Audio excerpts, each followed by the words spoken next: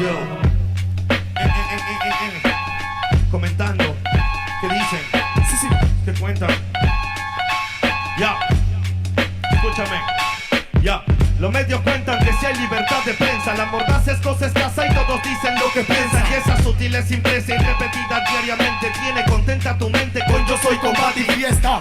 Presta el control, Tarantino no es tan gore como los crímenes de amor que a toda hora se nos muestran. Pues tal vez la estrategia impuesta, pánico en el público y manejarás el cuesta pal. Político en vez de patrullas se pide camilla para un hospital, como si esa mierda de tombo no diera seguridad. No será casualidad que el otro dueño del canal sea el cerro sobrino pero bueno de un primo hermano pariente papá. Que esa nostalgia no es noticia, su codicia se evidencia. Propicia violencia y plástico, panémicas, belleza, fútbol, patriotismo falso, culos, vasos de cerveza. Pelea cáncer pa' tu mesa y el domingo en misa pesa. Sobre su cabeza pesa el atraso mental del pueblo. Oposición vendió trasero, dictador, grupo Romero. Pero se confundieron acá, la palabra es cruda. Autoeducación en camino se afloja la lucha a través de cultura. Es como genera de uno, tal vez otro loco se suma. Ya saben cortina de humo que explota la mina que mata la cuna. Primo, vengo que trate la freuna, no una pura canción que me dura. Así no censura, ni te basura, no le conviene que sepa verdura. Hay extorsiones, violaciones, no por llanto y más. Con tanto muerto el morbo están alimentando, ves no hay paz. Solo un odio contenido en bilis para que vivan en la fantasía y algún día cambiará.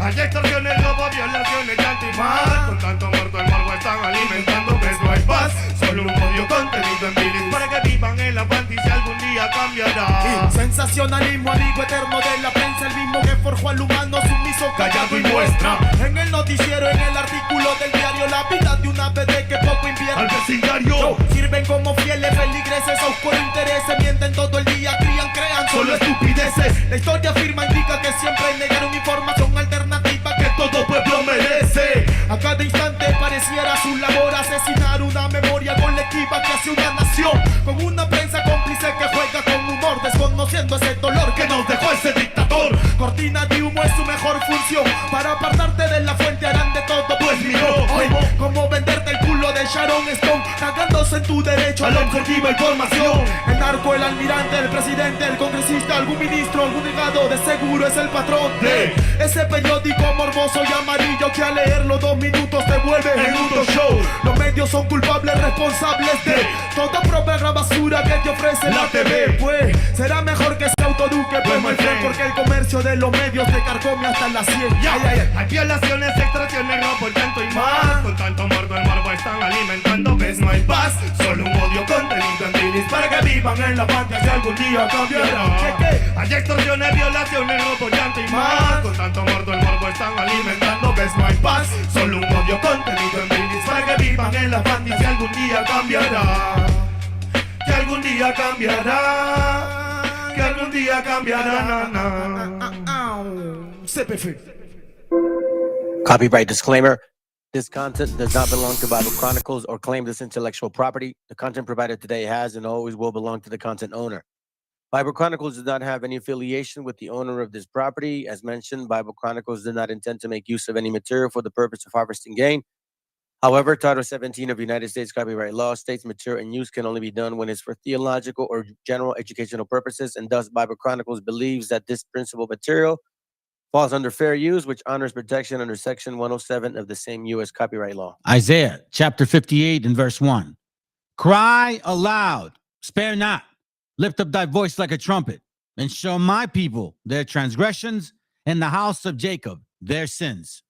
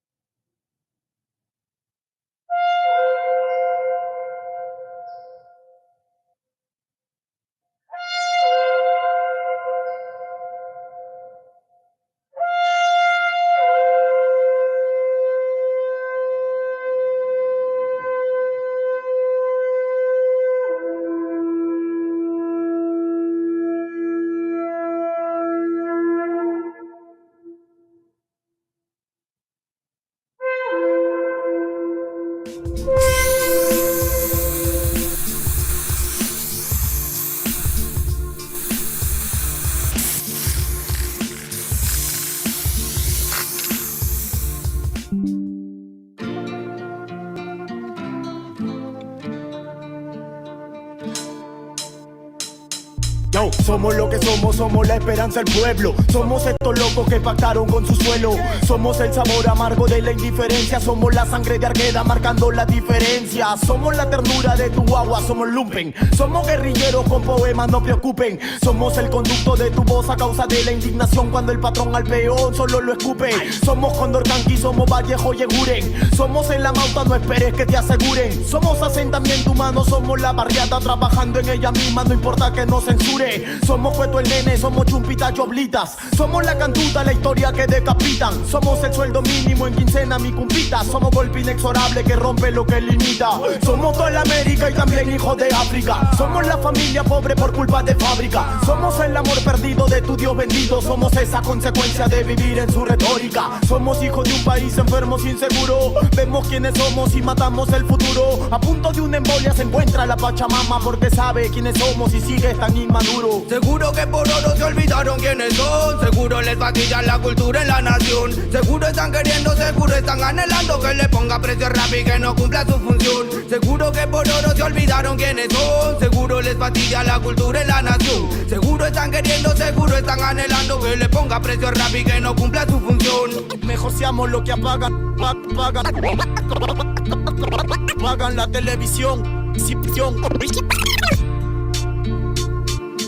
Claro, somos Yunza, Tupamonte y Aguar Fiesta, la Candelaria y Paucar, la magia de la sierra. Somos el San Juan en junio, somos Motupe en septiembre. Somos increíbles, pero dime, ¿somos libres? Firme no lo creo, primo, me apena y me río de esta fiesta falsa enardecida en el mes frío. De ese 28 no conozco independencia, solo gasto innecesario, 100.000 deudas y un resfrío.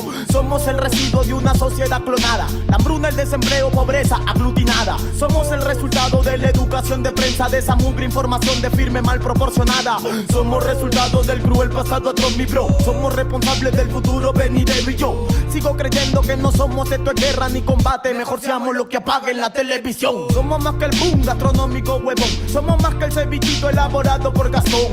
Somos Choropampa que no olvida su mercurio. Somos ese poblador que ha defendido su cosmovisión. Así que dile a Curio que no somos su inversión. Así que dile a Curio que no somos su inversión. Así que dile a Curio que no somos su inversión. Así que dile a Curio que no somos su inversión.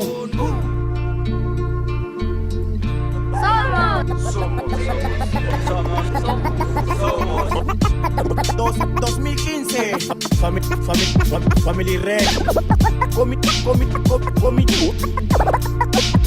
es poco flow. Quemao. Pum, falla.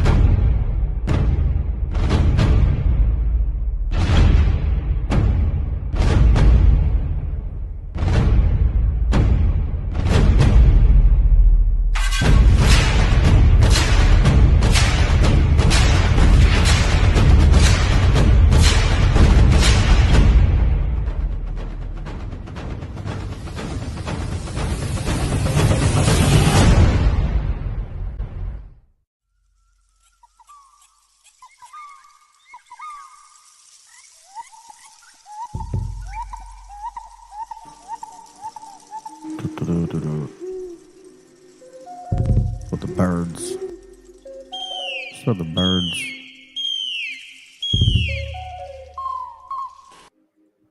All right. Here we go. Apparently there's a issue going on with the camera.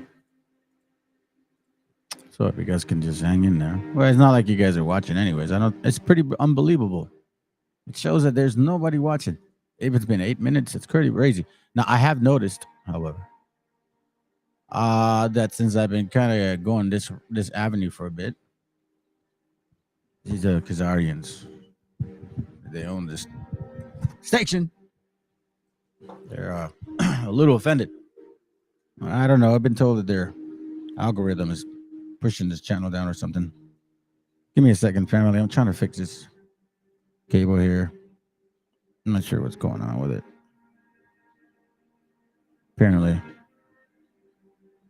camera should be working, but then it's not working. So I don't know. Let me just kind of get through this.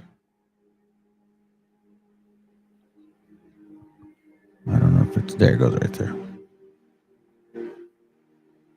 That should be it.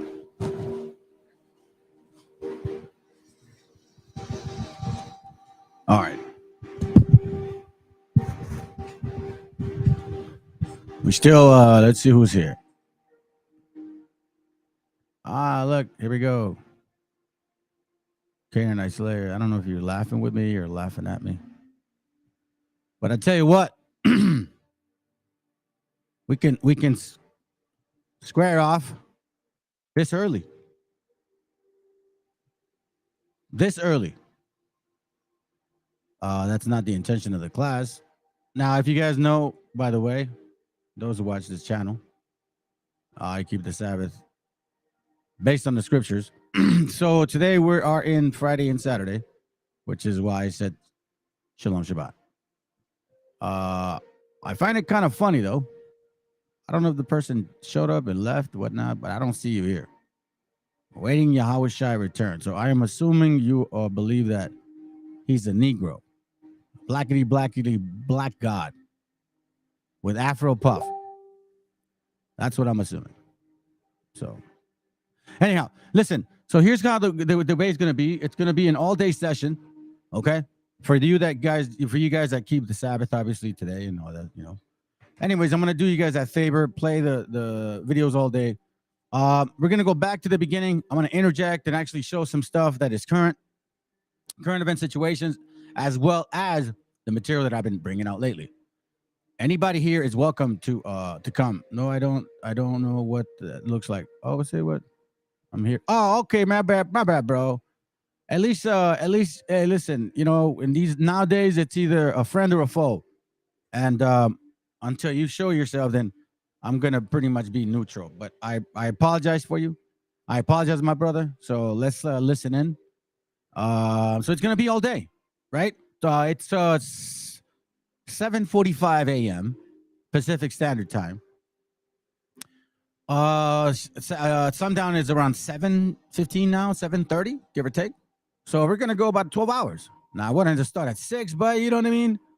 I don't want to do that. So every 2 hours or every hour and a half, I'm gonna interject, let videos play. We're gonna go back to time. It's been about a year, almost 2 years now, of this channel being live. All praises to our creator, the Ancient of Days. Let me just go check. Yeah, that's perfect. That's perfect. Now, I do want to say this. So thank you, brothers and sisters that support this channel. And you know, we don't ask for no donations, nothing. We don't need that. But to support this channel with spiritually, y'all actually do pray for me. You that talk to me, or you that don't, and maybe do pray on the outside. I appreciate you very much. Anyways, so let's begin. The first video. Okay, once this is done, I'm gonna share some stuff to you. So this first video, apparently people liked it. I don't really understand why was this so impactful. Hey, shalom, bro. I don't know why this video was so impactful. I've looked at it several times, and I just don't understand why. Apparently, it has 924 views. Right? It was last month. 5 months ago. I really don't understand why it was so impactful. So I'm gonna play it again. And then we'll watch it together. Maybe I'll pause. I doubt it. Maybe. Who knows? But again, it's all day. For you that don't listen to Canaanite teachings or One West doctrines, or, you know, the whole... Hey, by the way, I keep mentioning this. So I'm going to actually touch on it right now, okay? So let's just do this right here. Because as you can see what the title of the class is, it's called Los Tres Chiflados. Los Tres Chiflados, okay? So here's why I said Tres Chiflados. Okay.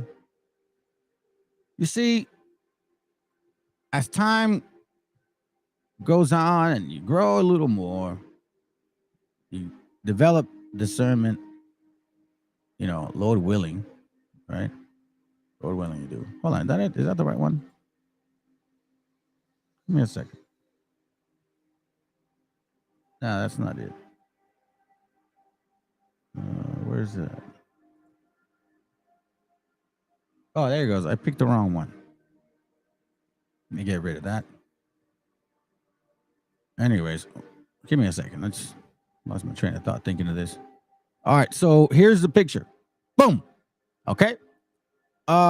Here's my point. Wait a minute. Who are you? So based on what I'm seeing on spirits, you see, I was gonna call them los tres amigos, but then I'm like los three. Oh wait, no, chiflados. All praise to you, sis. I appreciate you very much for that one. Hold on a second. All right, for that. You were the one that gave me that idea. So that's the point. And if you guys feel offended, well, I'm glad you are offended. That's the point. This is Psalms 83. These are the main characters in Psalms 83. The main ones. Okay? Keep that in mind. Now, let's begin the class. So, where do we start? Is it here? Oh, let me get rid of this. All right, let's begin.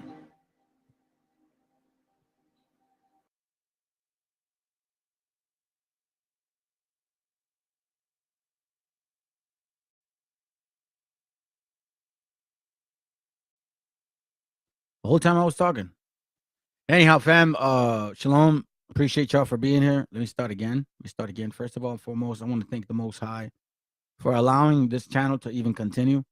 I want to thank our creator, the creator of our forefathers, right? Of our forefathers, for even getting to this point, sharing information and things are being revealed. Okay. Nothing would have been done from him without him. And you know what? These things that I share, I want to make sure that it correlates with the topic. Delusions of grandeur. Okay. We have a lot going on of that. And I'm going to tell you something, family. I'm going to just being real with you. I'm glad that I have a chance to repent. That's it. I'm so thankful that I have a chance to repent. And I don't believe in the Christian doctrine. It never felt well with me. I can actually sit behind it now with enough resources, studying, and continuous application that I have no other reason not to believe that I'm a Hebrew of the Hebrew. You know, and I mean, I went to the so-called white man to see, like, okay, you want to show? Let me see my DNA, man. I guess, you know, I didn't care. It was free. Come to find out, 91% of this continent, and then I come from the area of the Levant. So, go figure. But anyhow, that even considered, I'm not feeling any better than my brethrens. I love my gente. I never, ever want to feel superior than y'all or inferior. I've always believed in having a respectful level of understanding between RAZA. Okay? And I'm all about our gente. I don't know why you wouldn't be. I've never been the one to like mix fruits. This is my way.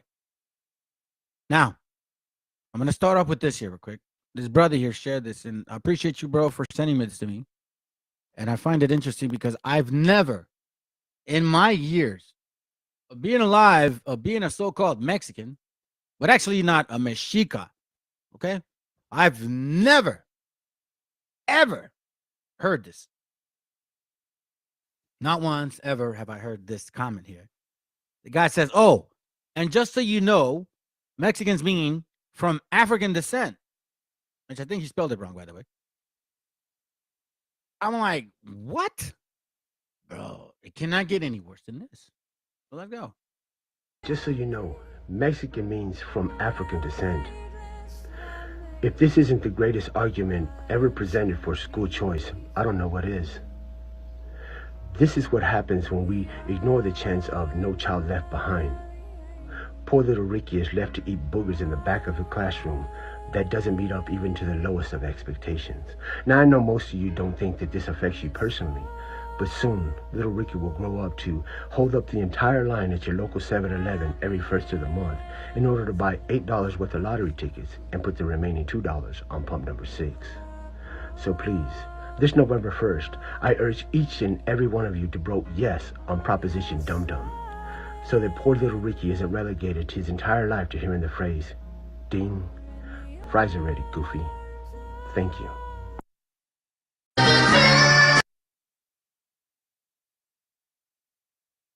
I thought that was funny. You know what I mean? I find that humorous. Anyhow, all right. So now, how can I say this, man? You know, in this channel, right? I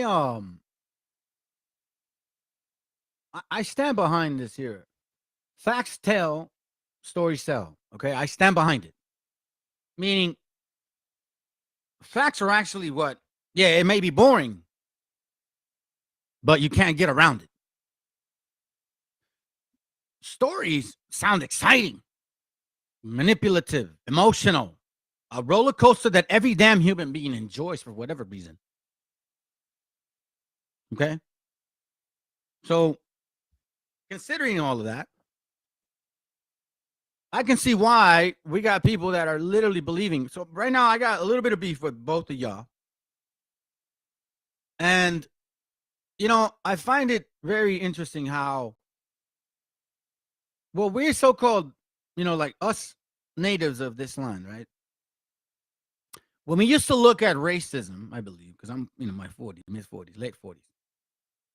I think that we were more of like standing behind because we would get it. Beaners, wetbags, all of that spick shit. You know what I'm saying?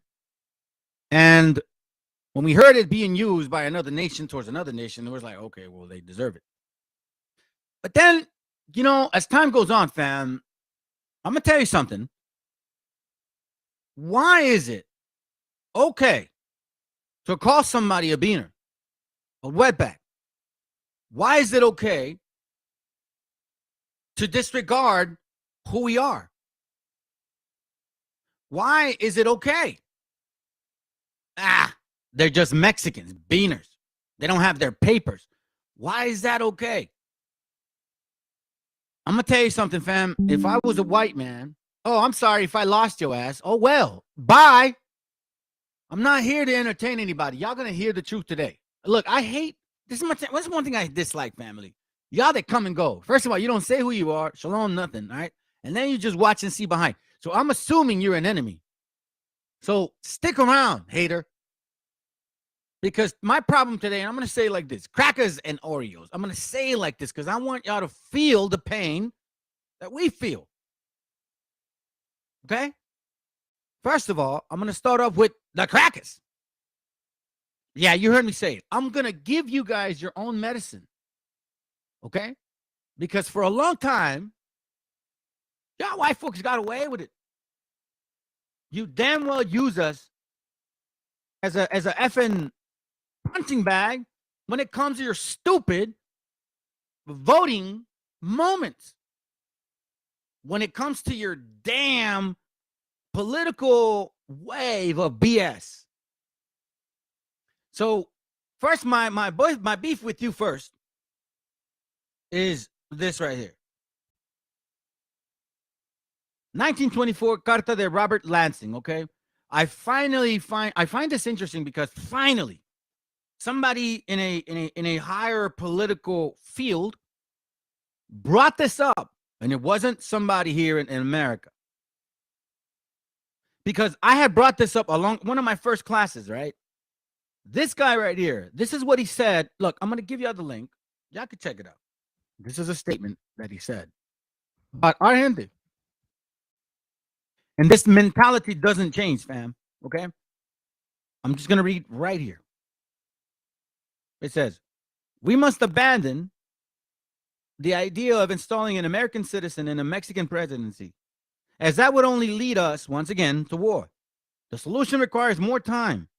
We must open the doors to our universities to young, ambitious Mexicans to make the effort to educate them in the American way of life, in our values, and in respect for the leadership of the United States. Mexico will need competent administrators over time. And over time, I'm sorry, these young people will come to occupy important positions and will eventually, listen to this, will eventually take possession of the presidency itself. And without the United States having to spend a single cent or fire a single shot, they will do what we want and do it better and more radically than we ourselves could have done. You see that, fam? This was a statement that this bastard said. Yes, I called you bastard, which what black people call you crackers. Okay, so I'm going to use black people's terminologies today because I want to point something out about you guys. I find it so interesting. You see, when it comes to spade, y'all love to run, y'all love to cry, and you don't like it. And I'm also going to show you a video about this dumb hooligan who talks a lot of smack, but when you actually see him and they're confronting him on some other matter, he is scared shitless. So I want to bring this up because, hey, listen, like African diaspora, you said judge us like as nation, like we're all racist because we got some so-called Hispanics that are racist. We know that. But you want to judge us all as a nation, as if us indigenous are not considered some of them. However, let me continue. Okay? So I know you guys are wondering where I'm going with this. Watch this real quick. Finally, somebody brought this up from a political level. And it happens to be this guy right here. Mire qué interesante esto. ¿De qué año es?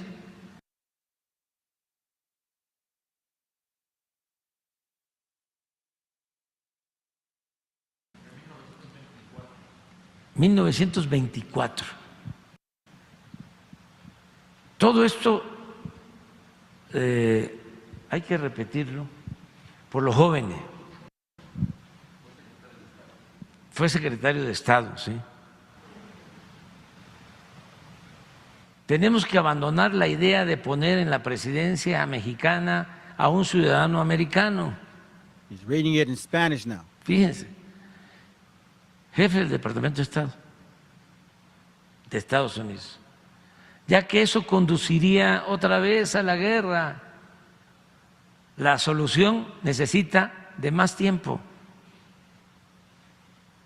Debemos abrirle a los jóvenes mexicanos ambiciosos, léase, ya le ponen ustedes los nombres,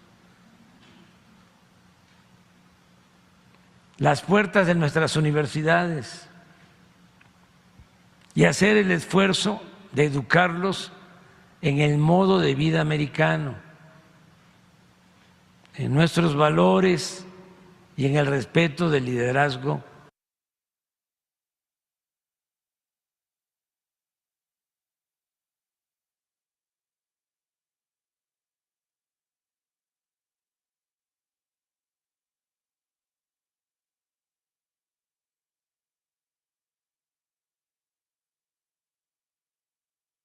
De Estados Unidos. México necesitará administradores competentes y con el tiempo esos jóvenes llegarán a ocupar cargos importantes y eventualmente se adueñarán de la misma presidencia de la República. You see that, family? You see what I'm saying? So he's reading it in Spanish. So finally, this is being brought out at this national level. It's not something to ignore. It's serious stuff. They're saying here, this nation, or like how the black man likes to call you, white people, crackers, because I'm using their ability because I'm going to show y'all something. If I was white and I was to say what these guys are about to say right now, you're gonna hear it, okay? Then you're wondering, I'm gonna be a effing racist. People would probably do whatever they could, right? I'm telling you. But yet, when it comes to a certain nation of people, we can't say shit. You see, in this channel, we bring facts in regards to who we are according to the Bible, and according to the Bible, we are the people of this book. So now, what I'm going to do is like, I brought up, like y'all like to say, crackers. So now I'm going to talk about Oreos. So now, why am I using this terminology? Because I'm gonna use their racist techniques, so you guys can understand how effed up it sounds. Okay.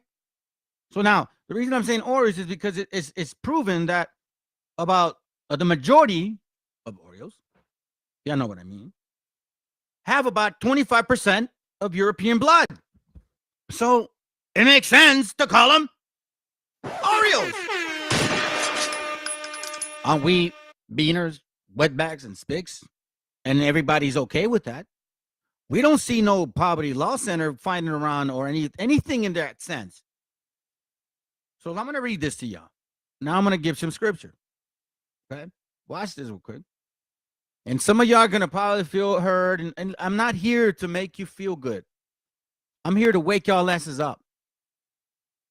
Because listen, family, the hypocrisy of people, all of a sudden there's empathy, but ignorance for the rest. Make it make sense. If this is a so-called equality of a country, Matthew 15:21. Watch what he reads. Actually, I'll read 22.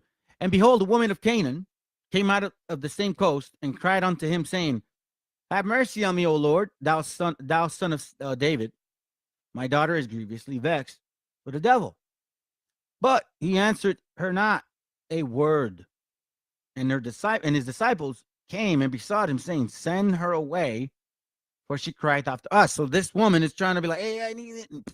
Man, I'm not trying to even. He's not even looking at her. But he answered and said, I am not sent, but unto the lost sheep of the house of Israel. Okay? I brought this up yesterday. Now, I'm sorry, yesterday. Then came she and worshipped him, saying, Lord, help me. But he answered and said, it is not meet to take the children's bread, to cast it to dogs. And she said, true, Lord, yet dogs eat the crumbs which fall from their master's table. You guys can continue reading. Why did she help? Why did he help? I'm sorry. She knew her place. So, as you can see, the Messiah here calls Canaan dogs. So don't feel hurt if I say Oreos or crackers, right? I mean, you like calling white folks that name. I'm just gonna be real. And you know, white folks have to deal with it, and it's okay when y'all say it. Like it's just, it's just, these people say that shit. Okay, cool. All right. So now I want to show you something real quick. This, and I'll bring this up, fam. And again, this is just like stuff that I'm initiating the class through, but I want to bring up all the obviously important points. I found some information. I think you guys want to see it. This guy named Charleston White. So I didn't even know who this guy was. And, because I follow boxing, right? Obviously, I used to box. So anyways, this guy does a video, man. And he says this, all right? Check it out. Okay. So obviously, people like myself who actually did street fight, you know what I'm saying? Not bullshitting, excuse my language. Like actually street fight. We got, blood boils and shit, you know what I'm saying? And part of me is like, yo, man, and I know a good portion of y'all Canaanites, Tyree, Philistines, we're gonna have to deal with y'all. Judges 3, read it. But anyhow, so I listened to this guy, and I never knew who this guy was, but listen to this, all right? I want to prove to you how dogs like to bark, but they don't effing bite. Let's go. And Tank David go beat the shit out of Ryan Garcia. We ought to make it a race thing. The fight between Javante Davis and Ryan Garcia, let's make it a race thing. Let's make it a race thing. Blacks against SAs. And let's see if the Mayates can beat the SAs. And let's see if the SA can beat the Mayates. But I don't think they got an SA nowhere in boxing that can beat the Mayates. Nah. Shout out to Young Tank. He don't get out that Mexican. We don't make it a prison thing. Yeah, you're not gonna make it a prison thing. Numbers against Mexico. That's what Mayweather used to do. That's why Mayweather used to pick on number Mexican. Mayweather used to bully Mexican fighters. No, Papa John. That white folk piece of her. All right, you know what I mean? So I'm not famous like these dudes, right? Or else I'd love to put some hands on his ass. For real, man. Put some gloves on, bro. And this is even before me seeing any videos of him. Like, all right, well, hey, man, what's there to lose? Worst is you lose. Shit. And I doubt it. But I'm just saying, I just look at the dude, when you're just like that, you know what I mean? I've done it so much. I'm 40-something, fam. When I was younger, man, I was just like that. It didn't matter. It didn't matter. You know, I was like, yo, listen, I'll buy you a 40, homie, if you can actually whoop my ass. I was like that. I was that, you know what I'm saying? So this, to me, I was like, you know, there was a little moment of like staying out the spirit and shit. You know what I mean? Anyways, here's my point. And all of a sudden, I'm like, I find this. So again, this right here, right? I want you to understand that in this channel, I bring scripture truth of who we are according to the Bible. And I am equal level playing field on anybody that has enslaved our gente. Straight up. I don't care what nationality you are. Asian, what, I don't know, Arabic, European, African. It don't matter to me. If you had something to do with slavery and we pay for that shit, then I'm going to come at you. Okay? That's what I'm doing. Scripture. What this guy is doing is really pretty stupid. It's really, really dumb. Because you don't know the ins and outs of, like, when push comes to shove, how some people can be. But I'm going to show y'all some of you young brothers that may be watching, man, and maybe this pisses you off. Watch this real quick. So now we know that this vato here, he's never been to jail, more likely. He's never done hard time. I'm telling you, watch this. Watch what he says. Because listen, fam, if I'm going to talk shit, then I need to back it up. If I'm going to be like this guy, like, yeah, man, let's make it a race war. Yeah. You know, let's box. We're sorting with the Bible and history in this channel. This guy wants to fight. And then check this out. This is embarrassing to you. But now you know that he needs to shut the hell up. Lets his kids fight in the weekend and make it a great fight. And Lord willing, Ryan wins, of course. Of course. You got your gente, man. Hey, man, why wouldn't you back up your people? Makes effing sense. Bible says to separate. Hey, man, by all means, let's go ahead and do it. This is how we take care of our people in our nation, and we actually grow. Even if you guys do it yourselves, you can actually benefit from it. Anyhow, check it out. So then he gets confronted. I don't know where. Again, I don't know this guy. So apparently somebody confronts his ass. I told him that what I would do to him to see his face in L.A.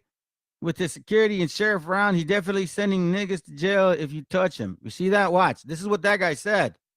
So again, fam, this is why if you're going to talk crap and act like you're going to whoop somebody's butt, yo, you need to back it up. If you're going to create havoc between people, but you need to back it up too. All right? Watch this. See how Billy badass he is earlier. Here, I'm going to show you. This is him earlier. Domino. Yeah, and Tank David go beat the shit out of Ryan Garcia. We ought to make it a race thing. The fight between Javante Davis and Ryan Garcia, let's make it a race thing. Let's make it a race thing. Blacks against SAs. And let's see if the Mayates can beat the SAs. And let's see if the SA can beat the Mayates. But I don't think they got an SA nowhere in boxing that can beat the Mayates. Nada. Shout out to Young Tank. He don't get out that Mexican. We gonna make it a prison thing. Yeah, you're not gonna make it a prison thing. Numbers against Mexican. That's what Mayweather used to do. That's why Mayweather used to pick on number Mexican. Mayweather used to bully Mexican fighters. No, no Papa John. That's white folk pizza. Pizza Hut. Okay, so he's Mr. Tough Guy. All right, check it out. Now let's see how tough he is. Let's see how tough he really is. All right, let's go. These my people. Hold on. Because man to man, these my people, right?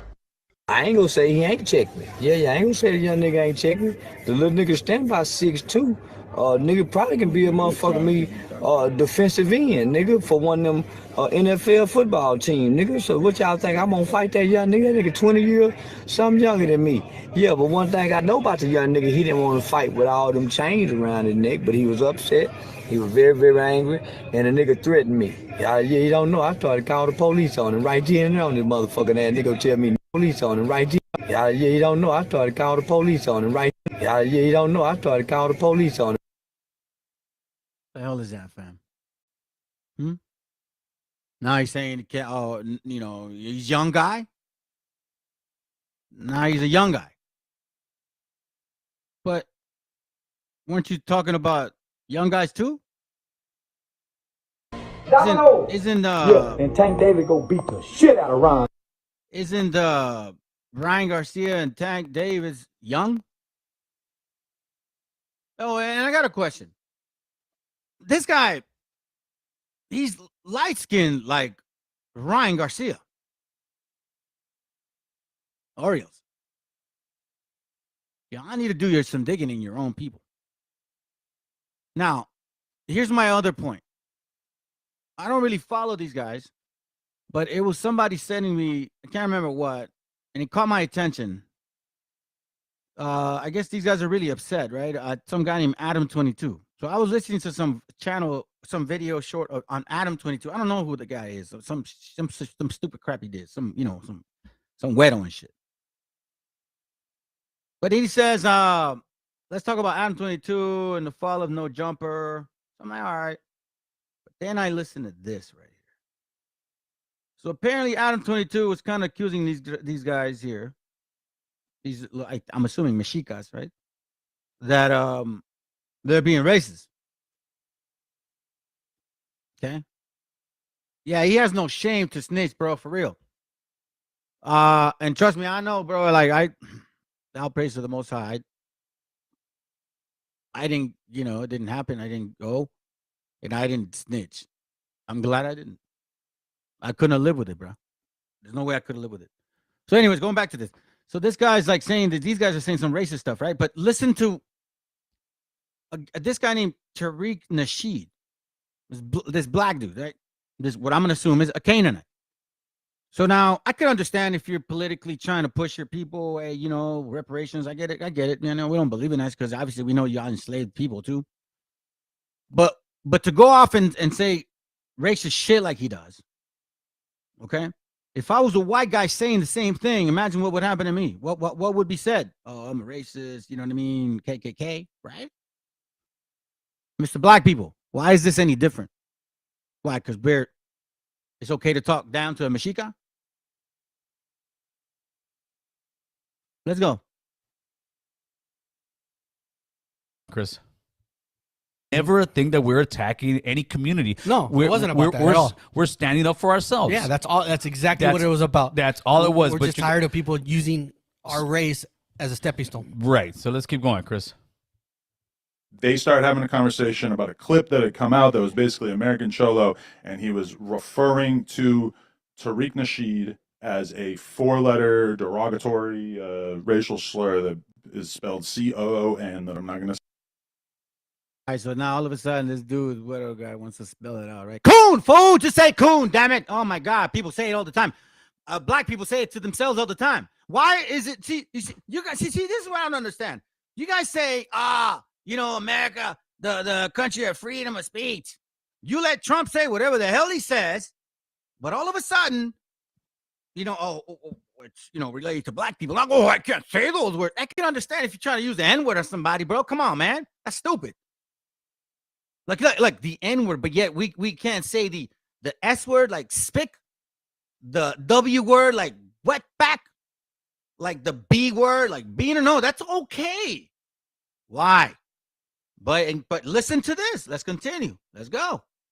Say. Pause it, Chris. And let's go to that clip. Let's go to that. What? What's up? No, let it go, because I was gonna go back to even further than what he's talking about. Okay, when all this drama started. Yeah, so all of a sudden, what Adam is doing here, he's portraying himself to be not able to say the word coon because the word coon is so offensive. It means a sellout. I've always stood on by that. Right. It means an Uncle Tom, Yeah, homeboy. right. But Yes. this will tell you how he's lying to And the you know people. what? That could be even for us, Tío Tomás. No seas un pinche coon, güey.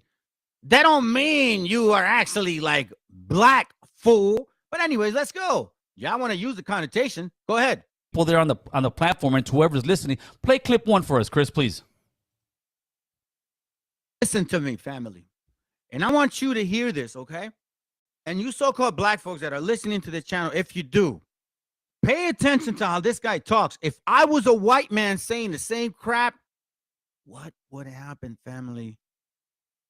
You see, I'm talking about fake-ass empathy towards some other nation of people who had a lot to do with slavery, right? We didn't. But yet we still get the connotation of what? Immigrants. That's it.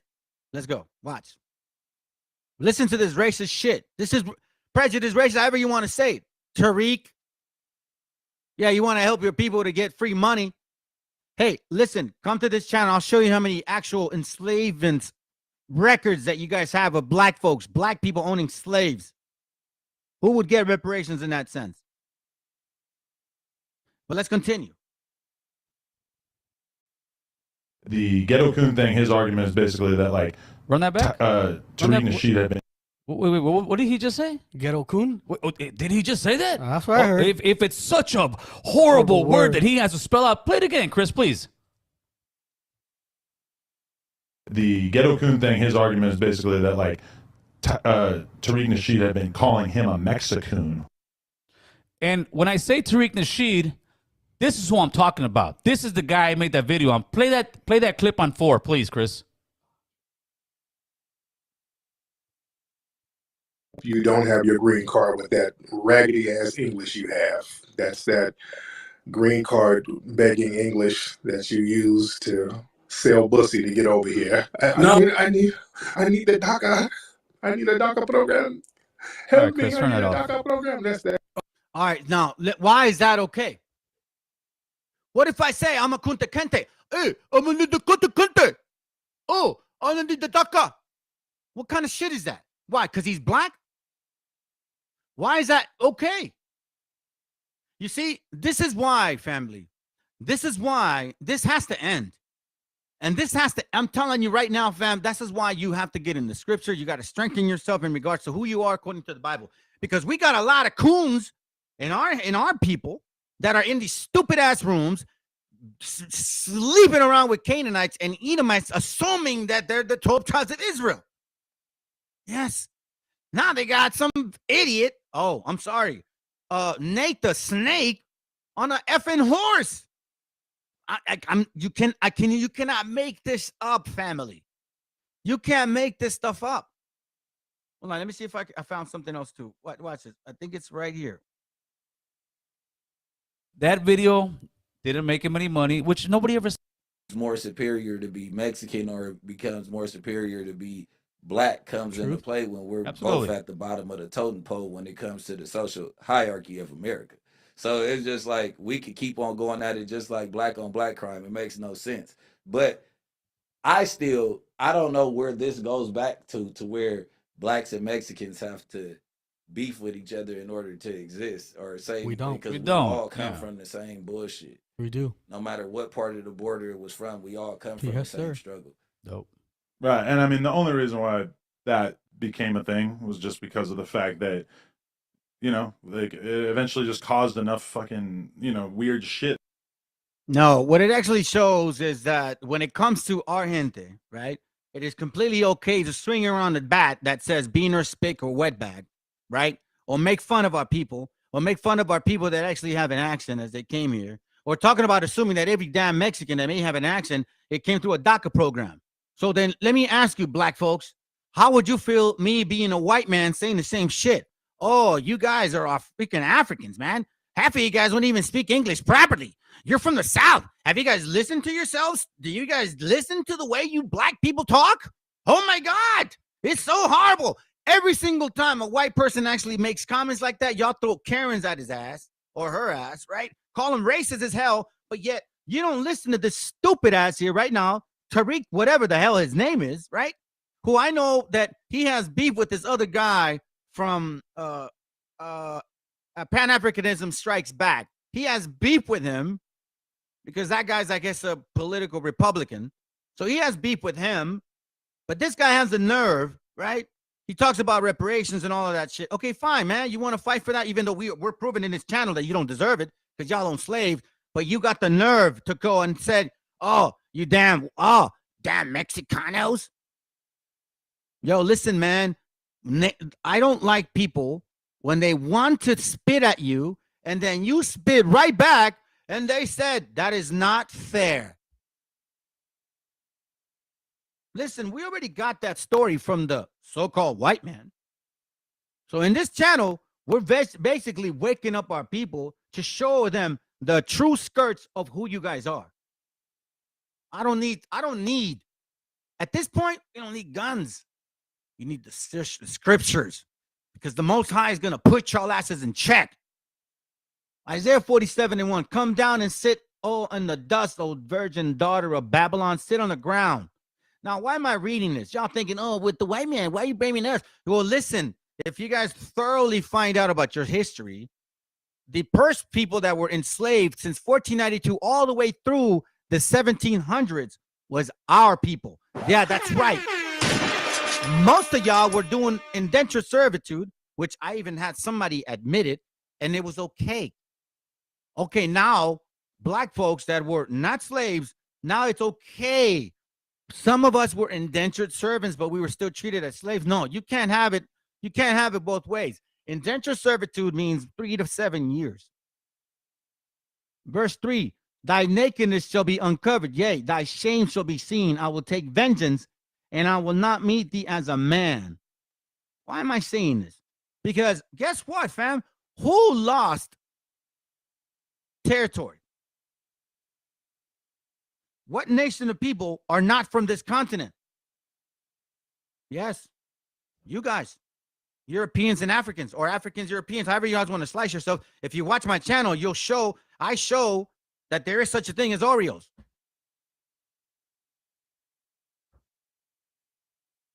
You guys think not? I'm going to show you something, fam. This is why I said it earlier. I'm thankful that I have the opportunity to repent. And I don't mean it like, oh, no. I mean, like, I really believe it. I have a chance to repent. I thank the Father so much because I've hurt so many people. I've offended so many people. I've let my wife, children down in so many ways. I let the Most High down in so many ways. I broke so many commandments. I should have been dead a long time ago. I know, and I'm talking about from physical, like guns to, I should have been dead, buried in TJ. See, y'all don't know that shit. So when I say Psalms 70:4, let all those that seek thee rejoice and be glad in thee. Let such as love thy salvation say continually, let God be magnified. Let God be magnified, the Most High, not anybody else. Okay? And that's not only the time that he says it. Watch this real quick. Watch this. Let me show y'all something real quick. Psalms 138, verse 2, it says, I will worship towards thy holy temple and praise thy name for thy loving kindness and for thy truth. For thou hast magnified thy word above all thy name. Magnified himself above everything. But we see here now that some people don't. No, man. These people are officially lost, fam. I mean, I'm gonna show you right now. This is crazy. I mean, I don't know how else to say it. It says Romans 1:18. Watch this real quick. I'm gonna go fast because I want to make sure I get back in again.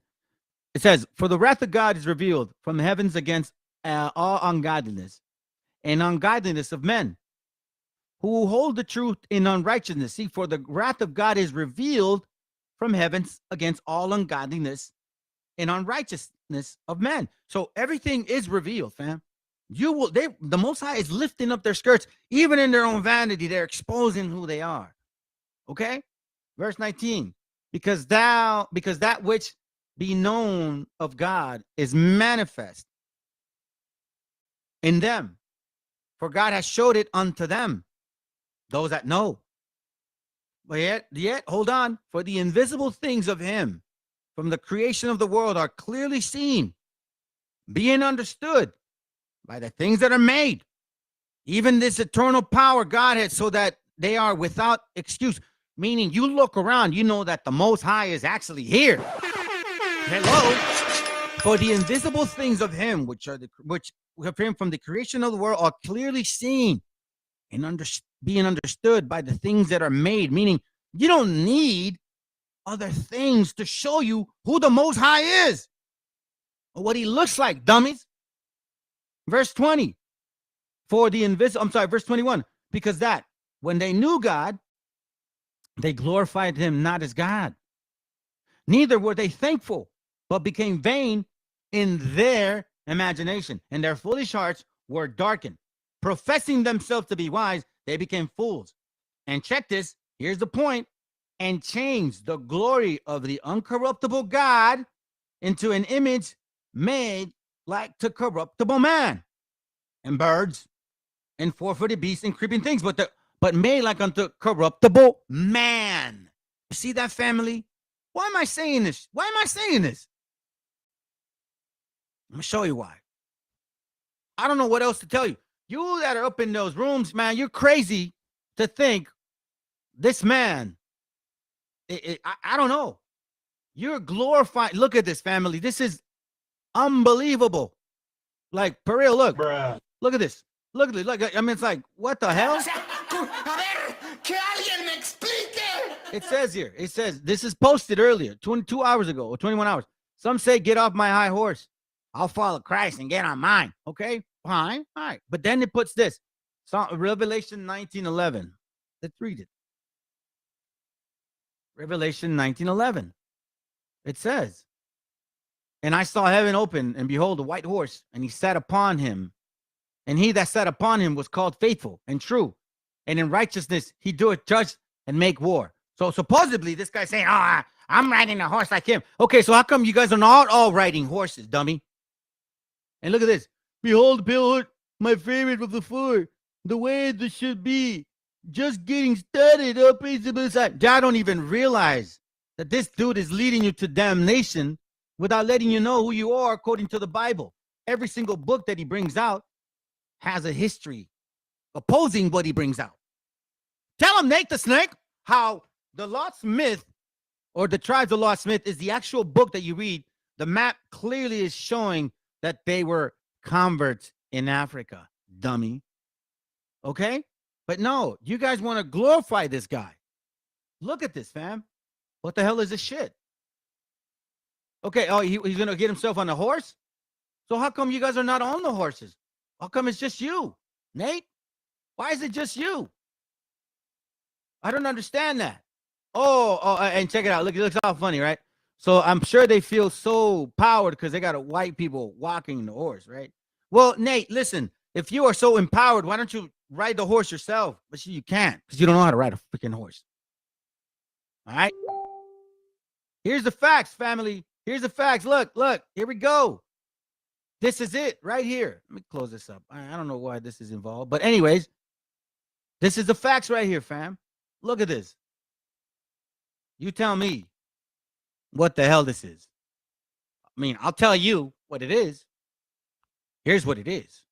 Here's what it really is. Okay? This is what it really is. And I know that you guys thinking it's a joke. I don't care if y'all think it's a joke. At the end of the day, some of us are going to pay.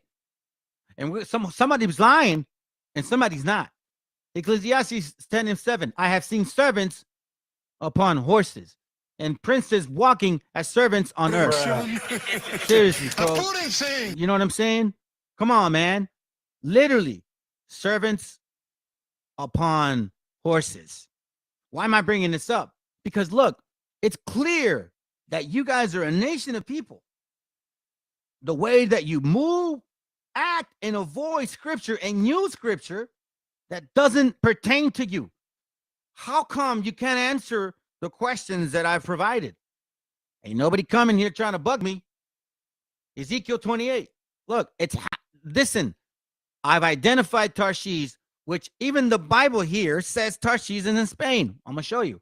The word of the Lord came upon Ezekiel 28. The word of the Lord came again unto me, saying, Son of man, say unto the prince of Tyrus, you Philistines, thus say the Lord God, because thine heart is lifted up, and thou hast said, I am a God.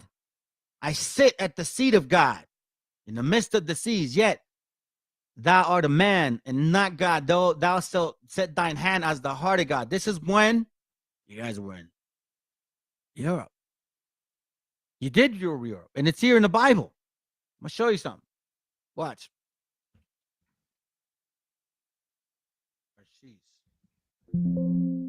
All right. Let's see. Where are you at? Where did I find it? I think it's this one. Pass ye over Tarshish, how inhabitants of the isles, right? Oh, it says, how with grief, you people of Phoenicia, try to escape to Spain. Ooh. And then you wonder why I know that you guys did rule Europe. Yeah. But you see, after you fell in that kingdom, the scriptures say you'll never become again. Scriptures really clearly say that. It says you will never be in power ever again. And this is why we see the manifestation. That's why, family, I tell you and I warn y'all, and I say it again and again and again, okay? The only way to get through this is this way, all right? Joshua 1:8, watch what it reads. It says, be sure that the book of the law, no translation. It says here, Joshua 1:8, this book of the law shall not depart out of thy mouth, but thou shalt meditate therein day and night, that thou mayest observe to do according to all that is written therein, for then thou shalt make thy way prosperous, and then thou shalt have good success. Okay? So obviously, watch this, verse 9. Have not I commanded thee? Be strong and of good courage. Be not afraid. Not afraid to study. Not afraid to go through with the scriptures. Not afraid to go deep in your history. Man, not afraid to find out if you really are a Hebrew or not. Straight up. Neither be thou dismayed, for the Lord thy God is with thee whithersoever thou goest. So if you have actually believed, it shouldn't be an issue. Okay? So keep in mind, fam. Keep in mind, these guys here are glorifying themselves, yet look at the scripture again. If you keep reading, you understand there's humility in this walk. These boastful individuals are exposing themselves. There's no need for that, fam. Be thankful that you're actually getting salvation. You're getting a chance to repent. Apparently, some people don't. Isaiah 26:8, yea, in the way of thy judgment, O Lord, have we waited for thee. The desire of our soul is to thy name and to the remembrance of thee. That's my desire, to the Most High's name. I'm not going to try to be boastful, fam. I'm no better than y'all. I don't deserve to ride on a damn horse, especially now when the Messiah himself came in on a freaking donkey. Idiots.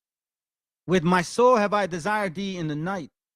Yea, with my spirit within me, I will seek thee near early. That's why I go back to Joshua 1:8. For when thy judgment are in the earth, the inhabitants of the world will learn righteousness. So right now, listen, they can talk all they want. They can do what they say. They can walk in pride. Revelation 1:3.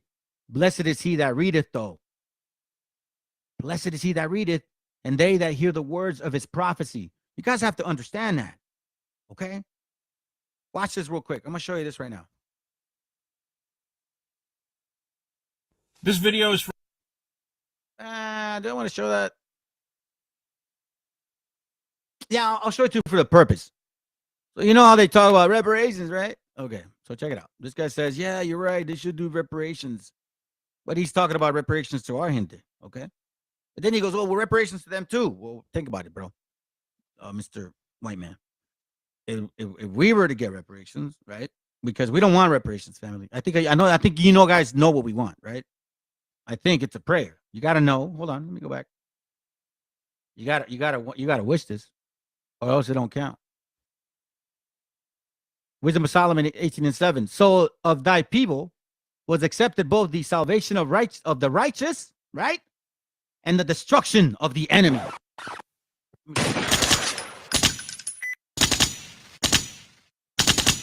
For real, fam. So you gotta be mindful. You gotta accept both. You can't accept one without the other. Okay? So for me, I don't agree with reparations even for our gente. Because it makes no sense. If they give us our land back, that means white folks and black folks and Asian folks and everybody should leave. You know what I mean? So it doesn't make any sense. But let's listen for a little bit. For educational purposes, and man, do I hope it educates some people. So we're going to talk about land back and reparations.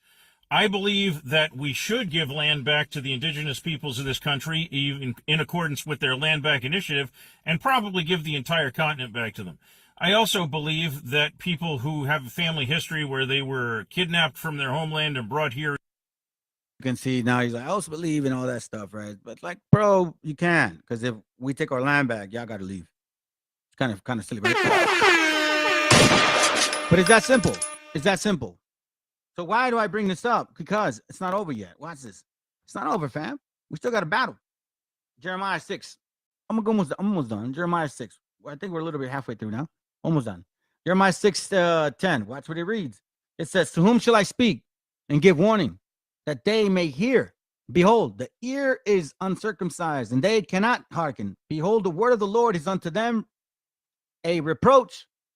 They have no delight in it. See, so they also knew that this was coming. Nobody wanted to believe it. Okay, therefore I am full of the fury of the Lord. I am weary withholding in.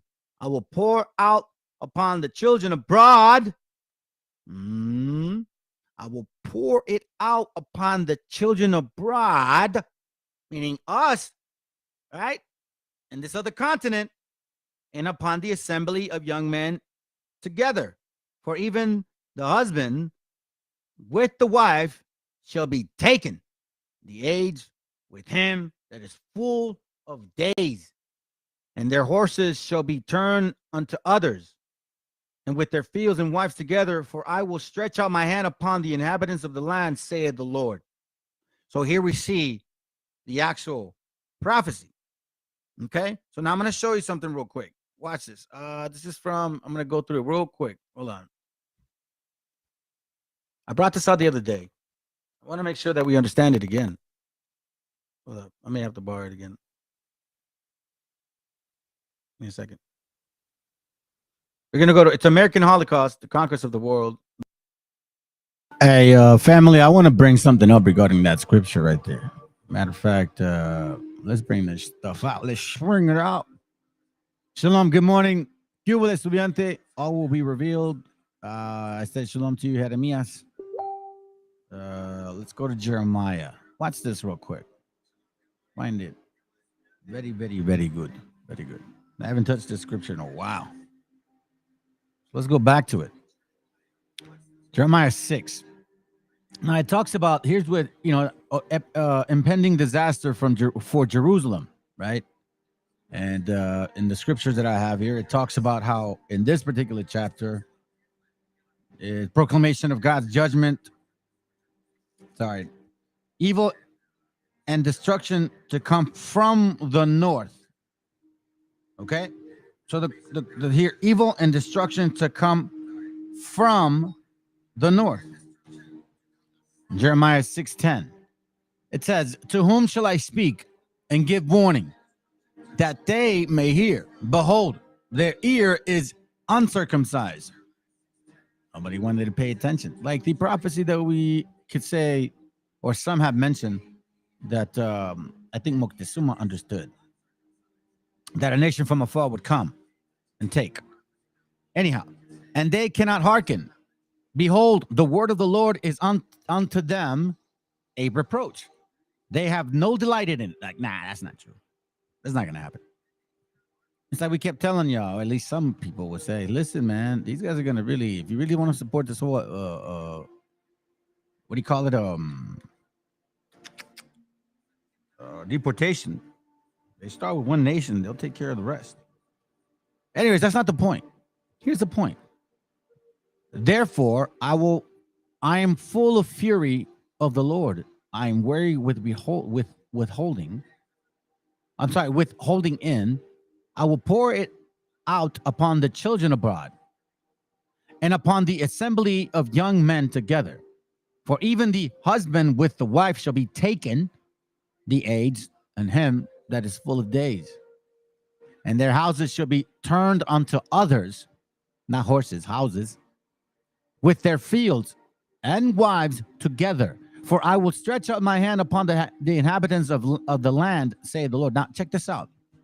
A lot of times we got One West teaching this stuff, right? And a lot of people don't pay attention, but listen to this.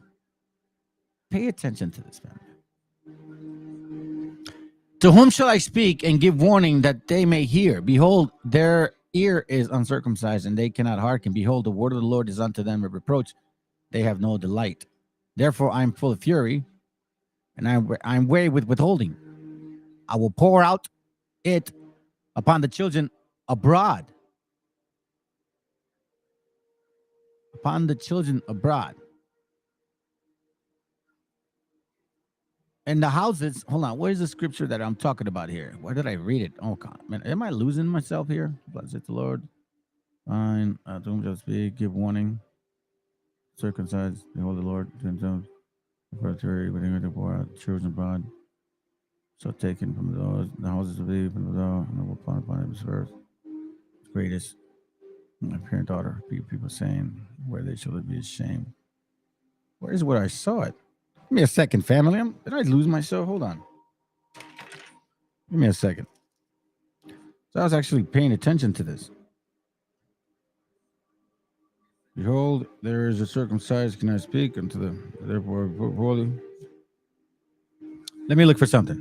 I don't know if I confused it or what the hell is going on. Give me a second. Okay,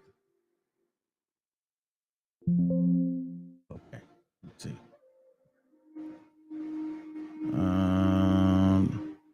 No, it wouldn't have. I wouldn't have confused it. There's no way. Let me do this. Let me write it down and see if I could do Google Profit. Okay, real quick. Give me a second. No way I would have missed something like this and then thought I saw it and then not. Oh, that's why. My bad, fam. So, we're talking about here the destruction. Then here's where it catches my attention. Thus say the Lord, Jeremiah 6:22, behold, a people cometh from the north country, a great nation shall be raised from the sides of the earth. From the sides of the earth. Now, if you look at so-called Jerusalem and this land territory now, they like to say that, this happened in 70 AD. Well, the Rome is not in the north. Rome is in the east. I'm sorry, in the west, not the north. You really think about that. Greece, Rome, they're not in the north. I mean, did we forget? Are we geographically stupid? Let's get a map. Middle Eastern map. Middle Eastern map. East. Come on, man. Spell it out right. Let's get a map. Let's get some education. Okay, maybe not Middle Eastern. How about let's see, Italy, something like that. Whatever. So we see the map here. How about we just do a world map, bro? Seriously, world map. I need some help, fam. My perdones. Give me a second here. Let's just go here. Let's see. Map. Map. Come on. Okay, here we go. All right, so stop it. Come on. Here you go. Right. So as you can see, geographical. I can't even say it, man. Good morning, by the way. Let's get acquainted. How about that? A little easier to pronounce. Here is the land. Here is Rome, Greece. Doesn't look like the north. The north is here. Unless you would say what? Northwest? No. However, when you look at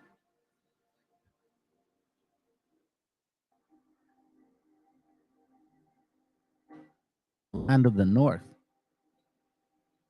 compared to us, the land of the north from the other side, from the other aisle, shall be raised from the sides of the earth.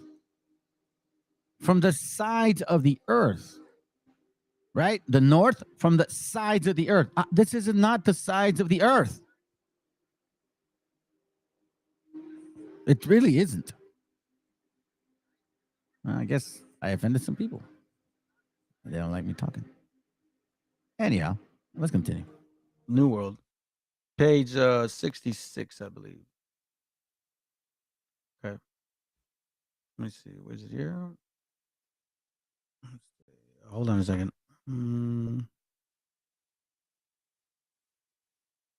All right, here goes. Page 66 on top. It says, I certify you that with the help of God, we shall powerfully enter into your country and make war against you in all ways and manner that we can. And they shall subject you to the yoke and obedience of the church and of their highnesses. We shall take you and your wives and your children and shall make slaves of them. And as such shall sell and dispose of them as their highness may command. And we shall take your goods and shall do you all the mischief and the damage that we can, as to vassals who do not obey and refuse to receive their Lord and resist and contradict him. If you guys actually read this page, right, you can see what the Spaniards did. They didn't even wait for the reply. It says here, first the Indians were manacled, then, as if it were, they were read their rights. As one Spaniard conquistador, meaning black and white conquistadors, and historians describe the routine after they had been put in chains. Someone read the requerimiento without knowing the language and without any interpreters, and without either the reader or Indians understanding the language, they had no opportunity to reply. Right? And it says here, in this perverse way, the invasion and destruction of what many, including Columbus, had thought was a heaven on earth began. Not that a reading of the requerimiento was necessary to the inhumane violence the Spanish were to perpetrate against the native people they confronted. Now, remember, fam, I got a Webster's Dictionary book or app from 1828, and if you put Swarthy in there, it actually says that the Swarthy people were of Spain in 1828. Make it make sense. Okay? So now let's continue here. After all, in the middle, Columbus had seized and kidnapped Indian men, women, and children throughout his first voyage, long before the requerimiento was in use. 5 at one stop, 6 at another, more in others, filling the ships with varied samples of Indians to display like exotic beasts in Seville and Barcelona upon their return. So then now, if you look at this real quick, Deuteronomy 28, who so-called Canaanites love the scripture, right? But guess what? They can't claim every single thing in this script in this book. Deuteronomy 28:68, and the Lord shall bring thee into Egypt again with ships, by the way, where I spake unto thee, and thou shalt see it no more again, and there thou shalt be sold unto your enemies for bondmen and bondwomen, and no man shall save you. Look, it says, at least one occasion Columbus sent a raiding party ashore to capture some women with their children, to keep them with growing excess of captures a native male company. All right, you can read that there, and they're saying, no, that's why we keep them, because they don't have to try to run away. Here's where it gets pretty sad, family. But not for long. As the hamburger of the harbinger of the thing to come, only half a dozen of those many captured natives survived the journey to Spain, and of them, only 2 were alive 6 months later. On his second voyage, Columbus tried to an even more ambitious kidnapping and enslavement scheme. It is described by an Italian nobleman, Michele de Cuneo, who accompanied Columbus on the voyage. Watch this, family. This is heavy right here. When our caravels, in which I wished to go home, had to leave for Spain. Keep that in mind. We gathered together our settlements, 1,600 people, male and female, of those Indians, of whom, among the best males and females, we embarked on our caravels on 17 February 1495. Boom. Okay, so finally we got one. Okay, so Shichil Yehudi, this guy right here. All right, family. First of all, whoever said that we were in Egypt? How about you answer me that question first? When did we ever say we were in Egypt? You mean like scripturally? Or are we talking about what, like recently? I'm not sure what you're saying. Because it looks like you consider yourself a so-called, well, black, I guess, Hebrew Israelite. So I do study Egyptian history, man. It's actually since I was little, it's one of my favorite topics. So what exactly are you asking? When or how or what do you mean? And when you mean Mexicans, what do you mean Mexicans? There's a lot of people in Mexico that are considered Mexicans. That's not an actual bloodline. It's like Negroes here. Technically, it's not a bloodline. You want to know why? Because a lot of Negroes here mix with a lot of white people. Okay? And about a lot of you got about 25 to 40%. I thought 25. No, 40% blood. Well, white folks. Now, scripturally means that you are your daddy's white. It's like Booker T. Washington's one of them. Do you claim the tribal? Is it? No, we don't believe in that stupid chart. We can't prove any of that. You don't even spell it right. It's Ezekiel. And then you claim to be a Hebrew, but you can't even spell the tribe right. Come on, brother. Come. By the way, family, I also want to read this while this guy's interrupting. I should have caught that then. I guess I thought I was going to catch it, but then I didn't go to that one. Deuteronomy 28:25 says, "The Lord shall cause thee to be smitten before thine enemies. Thou shalt go out one way against them and flee 7 ways before them. And thou shalt be removed into all the kingdoms of the earth." Now, if you think about this for a moment, flee 7 ways. Right? Flee 7 ways. So if you look at all the material, the books, actually we'll provide and share with you. You can see that when they came in, man, they were having like an actual event. Next, you know, Spaniards came in hacking everybody. Boom, boom, boom, boom. Now, keep in mind, family, that when I say Spaniards, that doesn't mean just Wedos or white folks or Europeans. We're talking about African-looking ones too. Yes, it's very true. I know that hurts your feelings. So anyways, so I hope you answer your question. I don't know what your point is, but let's continue. This is an all-day thing. Today, sundown, I'll be finished. These are also videos classes I played. All right, let's go. 550 souls. The rest of who left were announcements went around that whoever wanted to come could take as many as he pleased, and this was done. And when everybody had been supplied, there were some 400 of them left to whom permission was granted to go wherever they wanted. Among them were many women who had infants at their breast. They, in order to better escape us, since they were afraid we would turn to catch them again, left their infants anywhere on the ground and started to flee like desperate people. Watch this. No one knows what happened in those 600 or leftover natives who were enslaved on Admiral's orders by whoever wanted them, or the 400 or so who fled in terror, or their abandoned infants. But by the Columbus ships entered the waters outside of Spain. Of the 550 captured Indians who took with him, 200 had died. Says Cuneo, we cast them into the sea. When they reached Cadiz, half of the remaining 350 slaves were sick and dying. Only a relative few survived much longer, because Cuneo surmised they were not working people and very much fear cold nor have long life. But listen to this. We cast them out. We cast them into the sea, fam. When do you hear about natives going through that?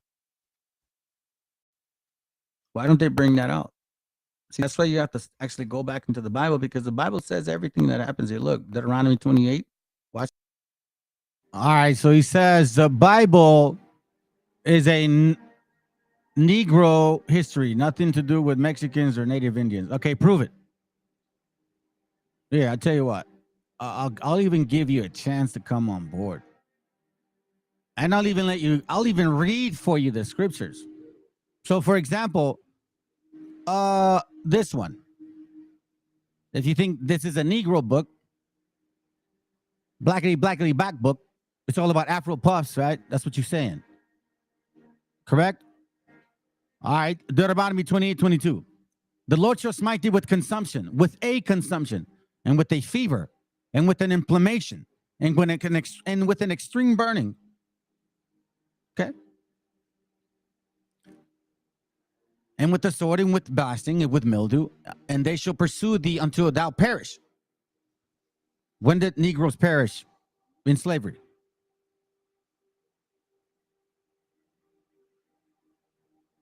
When did this happen to you guys? The Lord shall cause thee, verse 25, to be, I'm sorry, no, not that one. 27, the Lord shall smite thee with the botch of Egypt, and with the emeralds, and with the scabs, and with the itch whereof thou cannot be healed. When did that happen to you, Africans here, West Africans here? When did that happen to you? When did that happen to you, bro? Right here. Come on. Don't run from the question. Right. When did that happen to you? When did that happen to you? When were you guys here in America, you West Africans? When did that happen to you?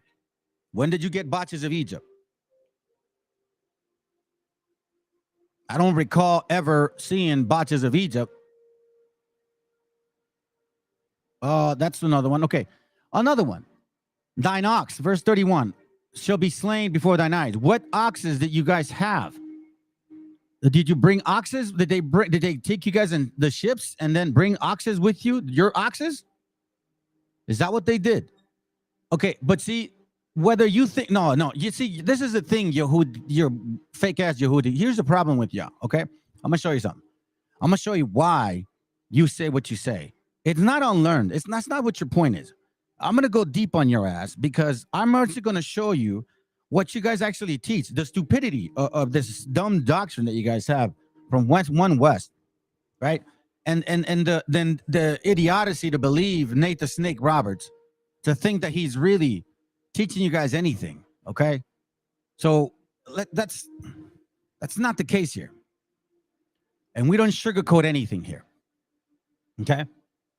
So let me show you something real quick, in case you're not aware of.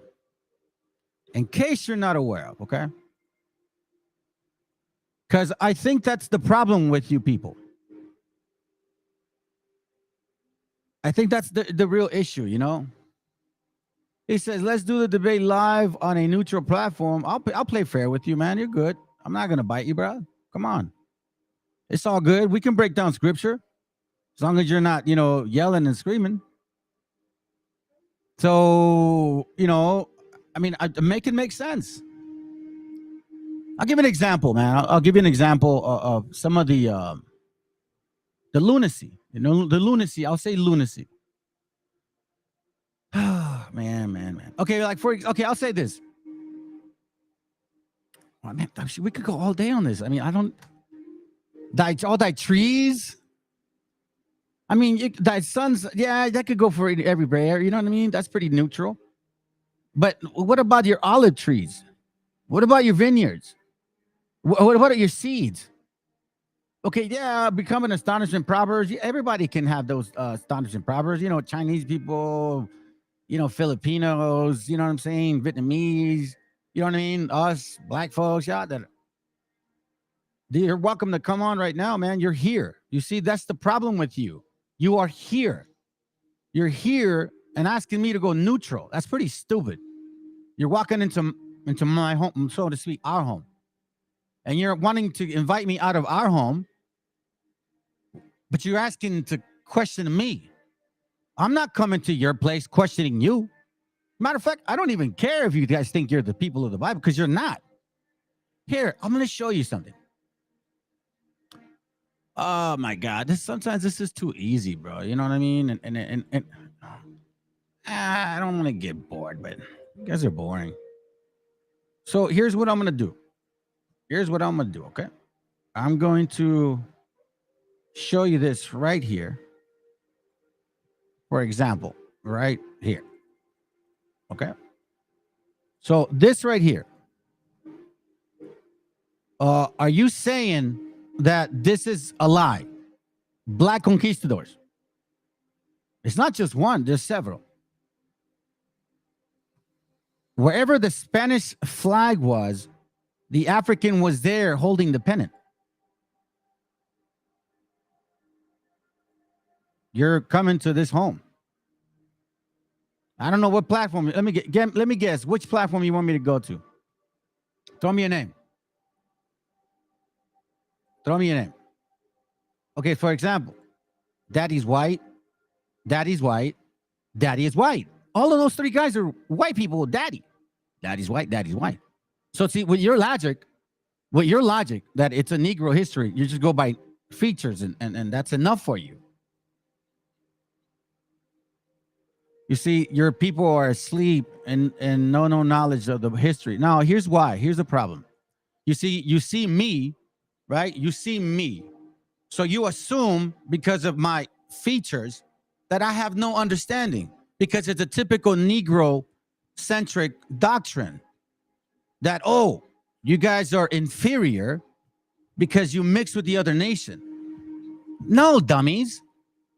The question isn't about whether the question is you guys don't fit any of the curses.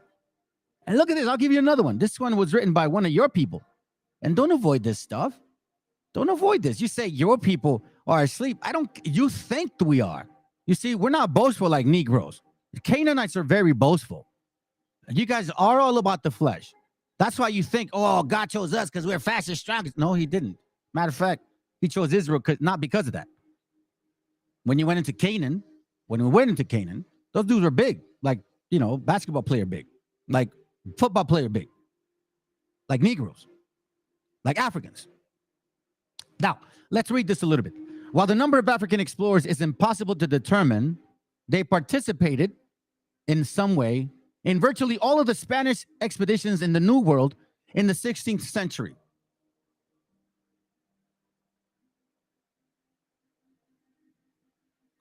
Did you not know that? The African explorers, okay? African explorers are conquerors, are colonialists, colonizers.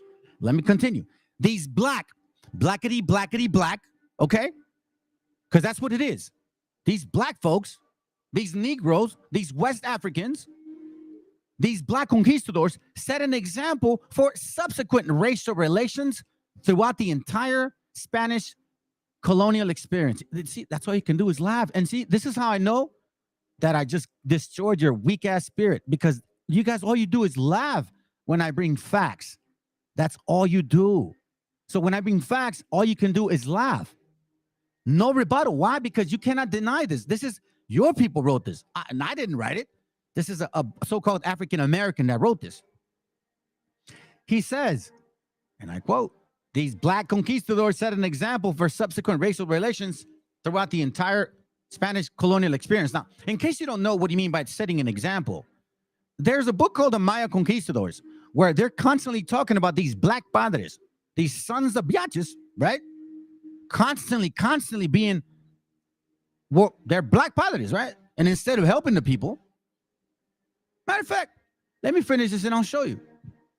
It says here, living their daily lives. I'm sorry, hold on a second. Relationship throughout the Spanish colonial experience, living their daily lives with degrees of complexity that rarely would be achieved by black men and women in early English settlements in the Caribbean and in North America. Let me continue. Indeed, wherever Spain set its flag of conquest in the Americas, Africans helped hold a pennant. You're not qualified to teach. What do you mean? I'm not qualified to read a book and show my people? No, this is the thing. You look at me, and you call this not. If I was a Negro with Afro and shit, no, thank God I'm not built like that. Thank God. Woo! Thank goodness. But if I was, you wouldn't be here saying that. You'd call me Judah. Oh, you got the lion. If I said, let's say my dad was black, you would probably believe it. And see, that's the problem with y'all. Because look, you coming over here saying I'm not qualified, but yet you're here listening. And I said, well, get your ass on board. You have no knowledge. Get your ass on board. Of what you're reading. What do you mean? What do you mean, Mr. Canaanite? What are you saying? I don't understand. This is simple mathematics in a sense. Black and white, no pun intended. Very simple to understand. You read it, you translate it, and it's not out of context, and it's basically what it means. There's something called the leyenda negra. Now, that's not a pun intended either, but there is truth. So check this out. Your daddies, your granddaddies, the ones that came also through Head Right program, right? Yeah, there's a lot that you don't know. So anyways, they participated. Who? Africans. They participated in the exploration of the lands that would become modern-day Mexico, Costa Rica, Honduras, Panama, Venezuela, Peru, and Chile, as well as Florida. Oh, yeah, and by the way, in case you're from Florida, see, Florida wasn't always a colonial state. It was actually a Spaniard state. And that's something that you black folks have no clue about. But I teach you this in these classes. These little Mexicans right here, right? It's because that's what you see. You see a dumb spig. That's what you say. You see I'm a dumb spig. That's what you feel. It's okay. I already know that's how y'all feel about us. The truth is that you have no wisdom. All it is flesh and rah, rah, rah, rah, rah. But when it comes to facts, you guys run. So let's continue reading. Let me educate you. Let this beaner spit wetbag educate you. In Arizona, New Mexico, and Texas, men such as Juan Garrido, the one I showed you.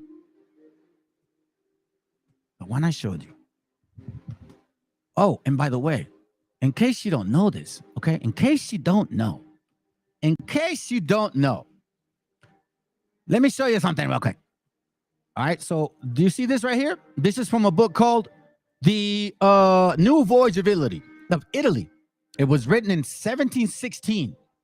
Now, in case your West African butt doesn't understand this, Canaanite, in those times, there is something called Europeans, and then there's something also called Christians, okay? It's not the same thing. It is absolutely not the same thing. So I'm going to give you a little bit of taste. It's going to make you feel good. You know what I'm saying? At first, like, look, he's proving my point. But not really. You see, I like to bring you up, and then I cut you in pieces. See, I play chess. Y'all play checkers. You don't know me. You have no idea who I am. This is not a new channel. You haven't done your homework on me. But let's read. It says here, this also a vulgar error, that the Jews are all black. For this only true of the Portuguese Jews. This is in 1716, okay?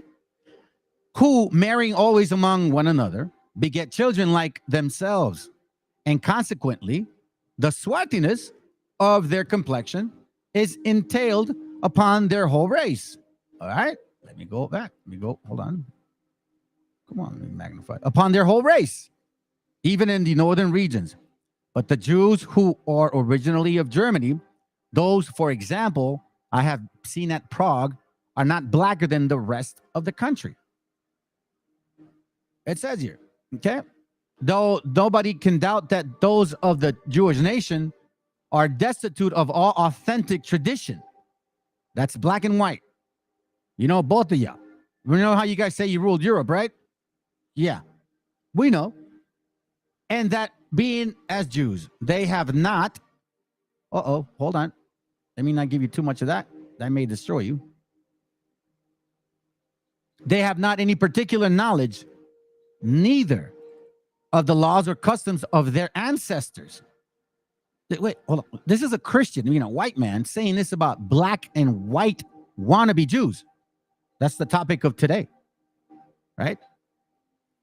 Well, technically, yeah, all three of them. Anyways, either of the laws or customs of their ancestors, or even of the Hebrew language. Well, hold on, what? Yeah, I have, however, been willing to take care to satisfy you, in asking several of their rabbis in Germany and Italy about what you had desired, with making them read some periods in Hebrew distinctively to observe how they pronounce it without a long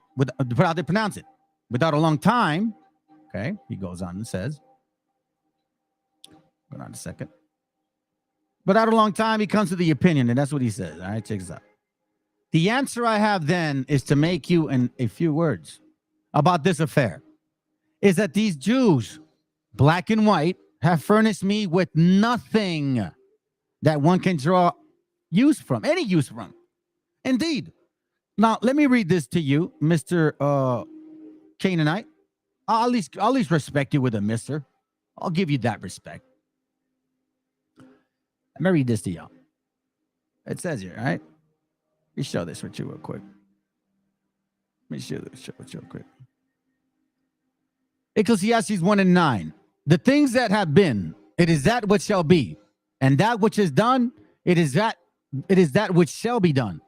And there's no new thing under the sun. So this happens in 1700. Obviously, it happens in the 1600. Obviously, it happened even in the 711 AD, all the way through 1400s and 1500s. I do know my history. You don't know me, silly dog. Anyways, the answer I have then, let me go back to the top so it could really, really get in your small little brain of yours. Because see, my goal is to destroy your spirit. That's my goal today. And I hope you take that with you. From this moment forward, you will always remember what I say. You will never be able to block this information from your head.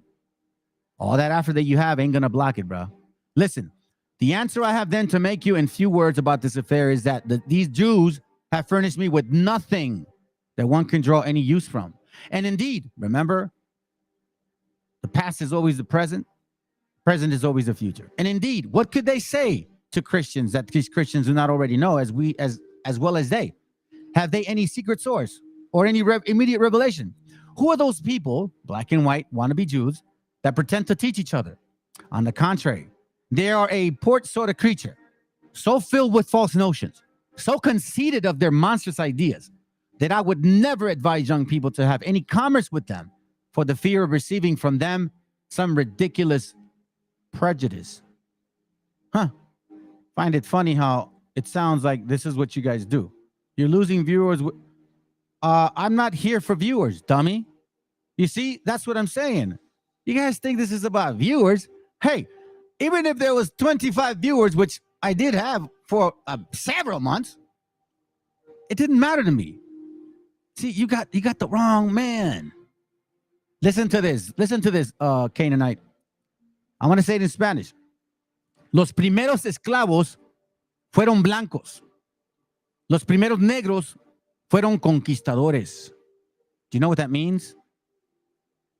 The first slaves were white, and the first conquistadors were black. Your sources are pseudo. Well, I mean, you're here. I don't understand. You guys love Negro. Nah, actually, we don't, man. Actually, the reason I'm bringing it out is so I can tell my people that it wasn't just the white man that came over here. That it was both of you guys. It was this right here. See, you think prophecy, but you can't prove who Tyree is. Who are you going to say? We're Tyree? Is that your doctrine? You see right here? The two eagles, right? The two-headed eagle. See, this is that what's imagery that it's imagery, it captures you, but you people ignore it. You see right here, why is this movie having this dark-skinned Spaniard? See, you think that we don't know this. Now, this is from one of your pseudo. He said it himself. When the Moors went in to conquer Europe, right? Black folks. It says here, the reins of the Moors' horses were as fire, their faces black as pitch, their eyes shone as the burning candles, their horses were as swift as leopards, and their riders were fiercer than a wolf in a sheepfold at night. Now, Habakkuk prophesies this in the Habakkuk 1 and 8 in 611 BC. This was mentioned in 711 AD, which is 1300 years. And then we find it again around this time, which is another 1300 years. And this is talking about how they saw you Africans coming in with horses swifter than leopards. He said, this is beneath me.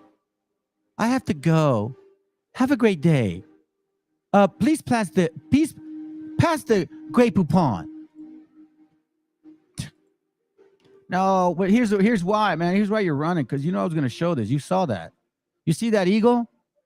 That's an eagle right there. That's an eagle right there. Yeah, the wicked flee when none pursue it. Hey, that's an eagle right there. That's an eagle right there. That's an eagle right there. That's an eagle right there. Come on, man. Are you running because we're showing you that these are eagles? Look, you see this right here? I mean, a lot of those guys don't even look African, but I'll give it to you. You guys say you ruled Europe. What about the crosses? Were you pushing Hebrewism up there? No, you're damn Christians. So then if that's the case, then how in the world did Deuteronomy 28, 64, or 36 even applies?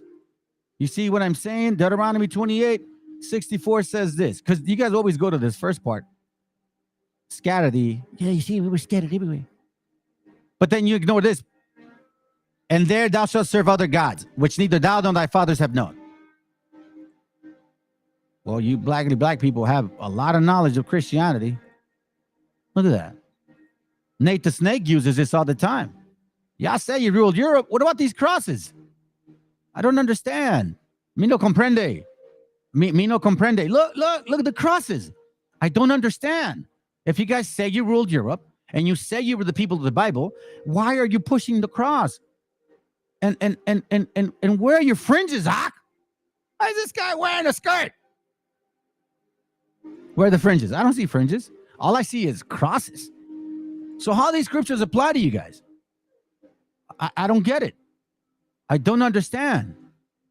Here, this is going to hurt you even more. Watch this. You know about the smallpox that you can't answer, right? You know what I'm saying? Like verse 27, I believe. Okay, check this out. This is from this book. You say it's not a source. Okay, fine. Whatever. I'll just show you the sources. The indigenous people of the Caribbean. Okay? That book. Watch what it says here. It says here, and I quote, oh, let me go up here. The melodrama of Cortez and the conquest of Mexico needs no retelling. After occupying Tenochtitlan and defeating the army of his rivals, Narvaez, in case you don't know, he was a black conquistador. He was a black conquistador, okay? An African conquistador. He and his troops had to fight their way out of the city to sanctuary in Tlaxcala. Even as the Spanish withdrew, all the ally more formidable than Tlaxcala appeared. Years later, Francisco de Aguilar, a former follower of Cortez who had become a Dominican friar, recalls the terrible retreat of Noche Triste. When the Christians were exhausted from war, God saw fit to send the Indians smallpox. You see, the Christians were white. Smallpox. But see, these weren't real Christians. These were conversos. That's why they called us Gentiles. See, you can't be a Christian and call us Gentiles. There's a lot of history you don't know, West Africans. But you gotta have, but I don't know shit. Fine, it's cool. Don't worry about it. You keep going and being lost in your sauce, in your pork sauce. It says, now, and there was a great pestilence in the city. Now, check this out. Deuteronomy. You see, here's what I love about Scripture, because the Bible don't lie. And if you don't see yourself in here, I don't know how else can you. Deuteronomy 28:27. The Lord shall smite thee with the botch of Egypt, and with the emeralds, with the botch of Egypt. Who are those Africans? The Hamitic tribe of Egypt. And with the emeralds, and with the scab, and with the itch, whereof thou cannot be healed. Okay? That happened to us. That never happened to you, West Africans. So check this out. Who brought smallpox to Mexico? With the men of Narvaez, the African conquistador, had come a black man, a West African, suffering from smallpox. And he infected the household in Sempoada, where he was quartered, meaning they put him with the rest of us. And it spread from one Indian, meaning what he had. That smallpox spread from one Indian to another. And they, meaning us, not you Negroes, being so numerous and eating and sleeping. Okay. Hold on. Eating and sleeping. Hold on. Come on, man. Don't lose it. Eating and sleeping together quickly infected the whole country. It says here. Let me make sure you read it. The Mexicans had never seen smallpox before. Hold on. What? Wait a minute. Who are you? But it says in the previous page that the African guy had smallpox. So if the African guy had smallpox and they quartered him, is because he obviously it was a sickness like viruela for us, right? You know, but for him, it wasn't killing him because they were around him. It was just affecting him. So they quartered him and put him with us. Now we weren't used to that. It says here, the Mexicans, like this Negro called us, and like they do, had never seen smallpox before and did not have the eager or not even the European meager knowledge of how to deal with it. The old soldier chronicler Bernal Diaz del Castillo called a Negro, you, who came here to bug us, who said, pass me the great Poupon, for this is beneath me. I have to go. Have a great day. Well, that was decent of you. Thank you for at least saying goodbye. You didn't just slam the door. Thank you. Appreciate it. At least you are somewhat civil. It says here, the Negro, the old soldier chronicler Bernal Diaz del Castillo called the Negro a very black dose. Damn. For Mexico, for it was because of him, not the white man. Not the white man, okay? Explain to me how we've been told forever that it was a güero, but it says here, no, not even that. It was the African, because you know what? So also historically saying that white folks couldn't even go to Africa because they would get sick from diseases from over there. So now we know, now we can actually connect the dots. It was Africans who brought this over to us. And it was because of him that the whole country was stricken with the great many deaths. Probably several diseases were at work. Several. So who was really the dirty people? Don't come with that. Because I think, did I miss it? Hold on a second, family.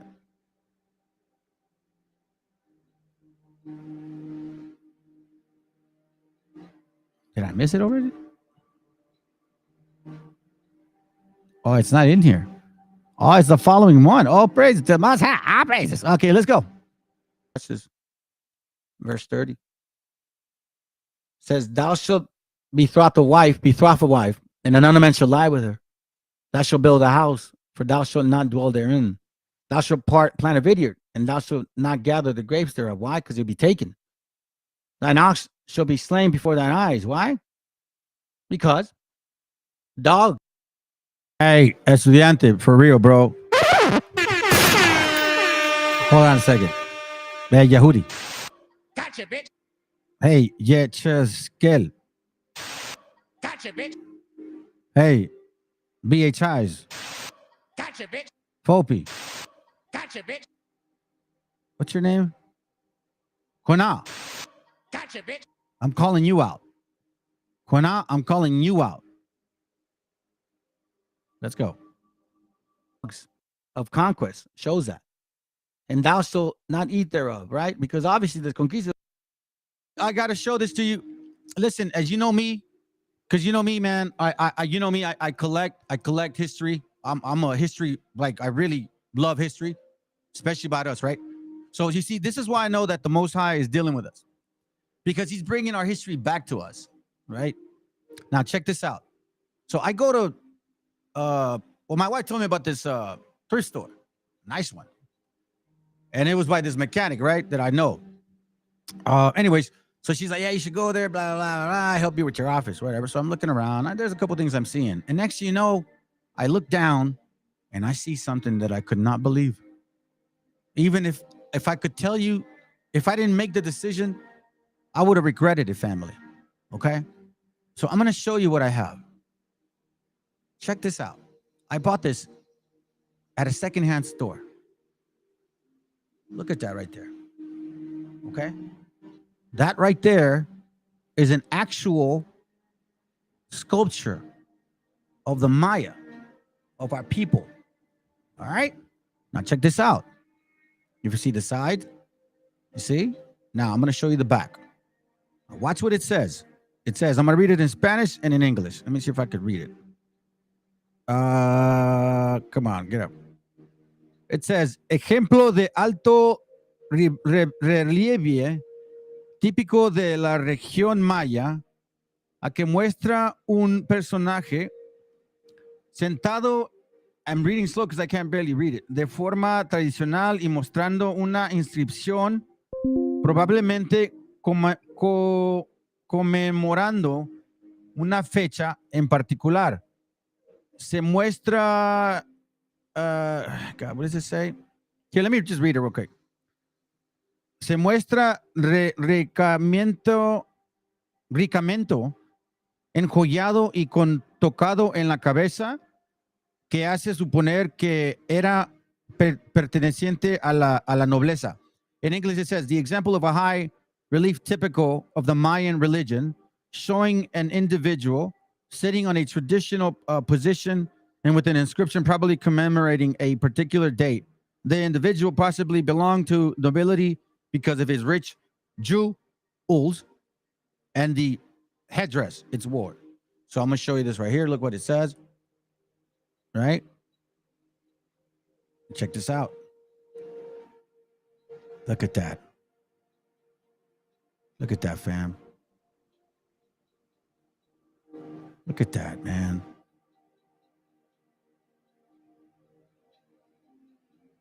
This is an actual piece. Now, it says here that it supposedly was worth something about 200 and change. So I found out that it was through a state. What do you call it? A state plan.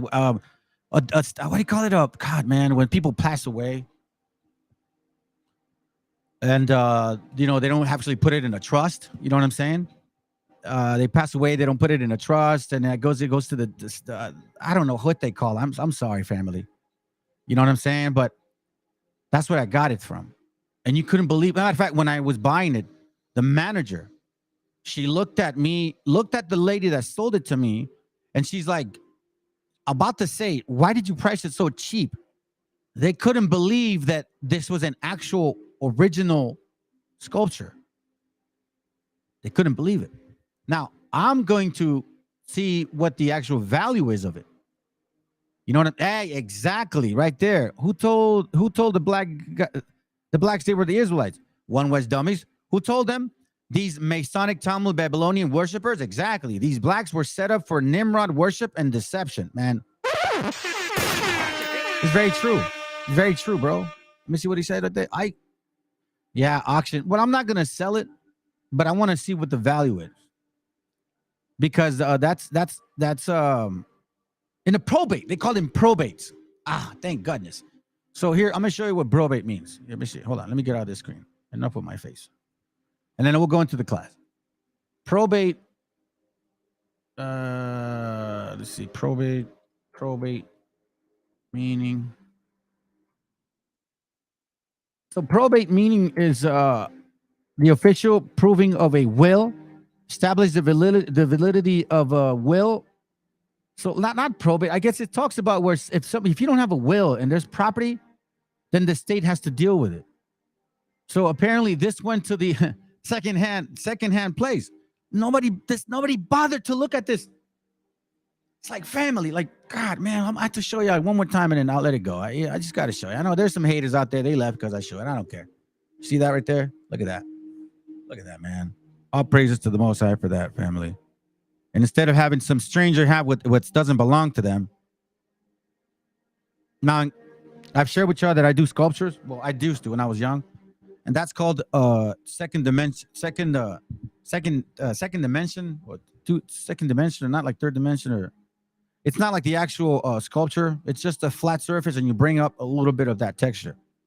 Anyways, let's continue. All right. So again, it's a beautiful day, family. Hey, any more fish want to come by and take a bite? You're welcome to. Let's go. We're eating this too. Thine ass shall be violently taken away. Why not? They're slaves before thy face. And thou shalt not be restored unto thee. Thy sheep shall be given unto thine enemies, and thou shalt have no.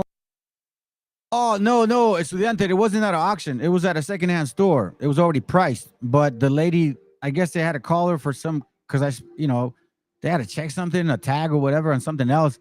But she was looking at it and she's like, wow, I couldn't believe it was that cheap. Yeah. So it wasn't an auction. But anyways, I'm going to find out how much it costs.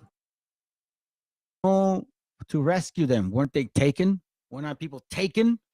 1,600, 400 here, 500 there, 200 there. Then it says, weren't they husbands, wives, and sons and daughters? Thy sons and thy daughters shall be given unto another people. Weren't they taken to Spain? And thine eye shall look and fail with longing for them all day long, and there shall be no might in thy hand. Didn't that happen? Didn't we just read that? The fruit of thy land and all thy labor shall a nation which thou knowest not eat up. Aren't they still here? And thou shalt only be oppressed and crushed over. Didn't they forcefully take this land? Because it's still in petition, fam. The way that this land was taken in 1848, they're actually, Mexico's talking about some things. It is clear that these scriptures are no joke, and they apply to certain people, and not everybody, as some people claim. With Miro, you can show your team. Now check this out. I found this too. Not just tell them. Miro is a shared canvas in which your entire team can work together. Let's listen in. I'm going to let it play, okay? Let's appreciate the United States war with Mexico. The war, when deliberated by Americans, is portrayed as an extension of the debate over slavery versus free labor. U.S. historians deliberately distort the people's experience, and they couch the war in sectional rivalry. And sectional rivalry means that when the United States is moving west, will the new territory be slave or will it be free? And so when they took over Mexico, the idea is, will the new territory be slave or free? So, all right, now I'm going to read this to you. Leviticus 36:30. I'm just going to read it. I will destroy your high places and cut down your images and cast your carcasses upon the carcasses of your idols. And my soul shall abhor you. I will make your cities waste and bring your sanctuaries into desolation, and I will not smell the savior of your sweet odor. I will bring the land into desolation, and your enemies which dwell therein shall be astonished at it. Watch this. So historians couch war in this sectional rivalry.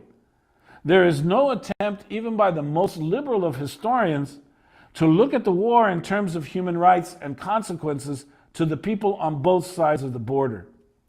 Yet the war is a terrible object lesson in an episode in a people's history. This episode is important because Mexicans need to realize that in this war, according to Americans, Mexicans lost. See, that's important to know, fam. Why? Here's why. Here's why. Because technically, when somebody destroys your high places, feels like they took your land, they destroyed your cities, they destroyed your leader, they killed your king, guess what? They're going to call you a effing loser. Let's go. Mexico lost. So in the American psyche, Mexicans are losers. You need to understand this. The events of the war could not help but encourage people to take a hard look at where they were going and at what they were doing. There is a historical fate. A portion of the nation is to be outside the boundaries of the nation. And this fact is going to have further consequences in Mexican history, and it's going to lead to what is known as Chicano history, because millions of its citizens live outside Mexico to this day. You guys hear that? Millions of its citizens live outside of Mexico to this day. Why? Here's why. Let's continue.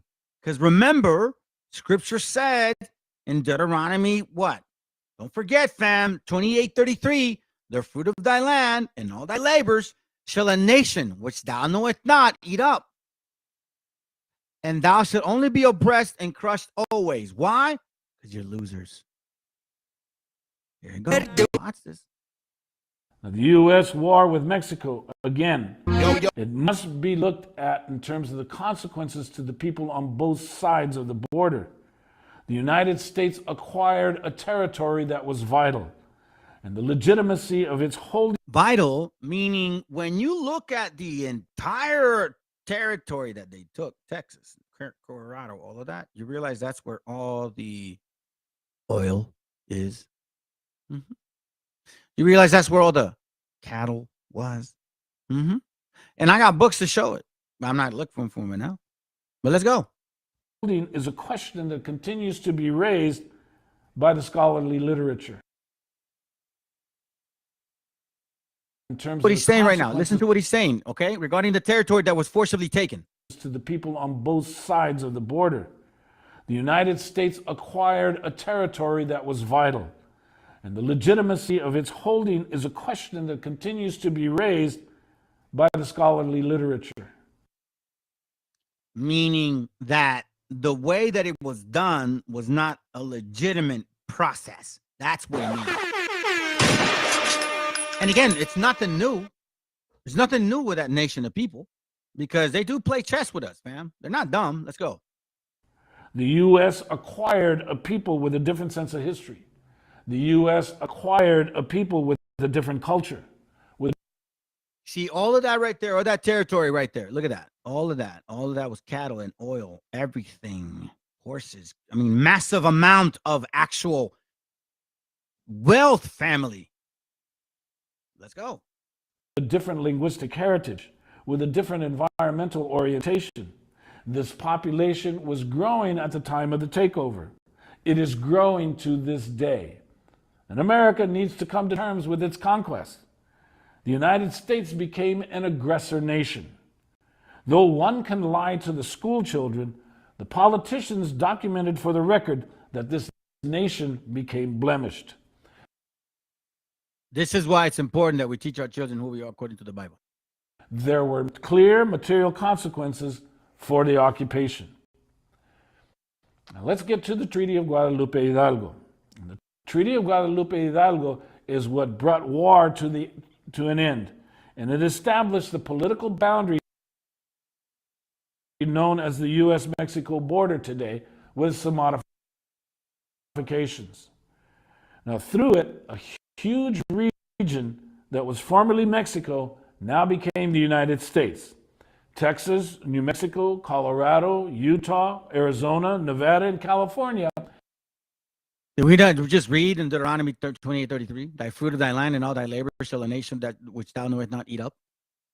And thou shalt only be oppressed and crushed always. Why? He's going to say it right now. Now became the property of the United States. But the most noteworthy articles concern the protection of land grants and cultural rights of both Mexicans and Indians living in the region. The treaty protected land rights and tenure rights established during the Mexican period. And the treaty legitimized land titles in New Mexico, Texas, Arizona, and California. And cultural customs were to be given equal consideration. And guess what? Mexicans and Indians were not to be discriminated against as they took up citizenship in the new country. The border created from this treaty, very important. The border that created from this treaty turned the Mexican. Hey, bro, I was about to read that, bro. That's a trip, man. Oh, my God, that's a trip, bro. That's good. That's good. Deuteronomy chapter 28, verse 43. It says, and the stranger that is within thee shall get above thee very high. We're not the strangers here. We're here in the land that the Most High sent us to. Second Ezra 13:40 through 49 or 50, not just at 46. It says here, and thou shalt come down very low. He shall lend to thee, and thou shalt not lend to him. The same land that was ours now will be lent to us, leased, mortgaged with our blood, sweat, and tears. He shall be the head, and thou shalt be the tail. Now, I'm going to share something with you. So these so-called Hebrews, right? This scripture right here tells you who we are. Because this will be for a sign and for wonders upon thy seed forever, right? And it shall be upon thee for sign and for, verse 46. And they shall be upon thee for a sign and for a wonder, and upon thy seed forever. What does that mean? Verse 46 says this, and they will be the evidence of God's judgment on you and on your descendants forever. Okay? So let's go back. Let's go back. He shall be the head and thou shalt be the tail. Watch this.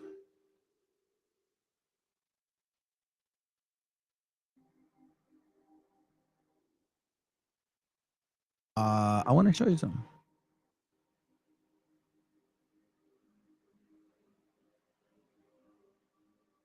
Watch this.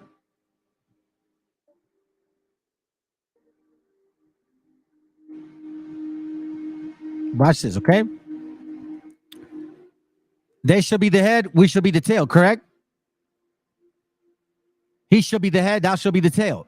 I've never heard them say that to you, West Africans, but this is very common for you Mexicans. Check this out. Una de las frases que más molesta y ofende a los mexicanos es aquella que se refiere a México como el patio trasero de Estados Unidos. Bruh. Que alguien me explique. They shall be the head and we shall be the tail. El trasero de Estados Unidos. That's never been said to you guys. Ever. Ever. El patio trasero de Estados Unidos. Thou shall be the head. They shall be the head, or he shall be the head, and thou shalt be the tail. Scriptures don't lie. We don't have to twist them. They just fall right in line. Let's continue.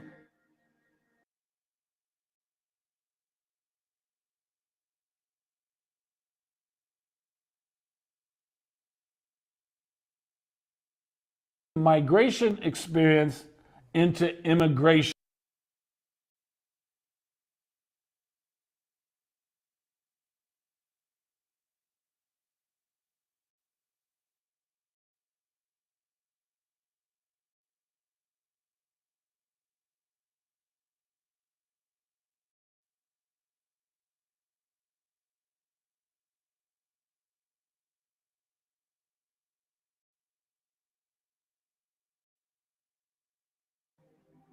I guess they're not liking me right now.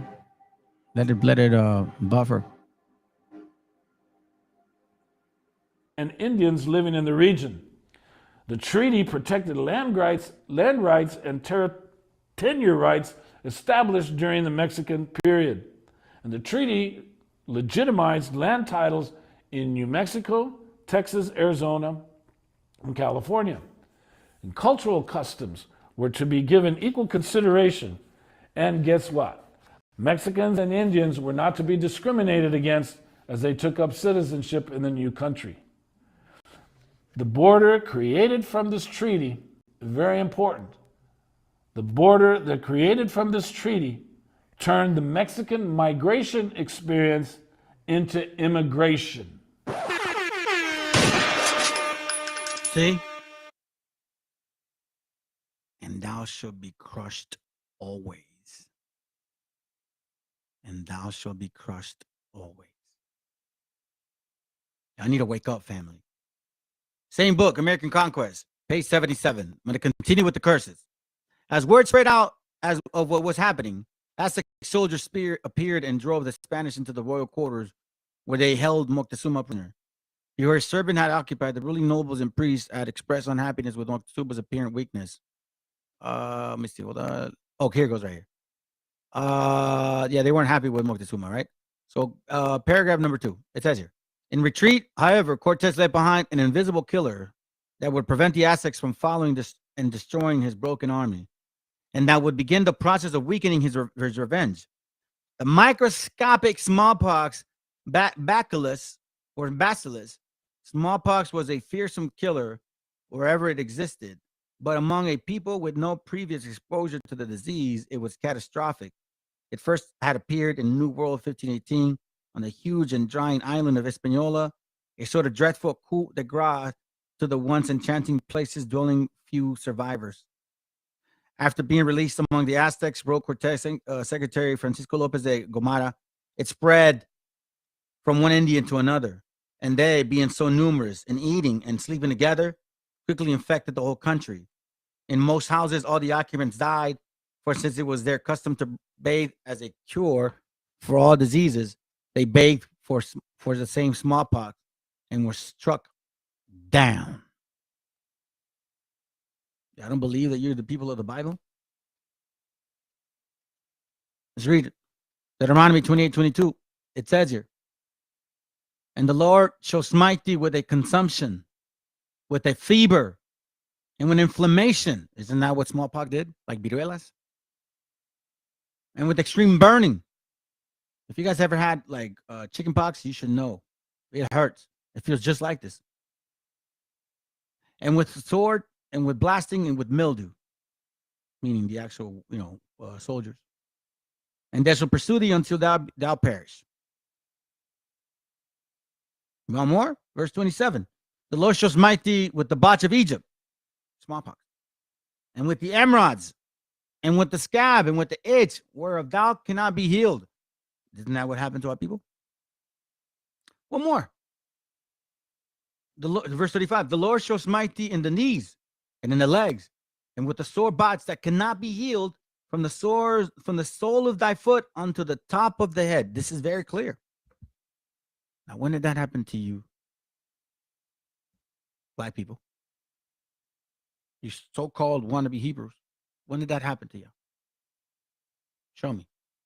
Here in America, that black people had smallpox. You can't prove it, right? You can only. O sea, a ver, que alguien me explique. You can only ask, but you can't explain it. So when I see servants upon horses, I bring this up because I don't want y'all to start. I want y'all to get out of the mental breakdown, because you see the curses, right? They're physical initially. They're spread out between verse 22 and 27. Then they skip over to actually, the sons and daughters. But when you think about the cause and effect of these things, it's a mental language, family. Deuteronomy 28:28. The Lord shall smite thee with madness and blindness and astonishment of heart. This is when you start actually just deteriorating in the mind, accepting the crap the way it is, accepting that it's okay for somebody to call you what they call you, making fun of our people, and not calling it out as what it is. Because if that dude was white and he said that about black folks, making fun about their cooked on phonics shit, right? All of a sudden, it'd be racist. But it's okay if the black person does it when it's a so-called Hispanic or Mexica. Hey, listen, you African diaspora guys, you're in America. Then get your ass over there. Go help your people. I don't have a problem with it. I don't have to leave. I'm right where I belong. I'm right where I freaking belong.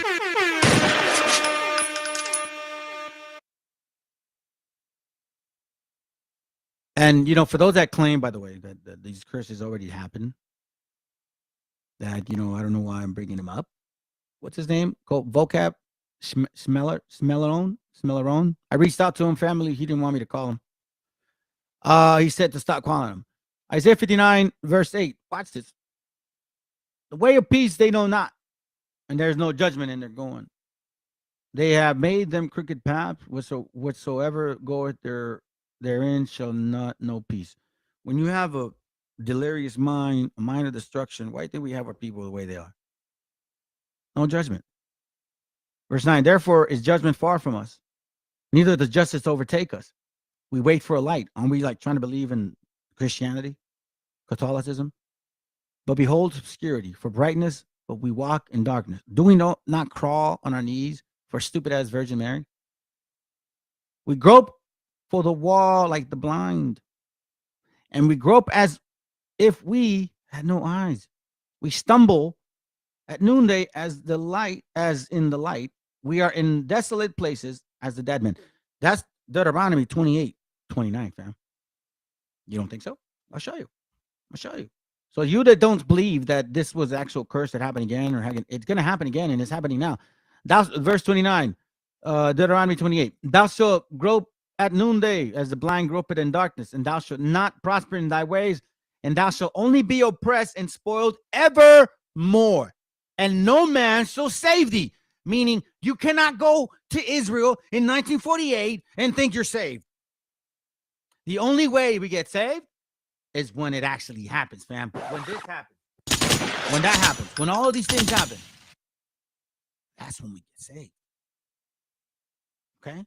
So, though you actually believe that, oh no, these curses already happened. No, then why would Isaiah repeat it again? That we would be walking like this. He clearly says it. Then look, this is really good. We roar at like bears and mourn sore like doves. Aren't we like that? We're all, don't we do that? Cartels, gangs, all of that crap, right? We roar like bears and mourn sore like doves. Yeah, because the moment they say beaner spit bags and wet bags and all that, then we just, you're right. We're immigrants because, the white man believes in manifest destiny and the black man also does too. Like you have that mentality.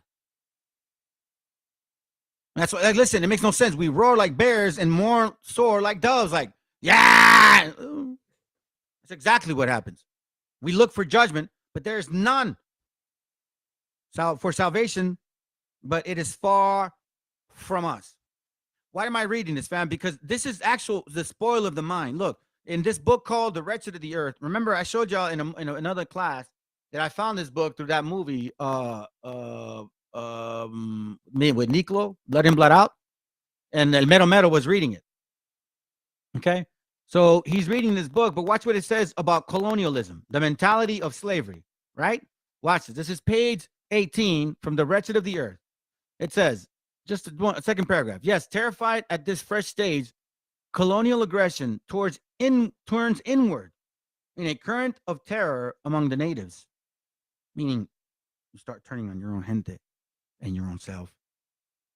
By this, I do not only mean the fear that they experience when faced with our exhaustible means of repression, but also that which their own fury proceeds in them. They are cornered between our guns pointed at them and those terrifying compulsions, those desires for murder which spring from the depths of their spirit and which they do not always recognize, meaning the anger, fam. The anger. You don't think we get mad seeing our people getting dying at the border, drowning with their children, dying in vans, dying in the fields, dying in the desert? And then you guys are using us like actual, what do you call it? When your birthday parties, piñatas? You got black folks over here saying, talking like white men. But I guess in this channel, we're proving that you guys are Oreos. You go, lay our corner between our guns pointed at them and those terrifying compulsions, those desires for murder, which spring from the depths of their spirit, in which they not always recognize. For at first it is not their violence. Watch this. Oppression maketh a wise man mad, family. It is ours, which turns back on itself and rends them. So we get the violence that comes from them, but now we deal with it ourselves. And the first action of these oppressed creatures is to bury deep down that hidden anger which their and our moralities condemn, and which are, however, only the last refuge of their humanity. You see this? Meaning, at this point, you have so much that built up, then we act on it and we get criticized for it. That's why, family, I'm telling you, the Bible is our book. And nobody can take that away from us. That's why you got to study and read. Look, the Bible, literally, it said that, right? The aggression, the progression of aggression, the colonialized mentality, right? The actual anger within, how it becomes their anger towards us first, and then now we interpret that anger towards ourselves and to our own gente. Okay, watch this, and then we go to them for help. What? Psychology, psychiatry, sociology, right? Let me sit on the table. Let me sit on the sofa. I need some help. I don't know how to treat my wife. I don't know how to treat my kids. That says here, Deuteronomy 28:48. Therefore, thou shalt serve thine enemies, which the Lord shall send against thee, in hunger, and in thirst, and in nakedness, and in want of all things. Don't we hunger for truth? Didn't we hunger for truth? Didn't we hunger for the scriptures? Didn't we want to get clothed from our sins? And in one of all things, we went to them to learn about the Bible. And he shall put a yoke of iron upon thy, and he shall put a yoke of iron upon thy neck until he have destroyed you. Meaning, we got hooked. So now we're trying to unhook ourselves, and now we got a bunch of other people saying that they're the people of the book. So, family, I'm going to say it like this: you either believe or you don't. You either have it in you to look further into who you are according to the Bible. I'm going to finish it with these scriptures, and then we're done. Where are you at? Sirach 20. Just advice to you, fam. There's a reproach that is not comely. Again, some man holdeth his tongue, and he is wise. Listen, there's a reproach that is not comely. Meaning, if you are stuck in these rooms and you're having a hard time accepting that you were wrong, yo, man, sometimes reproof is hard to accept, but you got to accept it. You understand what I'm saying? Some man holdeth his tongue, and he is wise. Meaning, you know what? This brother's right. Why is there so much anger towards us? You guys got to really be mindful, family. Sirach 32. Watch this real quick. Verse 14. It reads, good is said against evil, and life against death. So is the godly against the sinner, and the sinner against the godly. Wait, am I looking for that one? No, sorry. It's 32. My bad. 32:14. It reads, whoso feareth the Lord will receive his discipline, and they that seek him early shall find favor, which goes back to Joshua 1:8. But you got to understand discipline. I had to get corrected. I had to accept this because I came from these rooms. You know how hard it is to be like, man, 4 years of not knowing, like what? It's a hard pill to swallow. But all over the scriptures, it says this. Proverbs 1:5, it says, a wise man will hear and will increase learning, and a man of understanding shall attain to wise counsel. So when I started listening and reading, I'm like, yo, you know what? This cannot be incorrect. This got to mean something. I got to be onto something. So I continued because I fear the Lord. I don't fear man. I don't give a damn about. Jeremiah 17:5 talks about, what's here? Let's get it real quick. And I'm almost finished. Thus say the Lord, cursed be the man that trusted in man, and make it flesh his arms. Listen, don't trust me. You got to dig deep in this book. Because look how the Most High speaks to you, man. Through the angels and all that, right? Through his help. Watch this real quick. Job 33:14. Watch what it reads. For God speaketh once, yea, twice, yet man perceiveth it not. Why? Because if you're not in the scriptures, you won't hear him. In a dream, in a vision of the night, when deep sleep falleth upon men, in slumbering upon the bed, semicolon, then he openeth the ears of men and sealeth their instruction. So when you're sleeping, if you're literally in scriptures day and night, you will have this. Trust me, family, I know. I experienced it myself. All I had to dream, like just massive dreams. A bunch of things going on. Classes and all ideas, all kinds of stuff. It says, verse 16, then he opened the ears of men and sealeth their instructions. That's heavy. That's why wisdom of Solomon, and that's why I share what I share with y'all, man. I'm not trying to be more than you at all. Nothing. I don't know more than you. I don't. That's why I laugh at those boastful men that think that that's the way to go about the scriptures. You should be lucky you're getting repentance. Wisdom of Solomon 7:15. If you are a Hebrew, God had granted me to speak as I would, and to conceive as it is meet for the things that are given to me. So I share what I'm aware, my history, knowledge, the books that I have. I give you based on whatever's given to me, because it is He that leadeth unto wisdom and directed the wise. I'm not doing this, family. It's the Most High. I give all praises and honor to Him. He's directing me. He's directing me. God had granted me to speak as I would, and to conceive as it's meet for the things that are given to me, that are given me. Because it is He that leadeth unto wisdom. It's not mine. Prior to the classes, whenever they start, fam, man, trust me, it's like, then all of a sudden, boom, I get in. Let's go back to Sirach, and we're almost done. 4:23.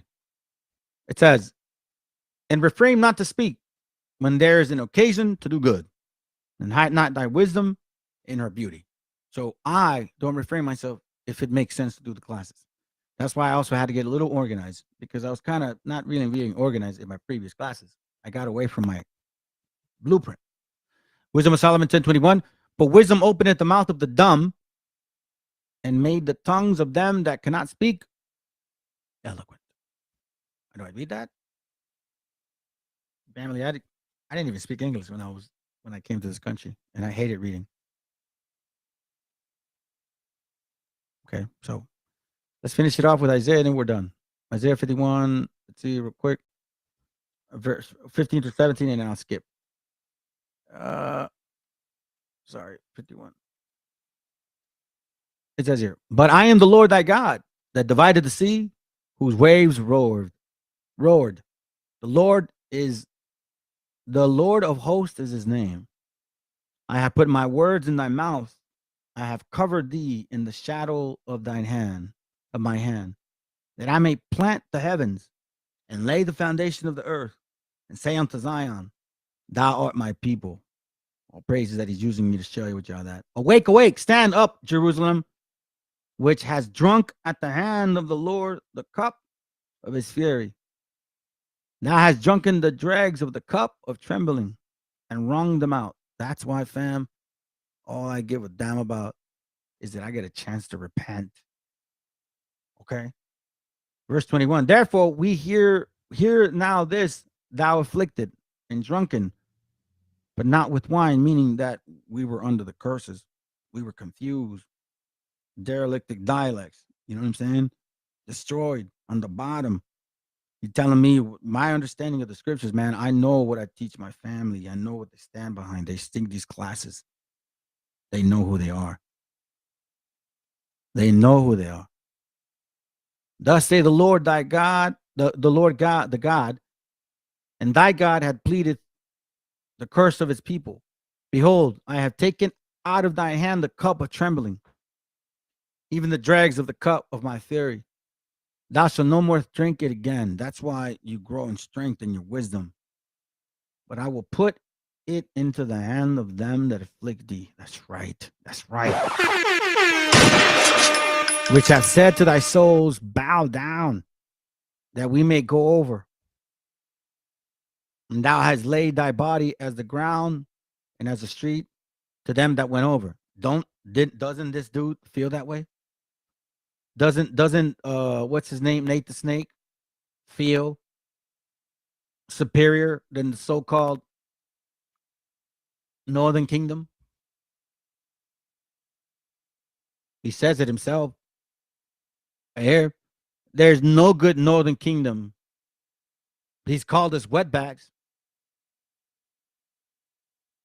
This guy, this is your leader. This is your king. This guy that's a Pan-Africanist. Yeah, he's a Pan-Africanist.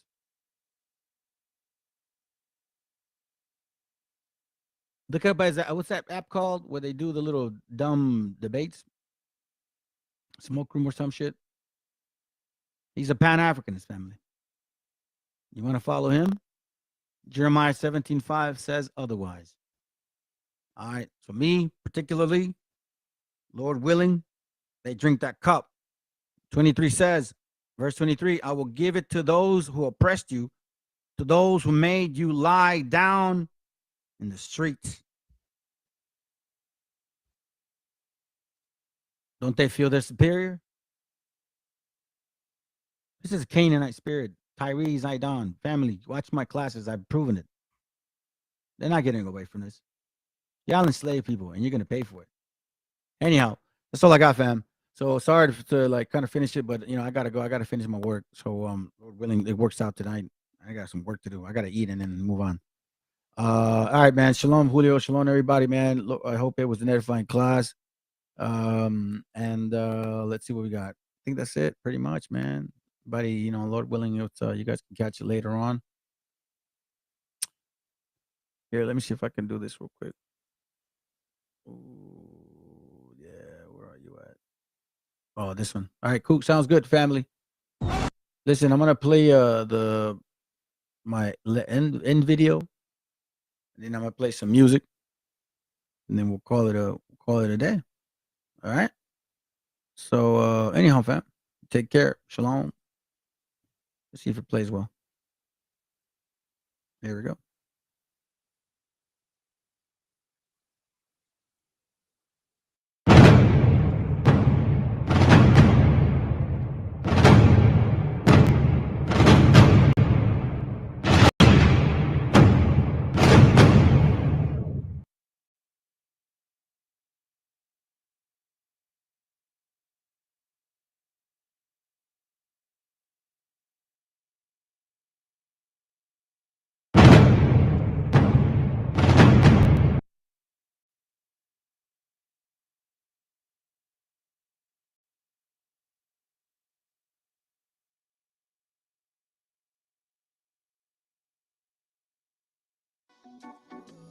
Se ve tan mal cuando miras a otro lado, los fantasmas del pasado no se detendrán hasta verte derrumbado. Peores lo hemos pasado. Andaba a golpes con la tristeza, me aportó riqueza, me otorgó sabiduría, pues se dibujaba en todas mis piezas, yo con alegría le daba color después. La aguja sigue girando, tiempo parece se burlar de mí, dijo que sanaría esperando, pero creo que la espina aún sigue ahí, con los dedos lo voy palpando. Cierro los puños, escapa de aquí. Agonizando, no me espera el tiempo, no voy a esperar por ti. Nuestras huellas en la orilla se han borrado por la marea. Si esas estrellas ya no brillan, las entiendo pa' que veas. Sea donde sea, bajo la tormenta o dentro de la odisea, donde arañas cubren el cielo de tela, los aviones nadan y los barcos vuelan. Hey, aunque parezca que va bien, no sabes bien si va mal. Besos que pueden doler, ojos que pueden matar. Tengo mi alma en el almacén encerrada, mi corazón en huelga, mis sentimientos en ámbar. Gente, Calamala dijo que estaría presente. Fallaron como nunca, se fueron para siempre. Millones de razones para vengarme, pero a veces duele más actuar indiferente. Como no quieren ver ahora tenemos branquias y cerrado los bronquios como la mente de un guardia. Yo soy la montaña y vine por la cordillera. Más cojones que tu ganga tiene una madre soltera. Tú cúbrete si suena mi tu. A mí la tengo solta fumando de su palulú. Y un conjuro de grimorio me lo salva del velorio. Pa' tener pila valorio se matan vestidos de emporio. Yo no quiero una pistola, estoy soñando que la vida que quería me llega a tiempo. Desde que yo la vi sola, loco ando. Vino a verme cuando el sol se estaba poniendo y se dejó una pluma y se perdió en la bruma. Nunca se despidió de mí. nunca se despidió de mí. Vivo en un mundo que parece roto y sé que no, porque todo es perfecto y lo debo plasmar. Me fumo un trócolo tras otro y lo veo todo otro color. Me siento libre porque vuelvo a conectar. Mi gente sufre y no lo puedo evitar, más que dándole consejos siempre desde la humildad. Es su camino hacia la fraternidad. Solo puedo que enseñarles a respetar y amar. Con esta bendición, como no voy a aprovechar los códigos que llegan, los tenemos que aceptar. Si me reencarné fue para ayudar y no para malgastar mi tiempo en beneficio del mal. En la unión nace la fuerza y eso nos hace juntar las ganas que siempre tuvimos para iluminar a la gente que se le ocurra y la malla armonizar. Vinimos para dar fuego a la que no nos va a quemar. Arde por dentro la llama, no puedo contener la ras. Churruscao el corazón, el armazón no puede llegar a pesarme más. Si abro la boca, tu tumba al suelo, me muelo a diario y sobrado de gas. Escupo risas perfectas, paladas de versos eternos, no mueren jamás. Cuando acabe mi condena, me vi muy solo y perdido.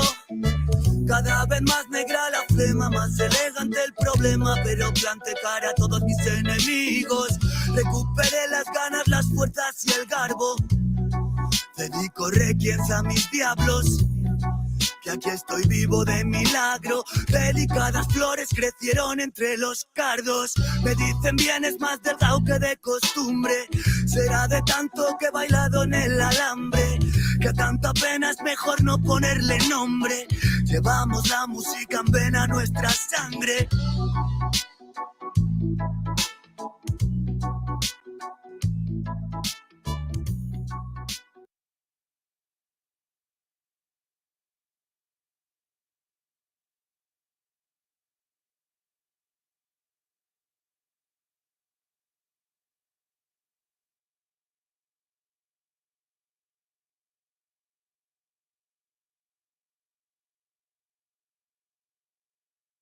Logical or general educational purposes, and thus Bible Chronicles believes that this print done when it's.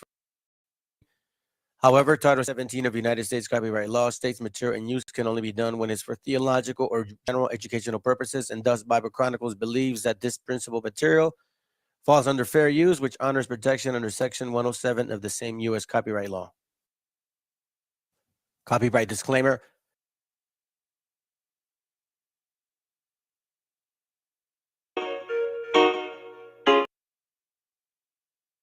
Hablen de más normas que va muriendo. Me estoy volviendo loco. Copyright disclaimer.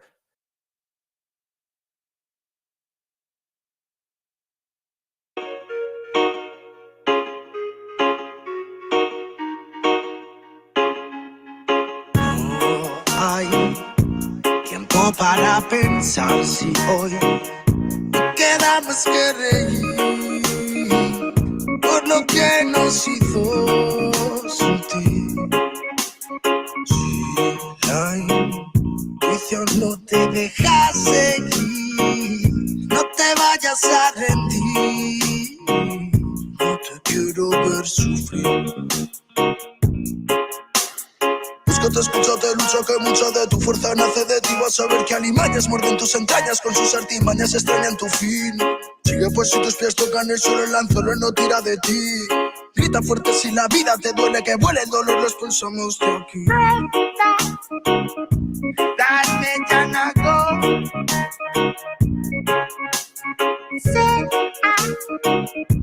mi llorar frío.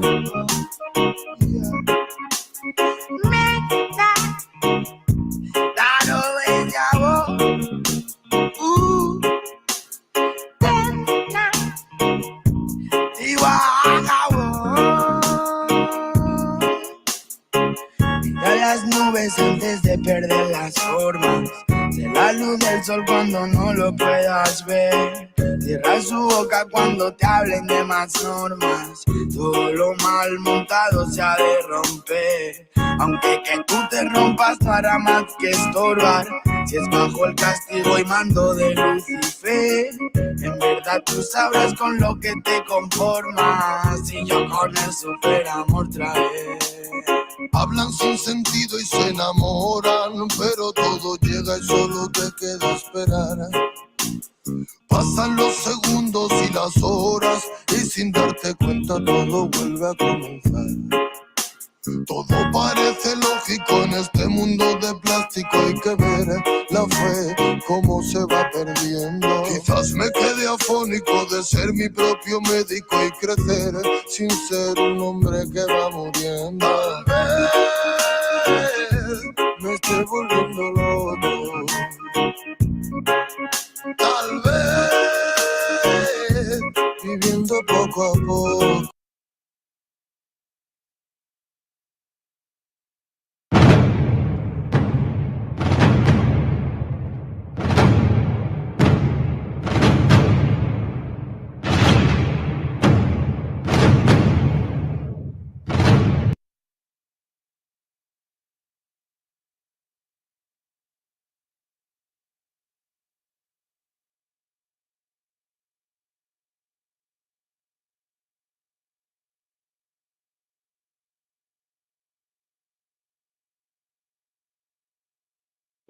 Que va muriendo.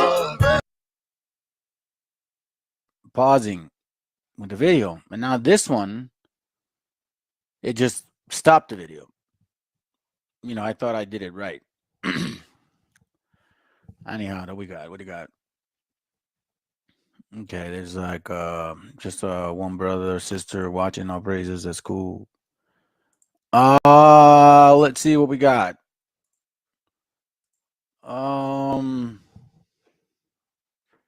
Well, the name of the, I guess, session class, whatever y'all want to call it, it's an evil which I have seen under the sun.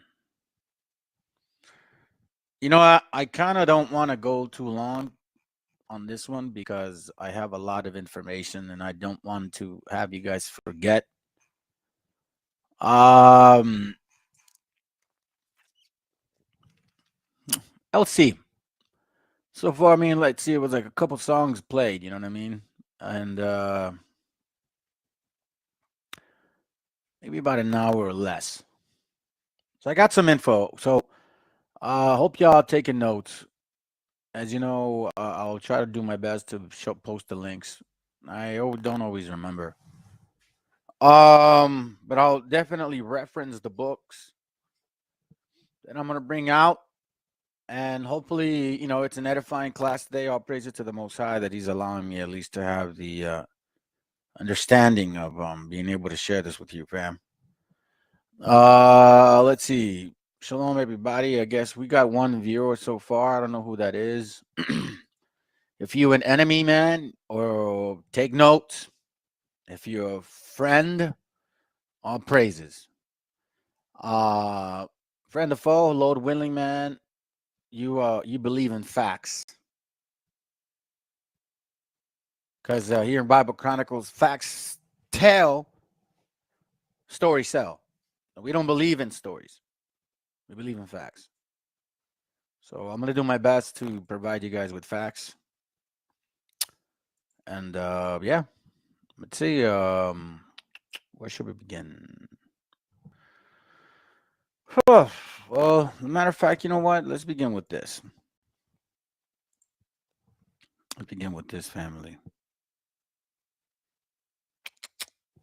Where are you at? Here we go. Let's start with Ecclesiastes chapter 10, verse 5. You know, I don't know, man. I don't really like the way I'm starting this. I'm not used to this whole, I don't like my video being cut in half, to be honest with you, fam. There's something about that, you know, the way I like to kind of go about the class is the way I like to start it, you know. It's not my fault that the stupid system has a hiccup right in the middle of it. But for the sake of the class, let me continue. I'll do my best. Lord willing, you know what I'm saying? Like, I just get over it. Anyhow, Ecclesiastes chapter 10, verse 5, it says, there is an evil which I have seen under the sun, as an error which proceedeth from the ruler. So here we see that what the scriptures are talking about, that man, we're under a particular type of environment. Where's the most wickedness that you can imagine in every single way? There is an evil which I have seen under the sun, as an error which proceeded from the ruler, colon, folly is set in great dignity. What's the word folly mean? Folly meaning foolishness, lack of good sense, prudence, foresight. Folly is set in great dignity. Yeah. Don't we have nowadays promiscuousness, body count, divorce, same sex, all that stuff, the letters, the Balfour, I mean, you know what I mean? It's like folly is set in great dignity because, man, I can't even talk about it. And the rich sit in low places. Rich in what? In wisdom. Because guess what? It is not lawful here in this country to say you're keeping the laws of God. You know why I'm saying that? Because when I had a class before, and I read the laws regarding, the same-sex marriage, I got struck for that. Because I read the Bible. That's what I did. So you're telling me that I'm a part of a society where folly is not set in great dignity? Where the poor are in high places? No, the rich sit in low places, family. Then it says, I have seen servants upon horses and princes walk as servants upon the earth. Yes. When you realize the kind of lineage that you come from, you so-called, my Hebrew people, first of all, you indigenous of this continent, all right? You true Hebrews here, the ones that have the lineage in you. You so-called Hispanics, you so-called natives, right? And I'm only speaking about the people here in this continent. Like I mentioned before, I know we're scattered everywhere, but if y'all want to listen from far, all praises to the Most High. Maybe English is the way that we can all communicate. Then it says, folly is set in great dignity, and the rich sit in low places. Let me continue. I have seen servants upon horses and princes walking as servants upon the earth. Yeah, because guess what? When you realize where you're from, what you belong to, you'll realize that servants are on horses right now, meaning power. And princes walking as servants upon the earth.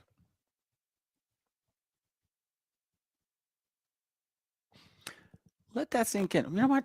I just thought about a video, and again, I'm not sure. Let me see if I can find it.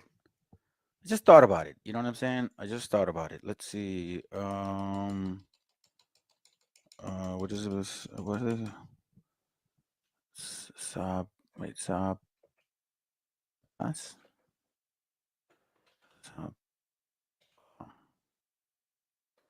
I can't remember the word.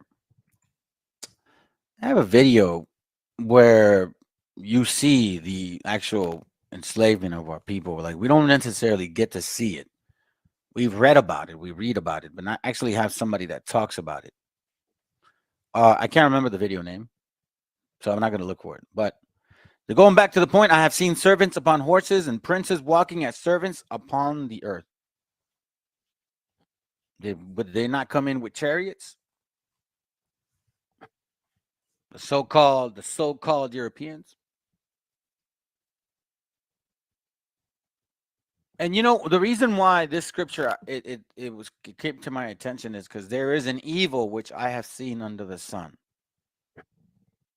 Ecclesiastes 10:5. Because as you can see, some people are trying to get away from how they contributed to slavery, fam.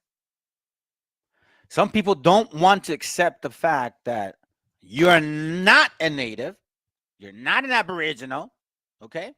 Get that shit out of your head. You are an African. Or you're not a native, you're a European, okay? Get that through your head, Mrs. Oh, my mama was 1/4 Cherokee. It is through your father. Thus say the Lord. And it was very a common thing, family. It was never necessarily maternal. So I have seen great folly. And I've seen evil. To think that we are not the people of the Bible, the nerve of somebody on some Facebook, right?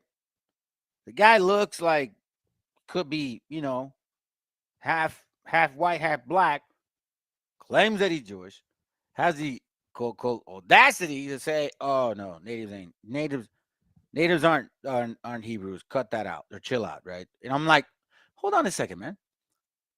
You out of all the people should shut the hell up. Because honestly, when you really look at it, you people over there, I don't ever really want to say much because not for the strike reasons, just because they ain't really effing with us. You know what I'm saying? They're not necessarily going on the street claiming to be something that or pushing that upon us. Because there's a difference. But when you go around and say make an assumption like you know what our history is like, then it's when I'm going to speak up. Because look, I'm going to tell you this, family. Some people, man, they're bringing up this, and this is not the topic, but it relates to it. Some people are like, oh, yeah, the Sephardic Jews are our people. No, you want to know something? Maybe some of them are. But if you really look at the history of them, of who they weren't all white, okay? They weren't all white Spaniards. They were also black Spaniards. They were also black actual Jew Spaniards, converts, if you may call it. So let's not get confused.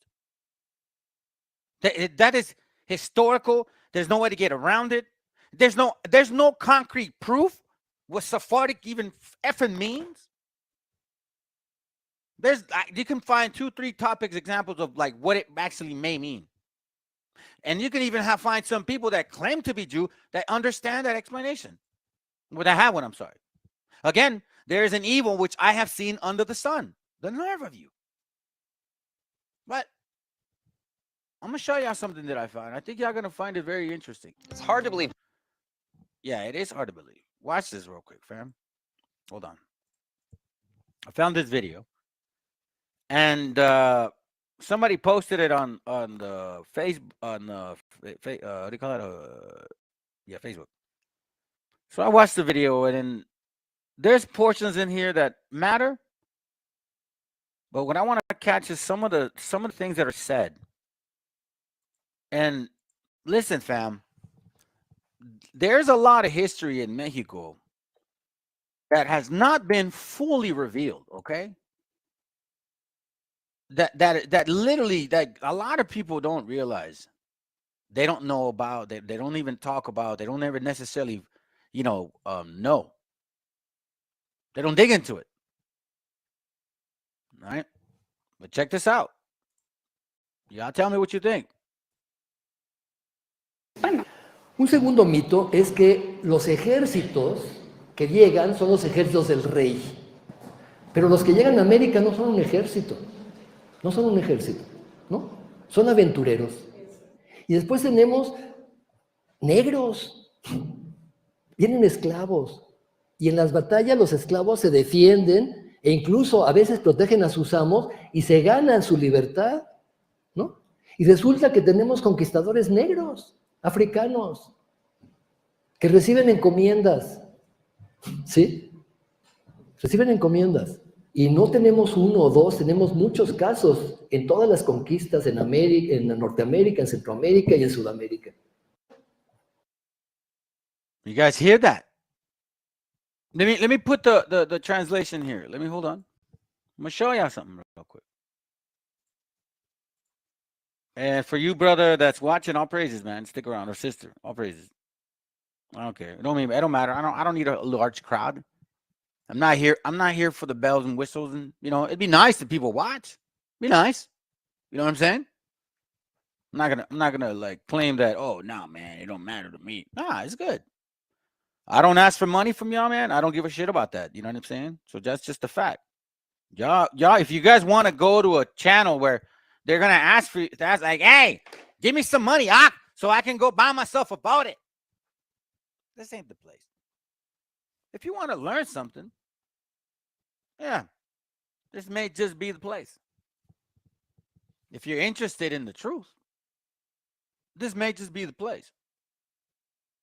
But hey, man, if you wanna go through folly and believe bullshit, then this is not the place. By the way, I thank you, brothers, that have subscribed. About 206 now. All praises to the Most High for that, man. You know what I'm saying? That's pretty cool. Hold on a second. Hold on.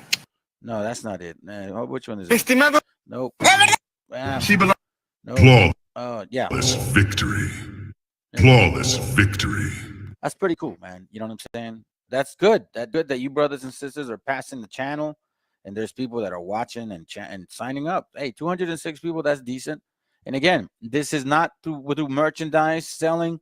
This is not asking for money or donations. This is a sincere me out of the, I don't know how you say it, man. The Most High allowed me to, put things together and get on. All praises. So that's why I'm bringing this up. But look, let's listen in again, fam. This is interesting. This is very interesting because look, this is about a month old. Okay. It's called Brigada Antifraud Historiadores Destruyen la Leyenda Negra. Yeah, look it up. But listen to what he says. All right, let's go. Negros. Vienen esclavos. Y en las batallas los esclavos se defienden e incluso a veces los que llegan son los ejércitos del rey. Pero los que llegan a América no son un ejército. No son un ejército, ¿no? Son aventureros. Y después tenemos negros. Vienen esclavos. Y en las batallas los esclavos se defienden e incluso a veces protegen a sus amos y se ganan su libertad, ¿no? Y resulta que tenemos conquistadores negros, africanos, que reciben encomiendas, ¿sí? Reciben encomiendas. Y no tenemos uno o dos, tenemos muchos casos en todas las conquistas en América, en Norteamérica, en Centroamérica y en Sudamérica. You see, family? I as I said it before, and I'll say it again. Hold on, let me show it to you real quick.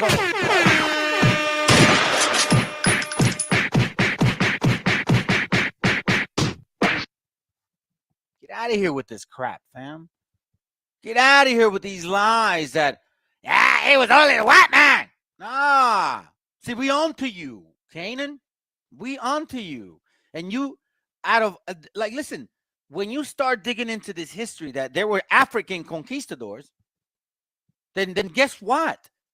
You cannot use the Bible. On who? How? Can you determine? Now, it's not about charts, is it?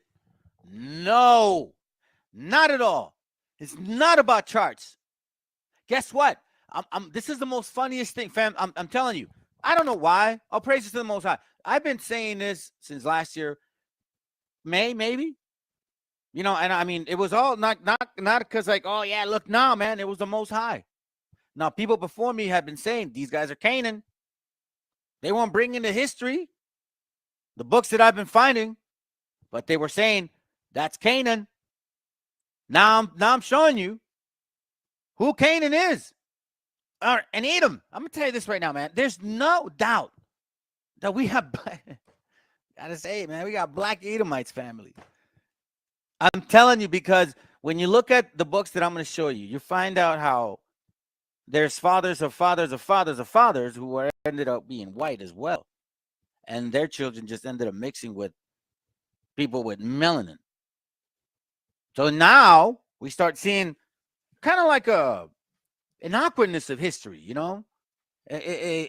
why is it being hidden? Why are they holding these things back? And then listen, for you people, like, I don't know, you that may be watching or came to glance over, you enemies of the state, so to speak, right? And you don't like what I say. Too bad. Because you know what? I'm not defending the so-called white man. Not at all.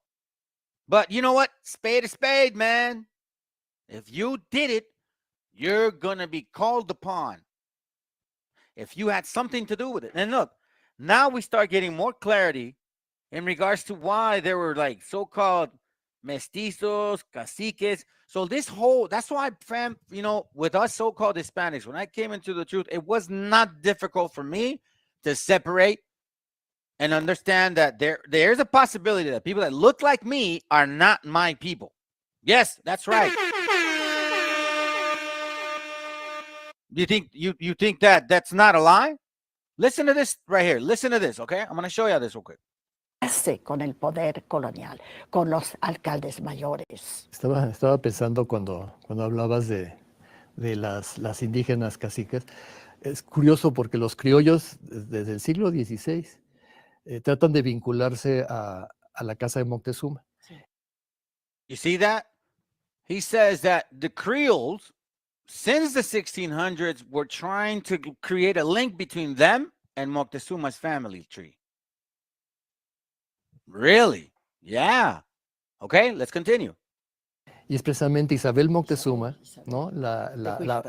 La madre, digamos, la madre de toda la descendencia criolla que sí. And don't the fake Jews over there, they claim to the maternal? They don't believe, I don't know why. They don't base it off the father. So let's continue. Here now, like, oh yeah, eventually because of the mom, now they're descendants of it, right? Mothers of all the Creole descendants who feel, watch this. Siente su vínculo con Moctezuma a través de ella, ¿no? Aunque muchos de ellos no tenían nada que ver con la Tecuixpo, ¿no? That, and even though a lot of them had nothing to do with that. Yes, there were Creoles in Mexico or Mexico, just like here. Let's go. Con doña Isabel. Pero es interesante cómo incluso a través de la mujer se están vinculando a un pasado, ¿no? Un pasado glorioso que para los criollos es el pasado prehispánico, ¿no? That it's just interesting that through the maternal side they want to connect to Moctezuma. See? A ver, que alguien me explique. Now this video, y'all gotta watch it. It's very interesting, but you can see that they're like trying to say, well, it wasn't that bad. You know what I mean? It wasn't that bad. It wasn't just white people that were that. Everybody had a chance to get in position of power. Yeah, but guess how people were hiding, fam? Listen to this. Así es que de Huejotzingo, por los años 1540 y tantos, que vestía a lo español, a lo español, y él tenía un paje español, un niño español, que le llevaba los guantes. Y el alcalde mayor de pueblo dice, ¿para qué quiere guantes? El cacique, así, pero. Entonces, hay que salir un poco de los tópicos sobre los indios, los españoles, la iglesia, etcétera, y abrirnos nosotros. Here now, again, you got to really pay attention. She's like, with her historical perspective, this and that, and you know what I mean? And we need to get rid of these, Spanish ideals or ideas and kind of like open up our minds of possibly something different. Now he comes back and says this, pay attention to this, okay? Remember, family, this is a Spanglish channel, so sorry if you don't speak Spanish, but I'm doing the translation here as best as I can on the bottom, the machine, right, the system. And, I'm adding my 2 cents into it, so follow along. Ask a brother or sister, they speak Spanish, please help you, all right? Let's go. Otro de los tópicos es precisamente eso, ¿no? ¿Qué hablamos cuando hablamos de indios? Muchos son mestizos. See what? Like no. Now let's talk about this topic too. What are we talking about here? Are we talking about Indians or are we talking about mestizos? Because many of them were mestizos. Okay, meaning mix. More likely of the father, right? Spaniard father. Let's go. Muchos de estos caciques no son indios puros, son mestizos. Son mestizos. Sí. Y cuando les conviene son indios. See, a lot of these caciques that were in position of power through this colonial time, were not even natives. Why do you think we get these pictures of so-called natives with, gold chain, nose rings and ears in Peru, claiming that there are people when they were not?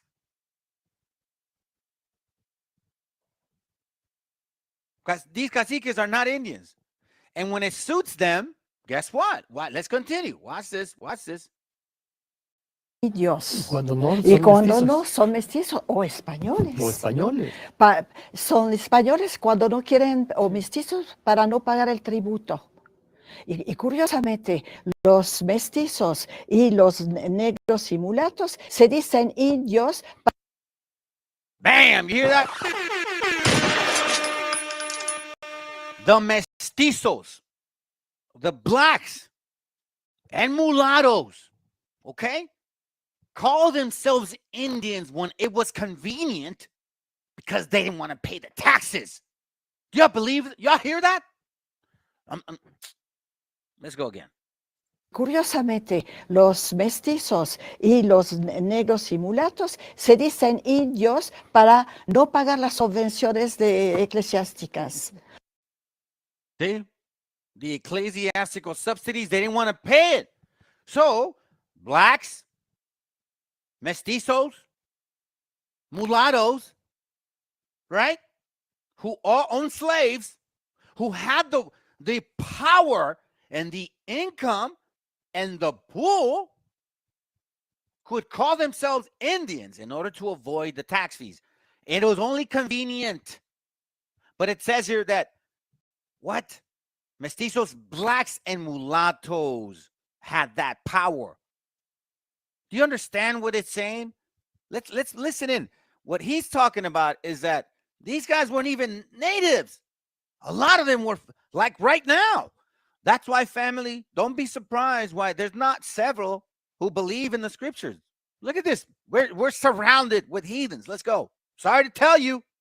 But see, that's the beauty about this walk, fam. We don't have that stigma. Not sorry, the stigma. We don't have that issue that, oh my God, you look like me. There's no way you could ever, not be my master. No way, man. Black people don't enslave each other. No, black people don't enslave people. See, we don't have that. We have the reality because we've seen it. Watch this. Let's go. Tópicos es precisamente eso, ¿no? ¿Qué hablamos cuando hablamos de indios? Muchos son mestizos. Muchos de estos caciques no son indios puros, Claro, son mestizos. son mestizos. Sí. Y cuando les conviene son indios. Cuando no, y son cuando mestizos. No son mestizos o españoles. O españoles. Son españoles cuando no quieren, o mestizos para no pagar el tributo. Y curiosamente, los mestizos y los negros y mulatos se dicen indios para no pagar las subvenciones eclesiásticas. O sea, See, fam? This is a very interesting video topic. You know what I'm saying? I find that to be important, especially now when people are talking about these things. You know, and remember, fam, that we have to be diligent. As a matter of fact, I was going to read it later, but I'll read it now. I'm glad that I thought about it just like before I started the class.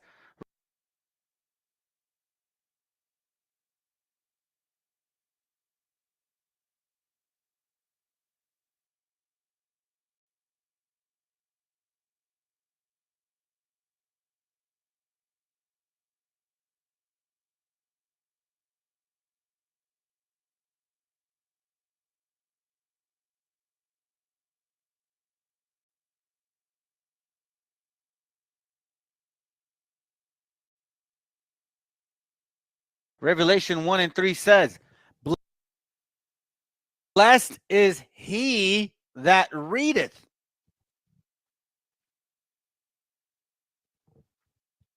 And they that hear the words of this prophecy and keep those things which are written therein, for the time is at hand.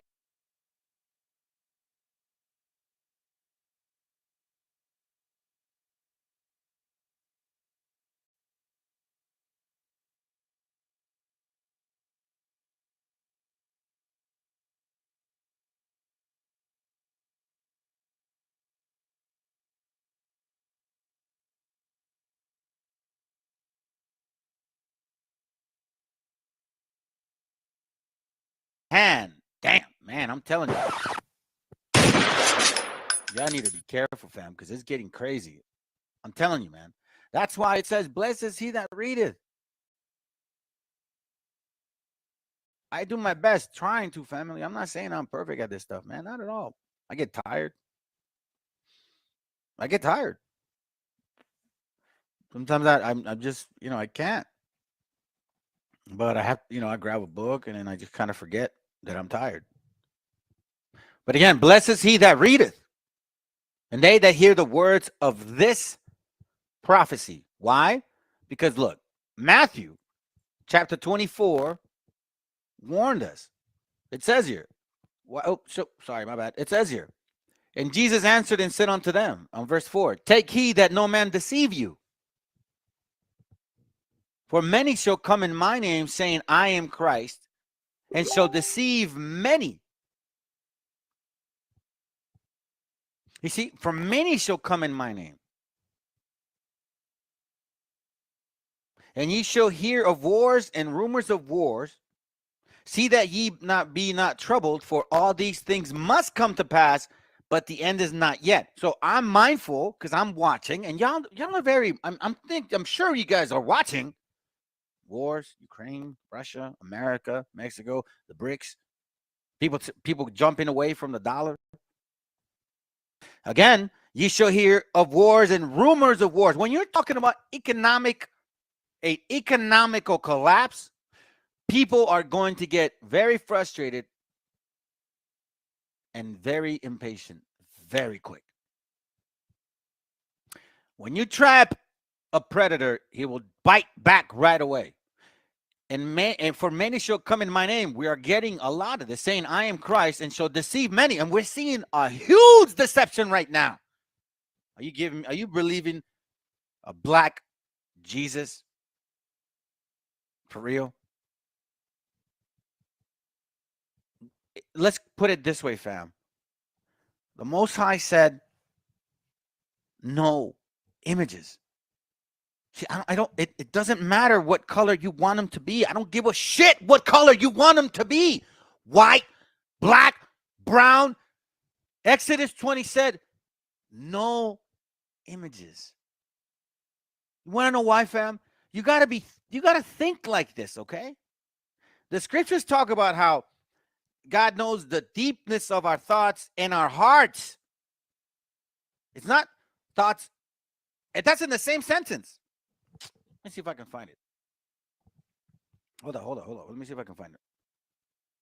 Hold on. Let's see. Hold on. Let me be Google properly. Hold on.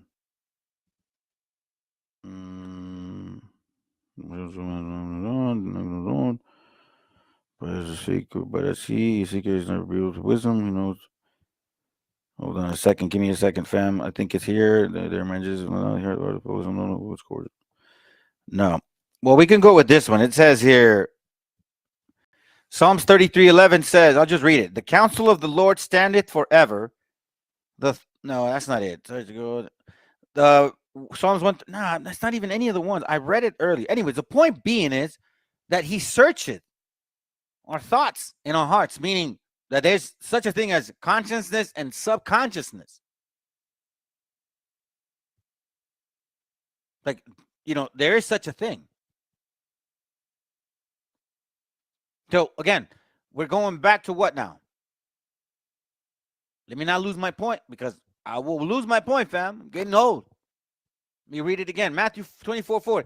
And Jesus answered and said unto them, take heed that no man deceive you. For many shall come in my name, saying, I am Christ, and shall deceive many. You see, fam, the moment you put an image of God in your eyes, when you pray, you're going to have that image, fam. I don't care what you think. Our eyes are like a camera. The way it works, it's like a flashlight. Like, think about that, man. These people that are constantly watching that picture of Nate, because I know they try to change it, you know what I'm saying? IOIC try to change it, but it looks to look like him. And when you see the picture, and you see it so often, and you show the kids, and all the kids see, and the kids are watching, the children see it. When they pray, you telling me the children are not thinking of that picture? Of course they are. So I don't care about your color that you want. Black, white, brown. That didn't help me. Repenting is what helped me. I'm going to tell you this right now. Getting back to my point. For nations shall rise against nations and kingdom against kingdom, and there shall be famines and pestilence and earthquakes in diverse places. So I know that's going on too.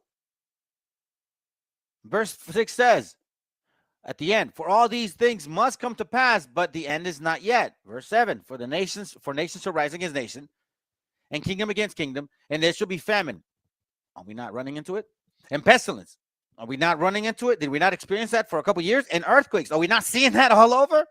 In diverse places, meaning where? Like where you least expect. All these are the beginning of sorrow. You should really think about that. All these are the beginning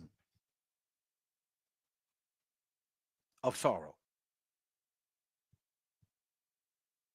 Okay? No, why is all of this happening like this? You guys are probably like, why was information held from us so long? How come we're now knowing about these things? Know more about slavery and how it relates to more than one nation of people. And like literally, like Psalms 83 says, it's not just Edom. Like, why now? You know what I'm saying? And why in this way? Why in this manner? Why did we have to go to Deuteronomy 28? Because look, listen, hold on a second. It don't matter to me if people from across the country or world, whatever, or even here, don't believe. It doesn't matter. I see it when you see in your own household, when your children believe, when your wife believes, when you start hearing the Bible often,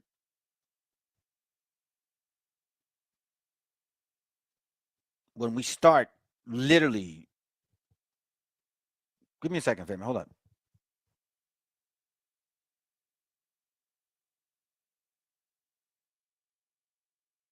When we start believing, when you start seeing your family, you start seeing them change, you start seeing them believe. Now, why did we have to go through the the curses? Because this is the way it's structured. This is the way it's going to have to be. Watch what Baruch 4 says. Watch. Let's listen. Let me show you this real quick. I'm sorry, Baruch 4. Baruch 3:7 says this. And for this cause thou hast put thy fear in our hearts, to the intent that we should call upon thy name and praise thee in our captivity. That we have called, for we have called to mind all the iniquity of our forefathers and sin before thee. Right? Because we understand 1492. Like, damn, I didn't realize all of that happened. Yeah, it happened. For this cause, it happened. For us to reawaken to the intent that we should call upon thy name, meaning Israel, meaning our Father, Abba, our Creator, our Father, the Creator of our heritage, of our forefathers, of your lineage, of my lineage. Because whenever I pray, fam, I say that. I pray to my Creator, the Creator of my bloodline, the Creator of my father and my father's father. I'm praying to that Abba, that Creator, that Most High. I don't want to confuse, because I'm not into Hebrew words. I don't know. I'm not going to lie. I'm not going to sit and tell I know Hebrew. No, I'm not. I don't. What you want me to do? Do I have the time to study Hebrew? It'd be tough. I ain't going to lie. Because again, I'm 40, going on 47. I got a 2-year-old and 11-year-old, once again. And a sick autistic son who is blind. Yeah, and a daughter who's in school. So no, it's a lot. And these classes and work. Come on, man. I'm doing my best. But anyhow, that's why these things have happened in our captivity. We should call to mind to our Creator. Okay. Then it says, behold, we are yet this day in our captivity. And for y'all that don't believe that we are, watch this. For thou hast scattered us for a reproach and a curse, and to be subject to payments. Do we all not pay our way through life, no matter where you live? We do. Here, south, central. According to all the iniquities of our fathers, which departed from the Lord our God. Because that's where it started, right? Had we not stopped fully, will we have fell off? And then, because remember, the scriptures talk about how it would. I can't remember that scripture. I should have wrote it down, man. I don't know why I thought about it now. All praise as well, but I can't think of it. I think it says,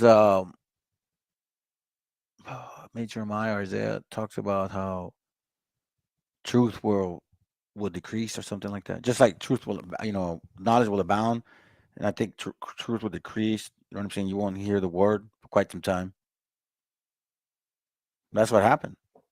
If you guys look back, if you know the history of Mexico, regardless of what they tell you, it's a proven fact that you were not allowed to print a Bible in Mexico since the Europeans came. You'll start finding them late 1900s, meaning like 1880, 1890. And they were very expensive then. And to top it all off, the majority of the people from Mexico down were probably, in Spanish we say analfabetos, I guess, illiterate. 10% maybe knew how to read. And then at that time, the masses were in Latin. In case you guys don't know, yeah, the masses in Mexico were in Latin. I was born in 76, so I might have caught one when I was like maybe 4. I have a pretty good memory of my childhood. I was like 4 years old, and I remember my mom taking me, and I remember this big ass church, and he's like, the priest is turning his back on us, and he's like, all that Latin shit, and I'm like, Mom, what's he saying? Like, well, I don't understand him. Oh, they're speaking, Latin, I think. I don't know how he said it, but I remember asking. So, for me, this scripture is, I completely understand. Subject to payments, in captivity, scattered in reproach. That religion doesn't belong to us. What has it done? What has it done? It hasn't done a thing. Anyway, let me go back to my point. I may have to check on my dog real quick, fam, but let me go back to my point real quick, because I am going to play a video. 2nd Ezra, chapter 9. Check this out. Chapter 9, verse 1. He answered me then and said, measure thou the time diligently in itself. And when thou seest part of the signs pass, which I have told thee before. All right? So keep that in mind. He answered me then and said, measure thou the time diligently in itself. And when thou seest part of the signs pass, which I have told thee before. So it's telling you, let's be mindful. Measure the time, check the clock, look at the scriptures. Remember, Revelation, let me come back to it. Revelation 1 and 3. It says, blessed is he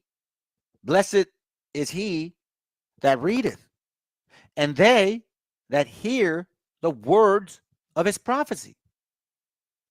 You go to 2nd Ezra, in verse 9 it says, he answered me and said, measure thou the time diligently in itself, when thou seest parts of the signs past, which I have told thee before. You see? Regeneration.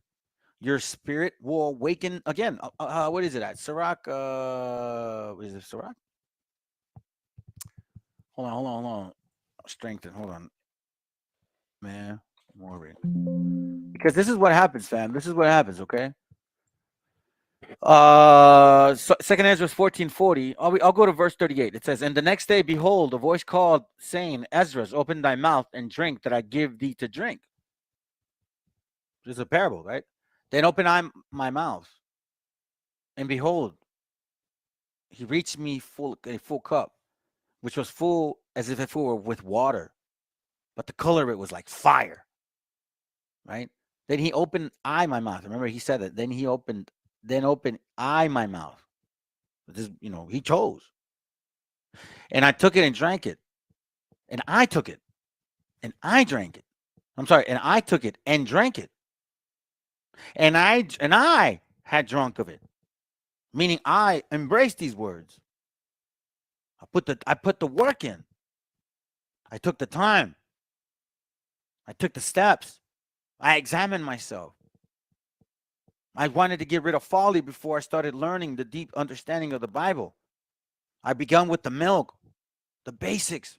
I took it and drank it, and when I had drunk of it, my heart uttered understanding, and wisdom grew in my breast, for my spirit strengthened my memory. And that, like the scriptures talk about, wisdom walk it with you, and eventually it'll allow you, it'll give you secrets, wants to trust you. That's how it works, fam. Let's go back to Second Ezra. Second Ezra, he answered me then and said, measure thou the time diligently in itself, and when thou seest the parts of the signs pass, which I have told thee before, then shalt thou understand that it is the very same time when the highest will begin to visit the world which he made. Tell me if that's not, that's scary, family.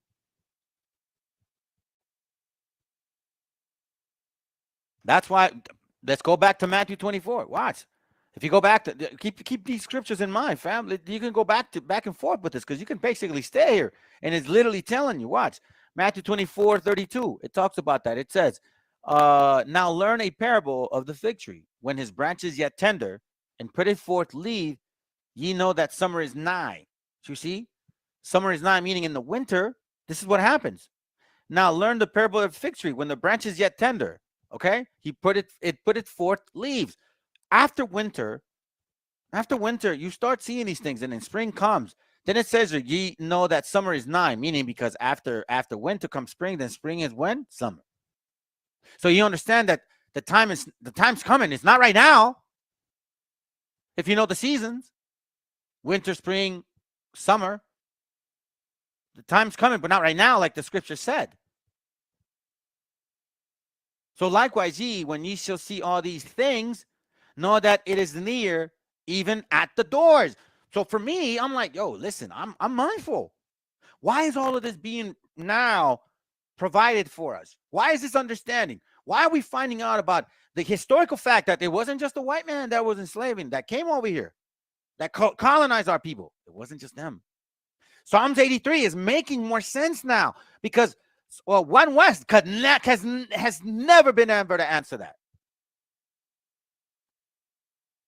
Verse 34, verily I say unto you, this generation shall not pass till all these things be fulfilled. Well, guess what? We're back here again. You're telling me that it's going to continue? Not from what we keep hearing. Hell no, man. Y'all crazy. You hear meltdown, dollar value, BRICS, Africa, Europe, Mexico, lithium, oil, devaluation, inflation. You guys need to pay attention. Now learn a parable of the fig tree. When the branch is yet tender and putteth forth leaves, meaning in the winter, that's when it puts forth leaves. Know ye that the summer is nigh, meaning it still has to go through spring.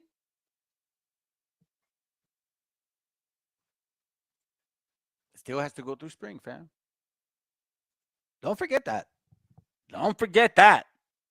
So likewise, ye, when ye shall see all these things, know that it is near, and even know that it is near, even at the doors. That's crazy. To me, that's crazy. So let's go back now to second Ezra, chapter 9. Now this is going to make more sense. Second Ezra chapter 9, verse 2. Then shalt thou understand that it is the very same time when the highest will begin to visit the world which he made. Therefore, when there shall be seen earthquakes and uproars of the people in the world, here's a list. Then thou shalt well understand that the Most High spake of these things from the days that were before thee, even from the beginning. Again, strengthen your memory. If you don't know this book, then you don't know this book. Oh, I'm sorry if I offended people. Too bad. Skedaddle. Keep moving. And then it says here, for like as all that is made in the world has a beginning and an end, and the end is manifest. Again. Even so, the times also of the highest have plain beginnings in the wonder and powerful works and endings and effects and signs. And everyone that shall be saved shall be able to escape by his works and by faith, whereby ye have believed. You see that, fam? I wanted to make sure that you could read that. By works and faith. You need both. You can't just have one. It says here, ye have believed, shall be preserved from the said perils, and shall see my salvation in my land, and within my borders, for I have sanctified them for me from the beginning. Again, says it again. Says it again, fam. Check this out. Watch what I got for you guys.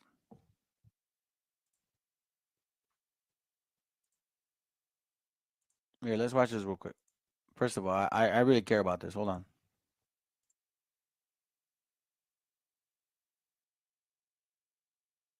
Sí causa tristeza porque pues nosotros aquí somos seres que estamos olvidados. La gente sabe que el azúcar llega a su casa, que todo se hace por parte de la empresa, pero no se dan cuenta realmente quién es el que sufre, quién es el que trabaja para que eso llegue. Aquí hasta nosotros nos tienen olvidados. Aquí si acaso nada más vienen de repente los empresarios cuando les conviene, cuando hay una caña como ahorita que tenemos que cortarla porque se accidentó, no la quemaron porque quisieron quemarla. Es cuando nos vienen a ver a nosotros, es cuando nos vienen a buscar. Pero mientras nos tienen olvidados aquí en el campo. Para que vea la gente realmente cómo se vive, cómo se trabaja en el campo. Y lo poco se gana uno para sobrevivir. Porque la verdad, aquí está muy mal pagado todo. Si te aumentan 10 pesos por tonelada. Y con 10 pesos, ¿cuántos más te vas a ganar al día? 30, 20 pesos más. ¿Quién sobrevive con 30 pesos? Esa es la petición que nosotros tenemos, que nos apoyen para que las industrias cañeras suban el precio de la tonelada para que nosotros podamos ganar un poco más. Porque hay muchas personas que nada más vienen a decirte que te van a apoyar. Vienen, se toman la foto, te graban y al final de cuentas los únicos que salen beneficiados son ellos. Porque a nosotros nada más nos utilizan. A veces por eso es la desconfianza. Pero pues nos da gusto que aún así, verdad, no quede de nosotros. Nosotros hablamos por aquí para que la gente vea cómo nosotros sufrimos en el campo. Pero pues sí nos da coraje a veces que nada más vengan y nos utilicen. Pues más que nada que pues se preocuparan por ponernos aguas en los campos o de perdida suero, algo que nos diera ánimos de trabajar, porque pues en realidad el sol está muy fuerte y hay campos en donde no se encuentra un arroyo, no se encuentra nada, se nos termina el agua y no tenemos agua. Y es lo que a veces por eso sufrimos también de insolación, o hay compañeros que ya desgraciadamente han perdido la vida a causa de eso, de la deshidratación. I hear that, family. That's perpetual right there. Hey, shalom, Julio. That's perpetual right there, fam. This is a sad story right here, man. This is going on right now. This is a sugar cane plantation, bro. Who's working it? You don't see no black folks here. Where's the perpetual servitude, huh? Nah, y'all too busy playing sports, man. Running for government. Taking care of shows on TV. You don't got... This ain't no Hebrew stuff. This right here is real. This is our reality. However, this is yours. Watch what I found. It says here, this is from the mps.gov. Whatever. I don't even know how to read it right now. Let me go ahead and post it for y'all. Watch what it says here. It says the first Africans from Spain were known as Ladinos. In case y'all haven't heard that, yes, it's true. Look it up. Or Hispanicized Africans, meaning like they spoke Spanish, they were well versed in the languages, they were proper, so to speak, civil, so to speak. And were soldiers, servants, settlers, and slaves. They began to arrive in America as early as the 15th century within auxiliaries to the Spanish and Portuguese explorers. As Matthew Rinsel states, from the very onset of Spanish captivity in America, Africans were both present as voluntary expeditionaries and as involuntary colonists. Really? Okay. Many people of African descent initially saw the passage to the New World as a means of bettering their social and economic position. Wait a minute. Hold on a second. I thought they were... Okay. Lander notes, given their numbers and roles in Spanish sports like cities in Seville, and roles, okay? Numbers and roles in Spanish port cities like Seville, and they generally depress economic conditions, it is not surprising that both free and enslaved Africans hope to improve their lots by crossing the Atlantic on the earliest voyage of exploration and conquest. So we see here that Africans were coming from where? Seville. Not from West Africa, like we were told. As early as 1500. Those who voluntarily set out an expedition became part of the armed auxiliaries were more likely than those in unarmed roles to gain their freedom. African pioneers who set out for the New World contributed greatly. African pioneers. Okay? Remember what that says. Remember what that means. It's not good, fam. It's not good for us. African pioneers who set out for the New World contributed greatly to the building and maintenance of colonial societies. What? Yeah. Together with the Europeans, they formed a specialized and limited pool of human resources circulating throughout the Caribbean area. Between 1519 and 1600, 151.6 thousand Africans disembarked on the Spanish-American mainland, and another 187.7 thousand over the next 50 years. You see this, fam?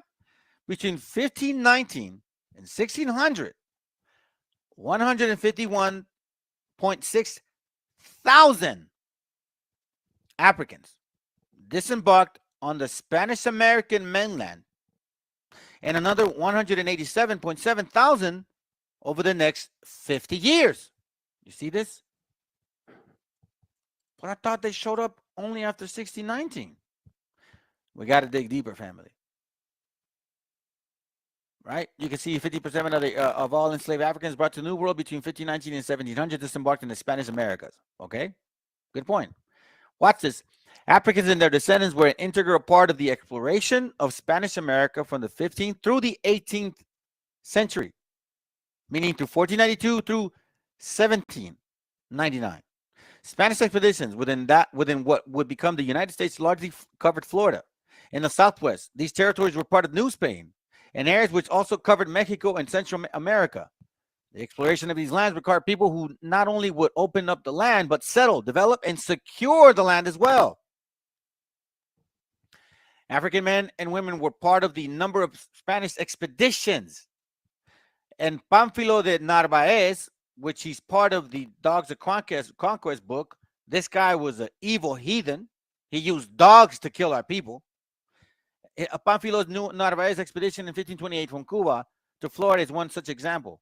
This expedition includes Esteban, perhaps the most notable African male to aid in the exploration of North America.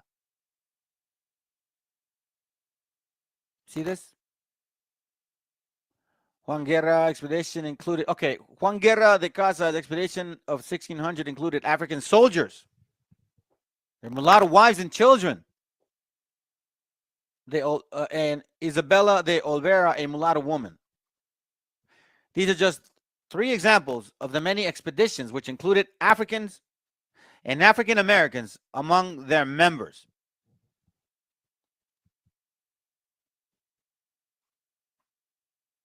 See how they had this name of him?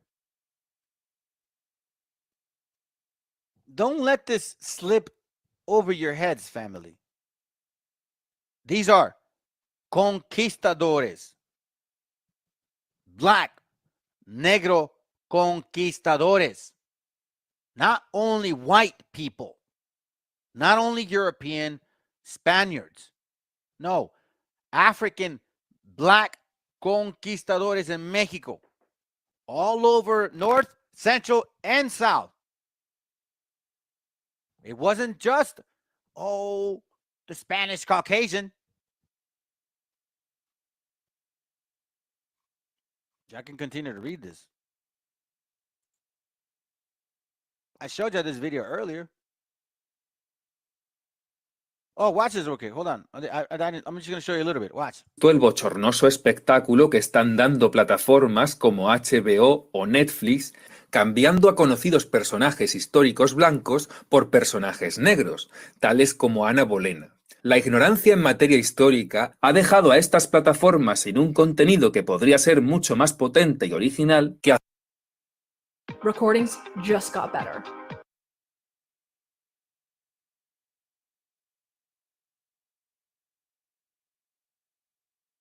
versión más de tantas que se han hecho sobre la vida de Ana Bolena o sobre Los Miserables, cambiando nada más el color de la piel y poco más.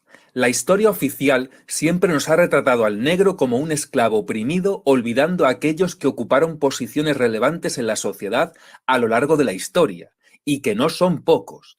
En este vídeo repasaremos los más importantes. Resulta increíble que en plena era del Black Lives Matter jamás se haya hecho una película o una serie del Fuerte Mosé, situado en la Florida del Imperio Español, pues fue el primer pueblo de negros libres de Estados Unidos. See that? Free blacks in the United States. Florida was the first one. And who conquered Florida? Narváez. With who? With Africans. That's why you see these black folks dressed like this. It's not a joke. They know. Completamente autogestionado por ellos. En él se recibían esclavos huidos de la América inglesa, donde encontraban su libertad. Tal asentamiento estaba perfectamente articulado en el Imperio Español y cooperaba en la defensa del territorio. Los ingleses quisieron atacarlo, en parte porque daba cobijo y libertad a algunos de sus esclavos. Francisco Menéndez fue uno de esos esclavos. Nació en Gambia, fue llevado a Carolina del Sur y de allí huyó en busca de una mejor vida. La historia de militares negros, incluso de alto rango como tenientes, sargentos o capitanes en el Imperio Español, es bastante larga y no se resume solo a pocos casos aislados. It's pretty long.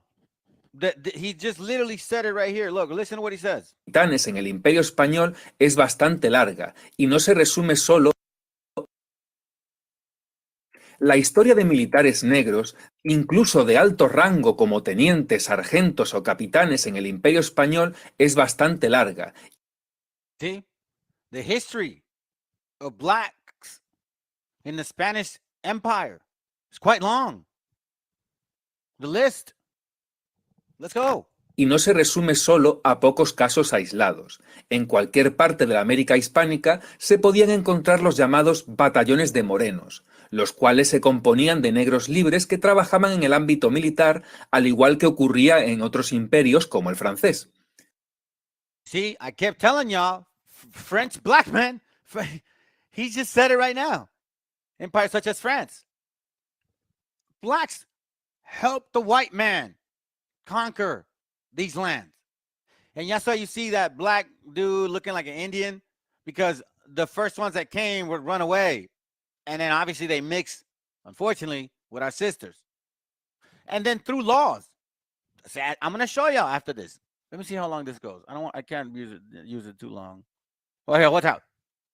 Cualquiera de estos casos vale para contar historias llenas de aventuras. Uno de estos militares incluso llegó a tener el rango de general en el siglo XIX, como es el caso de Eusebio Puello, nacido en La Española, hoy República Dominicana, y que alcanzó el rango de general.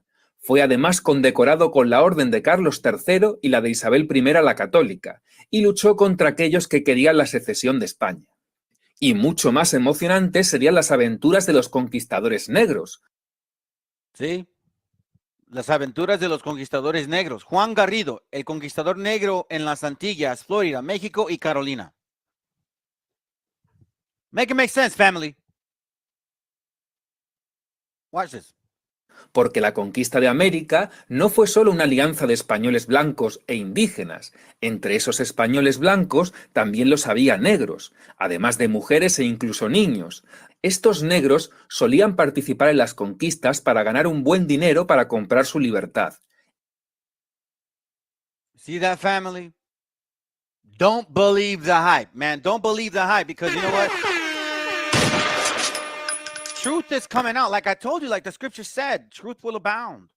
Right? I mean, not the scripture says truth will abound. I'm talking about when the fig tree, right? The reason why I'm seeing this because now we're seeing a lot of truth coming out. Why are we finding out all of these things now? because it's the Most High letting us see what was being held until now. That's why in Daniel it talks about seal the book. People will run to and fro for knowledge up until the end. So the end is here. The opening is still open. Listen, fam, I'm going to tell you this right now. Look. This is from the Colored Freemen as Slave Owners in Virginia. The Journal of the Negro History. This book is from 1619 by John H. Russell. Okay? Let's see here. Read this right here. It says, Christians in this act means persons of white race. Indented servitude was the condition and status of no small part for white population. Keep this in mind, of Virginia, when this law was enacted. Well, it is not a part of our purpose in this article to show that white servants were ever bound in servitude to colored masters. The inference from this prohibition upon the property right of the free Negro is that colored freemen had at least attempted to acquire white or Christian servants.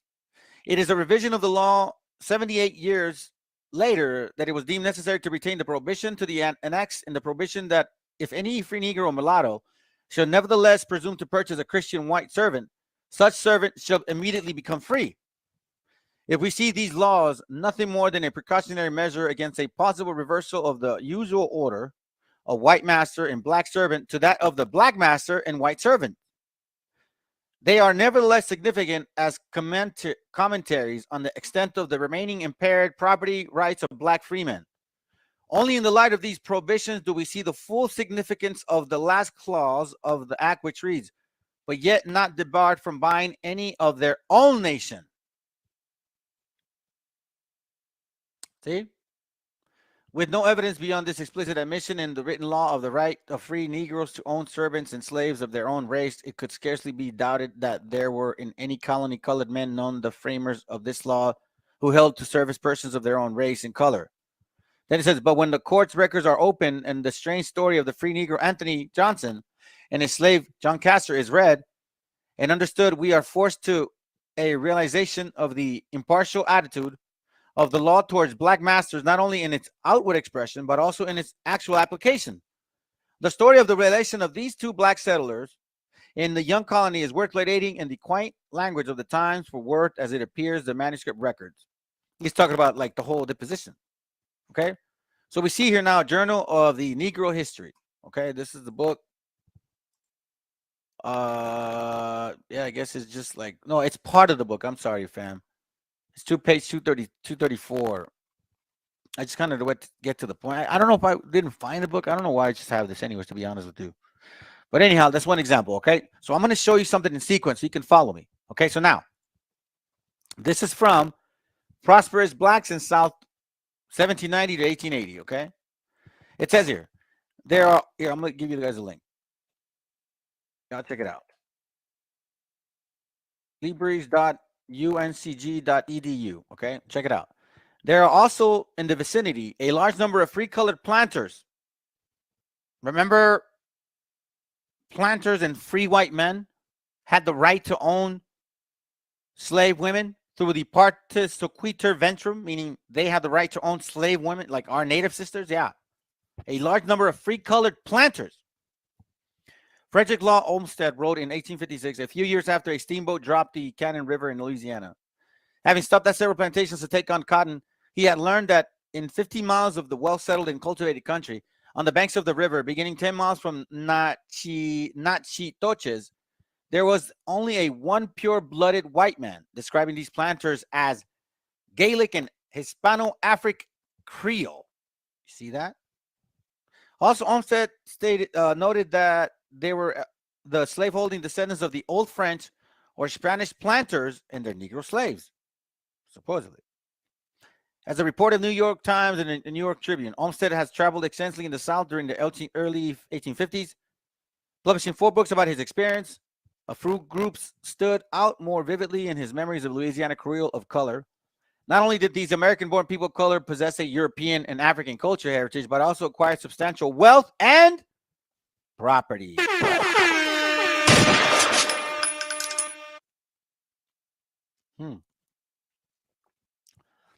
Black Master, slight light on slavery. I think I have that. I was going to show you guys that. Maybe I have that if it's going to show. Y'all can pull all these things up. Journal of the Negro History. I showed you guys earlier. That one, I believe. There's several materials that are showing, basically exposing what so-called Booker T. Washington and what's that other goofy dude? W. Du Bois, claiming that, oh, we've never found books on black people owning slaves. My ass. Shut your ass up, liars. This is it. Watch this, okay? Black Masters, a free family of color in the South.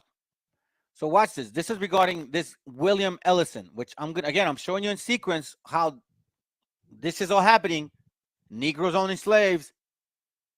In what time? Okay. What little, this is page 141.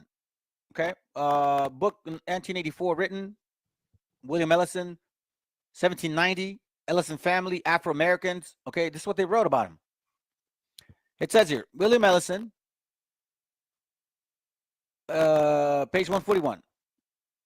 What little evidence we have suggested that Ellison's mastery was neither particularly mild nor particularly harsh. With the major exception of the apparent sale of slave girls, his slaves suffered the usual rigor of bondage. Despite his own history, Ellison did not view his shop and plantation as halfway house to freedom. Let me read this out loud. He never permitted a single slave of his to duplicate his own experience, meaning that he was supposedly a slave, became free, and then bought slaves and property and land through the Headright program. No. He never permitted a single slave of his to duplicate his own experience. Now, remember, this ain't a white man. This is a black man. Okay? This is an African man, a European African man that supposedly he got freedom. It says, no shred of evidence indicates that he felt the tug of racial affinity. No document hints that he considered his slave members of an extended plantation family. I wonder why. Ellison's ancestry offered immunity to no slave, and his definition of family stopped far short of the quarters. Everything suggests that Ellison held his slaves to exploit them, to profit from them, just as white slave holders did.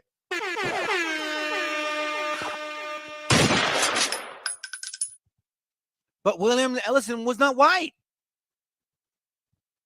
What kind of man buys himself, his wife, and his eldest child from bondage, and then does not hesitate to buy, wholesale, and exploit others as slaves?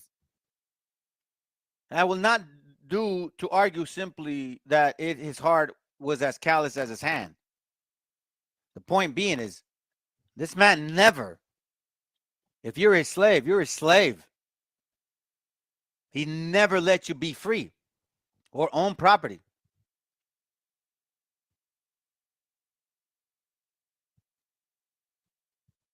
You guys need to sink this in. William Ellison.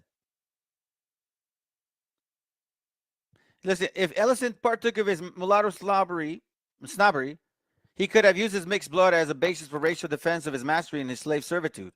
He and all his family members were brown. All of his slaves were black. Damn.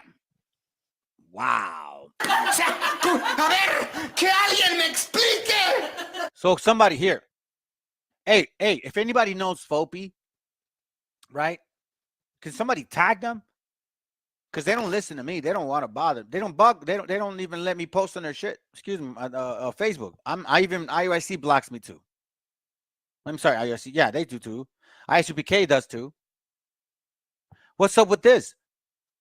He and all his family members were brown, and all his slaves were black. But it says here that these people were not in anywhere near short. Like here were like not family. He goes, Ellison's ancestry. Let me see. Let me go up. Ellison's ancestry offered immunity to no slave, and his definition of family stopped far of the quarters. Everything suggests that Ellison held his slaves to exploit them, to profit from them, just as white slaveholders did. Now, this is in Virginia, fam. Okay? Again, I'm showing you in sequence. Check this out. This is from the American Holocaust, the Conquest of the New World. Watch this. Page 275. It mentions this man. It says here, it mentions this heathen. It is by appealing to this definition that Frederickson and others continue to assert that the existence of free blacks in 7th century Virginia, and particularly in someone like Anthony Johnson, who arrived in Virginia as a slave from Africa and somehow became a free man, a landowner, and the owner of a slave. And somehow, you see that? Proved that 17th century Virginia was not a racist society. Hold on a second. That racism only emerged in later years. Now it's talking about between the white man and the black man. Watch this. Again, not only can this criterion be used to argue that racism is not a serious and tenacious problem today, meaning while its natives were being enslaved at first, since some blacks and other people of color, in theory at least, may escape in its tentacles. But in addition to its spaciously serves to establish that even the Deep South in the middle of the 19th century was not ideologically or explicitly racist. You bastards. Yes, of course. Between you and the white man. Black and white. There wasn't racist between them, fam. Now we're getting deeper. Watch this. For if Anthony Johnson, with his small plot of land, a single slave is a sufficient example to show that the 17th century Virginia was not racist. Remember, Virginia, 17th century. Partis sequitur ventrum. What are we to make of William Ellison? Listen, a black former slave who lived in South Carolina from 1790. I take that back. He was not in South Carolina, okay? But this is talking about Virginia. He was in South Carolina from 1790 until the outbreak of the Civil War, 1865, acquiring in that time a 900-acre plantation. Angelitos de Dios. Producción. What the hell is that? For real, man. 900-acre plantation. Whenever you hear plantation, the connotation of plantation is a slave nation or enslaved nation. And in this case, a black man is enslaving black people? Reparations my ass. Look, listen, I think I want to go up to Sacramento and show them this shit. It says here, acquiring in that time 900-acre plantation, more than 60 slaves, and more wealth than 90. Listen, he acquired more wealth than 95% of the South white men and at least half a dozen other Southern blacks at this time, among more than 3,600 African Americans who then possessed over 12,000 slaves, were wealthier and owned more slaves than Ellison. What?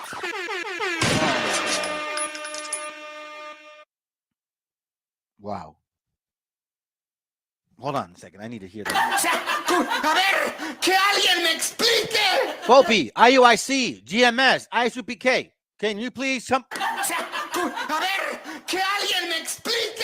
Make it make sense. When you see your excuse my language, almost gonna start. When you see your stupid chart, how do you know which black dude enslaved who?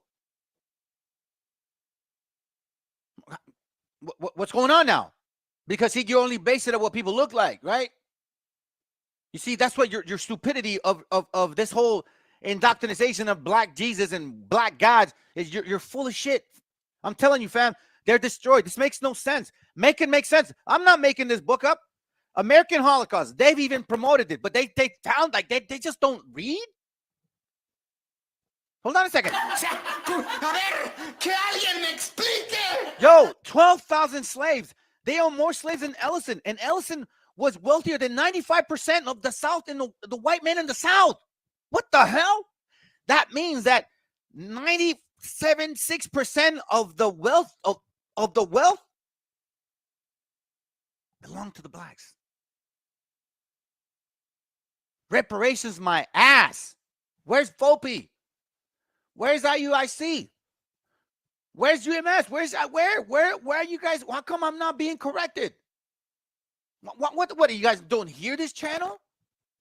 Are you gonna post later on and say I'm full of shit? I'm reading this. This is from the American Holocaust, the same book that every single One West doctriner or indoctrinized dummy pushes it. Okay, Ezekiel, Cornelius, Jehu, Mordecai, because I know y'all, I've dealt with y'all, and that stupid fat one, the hater of all of them. I can't remember you. Used to be Issachar, now you're like Gad, I guess. Whatever your name is, right? You work for, I guess, Tesla. You fix cars. What are you going to say to this? What are you going to say to this? When a black man bring this to your attention. Oh, I'm sorry. Did I hurt somebody's feelings? Somebody decided to leave, family. I'm sorry. You're not in the right channel. You're not. If you're here for emotions and you want to get treated like with, suavecito. Nah, bro. This is for you. Hold up a second. This is for you. Hold on. ¡Producción! ¡Producción! ¡Llévense a este niño que... El niño quiere ir al baño, producción. ¡Apúrense! Vamos, amiguito. No seas tímido, mi amor. Ve con el Señor, no seas tímido. Why am I making fun of this? It's not funny to me, fam, because check this out. This is from the judicial cases concerning American slavery and the Negro in 1968, but initially in 1870, right? Or it's between 1870 to 1933. Slavery, United States, you guys can find all that, all right? Page 63. Watch the book. Let's go to the beginning. Oh, let me borrow it again. Hold on, my bad. Excuse me. This goes right here. For reference only, not for circulation, okay? Cases from the courts of England, Virginia, West Virginia, and Kentucky. All right. The Library, Providence College Library. 1926. Originally published in 1926. Okay, fam? I think it was page 63, did I say?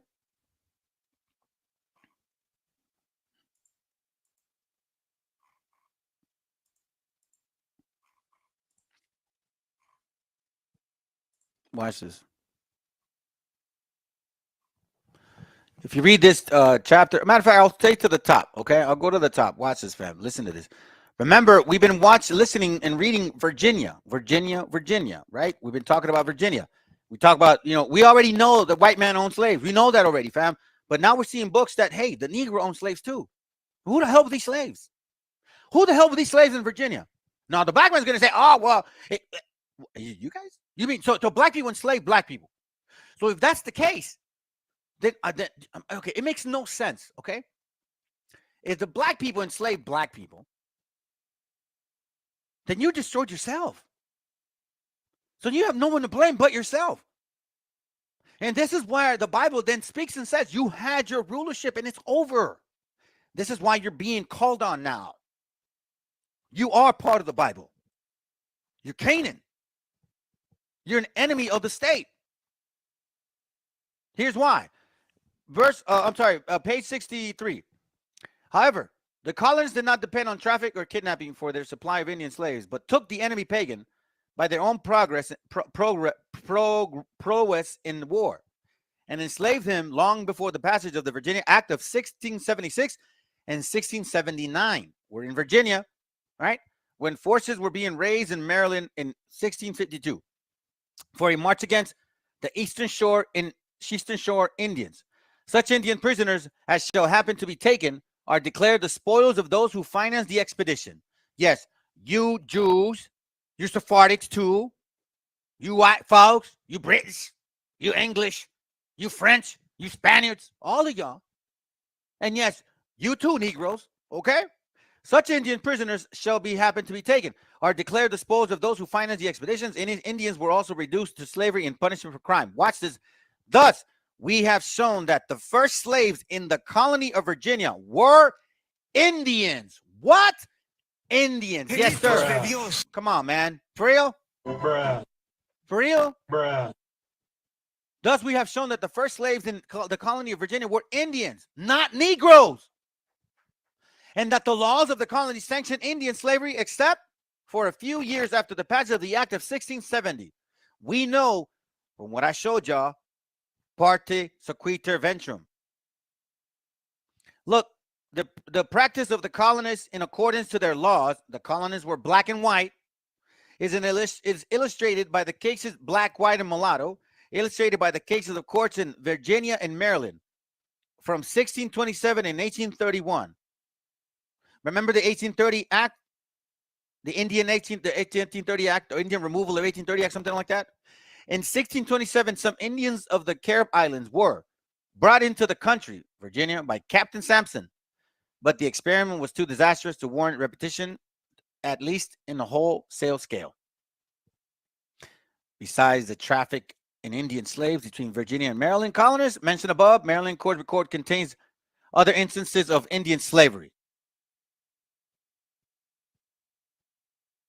In 1648, complains that Captain Edward Hill did not deliver him 2 Indian boys whom he had covenanted to deliver.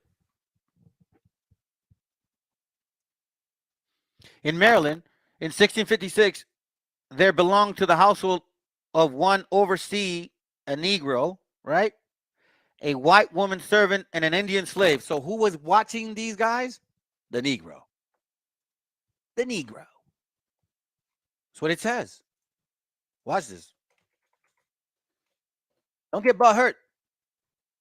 Don't get butthurt, Mr. Black Man and Mr. Black Woman. This is your truth. This is your truth. You see, the overseer, right? Look at the picture. Bam! Look at that. Woo! Look at the overseer right there. Look at his leather boots.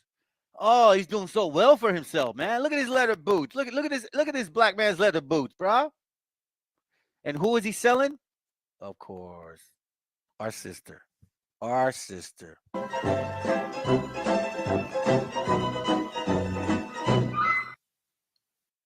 And y'all want reparations? Y'all want reparations? Hold on, here. A ver, que alguien me explique. The overseer. Watch this. A white woman servant and an Indian slave. In 1661, one citizen of Maryland demanded an Indian.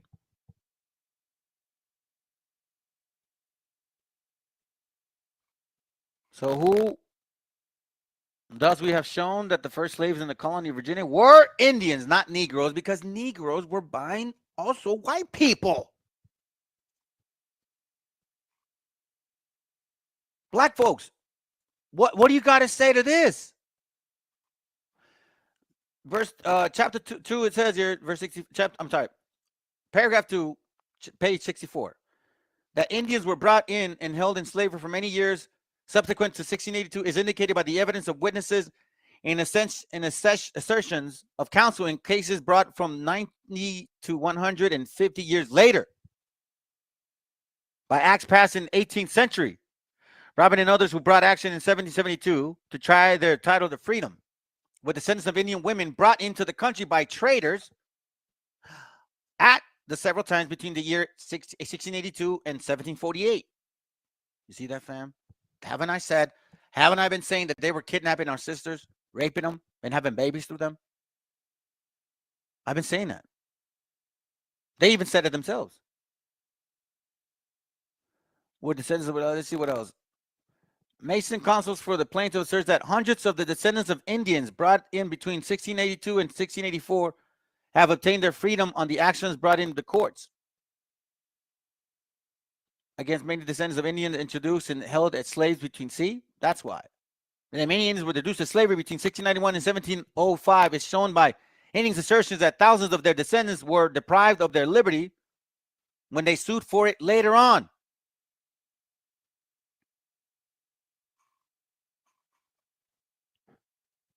Watch this real quick. This is from Los Aztecas bajo el dominio español, 1519 to 1881. Watch what it reads right here, okay? I'm going to show you. This is on page 369. I'm going to read it in Spanish. It says here, en el siglo XVI, los españoles, negros y mulatos compraban a los indios y revendían a los españoles a precios más altos. What? Yes, sir. For real, man. For real. For real. It says here, in the 1600s, Spanish Negroes and mulattoes bought Indians and resold them to the Spaniards for a higher price. You guys could read this. You guys could check this book out. Los Aztecas bajo el dominio español, 1519 to 1810. Charles Gibson, siglo XXI. Y'all could check it. I'm not lying. In this channel, listen, I don't know. I'm going to say it again. Look, watch. Let me show you real quick. Fam. And this channel is like this. Facts tell, stories sell, fam. You see, that's why I put these things up. And for you heathens watching, grab your pen and pencil, paper and pencil. That's about to begin. I don't mess around here. That's why an evil which I have seen under the sun. This is evil. Hiding it from us this long.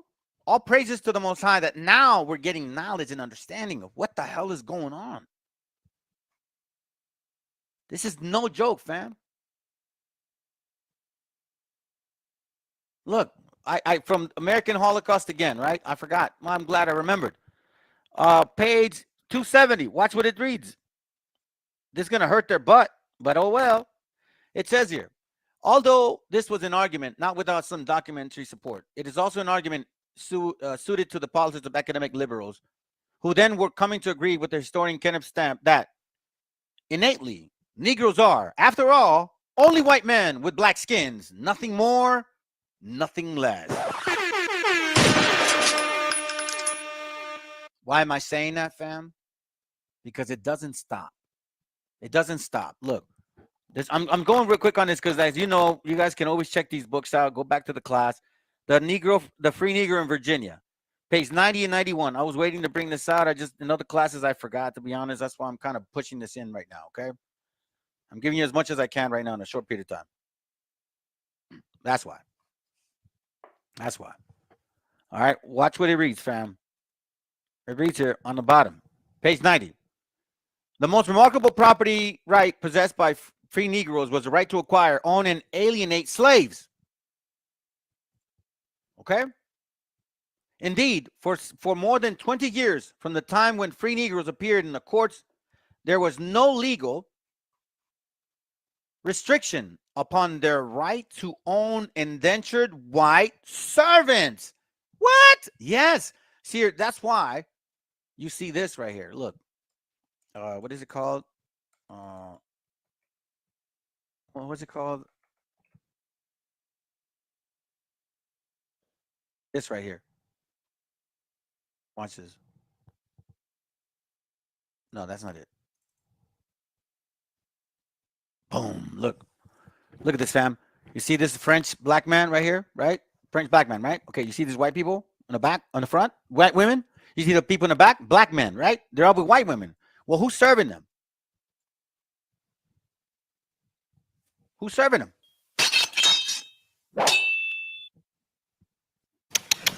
La calma. Hold on a second. Flawless victory. Who's serving them? GMS, ISUPK, IUIC. Oh, don't you guys promote this guy, Tazariot? He's supposedly like the debater of the world. Well, answer this then. This is an easy question for you, bro. What's up with this? What are you going to say to that? These are black people. And we know that miscegenation was an actual law passed to stop this because the white man was getting tired. See, the black man and the white man have been mixing for quite some time, since 711 AD, even more, even before, way before. But it happened again. Look, black French guy. Don't tell me he's white. Look at him. Look at his phenotype. Look at his lips. Look at his nose. Look at his face. Come on, man. You telling me he's white? He just has a tan? What about this guy? That's a black guy. That looks like a black guy with afro. Afro. Definitely look like a black guy. That's not a tan. These look like white women to me. Right? Oh, get out of the way. But these people, Look at these people. Who are they? Well, they're lighter skinned than these guys. So to me, it tells me, and they have dark hair. See, these are older women. I don't know if they're blondish hair, maybe. One dark hair, right? But these people have dark hair. So I don't know. Are they natives? Or are they white? What are y'all going to say to that? Hey, listen, fam, I don't even like to say, oh, hit the like button, but you know, hit it. So then at least this feed gets to other brothers because I don't ask for money. So, you know, there's no incentive. Like they don't, I never, even if they don't incentivize now, I don't know. They never did, or I've never asked. I didn't give a shit. You're not supposed to charge people for the scriptures or truth. Truth shouldn't cost a damn thing. It should be free for those that want it. This is the truth about you, so-called African American. You ain't getting away with this shit. Such a reversal of the usual order may have been in a few cases actually attempted in 1670. A law was enacted which declared that no Negro or Indian, through baptized or enjoyed their own freedom, shall be capable of any purchase of Christians. Why? Because they were getting tired of it. But yet now debarred from buying any of their own nations. Why? Because then at this point, those natives weren't natives. Kind of like the mestizos, they weren't natives. They were already mixed. There's no record in the Northampton County Courthouse a clear case of the ownership by a free Negro of a Negro servant as early as 1656, right? Supposedly. Not before 1832 were free Negroes forbidden to own Negro slaves. Not before 1832. That this was quite commonly exercised, notably in this 19th century, is a fact well supported by evidence. It was not unusual among the free colored people for one member of the family to hold one another in another legal bondage. And it wasn't for securing a job. So what are you going to say to that? This is why, family, when I bring this book up, y'all need to believe it. Watch this.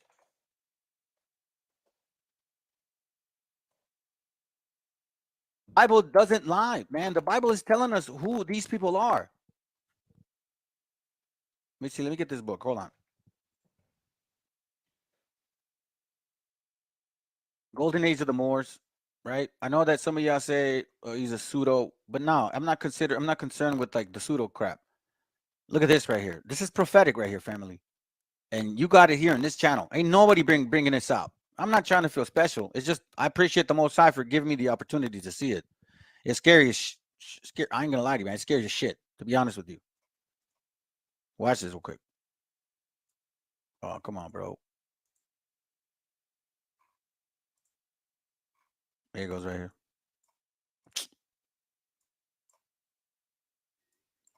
All right. Watch this. The Golden Age is talking about the Iberian Peninsula and while the Africans took over. Now, this is the funny part, right? They say, oh, the Muslims enslaved the Africans. Well, Muslims are religion. What were they? They were Africans. They had dark skin. Now, it's how convenient is it? Okay, so it's okay for people to have dark skin, then they're black, but yet when they're Muslims, dark skin, now they're not black, they're Arabs. You can't pick and choose, my Negro brothers, my Negro strangers. The story of this second invasion of the Iberian Peninsula by Africans and Arab warriors is legendary. Okay, so it's talking about their invasion of Europe, of Spain. African kingdom which took shape in Spain. You see that? It was this Moorish invasion under the leadership of African General Tariq which spurred the first great wave of miscegenation, meaning they were mixing with white people already. All right. So now, why am I bringing this up? This is what I'm telling you, fam. I don't lie to y'all, man. I'm not trying to mislead you. I'm not interested in that. But when this is revealed to me, I'm going to share this with y'all. I brought this out before, and I'm telling you, there's no one else bringing this out. Habakkuk 1:5 says, behold, ye among the heathen, meaning us, regard and wonder marvelously.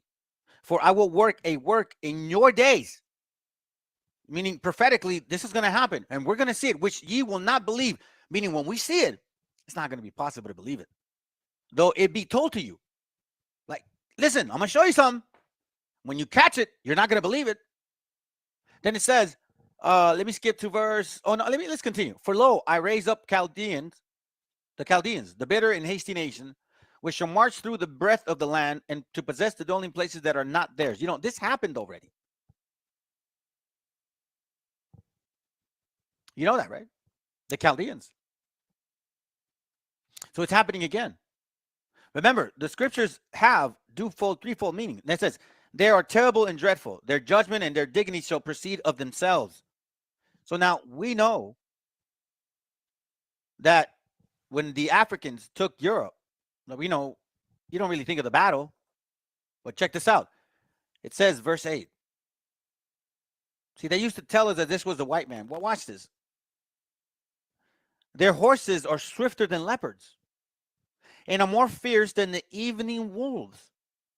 And their horsemen shall spread themselves, and their horsemen shall come from afar, and they shall fly as the eagle that hasteth to eat. So I see, the eagle, the eagle. No, but see, black folks had the eagle too. Y'all were holding onto the black eagle.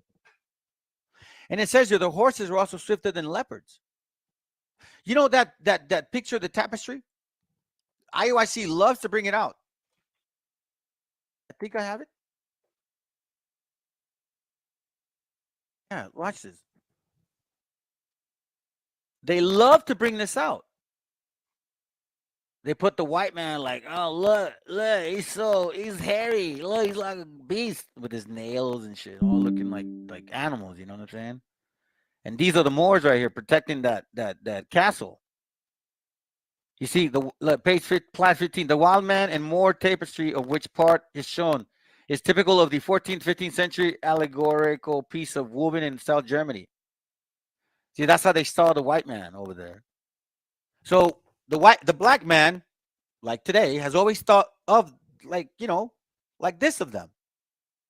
Not surprising, right? And they have what? They're in castles. And when you see the movies, castles have what? Horses. Okay? So watch this. Their horses are swifter than leopards and are more fierce than the evening wolves. Why am I bringing this up? Watch this real quick. All right? It says here, right here. It was this Moorish invasion under the leadership of African General Tariq. Here on the bottom part. It was this Moorish invasion under the leadership of African General Tariq, which spurred the first great wave of miscegenation. In less than 3 years, the Moors had conquered the entire Iberian Peninsula. You see this? The color of the conquering soldiers was described vividly by a European scholar who sympathized with Christian Spain. So now, you so-called Sephardics that are in the Iberian Peninsula, how did you manage to deal with them? See, that's why when you find a book called Jews and Muslims of the British colonial America, you got to wonder. Anyways, let me continue. The color of the conquering soldiers was described vividly by a European scholar who sympathized with the Christian Spain, meaning the European scholar was black and he sympathized with the Christian Spain, meaning the white people. So this is how he saw it.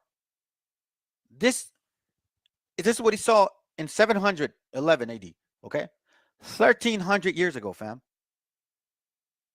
Now, I remind you that Habakkuk prophesied this in 600 BC, 1,300 years prior.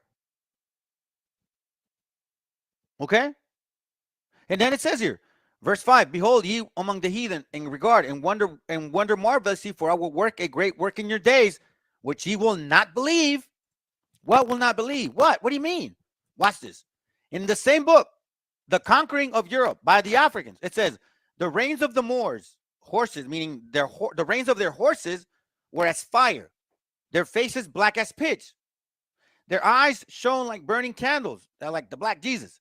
Their horses were swift as leopards, and the riders fiercer than a wolf in the sheepfold at night. So what was Habakkuk saying in verse 5? This right here. Verse 8. Verse 8. Their horses are swifter than leopards. What? Real. Their horses are swifter than leopards and are more fierce than the evening wolves. Let me read this again. The reins of the Moors' horses were as fire. Let me skip it. Their eyes shone like burning candles. Their horses were stripped as leopards, and the riders fiercer than the wolves in a sheepfold at night. Once more, let me bring this up. Want it to sink in. Their horses are swifter than leopards and are more fierce than the evening wolves. What the hell is this? And their horsemen shall spread themselves, and their horsemen shall come from afar. They shall fly as the eagle hasted to eat. Why am I saying this? Because look, fam, I'm not lying. Look, the eagle. Bam! What the hell? What? For real? A ver, que alguien me explique. That's the eagle right there. That's a freaking eagle. Here's another eagle. Black man with an eagle right there. Here's another eagle. Black man with another eagle. Where? Right there.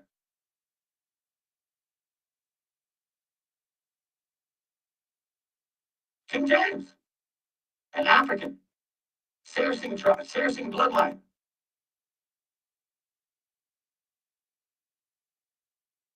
If he was able to produce, supposedly authorize a translation in 1619, then what the hell happened with all the black folks being enslaved? See, IUIC can never answer this.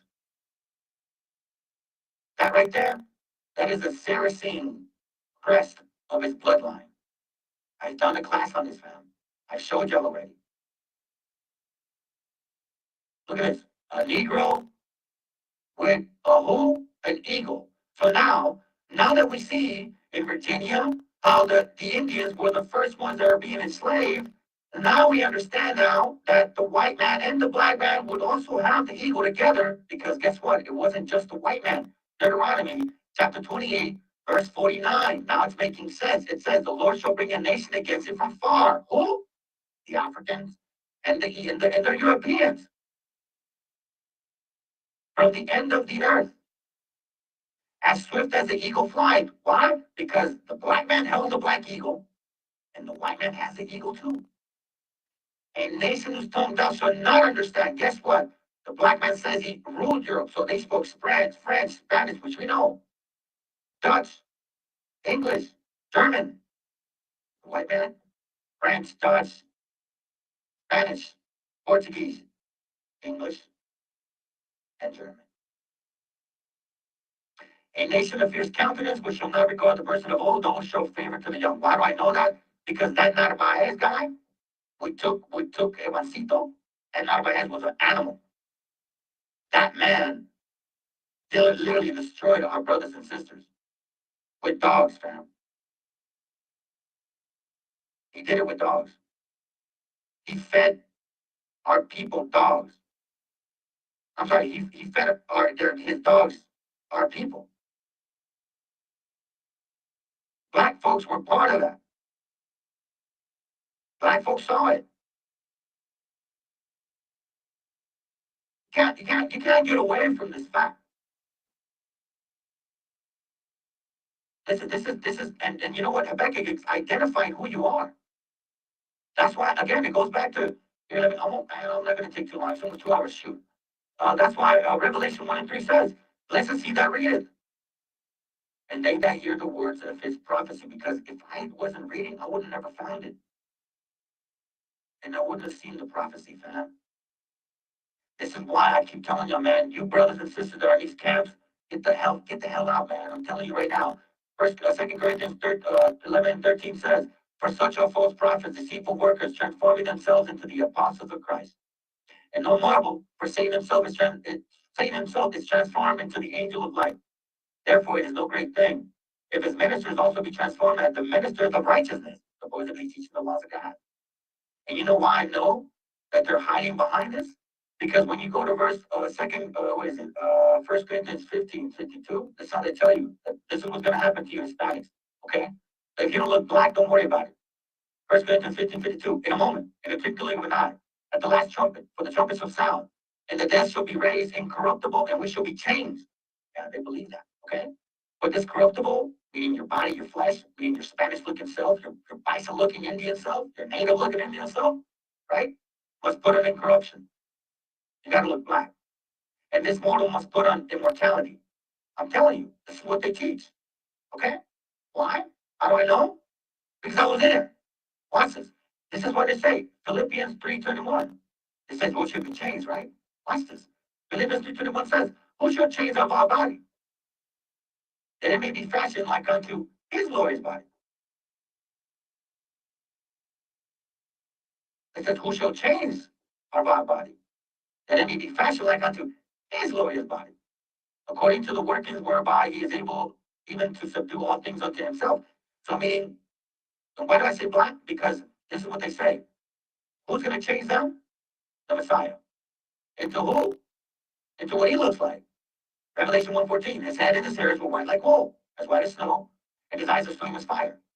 And his feet like unto fine brass as if it burned in a furnace, and his voice as the sound of many waters, except that it don't rain, verse 16. And he had his right hand 7 stars, and out of his mouth went a sharp 2-edged sword, and his countenance was as the sun shineth in his strength. What the hell? But you're saying he was black?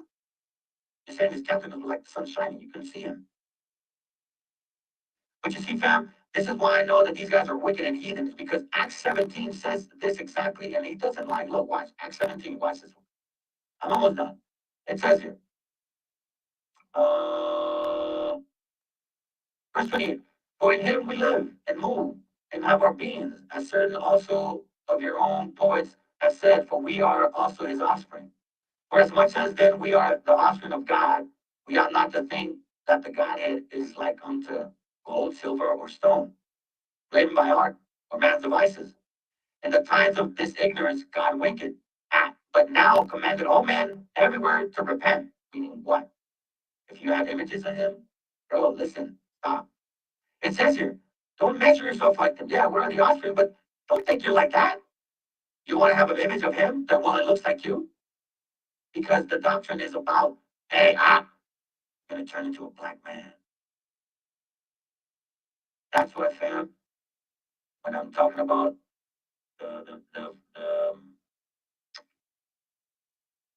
the leaf, the tender leaf, the olive tender leaf. 2 Ezra 9. Right? That's why I go back to it. 2 Ezra 9. It says, he answered me and said, measure thou the time diligently in itself, meaning piece by piece. And when thou see parts of the signs pass, which I have told thee before, then thou shalt understand that this is the very same time when the high shall begin, or will begin, to visit the world which he made. Will. That's why, again, family, you got to be mindful. Blessed he that readeth, because he that readeth will understand the times. You got to really start prepping. I mean, be real mindful of your family. Matthew 24:32. Now learn the parable of the fig tree. When the branches get tender, remember, the branch gets tender and putting forth leaves, right? At the ending, when the winter's becoming end, okay? You know that the summer is nigh, but it has to go through spring, so it's not time just yet, but it's almost here. It's almost here, fam. Right? Anyways, let me finish up with this real quick. Let me see if I could get this in. Hold on. Yeah, this is why, family, because I started noticing this. Lord willing, you understand, because this is at least from my understanding of the scripture. So, Ezekiel chapter 47, verse 1, it says, afterwards he brought me again unto the door of the house. And this is his home, Israel. And behold, waters issued out from under the threshold of the house eastward.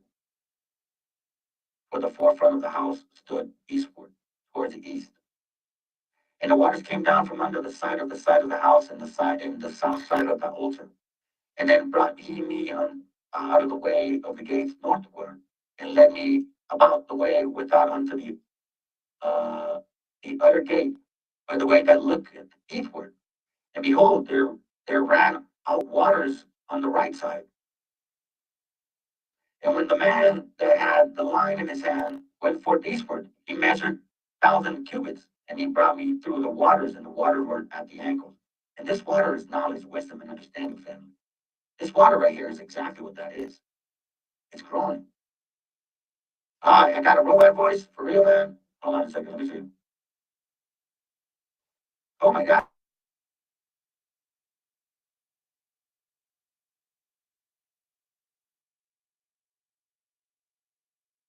Oh, I know why.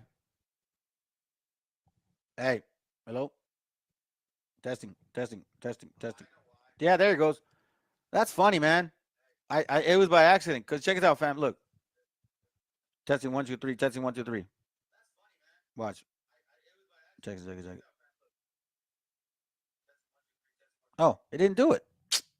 I don't know what that is. Yeah, that's funny, man. My bad, bro. My bad, family. I'm glad you stuck around. You know what I'm saying? Now you know if I sound like a robot, it's because, you know what I mean? I'm trying to hide.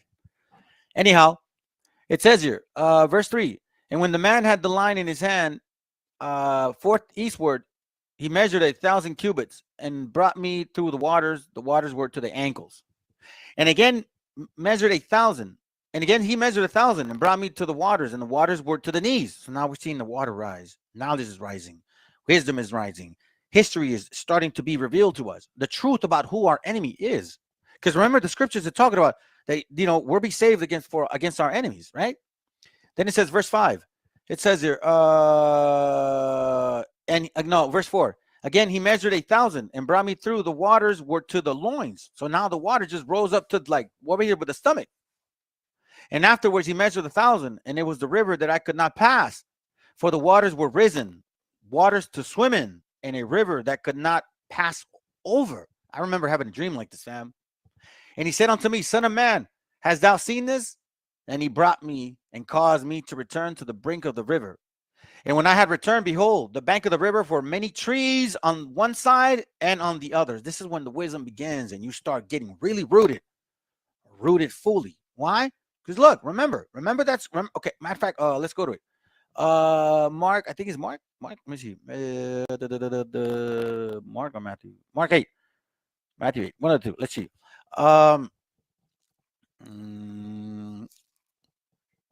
Here it goes right here. Mark 8:22. It says, and he cometh to Beersheba and brought him a blind man unto him and besought him and to touch him. And he took the blind man by the hand and led him out of the town. And when he had spit in his eyes and put his hands upon him, he asked him if he saw aught. And he looked up and he said, I see men as trees walking. Man, that's amazing. So, you know, the Most High allowed him to see in a way like how he sees us. We see trees. So when we go to actual Ezekiel 47, you're talking about the waters rising. The trees are getting real rooted. The understanding is coming, the truth. Because guess what? We never knew Habakkuk was really about these damn Canaanites, man.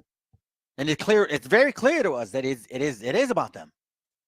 Because it wasn't just one nation that did it. Remember, Psalms 83 is past, present, future. Past, present, future, fam. So anyhow, let's see. I think excuse me, 1 second. Hold on. Yeah, I believe that's all I got. Give me a second. I think that's what I showed y'all. I think I got everything in. Yep, everything in. I had everything in. I wanted to make sure you guys got that from Habakkuk. All right. Remember, Negroes, after all, only white men with black skins. It's just a fact, man. It doesn't matter. Hey, hey, if you're offended, you're offended. I thought you guys liked truth. Matter of fact, remember this? Remember this video? No, hold on. This video right here. This video. This right here. Let's see. IOIC wants the truth. Let's see if it's true. Love thy neighbor as thyself. That's right. All right? Let's answer this question. Read what you got. I want to ask you a couple questions too. Come on. Chapter 6. Hold on. I'm about to read. I'm about to answer the question right here. Come on. The book of Psalms, chapter 68 and verse 11. Bring it up. The Lord gave the word. The Most High God gave the word. That's right. And what does he look like? He's a black man. And he has woolly hair. Right. And when Christ comes in sun, he's a black man as well. He has woolly hair. And he's going to judge this whole planet Earth. Right. The Lord's going to judge America. Right. America is the last kingdom before Christ comes. Right. America has not been judged for the evil that it has done upon the whole world. America has raped, robbed, and pillaged the whole planet Earth. Right. And these are the accessories. All right, the so-called white man, because he's not white, he's red. All right, so he says that the white man's going to pay. But now we're finding that black folks also had slaves. All right, let's go. There ain't no hate campaign. This is truth. That is truth. He says, this is no hate campaign. This is truth. Oh, you went Darth Vader. Yeah, man, I went Darth Vader on you guys, man. That's funny, dude. That was funny, bro. I hope I didn't scare y'all. Anyhow, man. Hey, Julio, other than that, bro, I'll hit you up. I appreciate what you're sending, man. That's good stuff. I think I thought I had them here. Let me see. I thought I had them. I was going to show them. Yeah, I did. I gave you guys some of this stuff. Let me see. Where is it at? Is this? Oh, no. That one, I'll save it for later. Oh, check it out, fam. This is interesting. You know what I mean? Hey, I guess I appreciate you, bro. You know? I mean, if you're going to... Hay was talking bad about Mexicans, and he got put in... If you're going to, speak truth, well, at least this guy's honest. I guess he just doesn't know that, they also had part of it, unfortunately. But check this out. Let's enjoy it. In his place. Governor Greg Abbott wants to make sure that Houston, the city of Houston, is put under the same microscope as any city that isn't allowed legally to be the quote-unquote sanctuary city. And this is what we do here in the city of Houston. People come into the city of Houston illegally. They're allowed to stay. There is only so much that our law enforcement officers are willing to do, that the DEA is willing to do, that the border agents are willing to do. Why in the world don't we go after those that are here? Well, that's what Abbott wants to change, and I agree. And as soon as we make sure that in the state of Texas, if Houston keeps conducting itself the same way that San Antonio and other cities conduct themselves, then no money is coming to Houston from the state. We need to do that on a state level. We also need to do it on a federal level. But Matt, my problem with this is, why are we so worried about getting rid of all of the Mexicans or Hispanics that are quote unquote here, if they're illegal or not? At the end of the day, many of them are paying taxes. Many of them have been here for generations and decades. And Matt, trying to get rid of 4 or 5 or 3 million people all at once is not going to work. We don't have the resources. We don't have to do it all at once. And secondly, Matt, listen, there is no such thing as an illegal Mexican immigrant coming into Texas, because they're only coming home. Texas, Arizona, and California was stole from the Mexicans. Don't start this that now, all man. belonged Don't to start them. that So now, they're man. only coming home. And then here it is, you white folks stole the land from the Indians, but yet you're the natural, real illegal immigrant. So let's start with the things you said that are already wrong. First of all, they're coming here. They're not paying any taxes. You're telling me? Yeah, they they're are. paying TIN taxes, numbers, not paying family. taxes, Matt, 'cause nobody they knows are who the paying heck they are. taxes. No, they're not Matt. paying any taxes. Matt, when they Mario. buy a product, they paying a tax on it. Let's continue. When they buy a car, they paying a tax. I got to say something. Yeah, it's true. When you buy a product, we pay taxes on everything, right? But they do have TIN numbers, fam. They actually get taxed on everything, and they do pay taxes. And guess what? They don't get the money back. There's a pot, a bucket of money from people that are not, they don't have a social, that use a TIN number. Where's that money go? Okay, let's continue.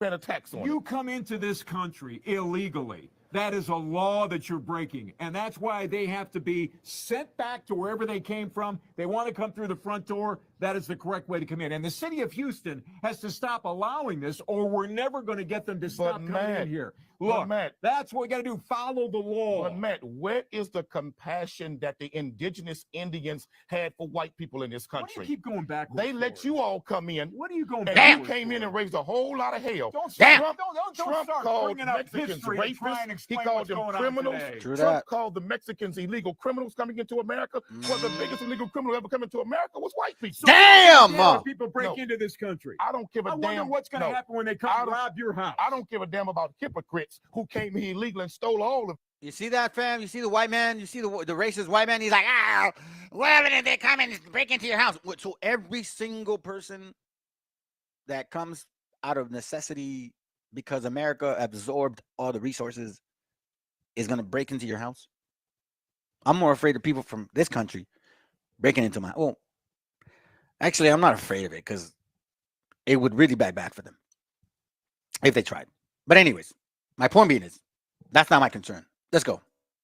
Of this, and now want to blame them before only coming back home. To all of the Mexicans, don't worry about this. Just keep having babies, and in 30 years, all these white folks will be under your control. Damn! Let's stand up and do what the hell we're supposed to do, and stop letting the city of Hispanics. Houston be an open door. This ain't no sanctuary city. Don't listen to This that. is a real city. Just keep having babies, and at the end of the day, you'll run everything in Texas. Just keep having babies. Now you understand why I got to come here every single week, and I gotta go after this man and maybe get through that thick skull one day. In 20 years, you're gonna be the minority in Texas. Damn! Boo, boo, boo. Bruh. For real, man. Hold up. Hey, fam, listen. That's all I got for you, man. I appreciate you guys sticking around, and I'm glad that you guys liked it. The robot, so I think of that. Hold on, let me see if it do it again. Let's see. See if it does it again. Hold on. There it goes. It does it again. Oh man, I'll praise. That's good, man. I'll agree with it. I don't know why it doesn't do it on the other one. I really did it on the other one. I don't know why it doesn't do it on this one, but I thought it was like a light one. That's funny. That's funny. I'm glad I was able to joke around with y'all. Hey man, Julio, man, appreciate you sticking around, bro. Lord willing, this was an edifying class. You know what I'm saying? Hopefully y'all understood. And hey, listen, man, stay in the battle and go back to the class and jot down these books. You guys want this artillery, and you want this type of material for your children. They need to know this history. Do you understand? Because they're not going to be told this history. They're going to be told the white, the gray washed history, not the true history. Because all we're getting from them, one particular nation of people, is they're asking for empathy. They're demanding it. Why do you think they're doing reparations? For real, man? Y'all black masters, y'all had slaves. Stop it. The truth is going to come out. And it's coming out. And IUIC, Nate the Snake, yo, listen, prove me wrong. Prove me wrong. Show me that we are wrong. Because this is all I know. From us, this is what I do know. It happens till this very day. Dejes que se te olvide cómo nos mataban como perros en los Estados Unidos, cómo nos acribillaban en Texas, lo que llamaban el sheriff, fueron asesinos dedicados a matar a hispanos. A un tigre las rayas no se le borran, pero sí crecen nuevas. Eso significa que tu pasado es algo al cual tú debes saber y aprender. Nunca confíes en esos pinches americanos. Haz que sufran por lo que nos hicieron en el pasado. See that, fam? Never trust thine enemy. Never trust thine enemy. Because rusted, right? Trust thy enemy. Hold on. How can I forget that? Hold on. Never trust. Where you at? Yeah, Sirach 12:10. Hello. Never trust thine enemy. For like as iron rusted, so is his wickedness. Man. Telling you, fam. All right. So anyhow, something else to show you real quick. Watch this. Hey, this goes for you wabos. You dummies. You brainless dummies. Because now you're going to have to answer to your own slavery. So if you believe in what you believe, because you're saying that the Europeans, black Europeans conquered the aboriginals here. So if that's the case, so then black people enslaved themselves, and that's why you guys are in a debacle. So you tore up your own people down. We had nothing to do with it. Anyways, this is for you. This is for your brother's actually saying this. Comments like this that had me convinced. Comments like this that had me convinced y'all done lost y'all African mind. Y'all done lost y'all damn African mind. You mean to tell me we're not African, we are native black Americans, like we organically sprung up in North America, and we don't have any connection with Africa? You done lost your damn African mind. Believe in that. Now, I made several posts about this, but I'm going to say it again. African Americans living in America possess at least 73% of Niger Cotophonia DNA, meaning that we come from the continent of Africa, not no damn North America. But I know majority of you guys don't like taking DNA tests because y'all think it's the white man's science. Y'all don't believe in it or something like that.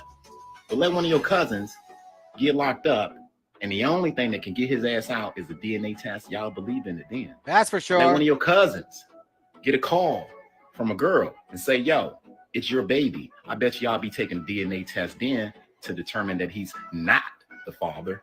It works when it works for you, right? But y'all don't believe in science. Y'all rather go around on TikTok and listen to these fake ass screenshot, copy and paste historians who don't give you guys enough information on the subject matter. And y'all are eating it up like sheep. It is clearly dangerous for the community because y'all done lost your African mind and you're quickly losing your African integrity. Another thing, if y'all hate people lying all in the videos talking about you ain't Africa, come to death row. If y'all tired of people screenshotting, copy and pasting history and not giving y'all no book reference, come to death row. Because it's Team Africa all day, every day. Shout out to the Zulus. Shout out to the Igbos. You see that, fam? That's why you have to provide the material, which is why I post my links, man. What I find, I share with y'all. And I'm trying to be consistent. I'm not just showing you one book. I've showed you 1, 2, 3, about maybe 15 so far books referencing Black conquistadors, videos, scripture, Habakkuk, their own books. There's no lie anymore. So again, somebody please pass this channel over to some of these people. Hey man, forward this channel to your brothers and sisters. You know what I mean? Like this stuff really has to get out, fam.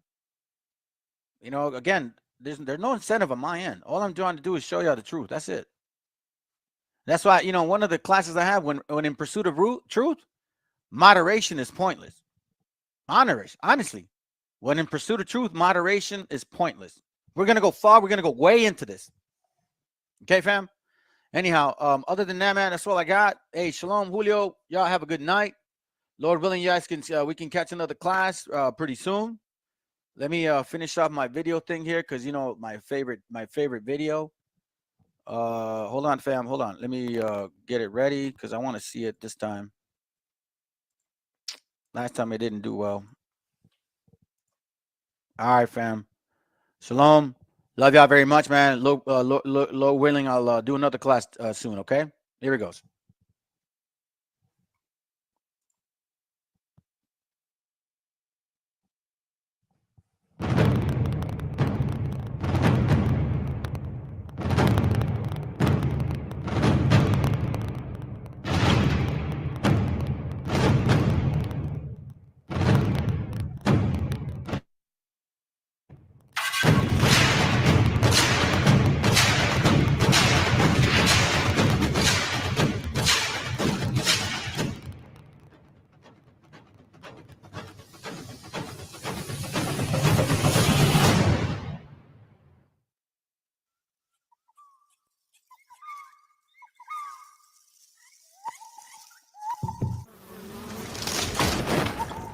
Si quieres aprobar tu trabajo, descarga Grammarly. ¿Acaso tú? Yo, yo, yo, yo. Las líneas que parten el mundo. Yo, el meridiano. Que sepa el mundo que soy de orgullo moreno. Ande donde ande, no olvido de dónde vengo. Traigo la sangre de un indio todoterreno. En fuego como un 10 son los pies de Cuauhtémoc. Que sepa el mundo que soy de orgullo moreno. Ande donde ande, no olvido de dónde vengo. Traigo la sangre de un indio todoterreno. En fuego como un 10 son los pies de Cuauhtémoc. En una simple frase te explicaré cómo es mi gente. Si maltratas a un carnal, te devora la serpiente emplumada, va en picada, desquiciada el águila real. Le arrancará la cabeza a quien dañó su nopal. Somos un ejército cautivo esperando la señal para comerme al enemigo. Huitzilopochtli, dime si es rival o amigo. Que del ejército mexica tus guerreros siguen vivos. Soy un monstruo con la pluma, mis rimas envenenadas. Hoy me llaman Quetzalcóatl, soy la serpiente emplumada. Bello de la tempestad, si del tiempo está muy claro. Un diluvio de verdad, en la instrumental soy claro. Certero en mi disparo, Iluy Caminos, el flechador del cielo. pero con ritmo, cultura de mi tierra que nunca se acaba, con águilas y estrellas que vuelan desde las aguas. Que sepa el mundo que soy de orgullo moreno, ande donde ande, no olvido de dónde vengo, traigo la sangre de un indio todoterreno, en fuego como un 10 son los pies de Cuauhtémoc. Que sepa el mundo que soy de orgullo moreno, ande donde ande, no olvido de dónde vengo, traigo la sangre de un indio todoterreno, en fuego como un 10 son los pies de Cuauhtémoc. Te juro no es en dos, si voy a creer en alguien, solo va a ser en mi Dios. Yo me encomiendo a mi madre, que me cuida y me protege en tierras, amor de tonas y playas, sí, amor de mi madre tierra. El que nunca falla, el de sangre maya, el que va dejando huellas al que buscan y no hallan, el que da la talla, el que triunfa y calla, al que copian y se pasan, soy el calendario maya. Que sepa el mundo que soy de orgullo moreno, ande donde ande, no olvido de dónde vengo, traigo la sangre de un indio todoterreno, en fuego como un 10 son los pies de Cuauhtémoc. Que sepa el mundo que soy de orgullo moreno, ande donde ande, no olvido de dónde vengo, traigo la sangre de un indio todoterreno, en fuego como un 10 son los pies de Cuauhtémoc. Yo soy guerrero de orgullo moreno, mis dioses son verdaderos, Tlacozonte es el que cuida mis caminos y senderos. Mi tierra pinta paisajes de autor, la naturaleza es una obra de amor donde el artista se expresa. Mira y aprecia el arte de Xochipilli, mi diosa de la belleza. La guerra, el arte tienen cercanos roces, Netzahualcóyotl, rey con tintes de dioses, un guerrero, poeta y muy pocos lo conocen, hoy te lo recuerdo yo, el Sensontle y 400 voces. Guerreros y leyendas que la historia a veces calla, dioses de un ayer, de un hoy y de un mañana. Yo me encomiendo a Cuauhtémoc y Pachita es quien me sana, en mi sangre sigue viva la cultura mexicana. Que sepa el mundo que soy de orgullo moreno, ande donde ande, no olvido de dónde vengo, traigo la sangre de un indio todoterreno, en fuego como un 10 son los pies de Cuauhtémoc. Que sepa el mundo que soy de orgullo moreno, ande donde ande, no olvido de dónde vengo, traigo la sangre de un indio todoterreno, en fuego como un 10 son los pies de Cuauhtémoc.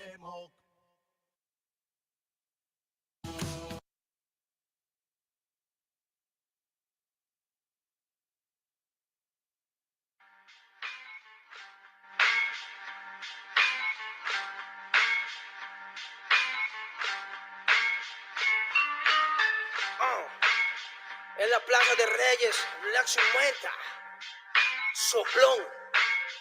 Yeah. ¿Qué vas a saber?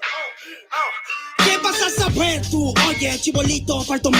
Pulpín de los pulpines, batería de Rapunzel, de rapeos, de raptos, de lagartos en cuartel. Cualquier la pega de cruel con un viejo coronel. Soy flojo, se me antojó dormirme en el laurel. Elevé mi level con un label y un Faber Castell. Ya un papel, lo empape con sangre de todo aquel que se jura Nobel y no ve mis trenes en la riel. What's so man? ¿Por qué no sacan la tablet? Juro por mis aguas que no te hablo por las aguas. Soy chinchado neto, búscame por Pico Sour y te voy a meter al centro loco como Beckenbauer. Escúchame atento mi pro, que estamos rompiéndole en pro. El negro de Plaza de Reyes como siempre rompe de este micrófono. Que quiere meterle como yo pero no puede meterle tacoplón. Si te pensaba que solo era un gallo, déjame decirle que se equivocó. Real motherfucker feeling on the street. Es el Black Sheep Metal de Plaza de Kings. Motherfucker, so bloom.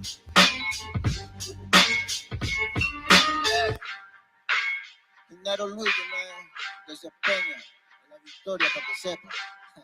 Incas Mo, Money Gang Gang, yeah, yeah, Yo también he llorado, gente. También me han desplazado por mi rasgo afrodescendiente.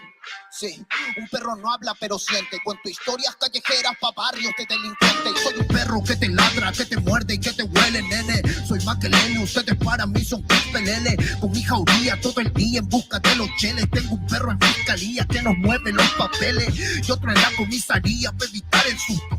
Muchas veces me han llevado por solo como lujo. Perdón, madre mía, si yo le causé un disgusto. Pero en esta vía yo crecí rodeado de perros chuscos. Yo sé que me quieren ganar, yo sé que me quieren tumbar y no pasará porque soy de verdad. La super rafina, la dodo style, metido en latina aprendiendo un style. Yo tengo el style, no mido la raza del perro, yo mido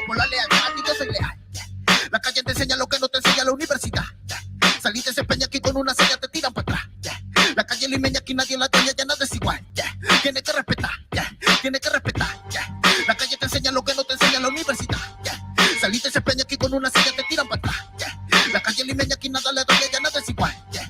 Tienes que respetar, yeah. Si yo soy tu papá, yeah, yeah, yeah. Think small, negro, yeah. Think small, nigga, yeah.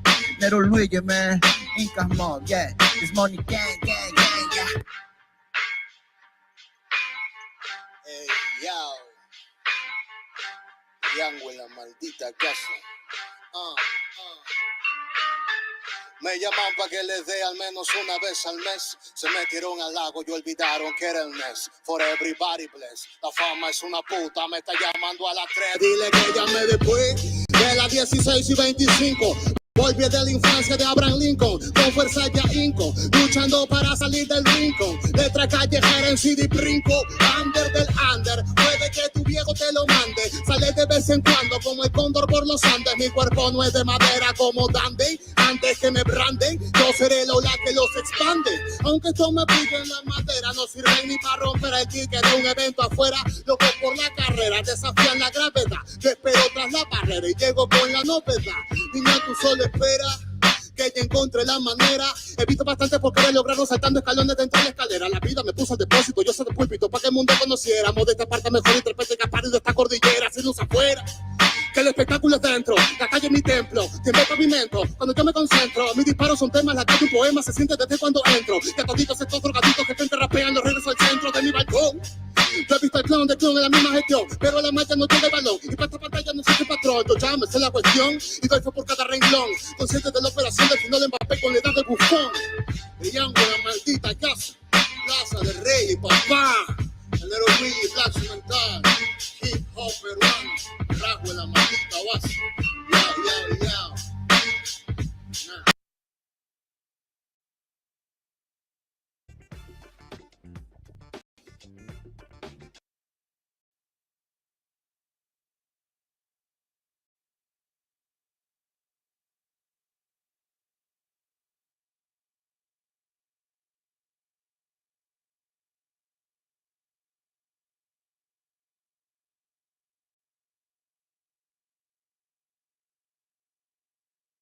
Yo, el meridiano.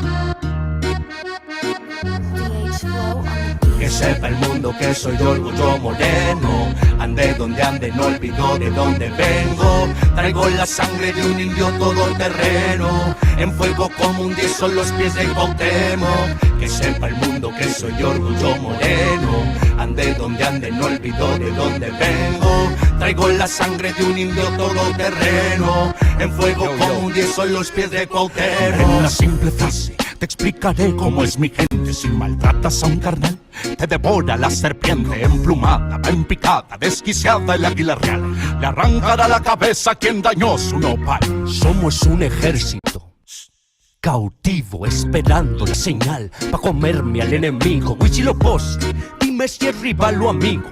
Que del ejército mexica tus guerreros siguen vivos. Soy un monstruo con la pluma, mis rimas envenenadas. Hoy me llaman Quetzalcóatl, soy la serpiente emplumada.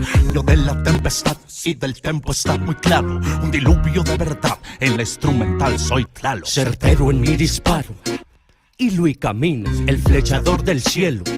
Pero con rimas, cultura de mi tierra que nunca se acaba, con águilas y estrellas que vuelan desde las aguas. Que sepa el mundo que soy de orgullo moreno. Ande donde ande, no olvido de dónde vengo. Traigo la sangre de un indio todoterreno. En fuego como un 10 son los pies de Cuauhtémoc. Que sepa el mundo que soy de orgullo moreno. Ande donde ande, no olvido de dónde vengo. Traigo la sangre de un indio todoterreno. En fuego como un 10 son los pies de Cuauhtémoc. Como aquí, bro, te juro no existen dos. Si voy a creer en alguien, solo va a ser en mi Dios. Yo me encomiendo a mi madre, que me cuida y me protege entre sierras. Amor de tonas y claro, sí, amor de mi madre tierra. El que nunca falla, el de sangre maya. El que va dejando huellas al que buscan y no hallan. El que da la talla, el que triunfa y calla. Al que copian y se basan, soy el calendario maya.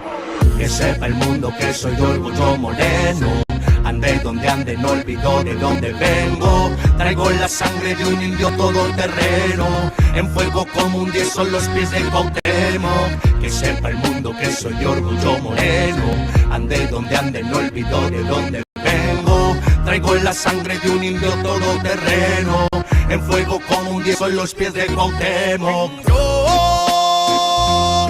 soy guerrero de orgullo moreno. Mis dioses son verdaderos. La Cozontli es el que cuida mis caminos y senderos. Mi tierra pinta paisajes de autor, la naturaleza es una obra de amor donde el artista se expresa. Mira y aprecia el arte de Xochipilli, mi diosa de la belleza. La guerra, el arte tienen cercanos roces. Netzahualcóyotl, rey con tintes de dioses. Un guerrero, poeta y muy pocos lo conocen. Hoy te lo recuerdo yo, el Sensontle y 400 voces. Herreros y leyendas que la historia a veces calla.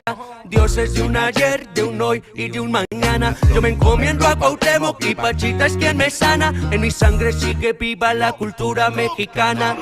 Que sepa el mundo que soy de orgullo moreno. Ande donde ande, no olvido de dónde vengo. Traigo la sangre de un indio todoterreno. En fuego como un 10 son los pies de Cuauhtémoc. Que sepa el mundo que soy de orgullo moreno. Ande donde ande, no olvido de dónde vengo. Traigo la sangre de un indio todoterreno. En fuego como un 10 son los pies de Cuauhtémoc.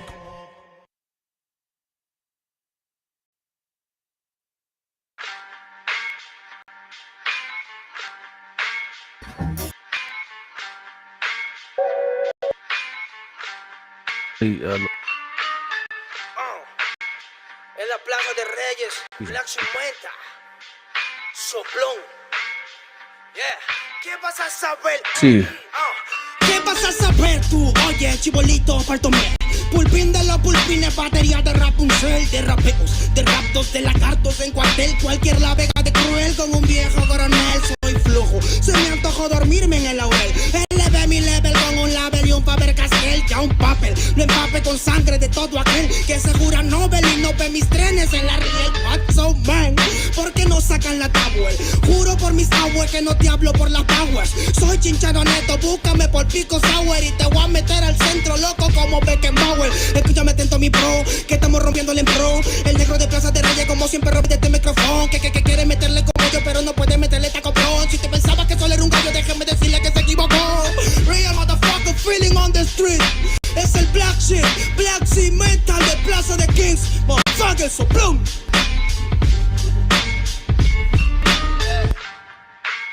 Dinero Luigi, man, desde Peña, de la Victoria, para que sepa.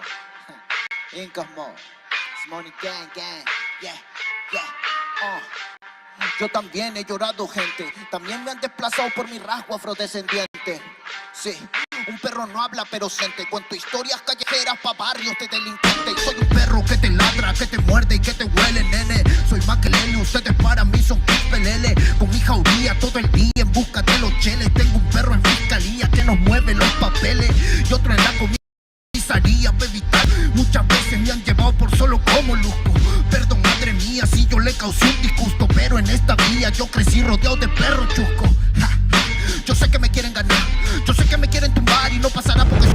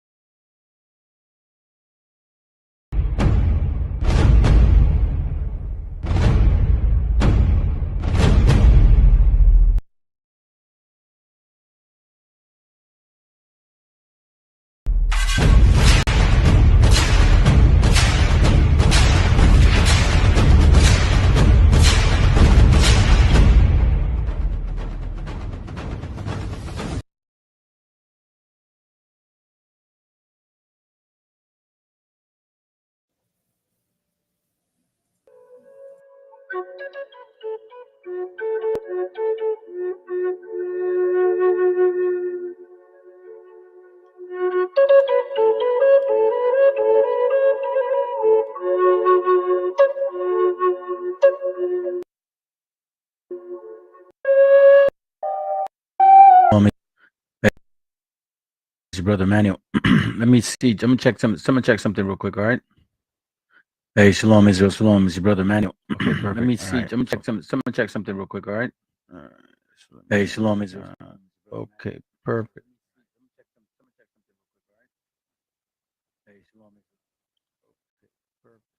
All right, hold on. Let me do this real quick. I'll wait a little bit, maybe another minute or so, and then I'm gonna start. I don't know who's there.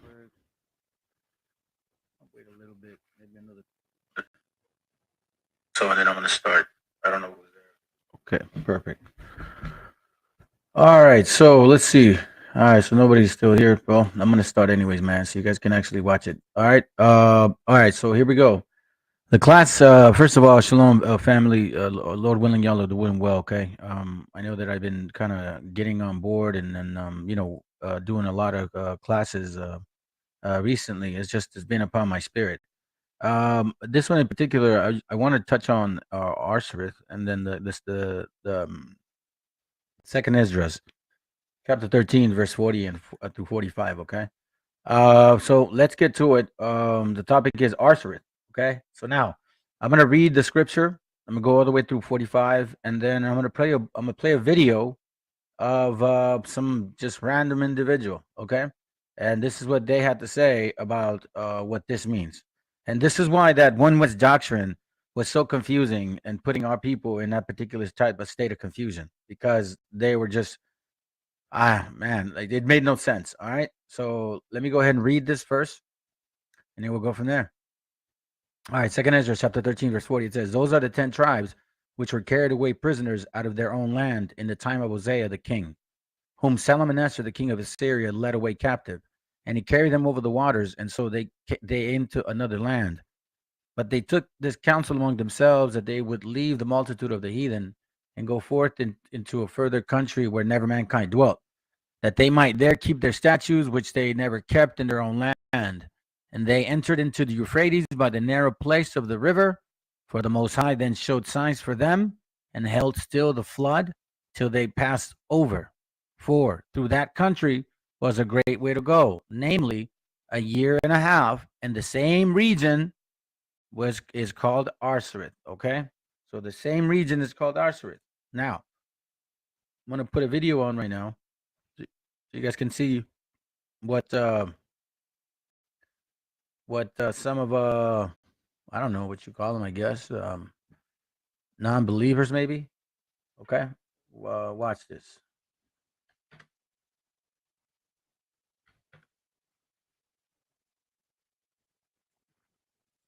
Oh, that's right. I need to read the disclaimer.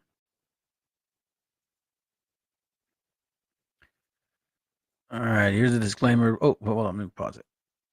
Here's the disclaimer, okay? It's in Spanish. Here's the English one. Okay, perfect. All right, here we go. It says here, the content, copyright disclaimer, this content does not belong to Bible Chronicles, nor does Bible Chronicles claim this intellectual property. The content provided today has and always will belong to the content owner. Bible Chronicles does not have any affiliation with the owner of this property. As mentioned, Bible Chronicles does not intend to make use of any material for the purpose of harvesting gain. However, Title 17 of United States copyright law states material in use can only be done when it's for theological or general educational purposes. And thus, Bible Chronicles believes that this principle of material falls under fair use, which honors protection under Section 107 of the same U.S. copyright law. Okay? All right, so then now I read that. So check this out. Look what this guy has to say. I'm going to let it play, all right? And then it's only 4 minutes, so let's hear it out. Shalom, shalom, coming back with another video. I just want to touch on these subjects that the Israelites like to go over to try to prove Native Americans and Hispanics, our people.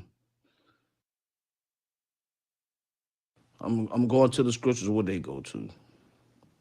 2nd Ezra 13 and 40. Those are the 10 tribes which were carried away prisoner out of their own land in the time of Hosea the king, who Salmanassar the king of Assyria led away captive. And he carried them over the waters, and so they came into another land. So they try to prove this and make it seem like they came to America, which they didn't. They still in Africa. These people don't read, man. I mean, it's just simple and plain, man. If people don't get this stuff, man, the Most High just ain't showing you. But they took this counsel among themselves that they would lead the multitude of the heathen and go forth into a far country where never mankind dwelt, which is still in Africa. Y'all know how big it is in Africa. It's a lot of places that ain't nobody been to in Africa yet, man. There's a lot of places still over there ain't never mankind dwelt over there. That's how big the land is. That they may keep their statues, but they never kept in their own land. And they enter into the Euphrates by the narrow places of the river. For the Most High then showed signs for them, and hell stood the flood till they were passed over. And this part right here is finna kill them. Watch this. For through that country, there was a great way to go, namely of a year and a half. And the same region is called Azareth. Then dwelt they there until the latter times. Until the latter times now. Peep that, until the latter times. The Most High hell stood the flood for them. Until the latter times. And now when they shall begin to come, that the highest, it's talking about the Most High, that the highest shall stay springs of the stream again. That means he gonna hell flood, he gonna hold the water again like he did. We'll see what spring is. We don't want to miss nothing. I mean, it's just so easy, man. And the Most High just gotta show you. Mean leap, fly back, or move. Springs mean move. He gonna move the water again. That's what it means. A small narrow river. He gonna move the small narrow river again that they may go through. So by the Israelites' logic, that means the Native Americans and the Hispanics got to get back on the boat and go back to Africa. By their logic, if Native Americans and Hispanic Israelites, that means they got to get back on the boat and go back. Because verse 47 say the highest is talking about the Most High shall stay the springs. That mean hold back. The springs mean hold back, or the stream mean water, a narrow river. Again, that mean he gonna do it again, that they may go through. Therefore, size thou the multitude with peace. So I don't know what they get out of this. What do it say that they came to America? Verse 47 says the highest shall stay the springs of the stream again. That means he gonna hold for the water again. That they may go through, that they gonna go through. That's in Africa. And I don't know how these people miss over this, man. What verse in this said came to America? Verse 47, it debunked all that, man. Verse 47, they go through 40 through 45 or something like that, or 46, but they don't want y'all to read. They don't want y'all to read verse 47. When they say the highest shall stay springs of the stream again, they don't want y'all to read that. That means he gonna do it again. So that means if Native American Israelite, Hispanic Israelite, them goddamn mixed Spaniards Israelites, that means they gotta get back on the boat and go all the way back to Africa. Because the Most High say he gonna bring them through there again. Shalom, I'm out, man. I just wanted to put that out there. That people they just jump right over 47, like the Most High said he ain't gonna bring them through the water again. That same water they the northern tribe ran through the first time, he gonna bring them back again the second time. He's just saying the same thing, man. Shalom. Okay, so you guys heard him. Oh shoot, my bad. You guys heard him, okay? And because of One West, that's pretty much where we stand, right? Just based on that, maybe he makes sense, maybe not, right? I don't know how some people feel about it, but let's start it. Deuteronomy chapter 29, verse 29, and it reads, "The secret things belong unto the Lord our God." It said our God.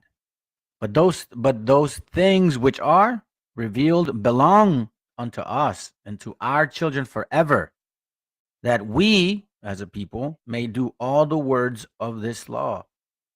So regarding the secrets and doing all the words of the law is also teaching the history of who we are, where we came from, how we migrated, all of that.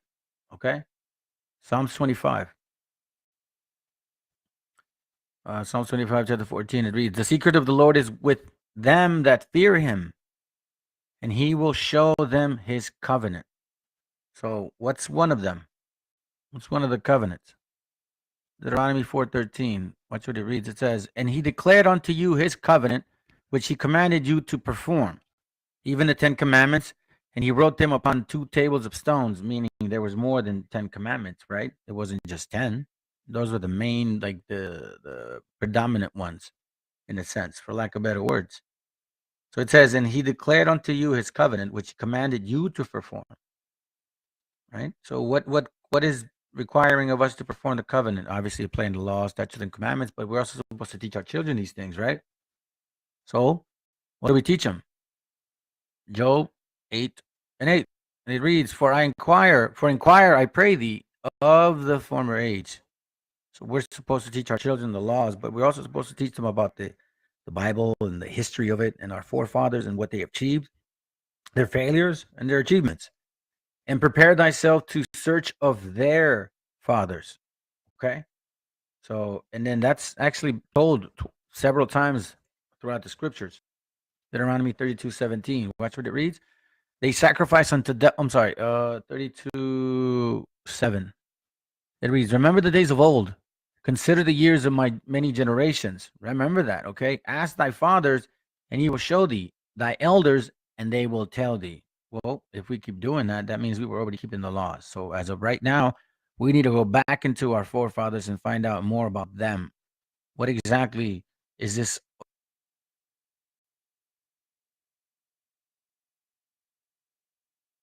mean, right? Especially this topic of like just the second Esdras, right?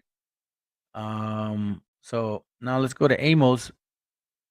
I'm going quick because I want to make sure I do this class quick, okay? Because I was earlier online. Amos 7:11, and it reads, For thus Amos saith, Jeroboam shall die by the sword. Wait, is this what I'm looking for?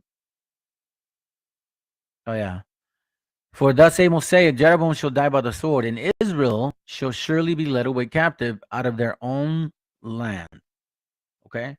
So now we see in Amos that prophesying in regards to, or that we were going to be taken out of our own land, meaning the 12 tribes, right?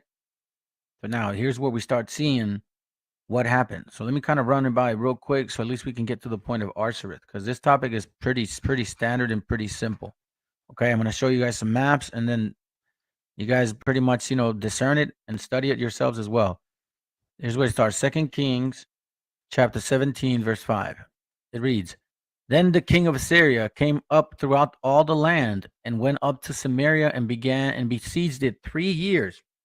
In the 9th year of Hosea, the king of Assyria took Samaria and carried Israel away into Syria and placed them in Halah and in the harbor by the river of Gazan in the cities of the Medes. Okay. Now that's over there about like Persia Medes, like further in. So let's check it out. Look, the city of the Medes, right? City of Medes. City of Medes location.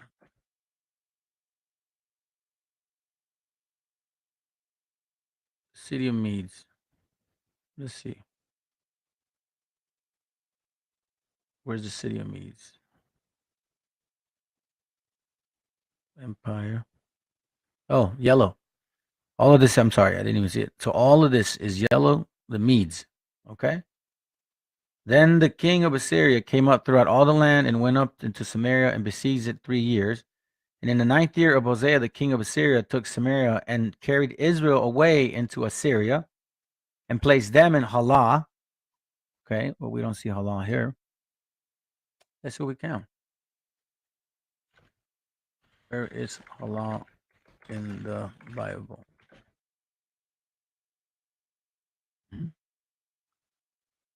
So we see that. Oh, that's not going to help. Well, maybe here. Bible Atlas.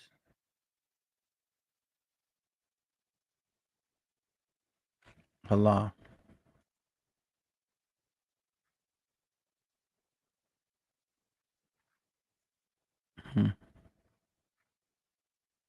Okay, so you see where Halah is, guys? Right there, okay?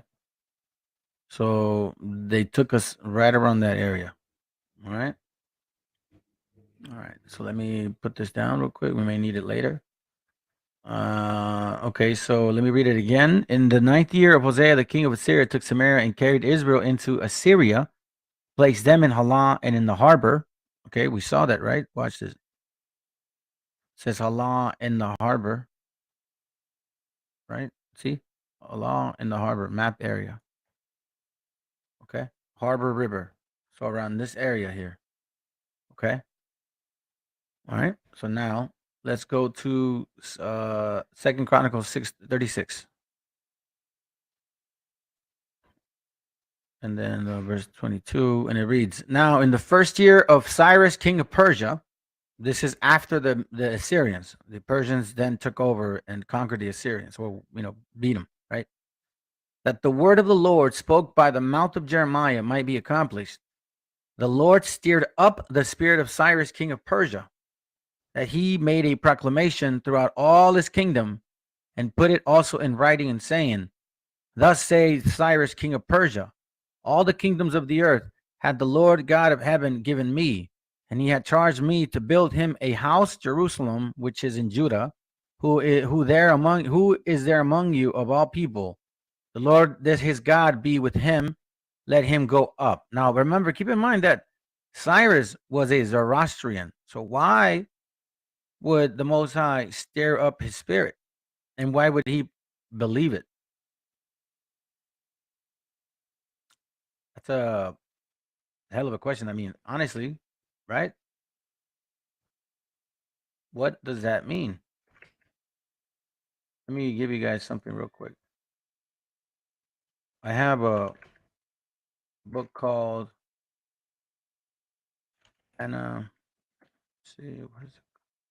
Eclipsis, Volume 1. Okay. And I'm going to show y'all something. You guys can actually read it.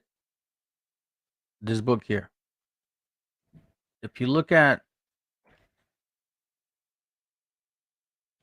versions, watch. Hopefully it doesn't log me out because it's going to ask me to log on. And honestly, I don't want to have to log on.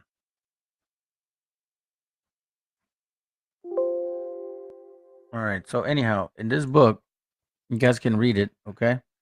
It shows and shares that Cyrus was a relative of Abraham.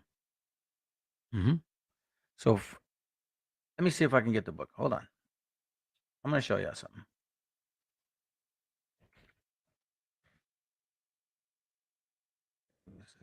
Okay.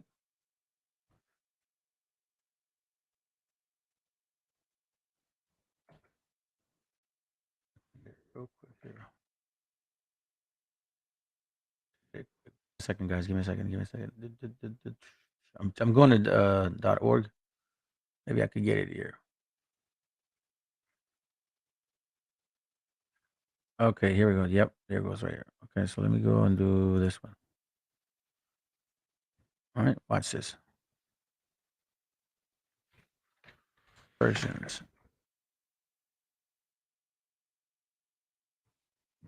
It's going to say it a lot. Now, I'm not trying to segue from the topic. I just want to make sure that you guys understand that there was a lot going on in that time, and a lot of the, I guess you could say, a lot of the migrations, tribes, they were pretty much, somewhat relatives. Now, you also had obviously Ishmael and Elam in that area, but watch this. Virgin lizards are described. Let me see here. Let's see right here. No, this isn't it. Let's see. Here, I'll do this. Let me do it this way. Hey, bro. See, all of this mattered, guys. That's what I'm showing y'all. All of this mattered. Obviously, the Most High, there's a reason. Nobody was able to ever answer me. Why did God go, give Cyrus, put it in his spirit? Like, why? If he wasn't an Israelite, okay? But no one was able to answer me that question. So obviously, I had to, answer my questions, because there was really nobody available to answer them. And even if there was, they weren't able to. And this is what I found.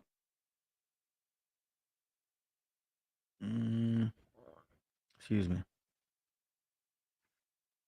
Let's see. I think this one.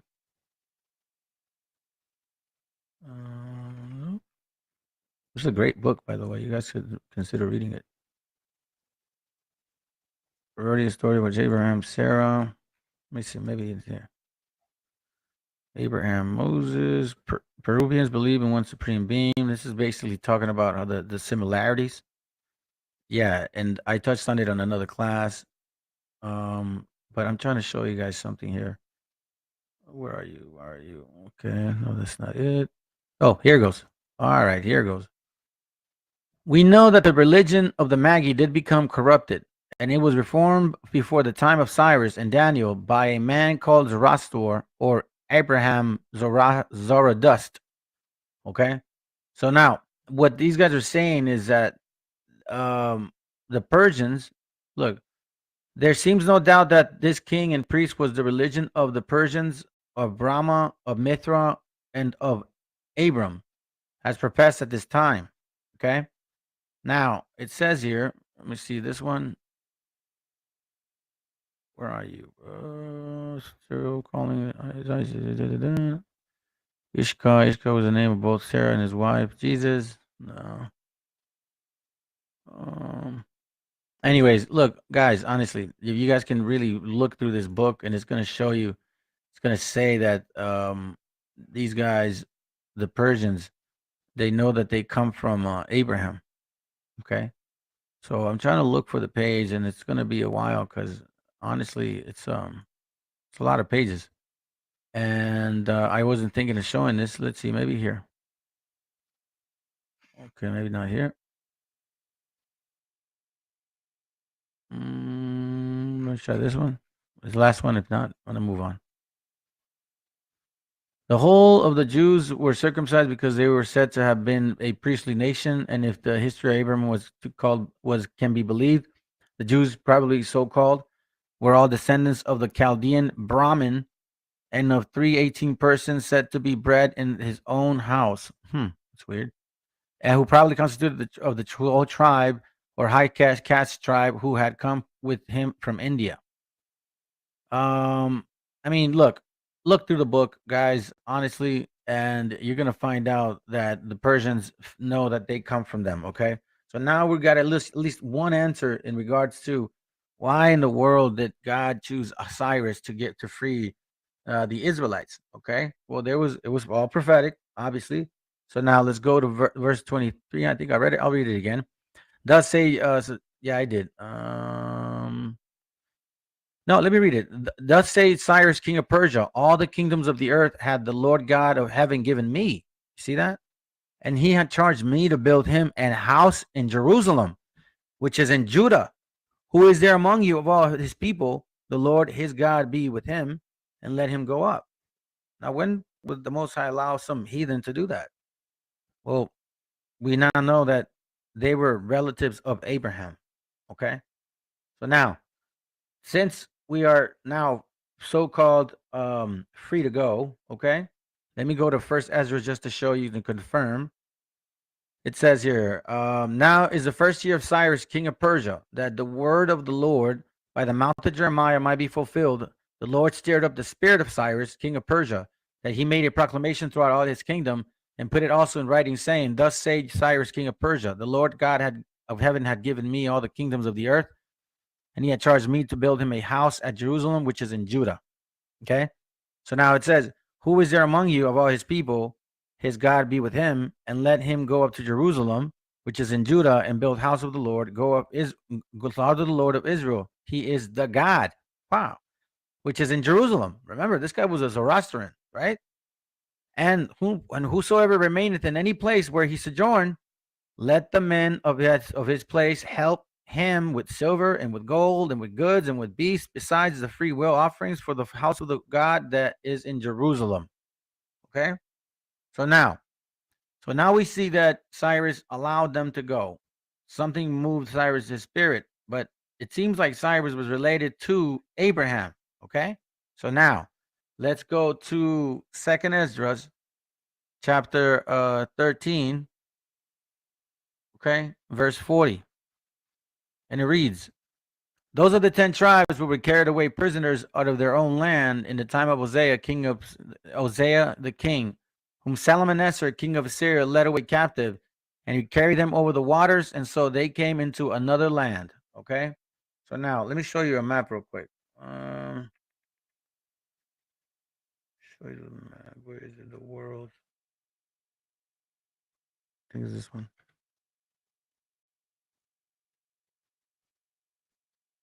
Okay. Shalom, That's shalom, not coming it. back. What am I talking about? Let's see, like that. Oh, I know why that happened. Okay, cool. So as you can see, it says here, I'm going to put it to the side.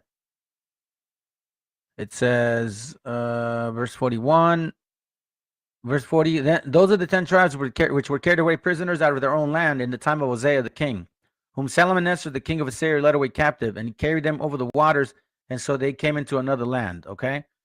Now, I'm going to stop right there, because it says, but they took his counsel. So he took them into another land where? We found out when. We found out where. He took them somewhere around there, right? This is an old map, and I'm going to show you. I'm going to use this map too. Oh, please don't tell me you're going to freeze on me. Okay, cool. Sorry, guys. It's a little tricky map. I got to move very slow. Okay.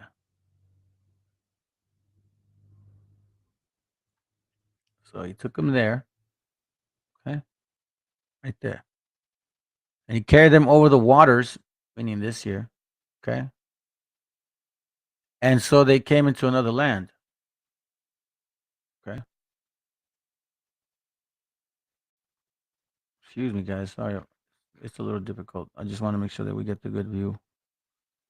All right. So now, they're over here.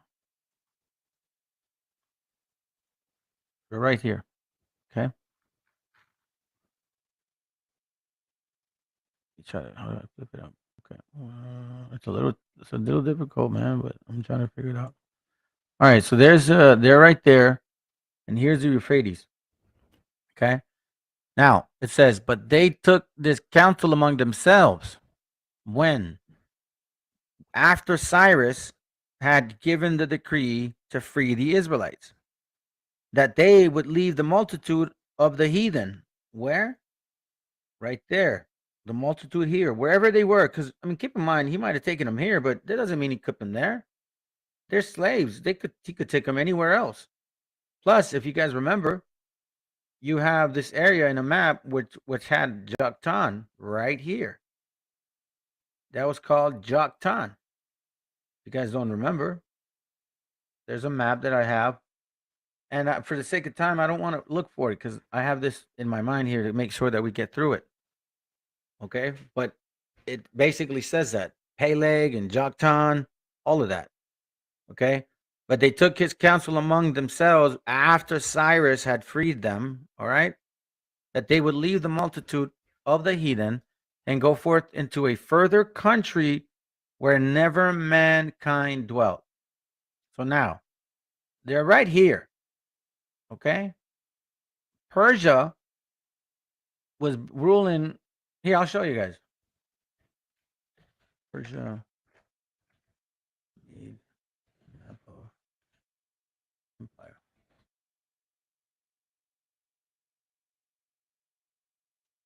Look, Persia literally covered all of this. Okay? And the 12 tribes are the 10 tribes are right there. You see what I'm saying? They were right here. All right? So let's go back now. It says, but they took his counsel among themselves that they would leave the multitude. Which multitude? This multitude, wherever it would have been here. Remember, it's all under Cyrus's territory, okay? Now, the Assyrians, I'll show you the Assyrian, well, I sake of time, it won't, but the Assyrians were less, okay? You guys can look it up. The Assyrians were conquered like up until this point. So when Cyrus took over, he said, hey, where you guys are at, you guys can stay there. You guys can go wherever you want. So obviously they're saying, well, you know what? They took their counsel among themselves. That doesn't overnight. That took years. It had to take years because the Bible is like that. You know, one verse can go to another verse, and all of a sudden it's like a couple, like 100 years maybe at times, or maybe more. So, you know, you got to be mindful that what were they sojourning? They took but they took this counsel among themselves. That means they had time to think about what they wanted to do. So if they were already free, they obviously weren't just staying here. They were maybe migrating somewhere around in this area of the Persian power, because this is where it gets really sick and sickening and ignorant, is when they say, the one West says, oh yeah, they took the Euphrates and went through Africa all the way around, like all the way this way. You're telling me that why would you do that? Why would you go all the way around? Euphrates River goes this way, and then you're going to go around that way on boats? Come on, man. It makes no sense. But what does make sense is this right here. Hold on. Let me get a different map, because this is really... Hold on, guys. Let me see. Where you at? Let me try this map. Maybe this map will work a little bit. And check out the website. Oh no, that's not the map. I'm gonna show you that one in a little bit. Let's see this one.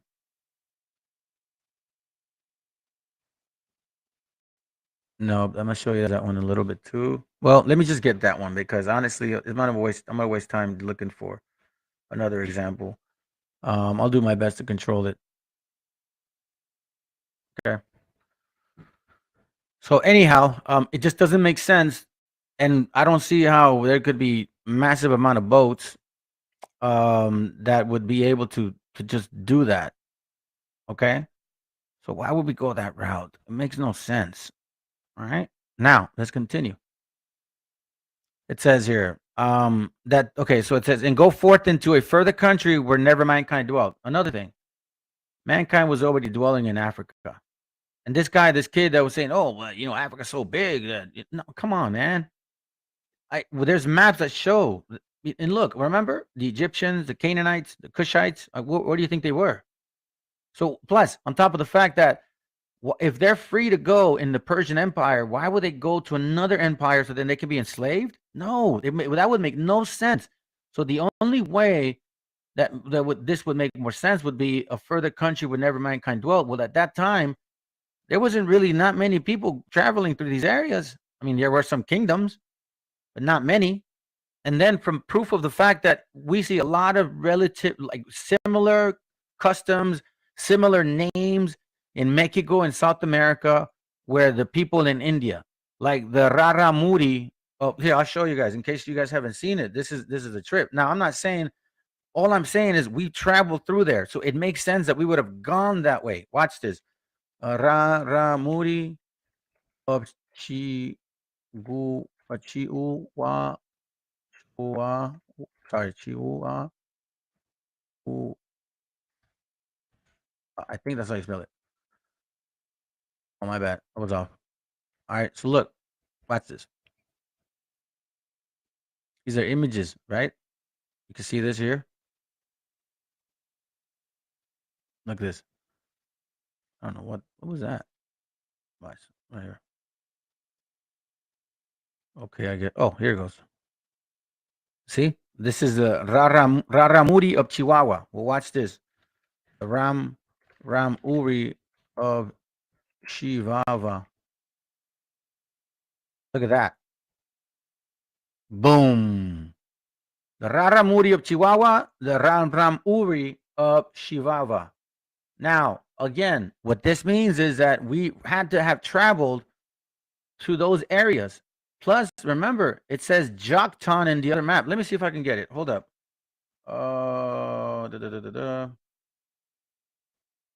Map.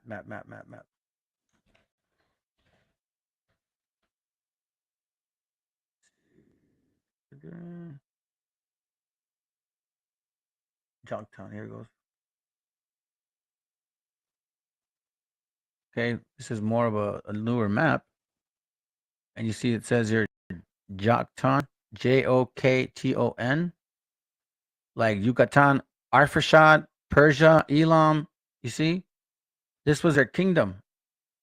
All of this was their kingdom. Okay, so the 10 tribes have more likely gone this way for security purposes because of the Persian Empire who understood that they were free. Okay, so obviously, as we were walking through, a good chance that we would have picked up some customs. Then it says here that they made that.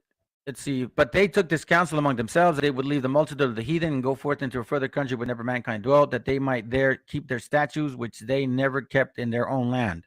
Okay, meaning in Jerusalem, because we're falling off.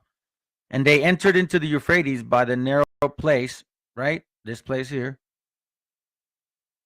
narrow place of the river. For the Most High then showed them signs and still healed the waters. All right, so now this is where it gets tricky. Okay, so they go here. Oops. All right, here goes. I'm getting a little better. So they go here. So they pass the Euphrates River, and then God shows them signs, and they say to a further country where never mankind dwelt. So watch this, guys. If you go further into this map, you pass India, you pass China, and then you deal with like an area called Tartary. These guys came later, by the way. But then you see this, Arsareth. Okay. Then you see Arsareth right here. All right. The same thing you see here. Now watch what this one says. Arsareth. 4 Esdras capítulo 13.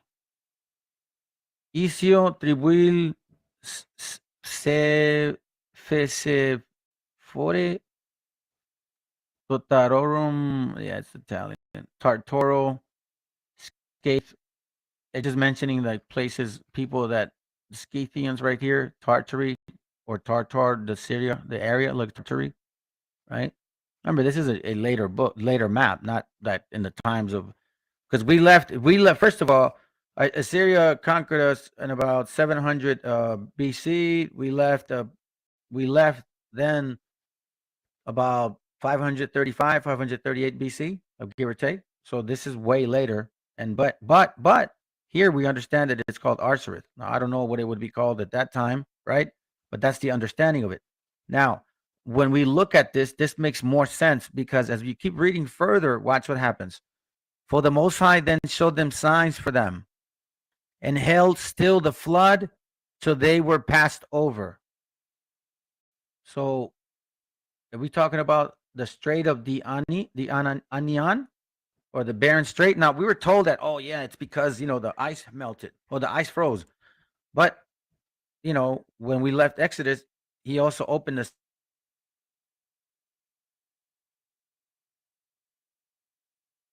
namely a year and a half, and the same region was called Arsareth, same region. So what's the region?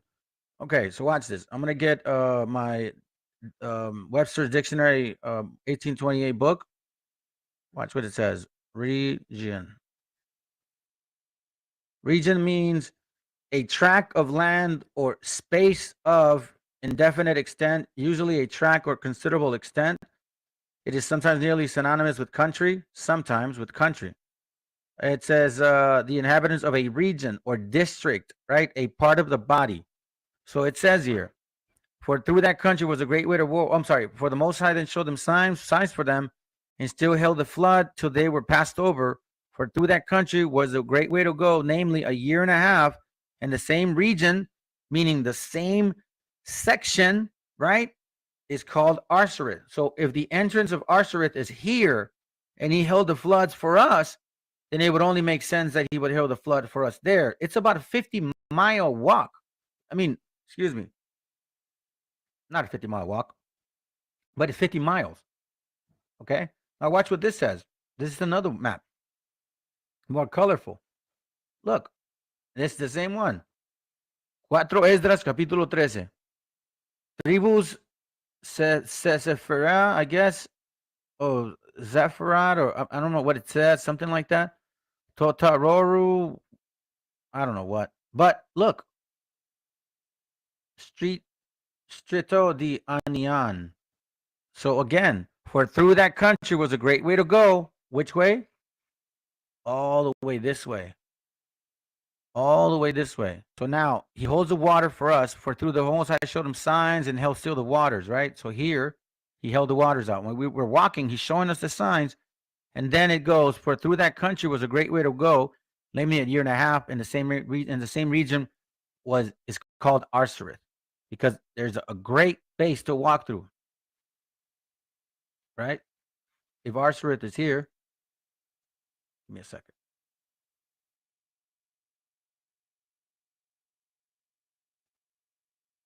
Arsareth is right here. Here's the entrance of Arsareth. So it would make sense, so close, why the Most High would hold still the waters, and why it was a great way to go, namely a year and a half, because you consider the length from here to here, and then all the travel to America, all the way down to where we started migrating, mostly here. Okay, and here's why. Verse 46. Then dwelt they there until the latter times, and now when they shall begin to come. Whoa, let me read it again. Then dwelt they there until the latter time, and now when they shall begin to come, watch this, okay?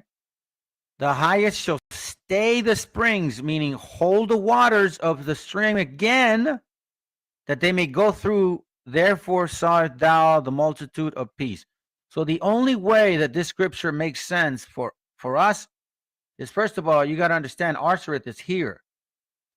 So we could not have gone first. And okay, so Arsareth is here. All right. He held the waters, and then he held the waters again. Now, are we going to go back into our land in this way? I can't call that right now. As far as I know, the Messiah is going to return. Right? That's something that I can dig into. But as far as my understanding from what we're sharing here right now, that we didn't take no boats around Africa. Okay? That's stupid, because that takes forever to go around. Plus, that region, right? This was conquered by other countries, other people. They would have enslaved our people. Our people aren't dumb. We would at least made sure not to go that way.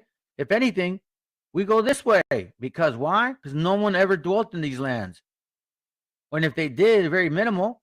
Plus, we would have protection all the way up to this point. And then we go up here. That is not that far. Now, the great way to go, that's pretty far. So when the Most High holds the waters, that rock right there, if you're going to walk from the top of America, from Alaska all the way down to South America, that's about a year and a half. Okay? And then on 47 it says, the highest shall stay the springs of the stream again, that they may go through. And you know that it's not, I mean, this is not a stream, but it's a river. It's pretty big. It's part of a sea. Okay? So now let me go to Deuteronomy chapter 33, verse 17. So we can get an idea as to if it's prophetic that we were going to come here in the first place. It is. Look, watch. It says, his glory is like the firstlings of his bullock, and his horns are like the horns of the unicorn. This is the tribe of Ephraim, okay? With them he shall push the people together to the end of the earth. And they are the 10,000 of Ephraim, and they are the thousands of Manasseh. And Zebulun, he said, rejoice, Zebulun, in thy going out, and Issachar in thy tents. And they shall call the people unto the mountains. There they shall, okay, watch this. And Zebulun, he shall rejoice. Zebulun in thy going out, and Issachar in thy tent. Okay?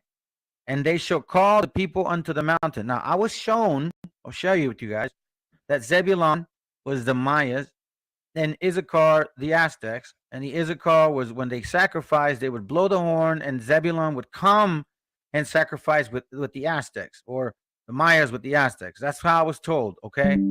As of right now, all I'm showing you is that the 10 tribes, were going to be pushed to the end of the earth, okay? Now, Deuteronomy 6 and 8. Watch what it reads. Deuteronomy 6 and 8, and it says, and thou shalt bind them for a sign upon thine hand. And no, that's not it. Revelation. What am I talking about? My God. Sorry, guys. Revelations 6:8. It says, and I looked and behold a pale horse, and his name that sat on him was Death, and hell followed with him, and power was given unto them over the four parts of the earth, the fourth part of the earth, to kill with a sword, and with hunger, and with death, and with the beast of the earth. Okay. Now, why am I bringing this up? Watch this. This is from a book called Geography Rectified. Give me a second. Watch what he reads right here.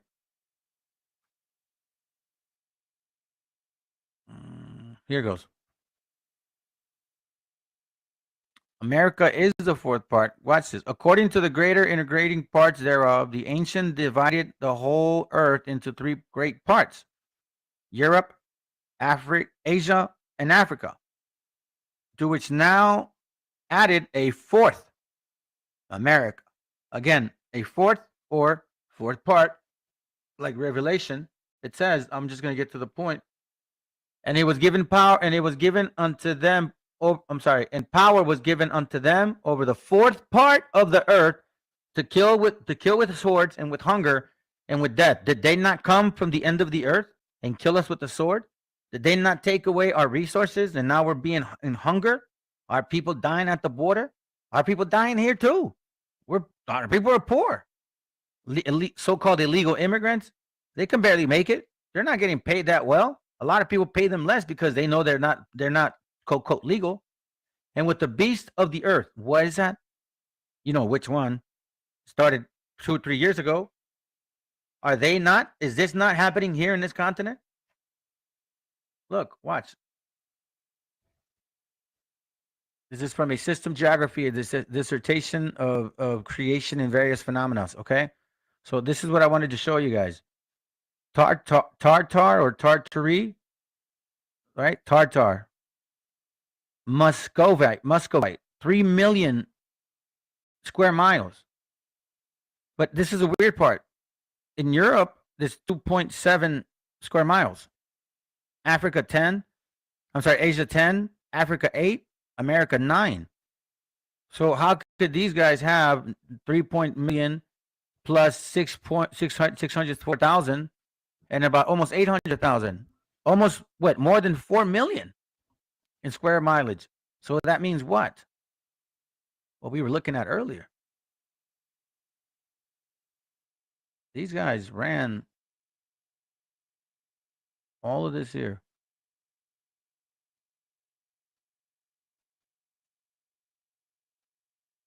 Tartary.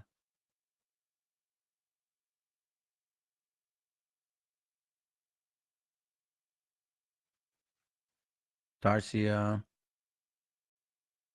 Tart.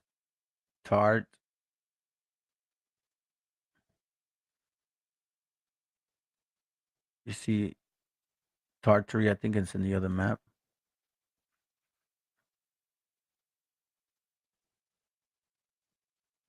Yeah, Tartaria, right?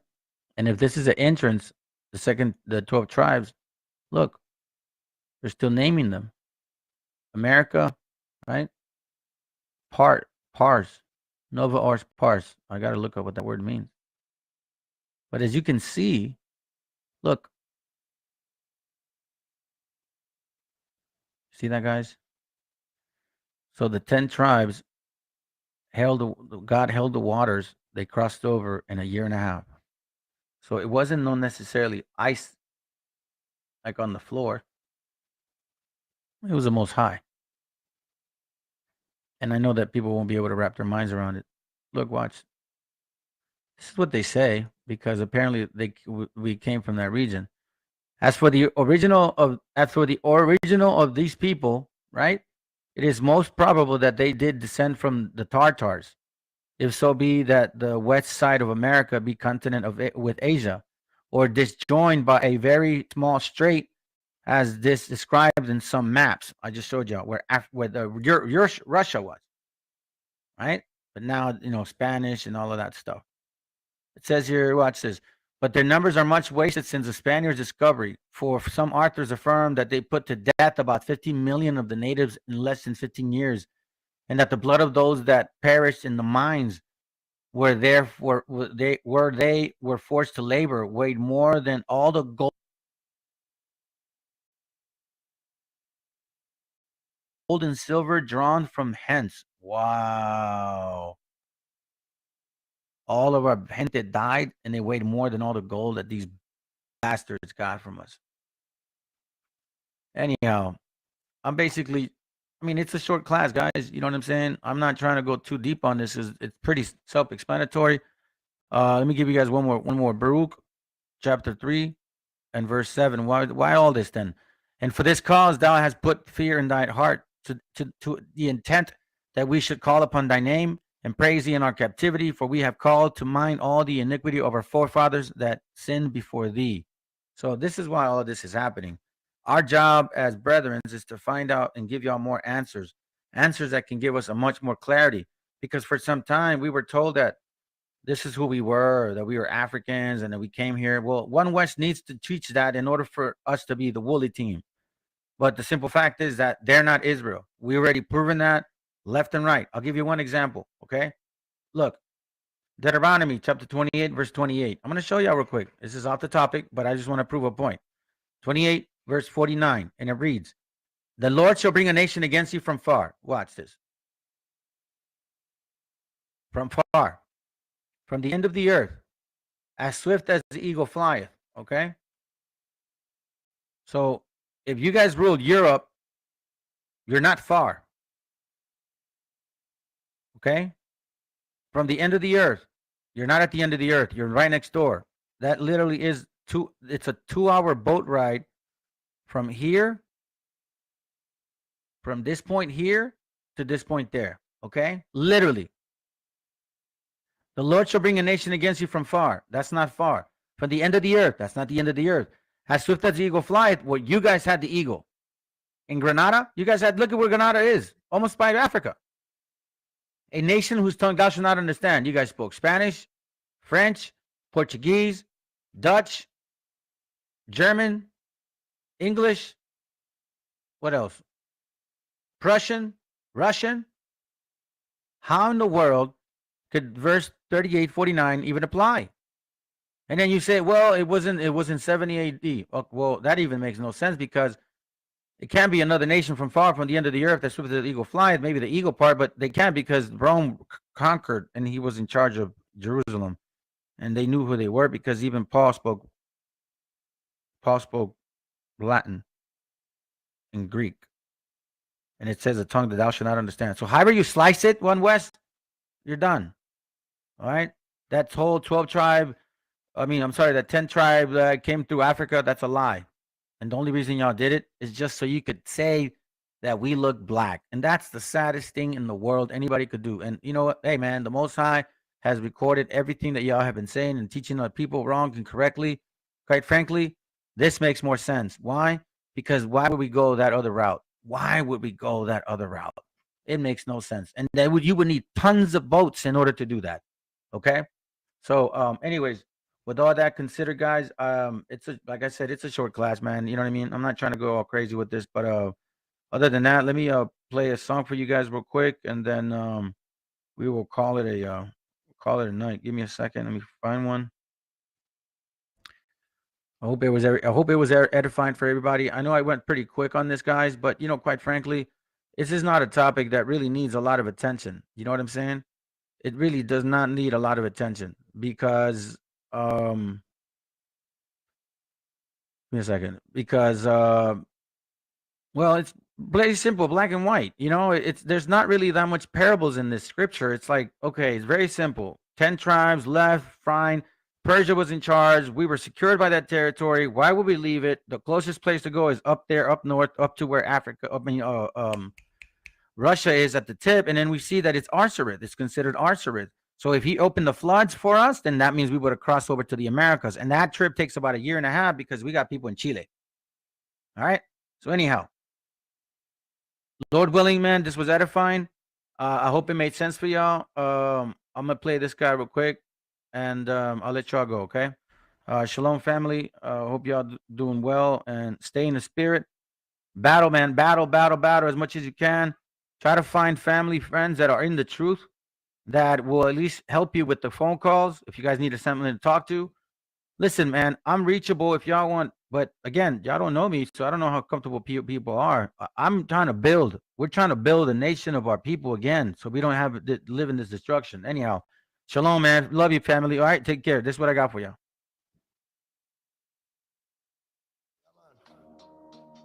Respect.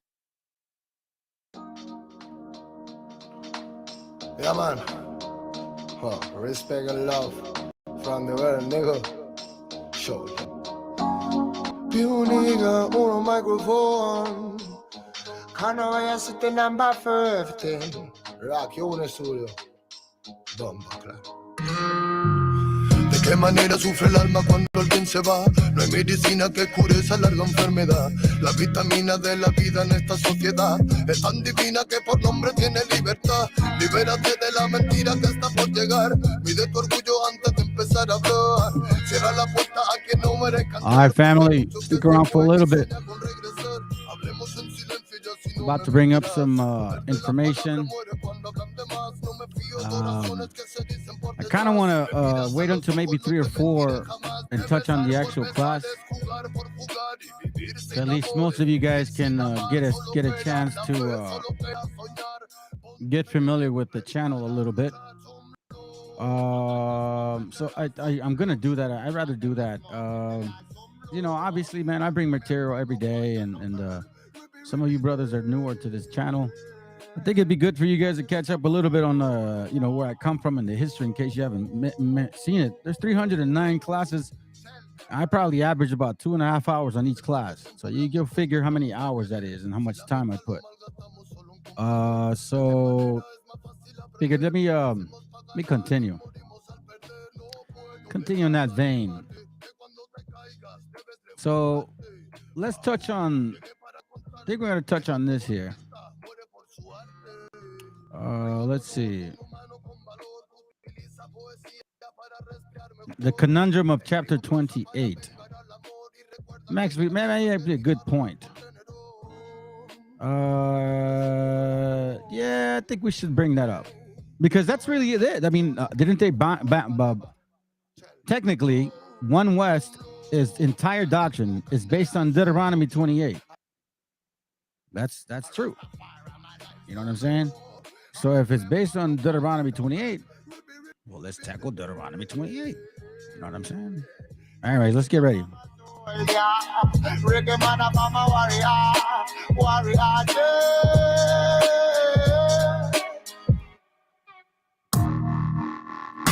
a really thing. Oh, yeah, man. Si se piensa que la música es un juego, lo lleva claro, hermano. Desde España, internacional, bomba, clack, you, nego. There you go. Not really easy. No. Let's see. You nigga on a microphone.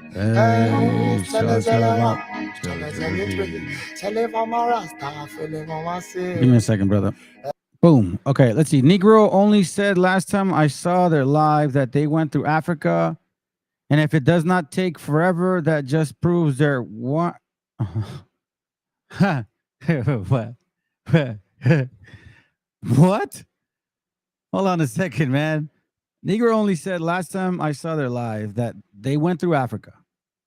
And if it does not take forever, that just proves that 1.5 year argument.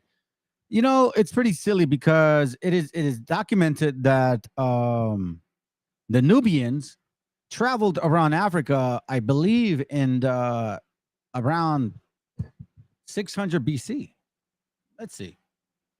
Nubians traveled Africa around 600 BC. I think I might have read that somewhere. Let's see. Again, this is just you know, shooting from the hip, okay? So it says here, which makes no sense. Like they're like saying that Arsareth is in Africa, just like Eden, Eden, Nubia's ancient region. This is from Britannica. Nubia's ancient region in northeastern Africa extended approximately from the Nile River to Nile River Valley, eastward to the shores of Red Sea. The southern portion, which extended north to the southern ends of the second cataract of the Nile, was known to the Upper Nubia. This was called Kush. Let's see. Is this it? Culture. I know that around 600 BC, they traveled around Africa. This right here, by the way, this whole Hisco stuff, that's a lie. Manitos has no idea what he's talking about. All right, just keep that in mind. And then if you don't believe him, well, then you better listen to Josephus, because he cut him in pieces in his something about other Apion. I read that book 2 or 3 years ago. Although the whole Hisco story is I don't know what the hell they're talking about. Anyways, history of ancient Nubia. That's not the point of my class. I did a class on it. So I don't know what that means, man. You know, I'll tell you this. It went from Waboism to BHIism to, that didn't work. So they went to the Troptide chart. That didn't work. So then they're like, hey, well, we ruled Europe. Well, that didn't work. So now they're like, well, listen, it's we're scattered everywhere. And some of our people may look like that. Like what? Like what? Like how? What are you talking about? What's going on? What'd you do? Oh, come on, man. Like how? What do you mean? Like how? How are you going to look like how? Gonna look like how? And that's the old one. I'm still living over there in that old home. All right, let's begin. Enjoy the class.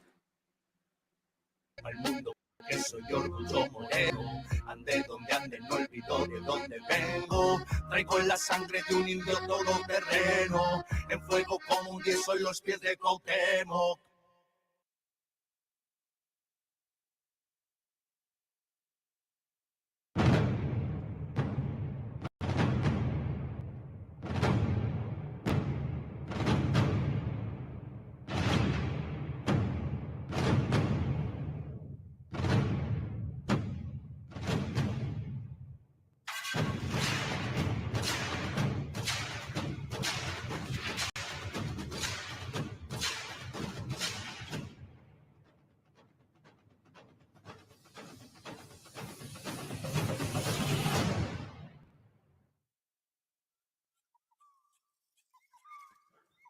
All right, let's see.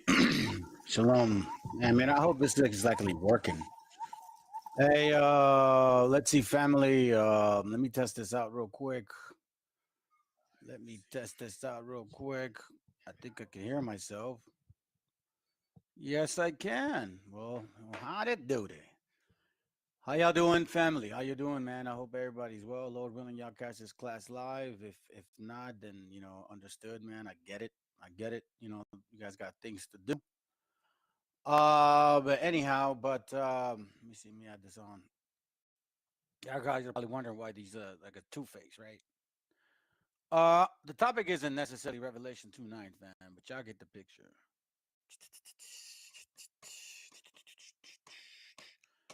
So again, shalom, everybody. Welcome if you're new to Bible Chronicles. This is a channel that doesn't belong necessarily to me. It belongs to my gente, you so-called Hispanics, you so-called natives, our indigenous people here of this continent. The real ones, by the way. Not these fake-ass aboriginals. I'm talking about the real ones, okay? This channel is yours. And that's why the Most High put it in my spirit to do this channel. It wasn't for clout chasing or because I want some, I don't know, attention or some shit like that, bro. Literally, man, it was just out the spirit, man. So I appreciate it. Hey, shalom, Solomea. Shalom, I don't care. Or don't care, my bad. Yeah, it was just out the spirit, fam. You know what I mean? So I thank the Lord for choosing me to do that. Oh, hold on. Choosing me to do that. Anyhow. So what's the topic for today? Well, you guys can see the conundrum of chapter 28. Now, why is this even important to me? Why should this even matter? You know what I'm saying at this point? Well, you know, it has to matter. It has to matter to every single one of you that understands what the Bible actually is saying. You know, this channel is not for the weak-minded or emotional individualites. Whether you're of this nation or this nation, you know, hold on to your emotions because it's class time in this channel here. Okay. Here in this channel, we don't go by, even we'll call our own so-called people out. Anyhow, why am I bringing this up? Because, well, how can I put, hey, let's go here. First of all, let's go here, man. Let's go here. Here. Let me just get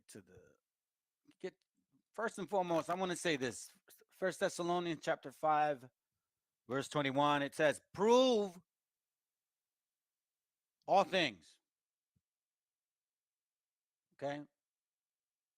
It says, prove all things. Hold fast to that which is good. But before all that, prove all things. Okay? Now, I know that maybe a few of you, or I don't know, most of you, understand what I've been sharing in this channel. And listen, family, I had a conversation with someone earlier this week, right? And you see, my problem isn't based on how you look. My problem is when I find out that you had something to do with the enslaving of our people. That when it becomes a problem for me. And I don't give a damn what you look like.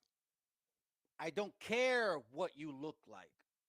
I don't care if you're red, black, pink, yellow. It don't matter to me. If you had anything to do with the slavery of our people, guess what?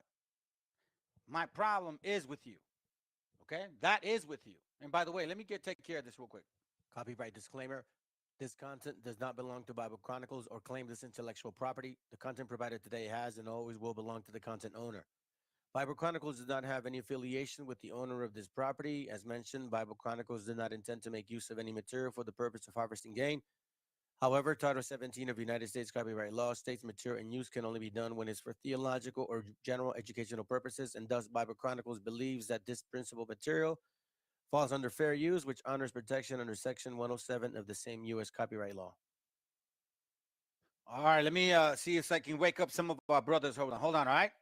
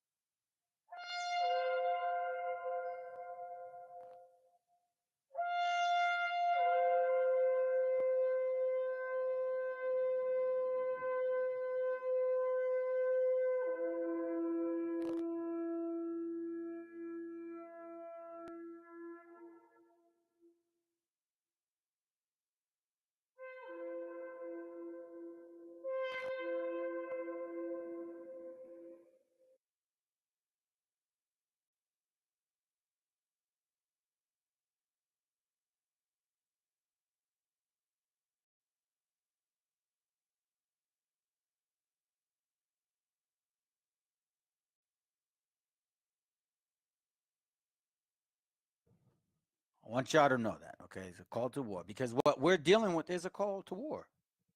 You see, now look, I'm gonna be look here. I'm gonna say something to you guys. Again, I don't want look, I never say, oh man, you don't want to miss it today. I mean, I don't like saying that. Sometimes some classes are like some classes are like, you know, a little bit quicker to take care of, and other classes take a little longer to put together, man. And today is one of those classes. There's a lot of material. I wish I could literally take. I don't know, man. I don't know how long I'll go today. Maybe I'll go at 9.5, maybe 2, maybe a little more. Who knows? Maybe I'll do it quick. Who knows? If God allows me, obviously it's up to the Most High how long I'll go.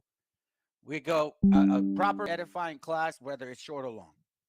But I got a lot of material because, well, it's important. So let's look, listen. First of all, let's tackle some of the little stupidities that I keep running into. Okay. Now I keep running into them. And by the way, family, you know what I'm noticing too? I notice that some people come by, they take a peep, and then they leave and skedaddle. Okay. So we got peepers in this channel. We do have enemies here, okay? And every now and then they don't ever say anything. Because they can't say anything. See, because I'm not arguing over stupid scriptures on color and shit and woolly hair, whether it's woolly or like wool or Jeremiah 14 or, you know what I mean? 30, Job 30. That doesn't really concern me anymore because, again, we all know that you can use the scriptures in favor of your nation. It's very clear now once we actually have history with, you know, Bible, then we can really determine who the real Israelites are of the Bible. So far, so good. We are determining that. But we do got some fake asses that obviously think they are the Hebrews. And again, in reality, they're Revelation 2 and 9 and Revelation 3 and 9. You guys ever wonder why it's one after the other? You gotta pay attention. So check it. So far, we got about 9 views. And only one, maybe 2 brothers are watching, right? You see, so we see some people watching from afar. So this is for you, you so-called, actually, no, you're not a so-called, you Canaanites. We are going to prove all things today. And then you dumb aboriginals, I'm not sure what the hell are you drinking, because it ain't sure as hell Kool-Aid. I don't know what's up with you, but you know, here's the stupidity, family. So let's go one by one and find out how many stupid people we find today. How did the Mayans depict themselves? Listen, idiot number 1. And somebody pushed this, man. I need to pick TikTok to these channels. I don't know how to make them. This guy says, so he thinks he's a native, right? Okay, cool. Sounds good. But look at the stupidity that he says right around here. Let's see. I'm using a different platform, so let me make sure that I mute myself. Right, here we go. I'm part of the Yucca audience, Mayans, and all this stuff. When I produce information about those people, I'm providing depictions and descriptions from conquistadors. Hey, family, they're lying. They don't ever bring up descriptions. What is he talking about? You want to know? You want to know why? Because if they actually read the description, they would find out that a lot of them didn't have woolly hair, nappy hair, you know, afro hair. A lot of them had thin lips. A lot of them were light skinned. A lot of them actually used bear grease and all kinds of ointments, red shoe type, to add to their skin tone. You Negroes can't do that. So you don't give descriptions. You show little snippets of pictures, and then you guys are, I mean, you look African. You know, and again, it goes back to this whole thing. The diet, right? The diet. You look African, and you eat the same food that they eat over there. Now, Asian people, because you call us Mongols, do not eat what we eat. No one else in the entire world eats what we eat. Make it make sense, Negro. Spaniards, whatever you name it, the people that came and conquered, they tell you what these people look like. They have to go back and report. By the way, Spaniards were black looking like you, Folio. Y'all are stupid. Back to their king, King Luis, and all them people. Okay, pay attention to what he's gonna say right about now. Okay, pay attention. They have to let them know what they look like. Yeah, they have to, back in those times, bro, those motherfuckers would just call anybody black, dog. They would call anybody brown. They were black They would people. call They anybody look like Bush. They me. wouldn't call. They would. The constitution, They call them bro. based on. Did you hear what he said? The conquistadors look like me. Oh, but you're from here? So the same people that look like you enslaved your nigger ass? If that's the case, then you guys have no reason to cry wolf. Neither complain. You don't need reparations, Negroes. What you need to do is you need to talk to your big daddies and be like, yo, why'd you guys enslave us? But see, that's not really what happened. You're slipping in your own tongue. So now you're saying that people that look like you came here and enslaved people that look like you. But then you're saying that people that look like me enslaved you too? So then were they trying to help us or help you? Conquistadors look like me. He said the conquistadors look like him. Hold on a second. Hold on, not that one. That one.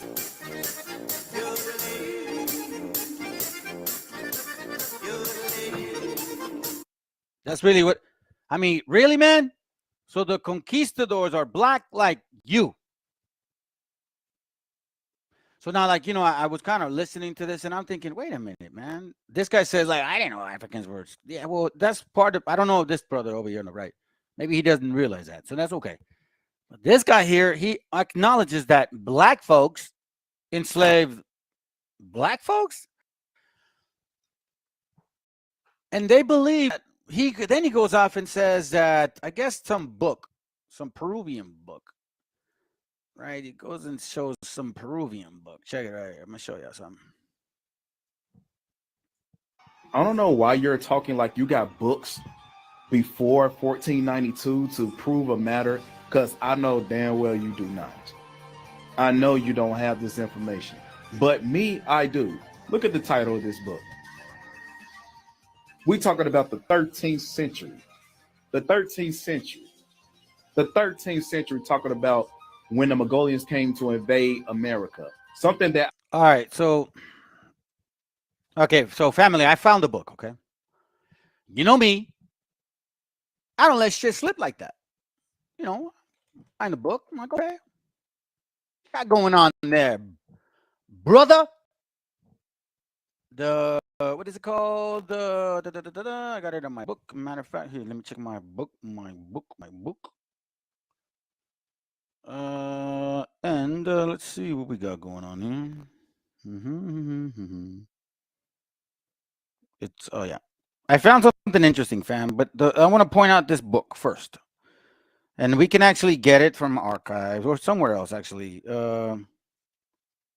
It's called Historical Researches of the Conquest of Peru and Mexico, right?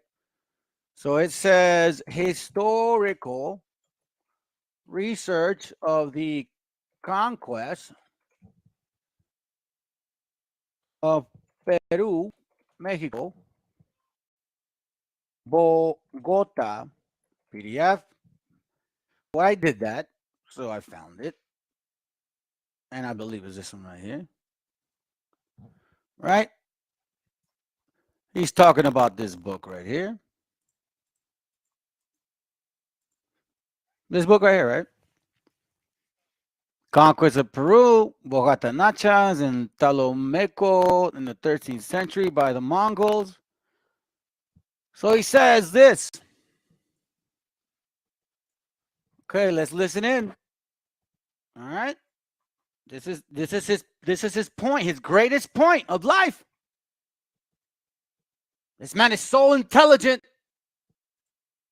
I can't even wrap my mind on the brain capacity that this individual can fathom. Let's listen in. I don't know why you're talking like you got books before 1492 to prove a matter, because I know damn well you do not. I know you don't have this information, but me, I do. Look at the title of this book. We talking about the 13th century. The 13th century.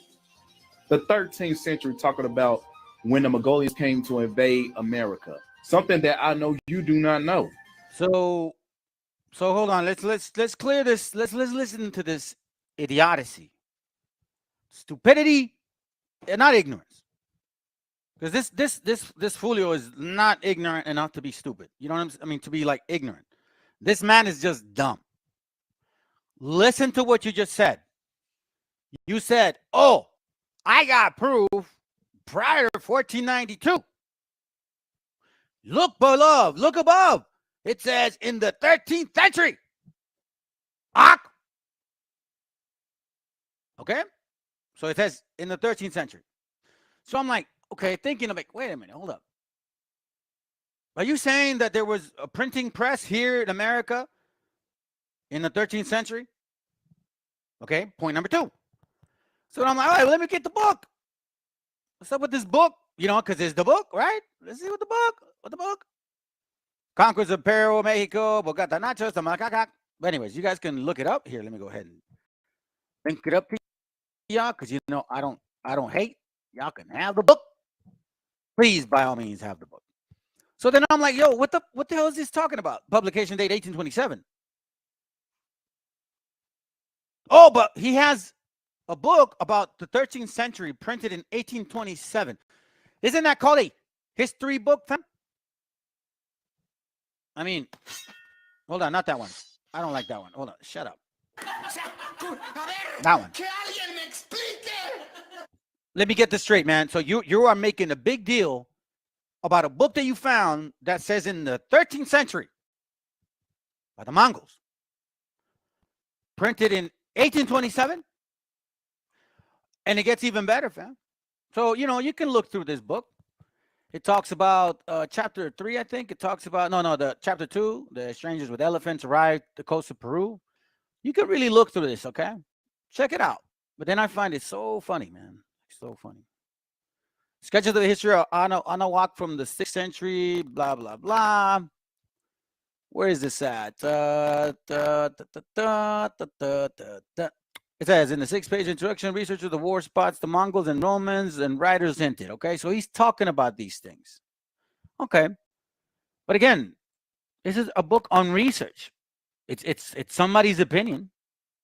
You can see it because then you look further in this book. Then it gets even more interesting. Where is it at? Is it right here? Let's see. Hold on a second. Hold up.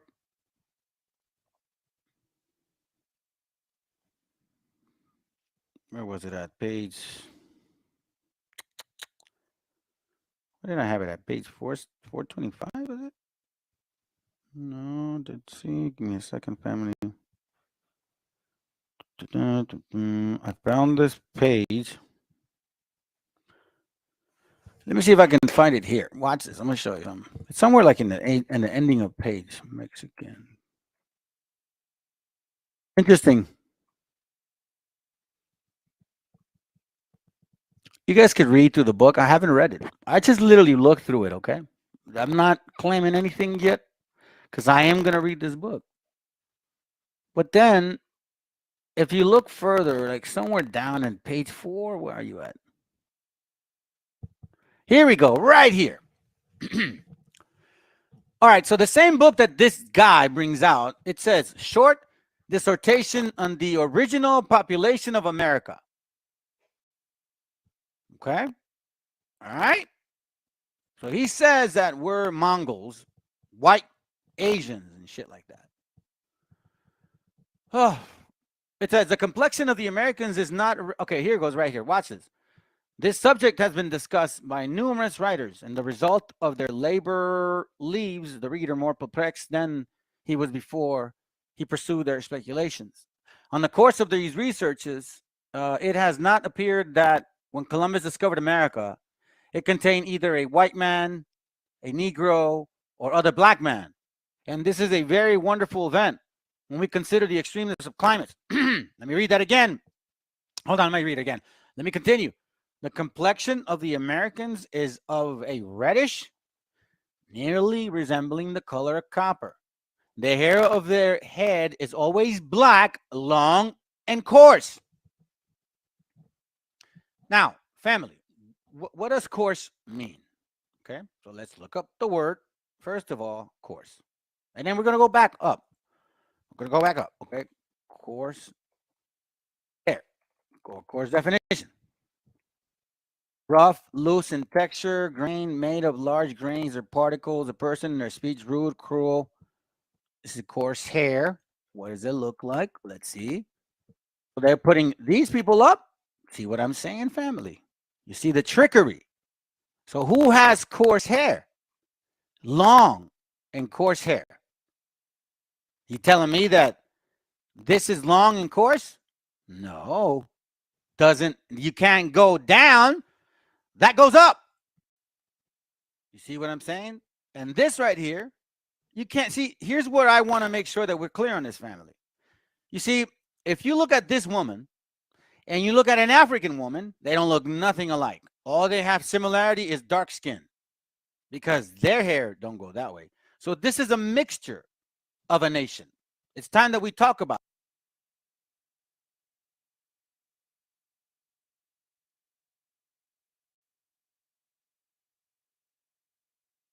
it, family, because now here it says right here, they don't resemble either white, a Negro, or other black man.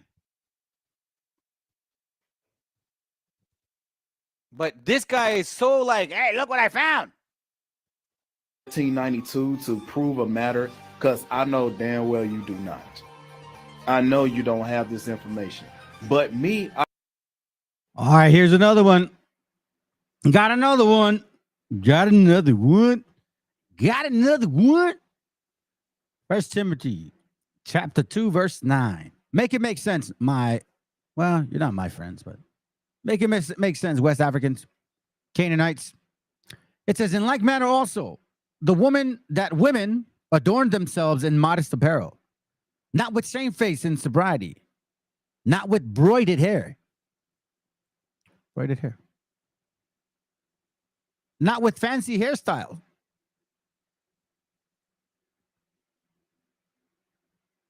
Not with fancy hairdo. Not with braided hair. Not with twisted hair. What the hell? So, here you go. Here, explain this to me, Africans. Explain this to me. Hair that involves entwining or weaving strands of hair together creates intricate patterns. What is broided hair? This is broided hair. This is broided hair. This is broided hair. Now, another question is this. If you were to consider Matthew, okay, just to name a few, okay, first of all, it says not to have that kind of hair. So it says don't braid your hair like these heathens do. Like the Africans love to braid their hair. See, it's an African thing. You see that? That's braided hair. The Bible says don't do that. Women, instead, dressed in modest apparel. All right. So now, here's another one. Because to me personally, I've never met anybody that where's it go? Where's it at? Hold on. Let's see. Here goes. John 12:3, it says, then Mary, taking a pound of perfume oil of great value, put it on the feet of Jesus and made them dry with her hair. There's another one where she actually wipes the tears. Right? Which means that they would be absorbing the hair. That's not something that Negroes have the capability of doing. This is broided hair. Your style, the scriptures hate. Broided hair is not allowed in the scriptures. Make it make sense, people. This guy says he's the Wabo, but now he says he's Yahweh or whatever. You guys are very funny, man.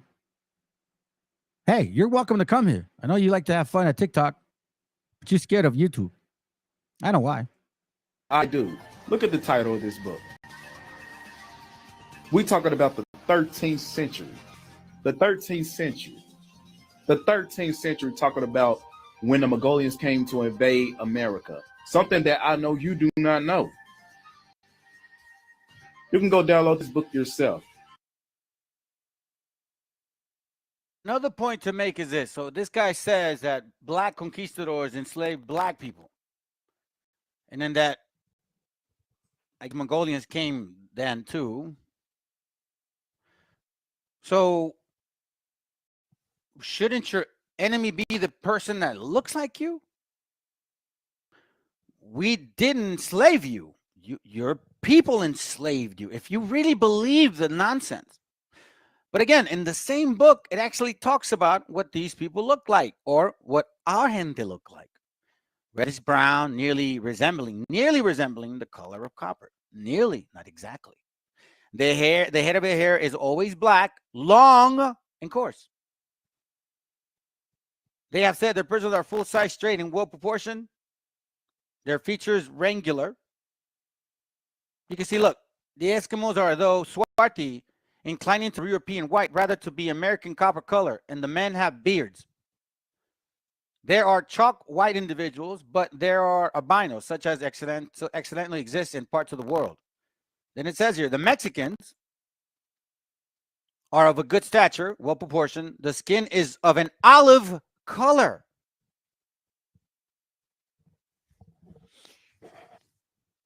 And the complexion good.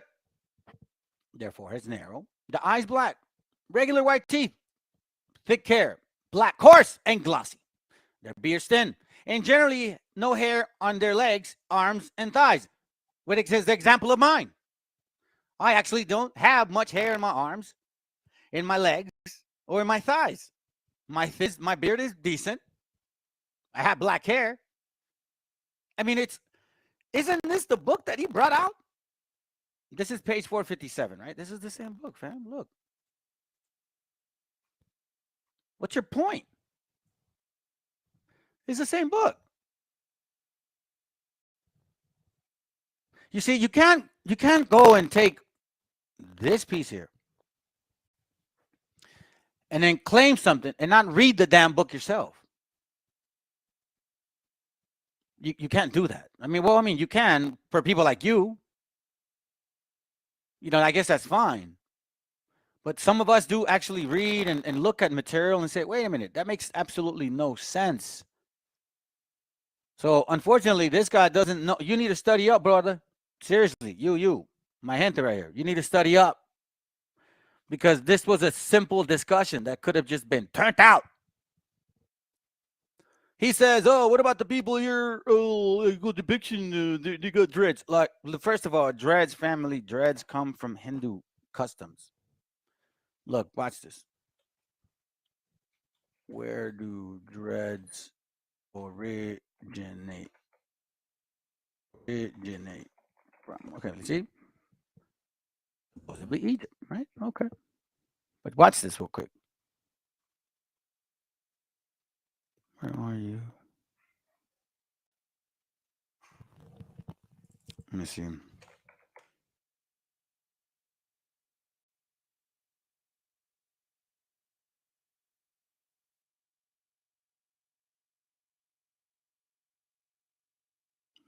remember finding it somewhere. Well, I mean, honestly, it doesn't even matter. I don't care. I don't care. It doesn't matter. You guys can, by all means, just support it. It doesn't bother me. Look at his funky face. Like, he thinks he's making a point because he proved, I don't know, that they got dreads or something. I showed y'all the video, and I don't really know too much of the whole purpose behind the way that they hair their dress like that, right? But then you're completely ignoring all the other artifacts that have been found. And because, I do sculpting, so me growing up, I would see a lot of sculptures. And in Mexico, there's tons of sculptures that have a different variety of features. What about them? Most of the sculptures are referencing people like us. Just because a few come out that may look like this, I mean, okay, what's your point? I mean, look, let's put it this way, family. Literally, it's embarrassing when you want to. All right, what up, bro? Appreciate you guys being here, by the way. Thank you very much for sticking around with me. As you know, we're going all day until sundown. Sabbath, Shabbat, Shalom, Shabbat. As you guys follow my channel, I keep the lunar. I can prove it. Brother Yakasha and I are going to be doing a class regarding new moon. I think he's doing live. I don't know if he's doing reruns, but I'll praise it for him, man. You guys can go back and forth. It's better than listening to these One West doctriners. You know what I'm saying? And you guys can add your 2 cents to it. Anyways, let me read this. Them Africans are puppets to them white mans. That is why they punish all them nonsense. Makes no sense, bro. Both trying to deviate our people with doubt and misinformation war campaign. Then it says, it's all good, but will lead to dead end. Just like the millions of African Christians and Islam and Crips, Bloods, they can believe that. They can believe all they want. They can try. It's like the Canaanite dog, you know. What is the scriptures talking about that she wanted to she's talking to the Messiah, and he's like like, we don't give food to dogs, and she's like, well, dogs eat up the crumbs of their master's table. So she knew her place. I'm gonna tell you something, family. I know for a fact that our spirit is just very different than theirs, because even if we do have authority over certain people, for the most part, man, it doesn't even feel good, to be honest with you. You know what I'm saying? It just doesn't feel right. For me, like me personally, I never liked bullies, man, and I never liked taking advantage of people. That's one thing I don't like. So seeing how our spirit moves, I can see why we're just different people. Let's continue. Thank you, bro, for sharing.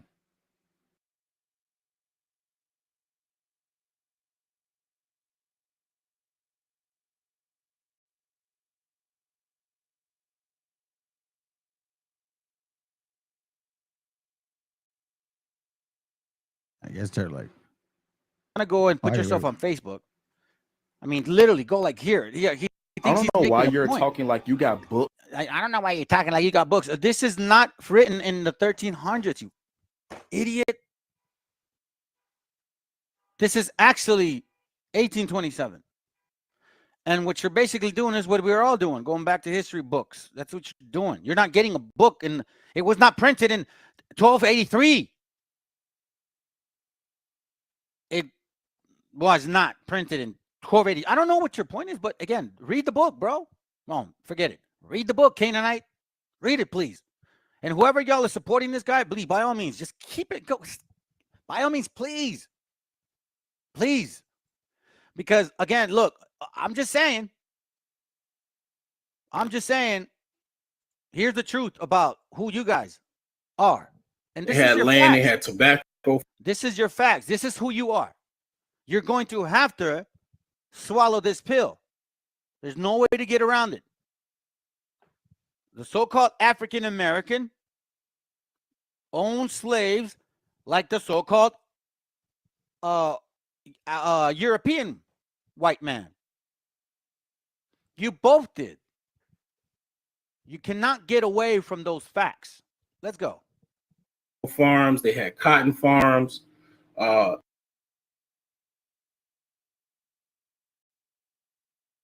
His their indentured servitude, and basically Johnson won in that regard. He won the rights to his slaves for life. Okay, I got somebody commented something here. So let me see here. Let me take. You see, this is so, to me, it's very interesting. This Tony Johnson, I'm assuming he's black. He says, was it slavery or job security?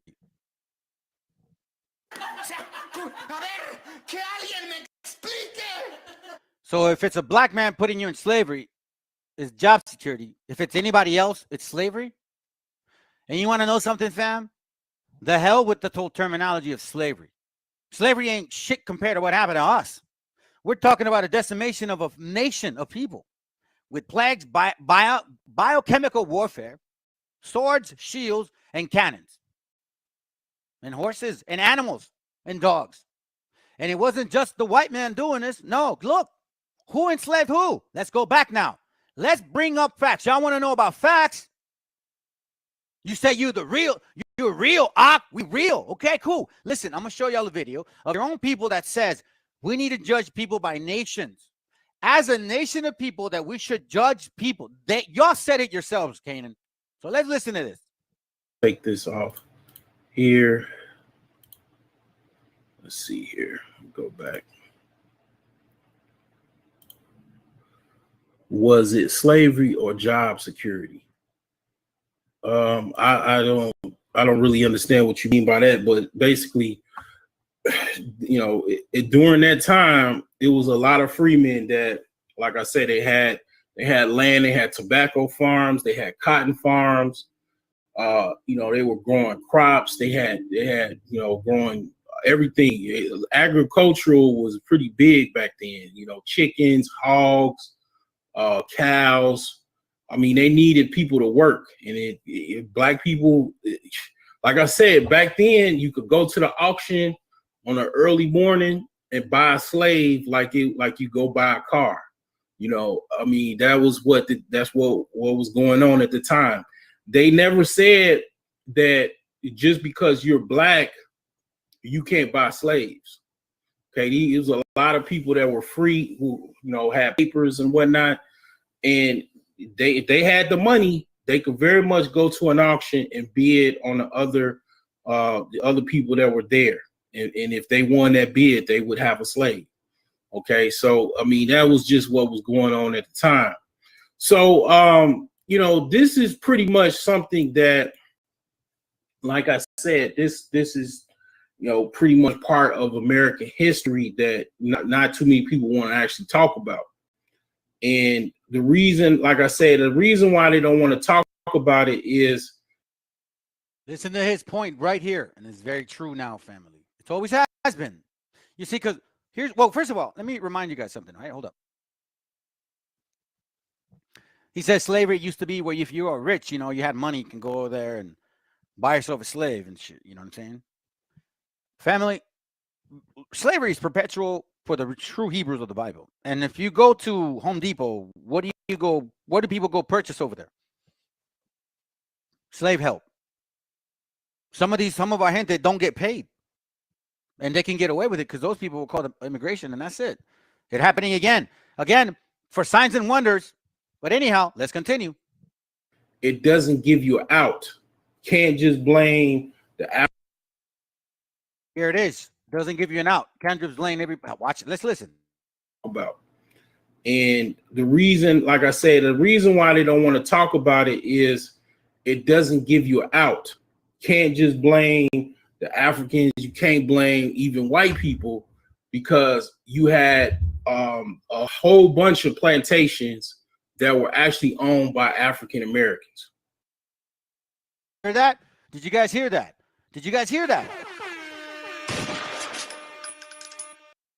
Listen, at least this guy here is being honest. You know what I'm saying? Like, he's facing the facts. There's a lot of hints and controversy of that European and African alliance got back to Egypt era. We're supposed to be caretakers to the Pharaoh mummification. They never waved Mizraim to their place. They never revived. Yeah, because they were. If you see the sandals of the Egyptians, you see the. I have the book. Hold on. Matter of fact, let me look for it. I'll show you. It's you could see the soles of their sandals has made like certain people that look like us with beards as slaves, and total Africans like this right here that are slaves to the Egyptians.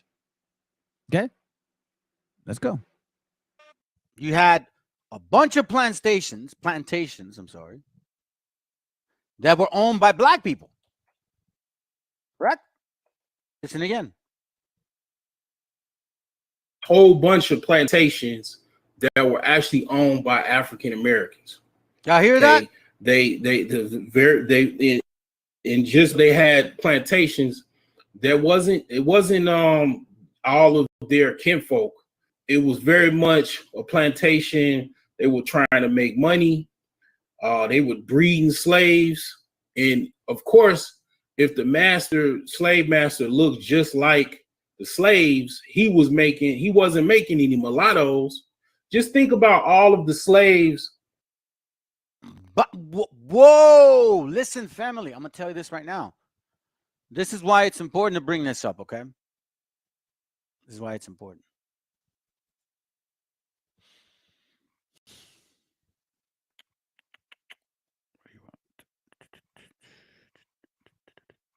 Oh, here it goes right here. Hold on. I'll show you right now. Let me see if I have this prepared for something else. Here it goes. Yeah, I got that prepared for something else. Let me show you why this is important, what he's saying, okay, fam? Because this is what these guys are saying, okay? Let's listen in.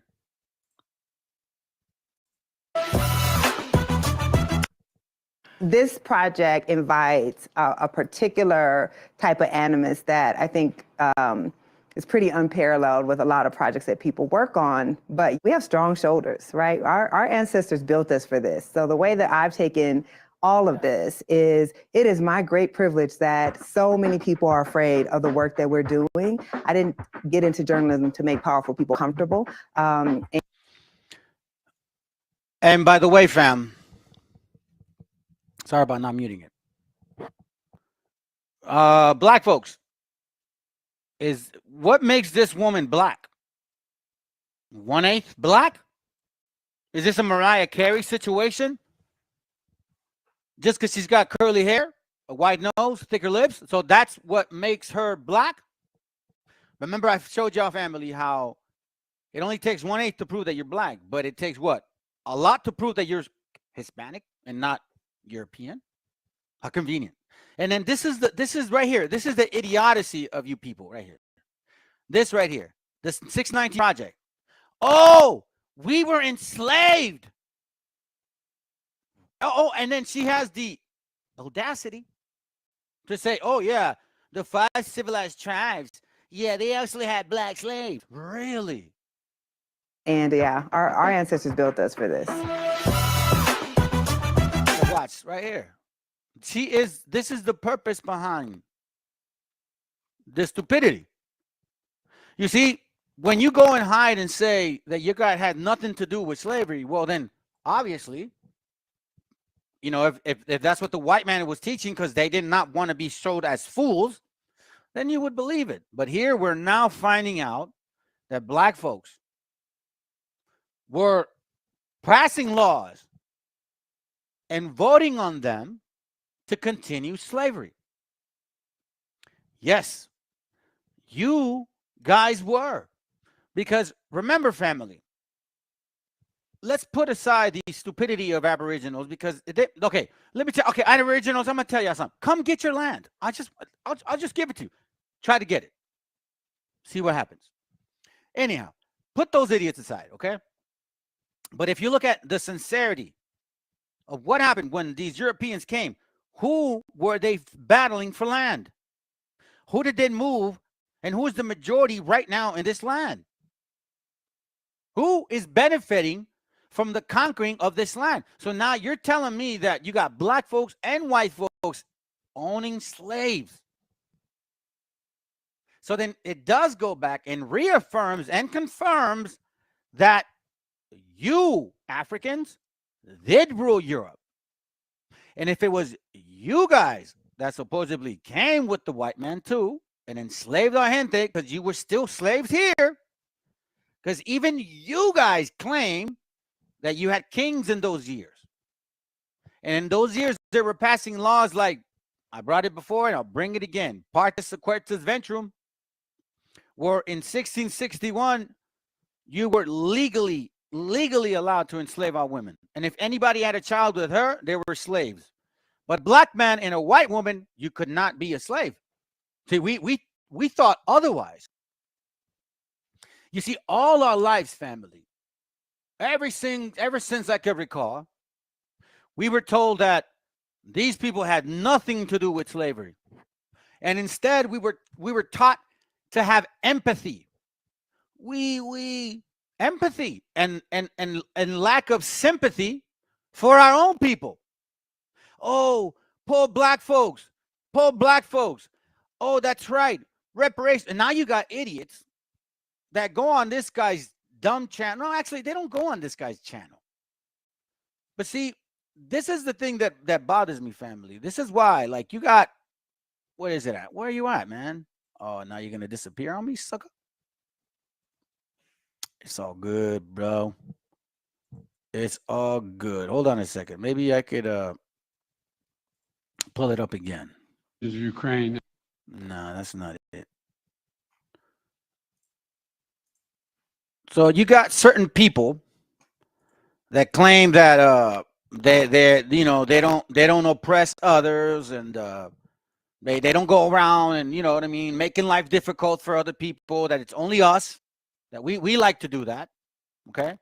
So this is why, family, I keep bringing this up, because look, I'll be the first one to tell you. I'll be the first one to tell you, family. If our people, if my fault, look, all I got is my effing word, man. And all I remember is my mom and my dad working hella hard, right? So if my father's fathers had anything to do with slavery and we are benefiting from it, you damn right, I will pay for it. And I will raise my kids to believe that, listen, we did some shit and we're living off the benefits off that. I'm well aware of that, and I will pay for it.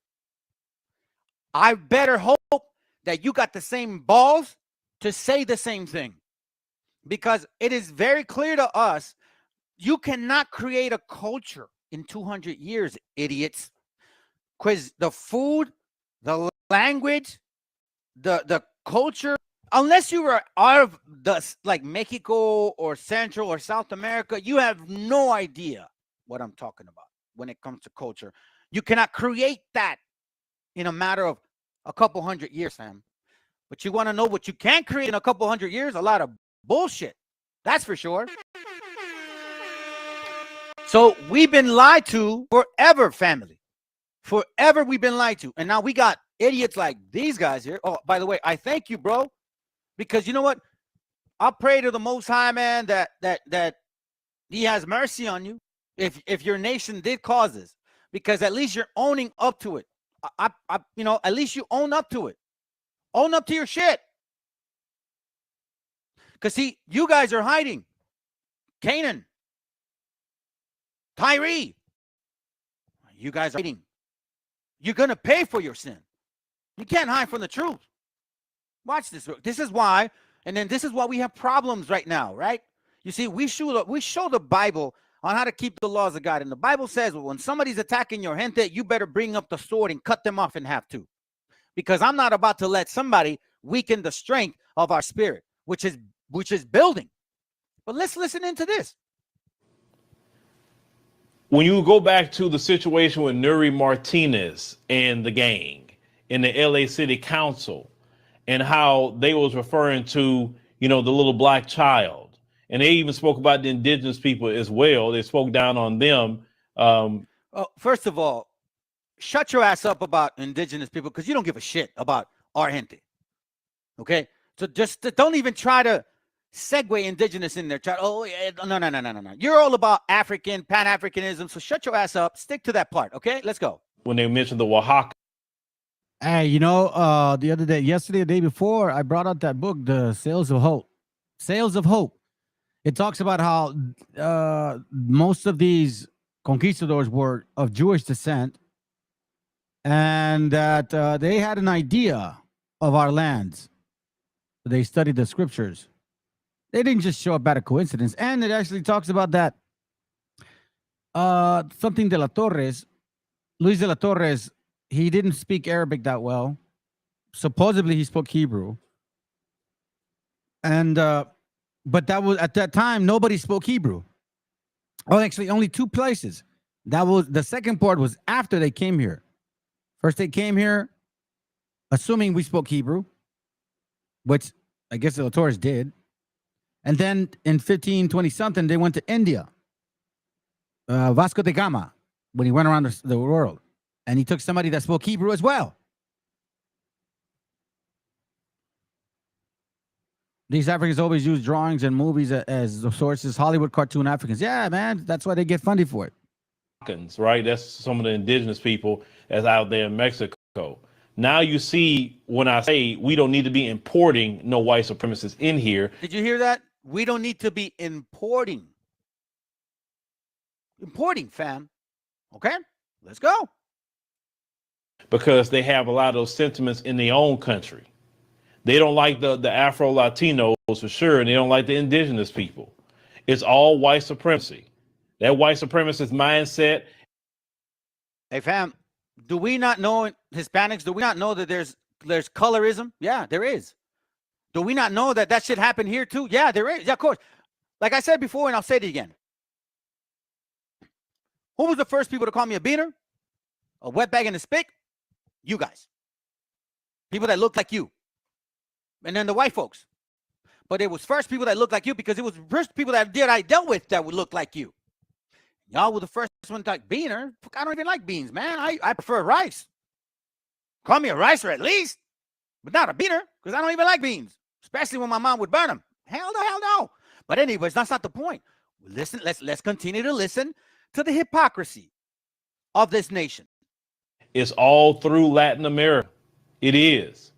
And then when you bring it over here, then they, in their mind, they feel that, hey, if I get with, them folks, then, oh my God, I didn't made it because I didn't got rid of the real ones. See, in my country, I'm not really looked at as the real ones, but I go with the real ones. And I'm going to join with them to be discriminatory against, Black Americans. Like, see, this what goes on in their country, folks. This what goes on. Now, for me, it's stupid. But I knew when I saw it in the movie itself, I said, it's something about people arguing why did he look so brown. I don't know, man. I've never spoke to anybody that was bothered by this actor actually, maybe her, or I don't know. I don't know. But if you watch this guy. Yeah, shalom, bro. 144 Guerrilleros Sellados. Yeah, appreciate you having here, man. Yeah, we don't teach the 12 tribe chart. We basically bring out facts all across the board. Who was actually involved in the enslaving of our people, identifying Psalms 83, giving exact pinpoint description of the Canaanites, of how they would be till this very day. Pretty much it. And our gente, Lord willing, man, makes sense for you. I said, God Haitians living next block. A ver. Makes open doors for the oppressed, but them Africans quick to turn on us like dogs with rabbis. Yeah, for sure, bro. Well, if you think about it, in Florida, right, prior to 1763, before Florida became part of the 13 colonies, they would actually go to Florida, the so-called negros, Africans, who were supposedly enslaved, who I guess couldn't get out of the court situation because a lot of times they would go through the pay right program and then eventually it would kind of keep them longer. So they wanted to go through the court to be free. A lot of cases they didn't happen, so they would go to Florida, where Black folks weren't enslaved. But yeah, they forget about that, and then they say, we always had your back, and they're jealous because I guess there's this homie right here. He's a good actor, and hey, they're good. I guess they're mad. He is just spitting anger. These guys right here, all they're doing is pointing out shit that other nations do to Black people. Right? It says here, look, Philip Scott reports a white woman sharing the reason why her community can't stand us. Okay. Nation there's increased scandal involve Black immigrants. Black America, blackity, black. Okay, everything about Black. Oh, poor me, Black, sympathy, Black. Everybody not Black. Oh, and he married a so-called Hispanic girl, man. Who are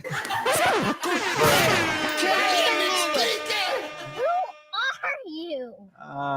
It's like the typical Anglo, man. He's like, oh, I like my Latinas.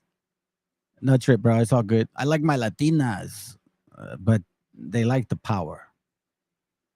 It's like my sister married Edomite, and he's racist, man. He's racist, and he like throws, I don't talk to him no more, but that's why we stopped talking after Trump. It's just funny, man. It's just funny to me. Let's go. Everybody, listen. Black folks never had anything to do with slavery. You know what I'm saying? So like they could get away with making. Hey, listen. I'm gonna tell y'all. Let's be real. What person do we know? Not. Is this true or not? Do black folks always call white people crackers? You guys are always calling white people crackers, man, left and right. Is that not racist? Or is that, oh, that's okay? That's okay. So check it. This is what they're saying. All right. So I'm like, what? This is weird because you guys are all claiming that your people don't do shit to nobody, right? Now, everybody's all against African Americans. Okay. So I'm going to call it spade a spade. You see, black folks, y'all are, dear black people, you guys are real quick to call out the white man on their shit that they do. Well, guess what? Here's a taste of your own medicine. This game, you're not ready. A street vendor in South LA's Harvard Park neighborhood What is shit is physically this? assaulted by a crazed woman, upset that her burrito order was taking too long. The vendor's What's this? African diaspora. What is this? Are you saying she's Hispanic? says the woman became enraged when she was told that she had a freaking burrito, man. You destroyed this sister's shop because of a burrito. Noon on Normandy and Slauson Avenues in South LA. A ese momento, ¿usted qué pensaba? Pues no sabía qué hacer. Berta says she didn't know what to do after the suspect began chasing after her. The video doesn't. All right, let's go. You want more? Here's more. An apology tonight after this video sparked community outrage. What started as ugly is turning into something much different. The community now coming together to support the vendor seen being attacked. CBS 13's Marley Ginter joins us live after talking with the other people seen in that video, now apologizing. Video sparked more than outrage. It also spurred support for the vendor, Edith Morales, who had her outrage.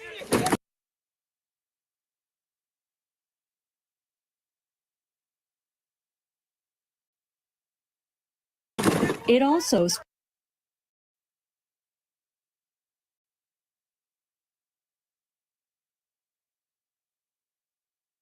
they met with the vendor today,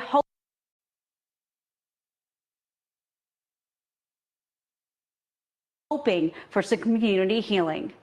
The video sparked more than outrage. It also spurred support for the vendor. All right. Where's the other one? This one. In the Long Beach community, Eliu Ramirez is a proud vendor. Hecha por mis manos. Selling homemade fresh treats to the community. Yeah, nothing's better than it. But on Monday, Ramirez says he was approached by some neighborhood kids who often taunt and insult him. Neighborhood kids, neighborhood black kids, right?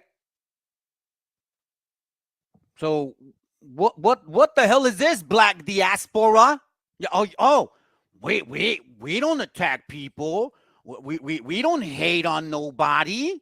We so delicate. Are you serious?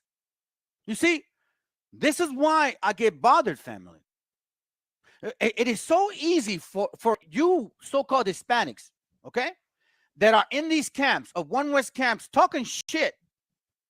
Yeah, I'm going to say it. Talking ass. How about that? Talking ass to the white man because they enslaved us. Hold on. I don't know why the camera isn't on. Is it on or is it not on? Hold on a second, fam. You're quick. Give me a second. Where the hell are you?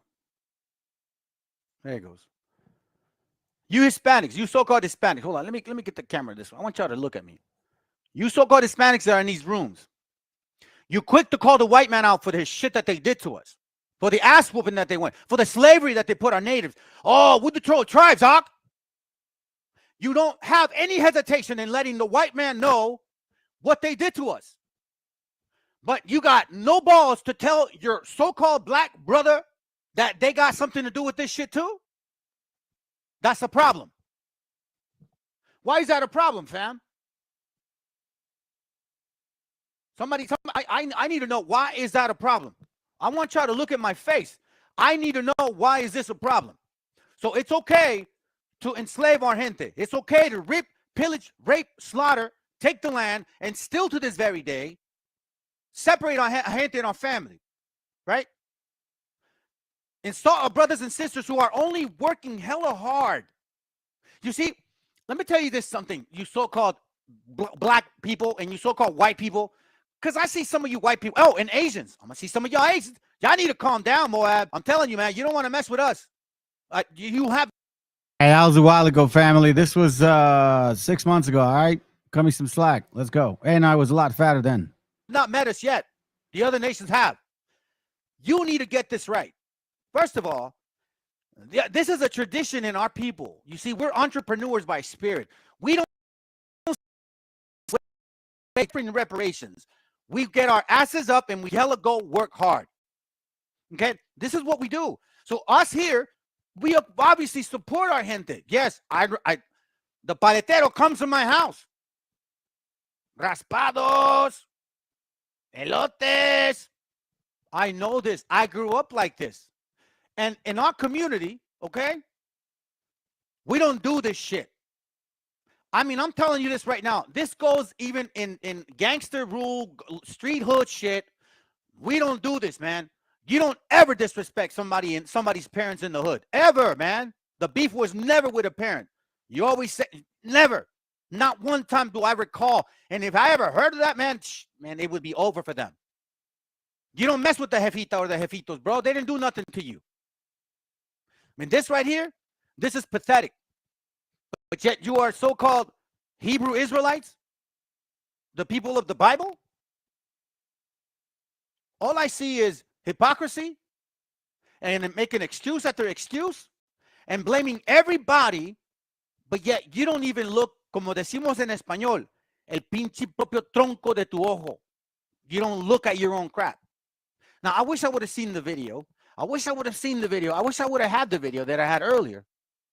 The video is actually talking about how you guys want us to judge. Oh, no, you telling your people to judge you guys as a nation. You say, yeah, we should judge, white folks as a nation. So we should judge Hispanics as a nation because, Hispanics, if there's one, there's all. Okay, cool. Sounds good. So guess what? So since you guys want us to judge you, you're judging us as a nation, we're going to judge you as a nation. A nation of slave owners. Black slave owners. Okay? Let's not let this go, family. Black slavers. Not just the white man enslaved our people.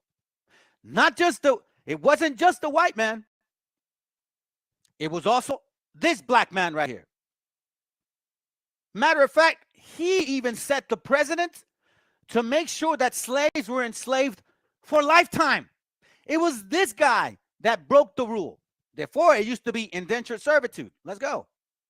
That were bred, that they were actually bred by a slave master that looked just like them. So the children would come out light skinned or mulatto. They would come out black and they would be the slaves' kids. Okay, they would be the slave owners' progeny, and they wouldn't be able to tell them apart. It wouldn't have any light complexion whatsoever. They would be just, the only thing they would be marked as the slave master's children. And now listen, I'm gonna tell you this right now, family. Let's not forget. Here, I'm gonna show you this. Where is it at? Where's it at? Oh, I have it right here. Hold on. Oh, where's the book? I think I have it in here. Give me a second. Oh man, I think I lost it.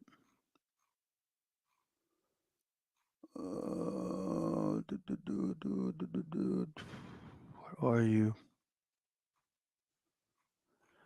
I have a book on the picture where it actually shows the participator venture meaning. Wish I wouldn't have taken it out. I think it's somewhere in here.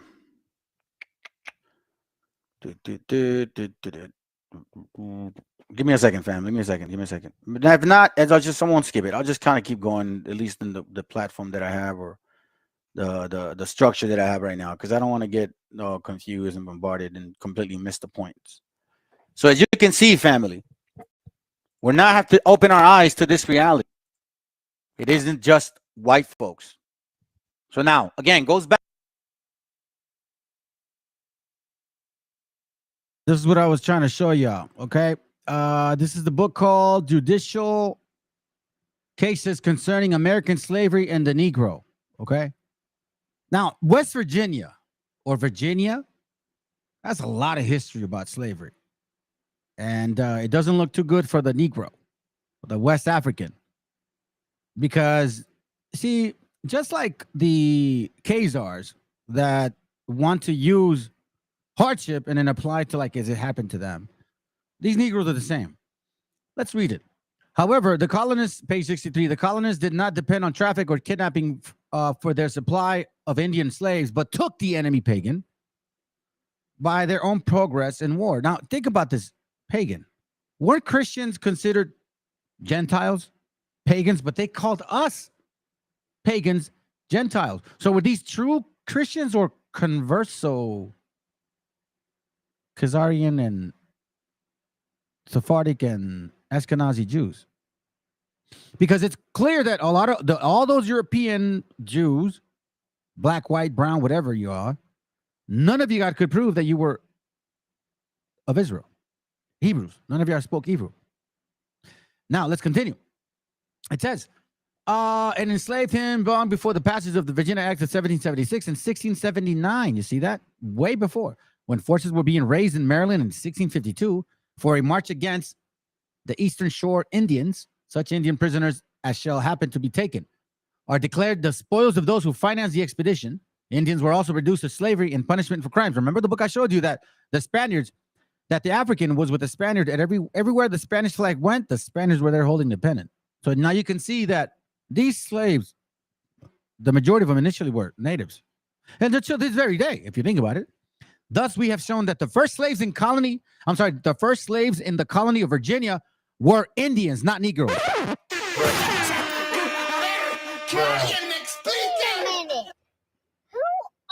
You. Fake as wannabe slaves, fake as transatlantic story, fake as Willie Lynch letter. All of that is a lie. Everything. And I tell you what, here's a link. If you're an enemy, I dare you to hit the link. I triple dare you to prove me wrong. Like the other guy that came and said, oh, pass me the Grey Poupon. You're beneath me. Thus, we have shown that the first slaves in the colony of Virginia, where the majority of slavery started, and by the way, the Virginia, the Virginia Dutch ship station or shipping company was ran not only but by King James, the so-called Black King. Yeah. It says here, and that the laws of the colony sanction Indian slavery except as regarding prospective importation by land. For a few years after the passage of 1670, sorry. Oh, man, there's lexic. The practice of the colonists, in accordance with their laws, is illustrated by the case of Virginia and Maryland from 1627 to 1831. 200 years. In 1627, some Indians of Carib Islands were brought into the country by Captain Sampson, but the experiment was too disastrous to warrant repetition, at least on a whole scale. Besides the traffic in Indian slaves between Virginia and Maryland colonists mentioned above, the Maryland court records contained that instance of Indian slavery. In 1648, complained that Captain Edward Hill had not delivered him 2 Indian boys who he had covenanted to deliver. It says in Maryland, 1656, there belonged to a household one overseer. Watch this. In Maryland, you know how the scriptures talk about that, there's a head, there's like order, right? Well, check this out. In Maryland, women servant. No, I'm sorry. In Maryland, in 1656, listen to this, West Africans, Canaanites, Philistines, wannabe Hebrews. I know it burns your spirit. I know it does. But check this out. In 1656, there belonged to the household of one overseer, a Negro. So he was the overseer, okay? Of who? Of a white woman servant. And then who else? An Indian slave. A Negro oversee, a Negro. One oversee a Negro. So the overseer of the property was a Negro. And he watched over white women, and then he watched over the Indian slave. Remember how the book I've showed you that wherever the Spaniards moved close to the Indians or natives, it was always a problem because their black slaves or servants were always breaking into our homes and violating and robbing us? Did we not see that it's still going on? Are we not living Ecclesiastes 1:9? That which has been is that which shall be, and there's nothing new under the sun. Sorry for, chopping up that scripture. Let's go to the other one. Watch this. And their freedom must have been brought as slaves to Virginia. For a witness testified that he heard a certain person now dead say in the year 1701 that when he was a lad about 12 years old, those women were brought to this colony in a ship. Those women were natives, not Negro women, not those Afro-braided ones, the ones that the Bible says do not feed Canaanites, the one that the Bible says do not have braided hair, the one that the Bible says she washed the tears of the Messiah's feet. Black people don't have long hair. Women have afros. So did they. What did they? She rub their whole head on his foot? No, could not. It says here, by the Act of 1676, stop saying 17, 1676, 1679, and 1682, slavery closed in again, first on Indians, captured in war by the soldiers, and finally on all Indians, sold by our neighboring Indians and or any other trafficking with us as slaves, for slaves. The Indians were brought in, here it goes. The Indians, that Indians were brought in and held in slavery for many years, subsequent to 1682. What does subsequent mean? Subsequent.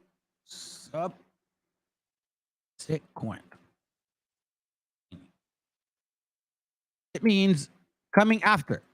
Okay, so after 1682 is indicated by the evidence of witnesses and the assertions of counsel in cases brought by 90 to 150 years later, by acts passed in the 18th century. Reuben and others who brought action in 1772. Remember, 1776 was the Proclamation of Independence, right? I mean, the Constitution, sorry. To try their titles to freedom were descendants of Indian women, not Negroes, not African women, not Wabos. They would have said it. Brought into this country by traders at several times between the years 1682 and 1748. And by them sold as slaves and under an act of assembly made in 1682. Mason, remember the black folks they were Freemasons? Did you guys forget the video I showed you? Okay. Counsel for the plaintiff asserts that hundreds of the descendants of Indians brought in between 1682 and 1684, hundreds have obtained their freedom on actions brought in this court. In the case of Henry in 1772, the court gave judgment against many descendants of Indians, introducing and held as slaves between 1682 and 1705. Many Indians' assertions that the thousands of their descendants were deprived of their liberty. Many Indians were reduced to slavery between 1691 and 1705. Is shown by Henning's assertion that thousands of their descendants were deprived of their liberty when they sued for it later on.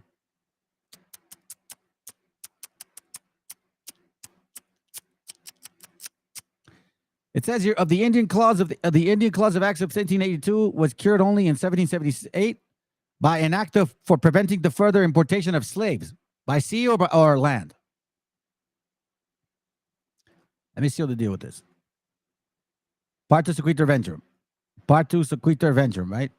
Partus sequitur ventrum, an Indian mulatto suit for freedom, enslaved from Pennsylvania.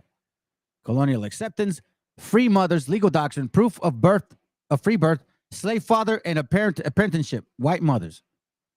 It never said Negroes. Indian mulattoes sued for freedom. Page 163. Watch the bottom. In the latter history of Indian slavery in Virginia, it is the female Indian slave who is prominent as the ancestress of slaves petitioning for freedom. For if she had been enslaved unlawfully, her descendants in the female line were free. In accordance with the axiom of civil law, partis sequitur ventrem.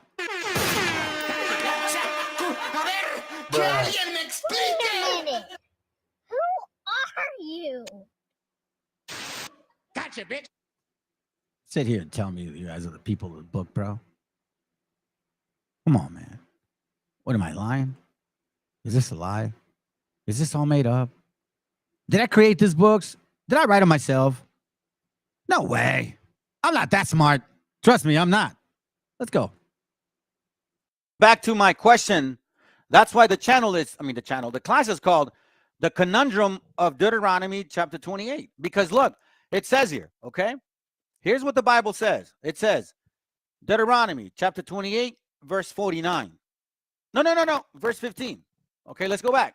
It says, but it shall come to pass, if thou wilt not hearken unto the voice of the Lord thy God, to observe to do all his commandments and his statutes which I command thee this day, that all these curses shall come upon thee and overtake thee. Okay? So we understand that. One of them was, the Lord shall bring a nation against thee from far, from the end of the earth, as swift as the eagle flieth. A nation whose tongue thou shalt not understand. Okay? So now, why am I first touching this? Because we know that the Israelites would be being put through curses. Right? Deuteronomy 1:1, it says, these be the words which Moses spake unto all Israel. Deuteronomy 28, verse 1 says, and it shall come to pass, if thou shalt hearken, then all of this good happens. But if we don't, to Israel, then all of this happens. Okay? So now, you see, before, we didn't know that black folks had slaves. We didn't know that. So when you say, yeah, the Lord from afar, the other nations, that's why they enslaved black people. Wait, hold on. Now here's where it gets real tricky now. Because there's several points to make here. Okay, watch this. I want to make a couple points. First of all, we all know, and I don't want to have to, but I'm going to have to. World map. Oh, backwards. World map. Just give me something basic. All right. So, considering the conundrum here, if the so-called white man, bro, shalom. Can you hear us? Meshi, I see you, bro. You're on, but I can't hear you. I don't know if you're in a good connection. From what I'm noticing, that I don't see no that bar that shows that you have a connection. So let me put you on mute until you're ready to connect, okay? save the black man, and if the black man is a Hebrew, Well, how send me a does private this message. scripture make sense? A nation from afar, from the end of the earth. If you guys are here and they're up here, okay? That's problem number one. As swift as the eagle flieth. A nation whose tongue thou shalt not understand. So you're telling me at the same time that these people that enslaved you, who are from afar, from the end of the earth, which doesn't seem like it makes sense, also spoke a language that you guys didn't understand. at the same time, you say that you ruled Europe. So how does a nation whose tongue thou shalt not understand connect with the Bible? How does it connect you with the Bible? I mean, listen, hey man, if you guys have any fopies listening, can you guys post something? Tell me that I'm wrong. Tell me how I'm incorrect. Because look, even this, okay? Even if we go by, let's say, well, you're wrong. Okay, cool. Meshi, can you hear us? Try to come back, bro. Try to come back. Let's continue. Oh, it's 70 AD. Okay. But if you go to Acts 2 and 5, before Jerusalem fell, it says here, and there were dwelling in Jerusalem Jews, devout men, out of every nation under heaven. And they, verse 8, how hear we every man in our own tongue where we were born, Parthians, Medes, Elamites, and dwellers in Mesopotamia, and in Judea, and in Cappadocia, and in Pontus, and in Asia, and Phrygia, and Pamphylia, and Egypt, and in the parts of Libya, and Cyrene, and strangers of Rome, Jews and proselytes. So how could a nation from afar, from the end of the earth, whose tongue thou shalt not understand, conquer you black folks? If there's so much involved between you guys, even in those times.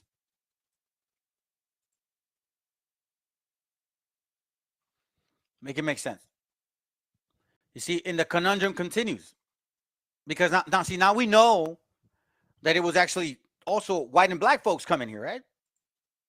So now when I found this book, I'm like, no way, dude. Hold on a second, family. When I found this book. There you go, man. Can you hear me? No way, dude. Yo. Can you hear me? I think you're on, bro. Meshi, I think you're on. See? You there, bro? Hello? Bueno. Yeah, we could barely seem like you're trying to say something. Yeah, you're breaking up. Ah, okay, cool. Changing headsets. All right, he's changing headsets. Give him a break. Let me know when you're ready, bro. Avenue. Lorenzo. Ifas. Now, okay, let's continue.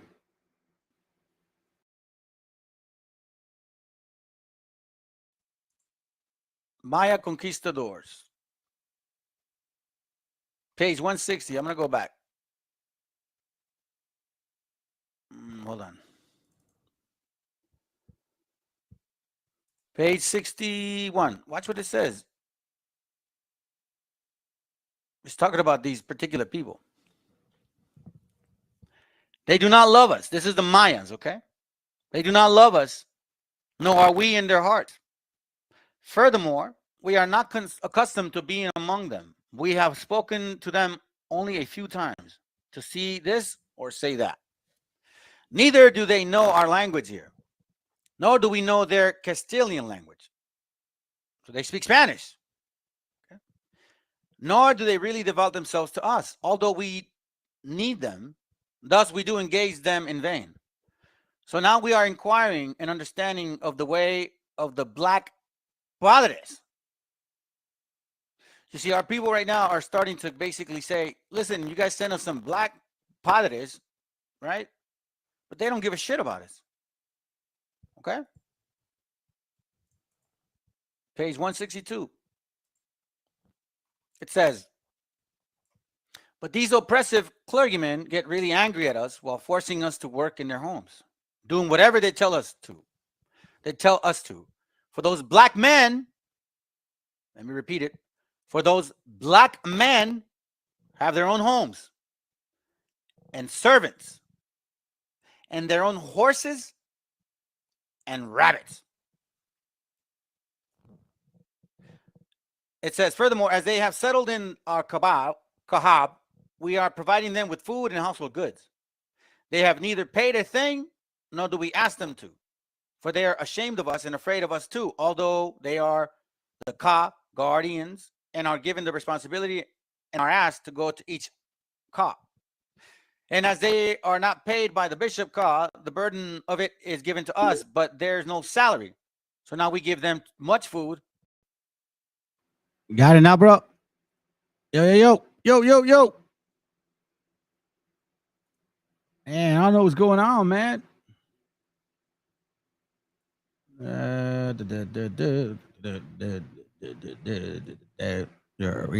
You're on, bro. You're on.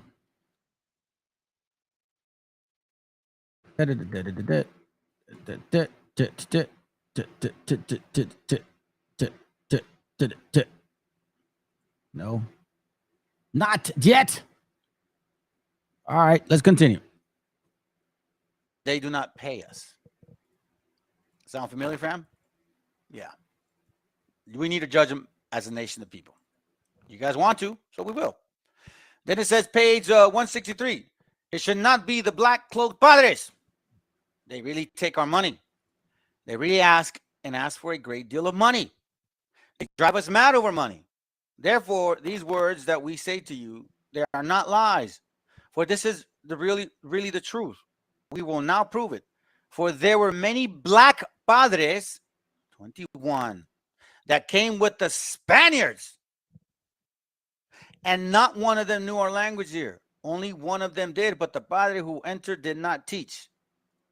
For at that time, there were no elders, really just boys. They traded in the other ka. Moreover, they wished to say little. The black padres, those black ones, they hated us. It's from this book. This is actual writings of the people that said it. At last, the Maya's perspective of the Spanish conquest. The Maya's perspective. Let me see what happened. Hey, fam, I am paying attention, you know what I'm saying? I mean, in case you guys aren't, you know what I'm saying, watching now. I mean, you know, unless anybody was here, I saw a few people here and then they all skedaddled. I guess you guys got emotional. Well, it is what it is, fam. I'm not going to lie in this channel. And I'm not going to share stuff to make y'all tickle and make, you know, and have fun. So check it. I'm going to show you this real quick.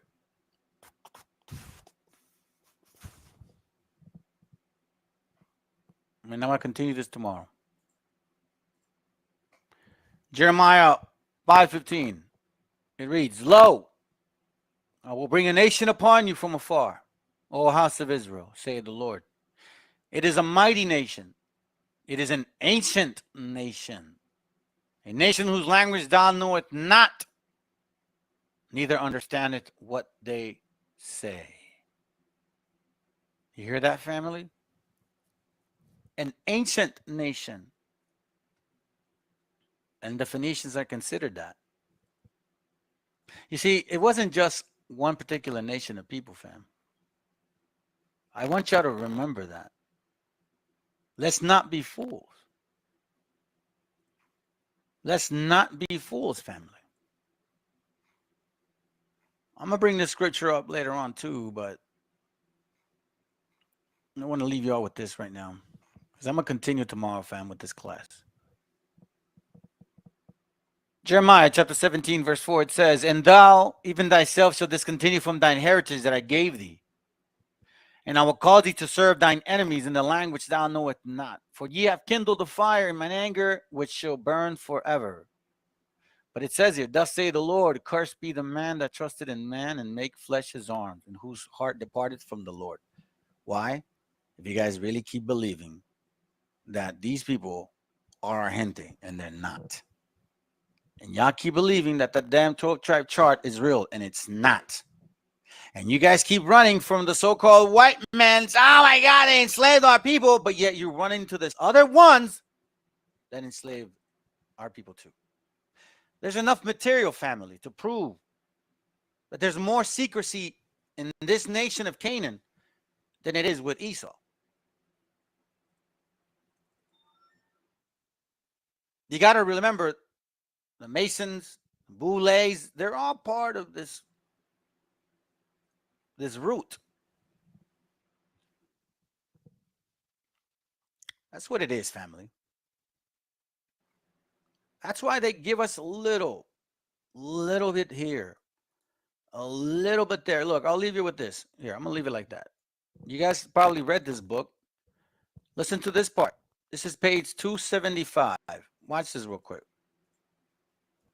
It says here, it's American Holocaust, the Conquest of the New World. It is by appealing to the definition that Frederickson and others continue to assert that the existence of free blacks in the 17th century Virginia, and particularly of someone like Anthony Johnson, which is what the other man was bringing, who arrived in Virginia as a slave from Africa and somehow became a free man. Somehow.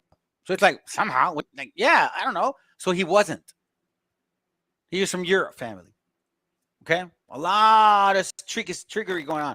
A landowner and the owner of a slave proved that the 17th century Virginia was not a racist society, that racism only emerged in later years.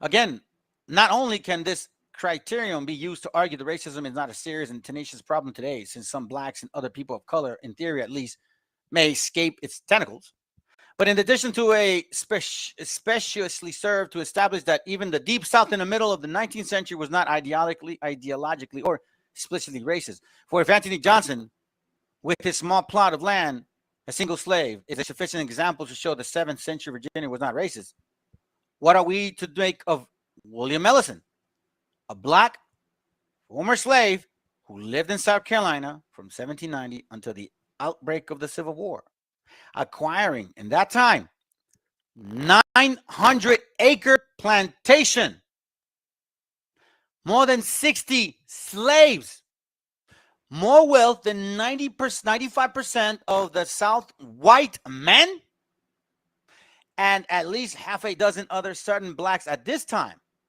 Among the more than 3,600 African Americans who then possessed over 12,000 slaves, were wealthier and owned more slaves than Ellison. What? Oh, you see, family, this is what I'm talking about. You see, this is what I'm saying. This is what I'm talking about. You guys are so quick. These other nation of people, matter of fact, not even the white man, the black man, y'all are so quick to come over here and talk a lot of shit and say, you know, you Mongols and this and that and whatever. But now I'm bringing up material that says you guys, you black folks, enslaved people, you are just like the white man. And what do I get? Effing crickets. Where are you guys at? I thought I would be hearing complaints. I'm a racist. I'm an agent. Oh no, you're supporting white people. Nah, man, listen, I am against whoever enslaved my Hindi. That's a fact.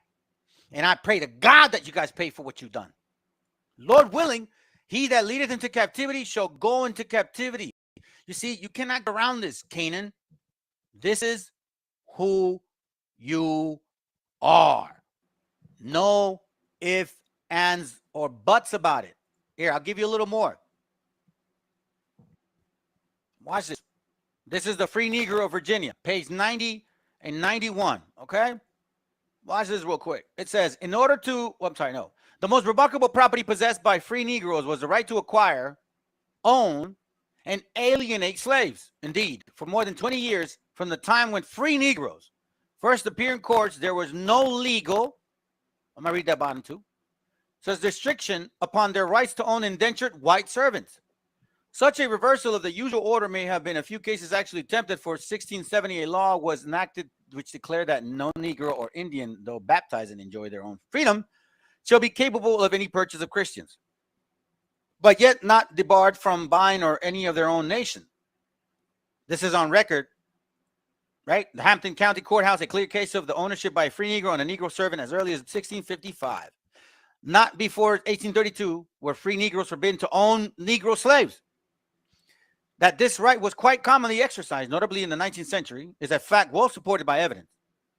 It is not unusual among the free colored people for one member of the family to hold one or more of the other members in legal bondage. Mm-hmm. What do you say to that? Look at this. I'm just catching this now. The Act of 1748 concerning servants and slaves declared no Negro, mulatto, or Indian, although Christian, or any Jew, Moor, Mohammedan, or other infidel shall any time purchase any Christian servants, meaning a white person, nor any other except their own complexion, or such as by act that are declared slaves. And if any person, and if any of the persons aforesaid nevertheless resemble or presume to purchase a Christian white servant, such servants shall immediately become free and be held, deemed, and taken. So now we're starting to get a little history of why the white man wanted to turn the tables around. Yeah, we're enslaving the white folks too. Rich white folks, rich black folks, all at the same time taking acres from us. 900 of them at one point through the Head Right program. Head Right program, fam. So what now? I'm still waiting. Hey, can you hear me? Oh, can you hear me? Yeah, I can hear you.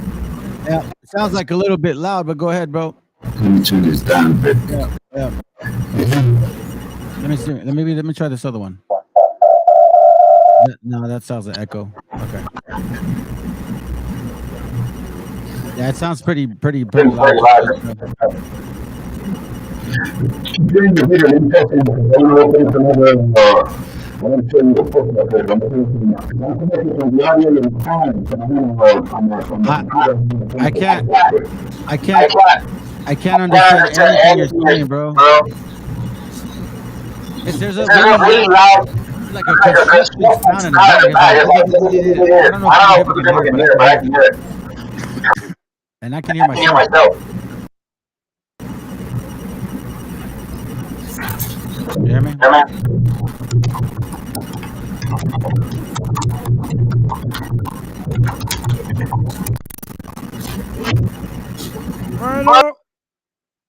Hey, try to come back.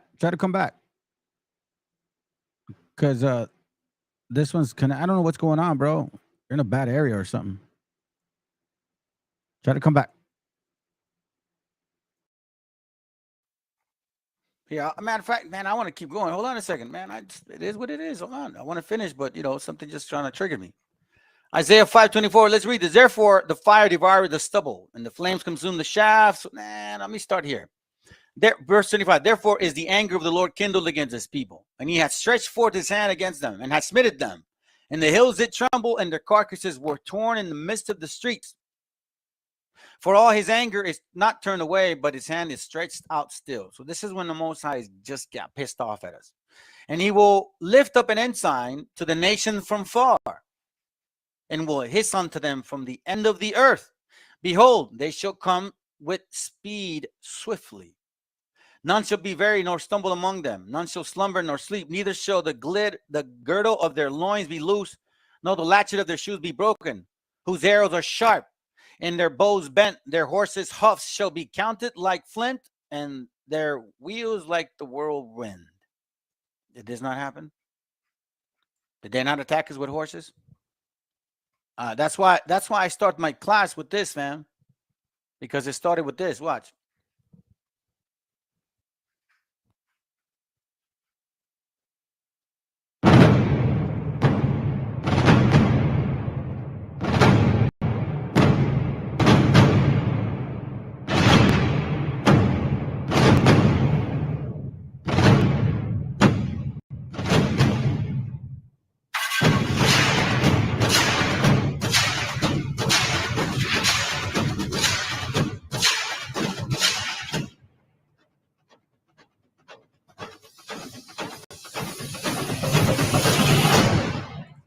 That right there. Those horses right there, family. Right here. Those horses right here. These horses right here. You know what I'm saying? This is why I like playing this, because this reminds me that this is when it all started, man. We were out here getting ready. They were coming to Tenochtitlan right there. And you see the actual Spaniards coming this way. That's why I play it, fam. Whose arrows are sharp and their bows bent. Their horses' hoof shall be counted like flint, and their wheels like a whirlwind. You know, some of those cannons did come on wheels, family. Let's not forget. Let's not forget, fam. Let's not forget. So again, let me remind you, I'm going to continue this class tomorrow, and I want to finish, but, you know, obviously the Most High is still kind of moving me here. So Psalms 83, let's not forget. So the word's going to send people from afar, from the end of the earth, as swift as eagle fly, whose nation thou shalt not understand. So we know now that the Phoenicians, the Canaanites, the Europeans, the black Europeans, they had an eagle. And then when the white man conquered back their land, they had an eagle as well. And we know now that Psalms 83 says this: for lo, verse 2, for lo, thine enemies make a tumult, and they that hate thee lifted up their heads. They have taken crafty counsel against thy people and consulted against thy hidden ones. We were hidden for quite some time. They have said, come, let us cut them off from being a nation, that the name of Israel be no more in remembrance. So how do you cut somebody off from being a nation? You take it from them. You take it from them. For they have consulted together with one consent. Edom, Ishmael, Moab, Hagarim, Gabal, Ammon, Amalek, and Philistines. Aren't they all over there claiming that's their Hebrews? Don't we have Kyrie claiming it now with what's his name? Canyon Pepper. And then we have, what's that other dude? The political dumb goofy bastard. What's his name? Shapiro. Fake Jew. Now, we're the illegal immigrants, though, right? So as you can see, fam, you get rid of a nation by taking away their heritage. Look, man, I found this book too. You guys need to get this book. Interesting book. Right here. I'll show it to you all more tomorrow. 5 Negro presidents, according to what people said they were. So here's talking about that some of these presidents were actually black. But, you know, it's interesting because in this book, it does reference certain things. And I've been saying it from quite some time. White folks and black folks had mixed together. Hold on. There you go, bro. That sounds good now. Hey, it's because I was trying to. I got an issue with my laptop. I don't. It's not defective or nothing. It's just like as a configuration. I just changed the operating system on it to a Linux. Anyway, I was trying to connect with my audio through the phone and then pull up a book from my laptop. You know, but I guess that's where I got that echo going on. Anyway, I just wanted to stop by, bro. You know, appreciate the work you're doing. You and then the other brother out there, you know, doing the same. But I just wanted to put out a book. I don't know if you can find it online. Go for it. What's the name of it? It's called Global Indios. And basically it's just because of some of the things that you mentioned on your lesson. That, you know, I'm not too much concerned about these abos or these you know, saying the BHIs trying to steal our identity, right? Because at the end of the day, I mean, they really never done their homework. They don't know nothing about our culture, right? So they're just going off of little pictures and little whatever a white man boss told them in some of the books that they've written over there in the States. But we got, I mean, we've encountered and dealt with, you know, saying the Europeans and Africans since 1492. As far as Mesoamerica is from 1519, right? And forward. So we've had more dealings with them, and obviously a lot of more records is basically in our archives than they do. I mean, they just supposedly woke up and they, after the Emancipation, you know, Proclamation, right? Since they were, you know, those that were slaves were able or allowed to read. So. And not only that, I mean, it took up to the 1960s for them to actually even read some more to try to understand themselves. And still to this day, after the civil rights, they still don't understand who they are. And that's pathetic, you know. Yeah. But my point is that you know how they try to claim to be the natives, or, you know, for the lack of a better term, the natives or the Indians. All those are, you know, bywords, because we never call ourselves natives. Indians are from India, you know, say on the other side of the continent. So obviously, you know, they're stuck on that white man's, you know, bywords for us, you know. Hey, is And- this the book that you're talking about? yeah, I had it right there. I'll probably, you know, saying I'll send it to you later. It's just I'm creating a little lab on my computer that I gotta, you know, check the configuration. But anyway, that book right there is pretty small, but it's a jewel, right? In the sense that that book pretty much explains or shows the you know, our brothers and sisters that were kidnapped. You know, saying even the children that were kidnapped after. The conquest, or the conquest was, or even during the conquest, that were sent over to Europe, Africa, and Asia.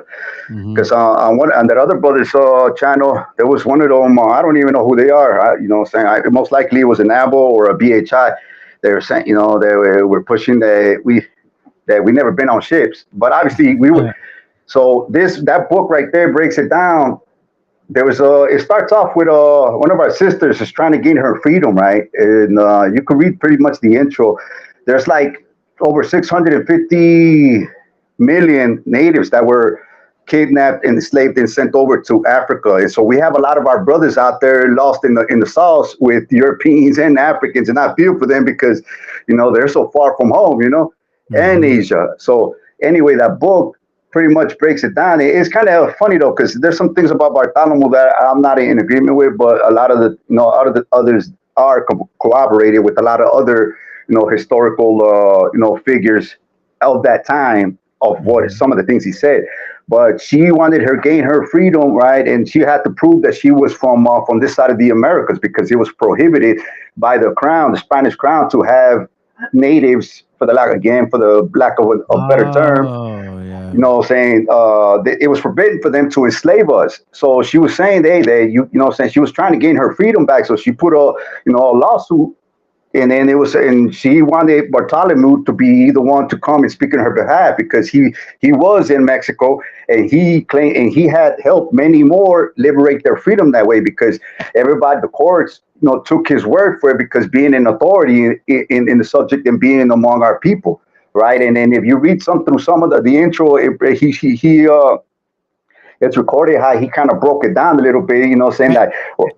And it's actually right here. It says about this title, synopsis. In the 16th century, hundreds of thousands of indigenous peoples from the territories of the Spanish Empire were enslaved. Now, hundreds of thousands, okay, were enslaved and read Iberian world. What is that Iberian world, bro? So-called Spain. Hell yeah, you know what I'm saying? And not only that, they were in Africa too. A lot of our brothers are in Africa. Yo, and the thing is that there's hold on. Let's look at the map real quick so that people can actually get an idea of where this Iberian location is. You see family right there? That's the Iberian Peninsula, meaning that our people were taken into ships, and not just taken around this continent here, okay?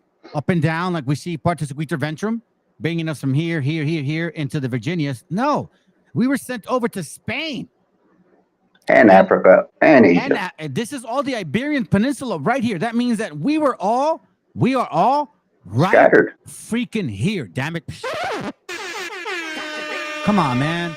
So it says here, although various, and then let me just read it, and then go ahead, right? Take over. Do your thing. Although various laws and decrees outlawed Indio enslavement, several loopholes, typical treaty after treaty, oppression after abuse, several loopholes allowed the practice to continue. Just like the Supreme Court in ruling in 1823, how they used the papal bull, the Doctrine of the Discovery, to actually justify the takeover of 1948, Hidalgo property. You know what I'm saying? That's crazy, right?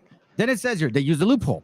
Then it says, in Global Indios, Nancy E. Van Dezen, I guess she's Dutch or German or whatever, or Switzerland, documents that the more than 100 lawsuits between 1530 and 1585 that Indio slaves living in Castile, in España, güeyes, brought to the Spanish courts to secure their freedom. because plaintiffs had to prove their Indio-ness in Spanish imperial context. These lawsuits revealed the difficulty of determining who was an Indio and who was not, especially since it was an all-encompassing construct connoting subservience and political personhood, and at times could refer to people from Mexico, Peru, and South and East Asia. You see that, bro? Just look at this right here. Mexico, Peru, and South and East Asia. So South like in India and East Asia, right? And also like in the the Arabic world, because that's Asia still. Then it says Van Dusen demonstrates that the category of free and slaves were often not easily defined, and she forces a rethinking of the meaning of Indio in ways that emphasize the need to situate a colonial Spanish American indigenous subject in global context. Damn, bro, that's good stuff, bro. I need to get this book. You know, but the point I really wanted to I'm gonna save it. I'm sorry, go ahead. The point I really wanted to touch on that book, on the intro, it breaks it down how she, she pretty much got help from Bartolomé de las Casas to go and testify on her behalf, and everybody took his word. He went. They took 2 days to analyze her. However, you know how I just picture the Germans, how they used to do those scientists, you know how they measure the nose, the skull, and try to figure out, you know. So they, anyways, but he pretty much, well, I guess he investigated her for 2 days, and he came out to a determination in the court saying that due to his experience living in the Americas, dealing with the Mexicans, and knowing the people, that based on their honey-colored toned skin, you know, saying that he verified and concluded that she is of Mexican descent, and so she was gained their freedom because of him, and he helped many others, you know, gain their freedom. But in that book, at the beginning, it got some maps on, and it just pretty much got like a little, dots everywhere where all these litigations have existed, where Native Americans have gained their freedom all throughout Europe, Africa, and Asia. Check this out. There's about volume 1, number 2. There's about maybe page 114, 115, and 116. Let me just read it. And 116. All right, it's pretty short. I'll read it quick. It says here, let's see. We often tend to think that deglobalization is a sign of our own times. The key to characterize the contemporary world in contrast to earlier historical periods. Nancy E. Van Dusen, Global Indios, makes us reconsider this assumption with its interesting analysis of the play between the global and local in 16th century Castile. The aim of this volume, as the author makes clear from the beginning, is to give voice to the voiceless, more particularly the indigenous people who were imported as slaves in the 16th century Castile from America. So that means we went across the transatlantic slave trade. So first. So unfortunately, the transatlantic slave trade actually applies to us. You Negroes never suffered that way. It was the head right program. Now, it says, as part of the massive inter-American forced migrations in the period, at least 750,000 indigenous people were victims of the lucrative transatlantic indigenous slave trade that started in 1490s. So where are you Negroes getting this idea that it's all, it was a transatlantic slave trade? It happened to us. Stop it. Stop lying. After Charles V, Carlos V, remember that chocolate, the new laws were passed in 1542, starting the Indios from the Spanish dominion were free and could no longer be enslaved. And due to the ambivalence and loopholes in the understanding and the application of the law, a number of indigenous men and women decided to initiate lawsuits in order to acquire a piece of paper from the Spanish court. La Casa de la Contratación or the Council of the Indies, saying that they were free vassals. Many of them became what Venn calls trans-imperial, subjects with complicated identities because of their forced cross of Spanish-Portuguese borders. Damn, even in Portugal.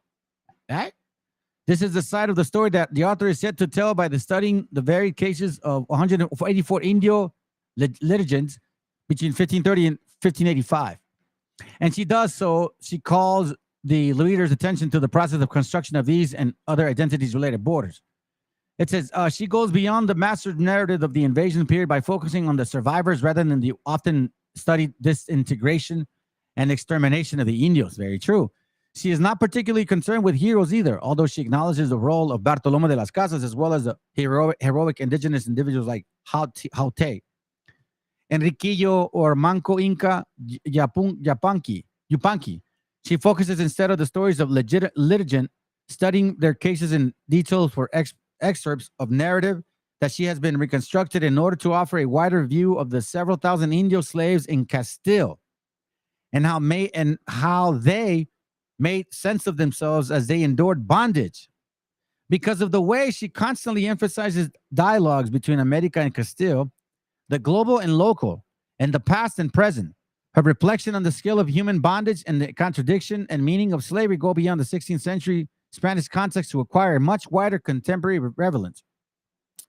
One of the objects in this text is to recognize the multiplicity and complexity of Indios, to argue against the sameness of those individuals called Indios.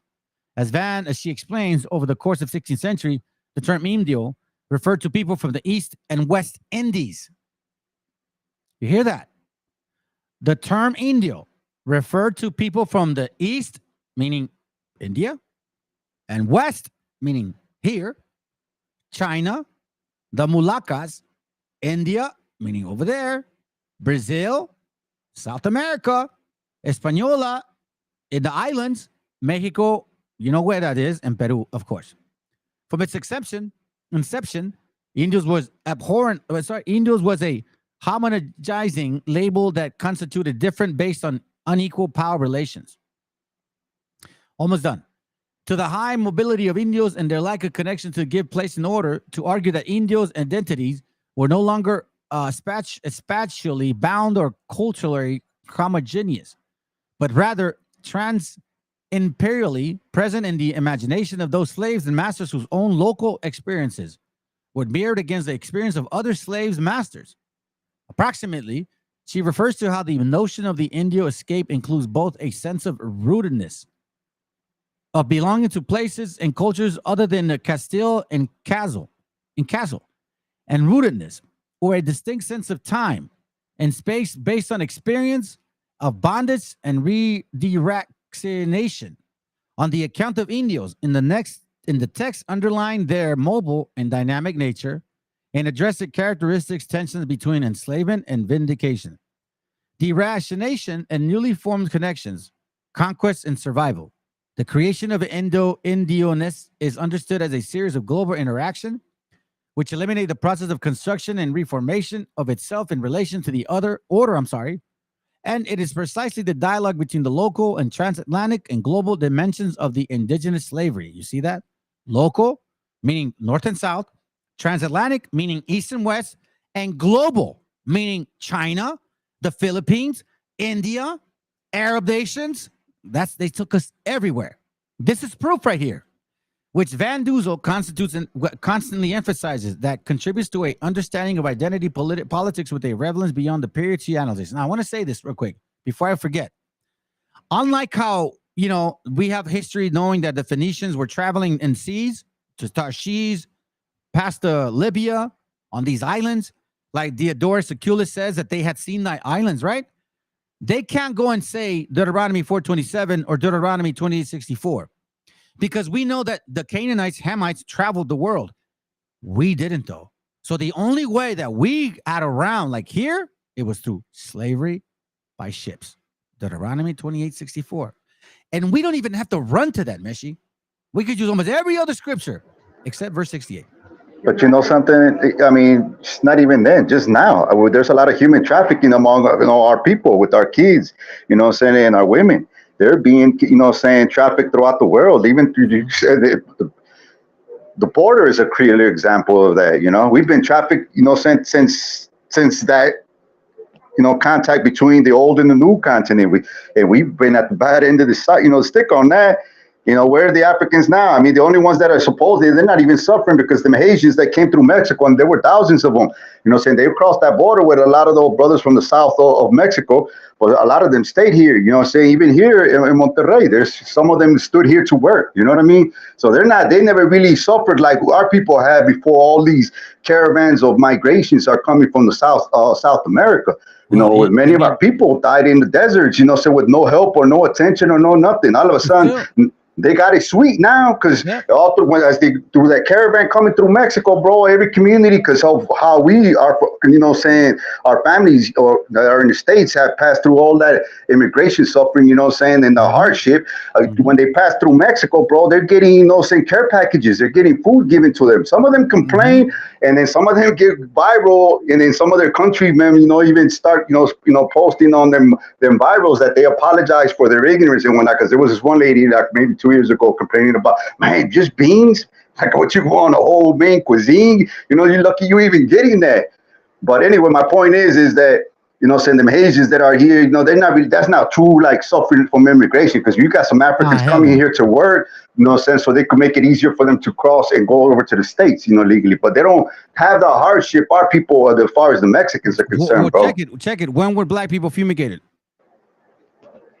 When were they repatriation taken out or wetback operated, kicked out of this country? When were they sent back to Africa without their own will?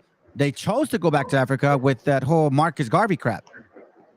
They weren't forced to. Now check this out. Going back to this topic, Carmona, Andalusia, Spain. Now Andalusia has a very deep history. Okay, I want to do a class on that city, but check this out. In chapter 1, the author centers on the globalized Castilian village of Carmona, basically here, okay, here on the corners of Spain. Now, keep in mind that the Carthaginians, when they went past the pillars of Gibraltar, right? It was right here when they passed the Tangier, okay. The Phoenicians, the Philistines went past this area, and then the winds took them over here. So they knew of these lands. They're not scattered like us. Now, here's my point. Near Seville to explore how the 4 parts of the world could inhabit Carmona.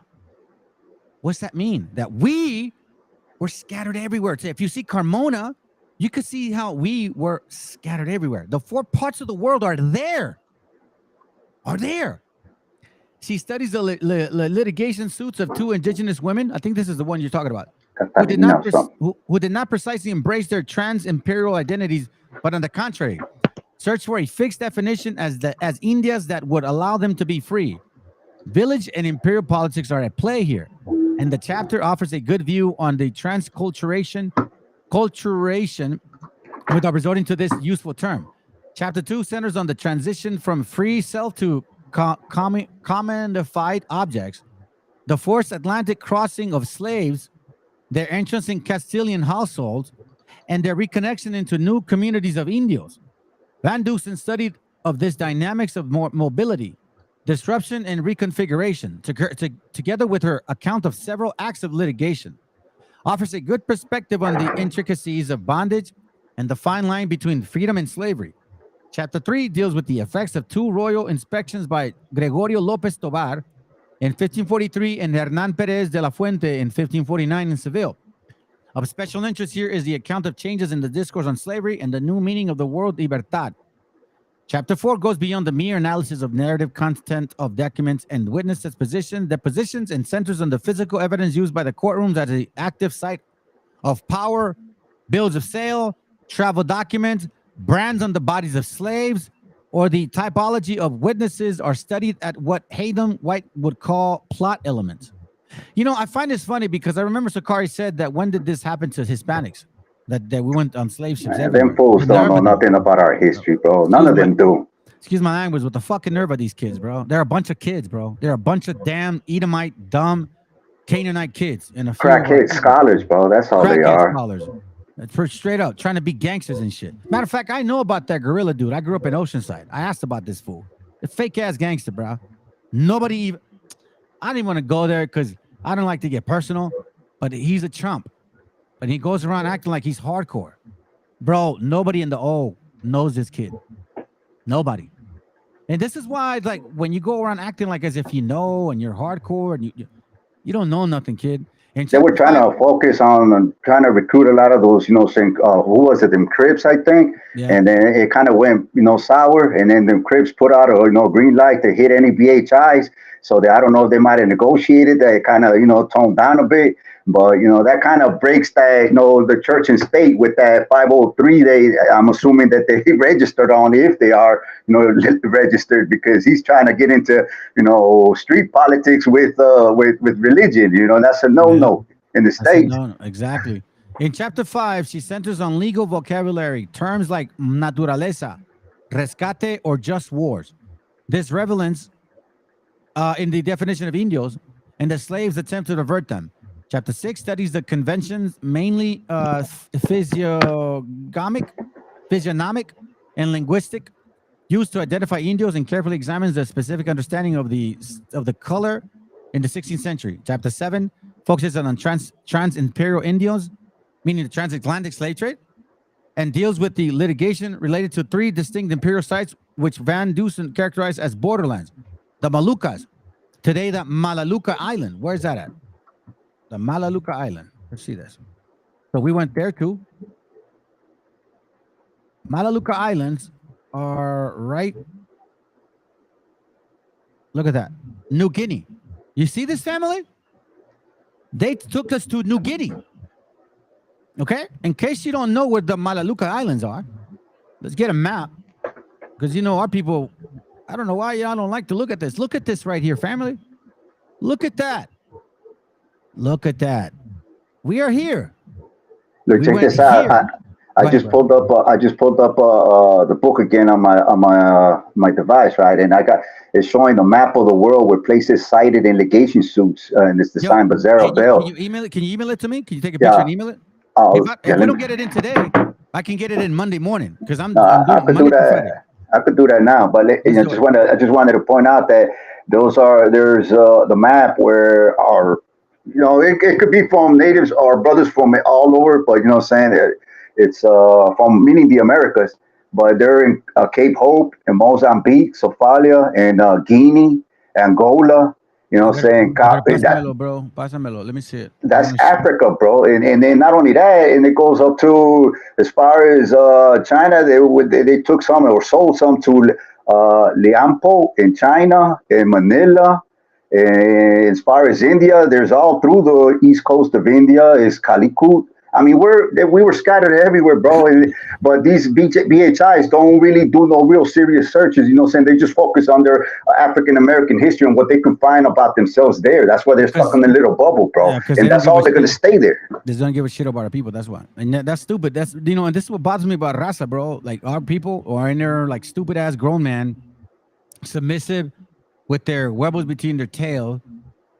But they know they're Canaan, bro. Why you think that about the only BHI camp that's pretty much, kind of solid, financially is that Nate the Snake, right? With he's worth millions off the back of all his, African Americans, donations, right?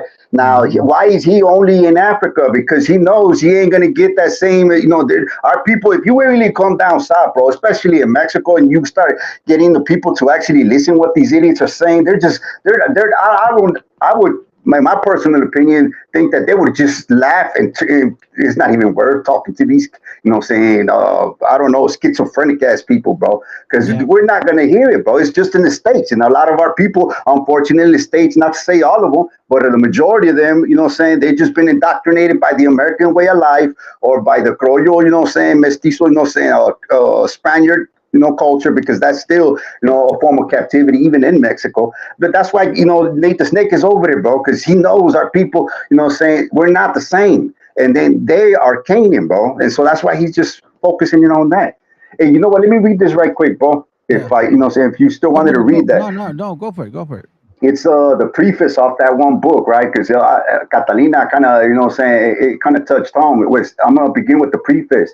It says, on a day during the cold month of 1549, the slave Catalina de Velasco waited to meet the friar Bartolome de las Casas, a famous man who she frequently hoped would testify on her behalf as she petitioned for her freedom in a Spain court. She stood in an austere and dimly lit room of the monastery, furnished with a high back chair and a long polished table. Religious paintings hung on the walls. Catalina was a minor of 20 years, and her legal representative, in parentheses, a curador, had insisted that she be examined in person to see if she was truly in India. Only a few days before, she had been granted permission by the Council of the Indies to travel over a 2-day period to the monastery of San Pablo, the temporary residence of several notable friars. These men were experts in all things Mexican. They could examine her physiognomy and the shape of her head, her face, and her coloration. And with great authority, she was certain that they would help her win her freedom. And then moves on. Months before, several judges of the council had scrutinized her while the curador stood by her side. Her mistress, the Marquess of Villafranca, Doña Inés de Pimentel, had also demanded to be present at the hearing, if only to intimidate her. I guess she didn't want her to get her freedom. The judges had then determined that she was an Indian, but not a mestiza, the daughter of a Spanish Christian and in India. And Catalina, as Catalina had claimed, she had made this claim because her deceased mother had once told her her father was a Christian.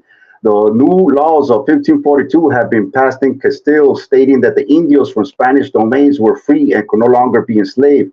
Catalina bore no scar or royal brand on her face that would have marked her as a legally captured slave from the Spanish territories. Yet to gain her freedom, she still had to prove that she had came from Mexico, not somewhere in Portuguese Empire, as her mistress claimed. As her legal representative exclaimed to her, Indian slaves from Portuguese domains had no legal rights to be free, whereas those from Spanish kingdoms did. Thanks to her efforts of Las Casas and others, like many Indios who have crossed the Atlantic, Catalina had made the journey as a child and could not remember her place of origin, although Mexico occurred to her later. The problem, however, was that she had traveled by ship from Mexico to Lisbon, and it was there that Doña Inés de Pimentel had purchased her and took her to Castile to retwine of servants and other slaves in the palace, not Catalina, which is Catalina's prison. Given the circumstances, what evidence besides her physical appearance and the remembrance of things past she had to prove her origins? It had been so difficult to leave her mistress' place with guards, however, hovering about her bedroom door at all hours. What a relief that had been granted permission to appear before such an important friar at the monastery. She straightened her back and folded her hands, and she heard footsteps approaching. Moments later, Bartolomé de la Casa stepped through the door, his black robe skimming through the floor. Catalina had heard stories about this great man who was slightly stooped with ears, how he had freed many Indios from slavery, how he fought in New Spain and in Castile for the freedom from tyranny. After a silent consideration considering her aspects, facial features, and coloration, La Casas noted to the scribe, who began writing. Yes, the friar affirmed the young woman was from somewhere in New Spain, obviously Mexico, the broad territorial domain that included Mexico. He dictated, this is firsthand, this is, it seems to be so that this witness, because as it is well known, I resided for many years in New Spain, and I have much experience with the Indios and Indias of that land. End of quote. He then added, although she is not a mestiza, she could easily have been stolen and brought as a child to the kingdoms and brought to Castile from Portuguese by passengers who come to these kingdoms. In 2 sentences, he does confirm that she looked like an India from the Spanish domains. He also made it clear that the illegal traffic is in slaves between Spanish America, Portugal, and between Portugal and Castile made Castilians' journeys a bondage plausible. But it's just another 2 little paragraphs. The same day, the heels of Las Casas' testimony at the monastery came to those of Rodrigo Ladrada, the long-term companion of de las Casas, and of Vasco de Quiroga, another victorious man who worked diligently to protect the Indios of Mexico from mistreatment. But both confirmed what Las Casas has said. So there were more testifying or testimony on her behalf. Once the council had deliberated over these testimonies and those of the Marquez, Catalina was freed. No doubt that singular day in the brief company of Bartolomé de las Casas remained etched in the minds of the rest of her life. Before his death in 1566, Las Casas went on to issue other statements confirming the place of origins of Indios named Esteban, Martin, and he names a few others that he helped free. But the coloration, bro, inside the actual book, is not African, bro. It's Native Americans. We are the honeycomb colored or the colored, or the copper, what these other fools try to use, the copper color. It's us. It ain't no Africans. I'll show you. I'll show you.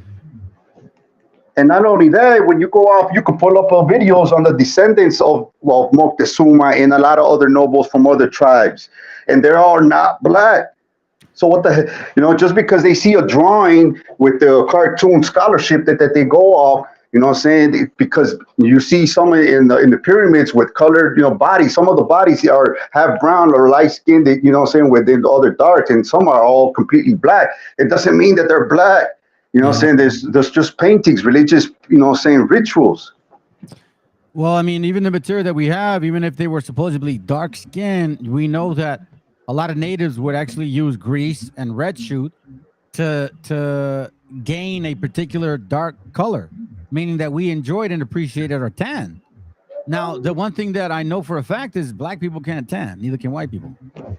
Whether you darker or lighter, you know what I'm saying? Either way, it just doesn't go with you. And then, if you want to get on a scientific level, somebody told me this, which I was pretty impressed by it. You realize that with the DNA, in order for you to create a variety of people, you technically have to have a deep DNA a pool. Yeah, exactly. So if you're black and all you can make is black people, and if you're white and all you can make is white people, then that means that you are a limited DNA. Whereas we can make darker, brown, blonde, curly hair, straight hair, thin lips, thick lips, big eyes, small eyes, little nose, big noses, all across the board. Hey, check this out. When I was in little juvie max, a level 5, I was taking up a trade on mechanics, right? Being a mechanic anyway, but I don't know why I took it, because I really was not much into cars. But when I went there, the instructor, he was a white racist, bro, and I knew it. Everybody knew it. And I didn't care. Just like, stay away from me. Don't say nothing, because I will blast him. And he knew that. He would never make little jokes around me. Anyway, I would go into the cars and sleep off the morning sometimes, right? But then one time when I jumped in the car, I took a nap, to the class be over, and then all of a sudden I heard all the commotion. I saw that white dude, this little fat white dude, run into the cage where he had all the equipment and locked himself in. And there was this black dude with like I don't know what he had, some type of wrench. He was ready to knock out. He must have said one of these little racist jokes, right? And then when I came out, and all of a sudden, lockdown type thing. Later on, I was like, hey, what happened, man? What did he tell you, bro? And he's like, man, he said that little joke about, I don't know exactly verbatim, but there was supposedly that the whites were created from the clouds, the blacks from the third, and Mexicans from the leftovers or something like that, right? Right, but there's always that concept of anything extremes, right? Your beings are melanin deficient on the extreme side, where they're just no color, no melanin, and then at the other end, that you got the abundantly, full of melanin, which is the Africans, and we're in that golden Aristotle so-called golden mean. We're in between. One is overcooked and one's undercooked. We were just perfect, bro. Hey, check this out. Yeah, I know. And you know what? I'm so glad you brought that book out, bro. Man, I'm so excited to actually read it, bro. Check it. Look. So I got the map here. Pegu, right? That's one of the places. So it says here that we were in the Malaluca Islands, the Brazil, Rio de Plata, Peru, Mexico, Seville. Right? Yeah. Now check this out. We were also in Pegu. Pegu is where? So we were in Carmona. Okay, we're in Carmona.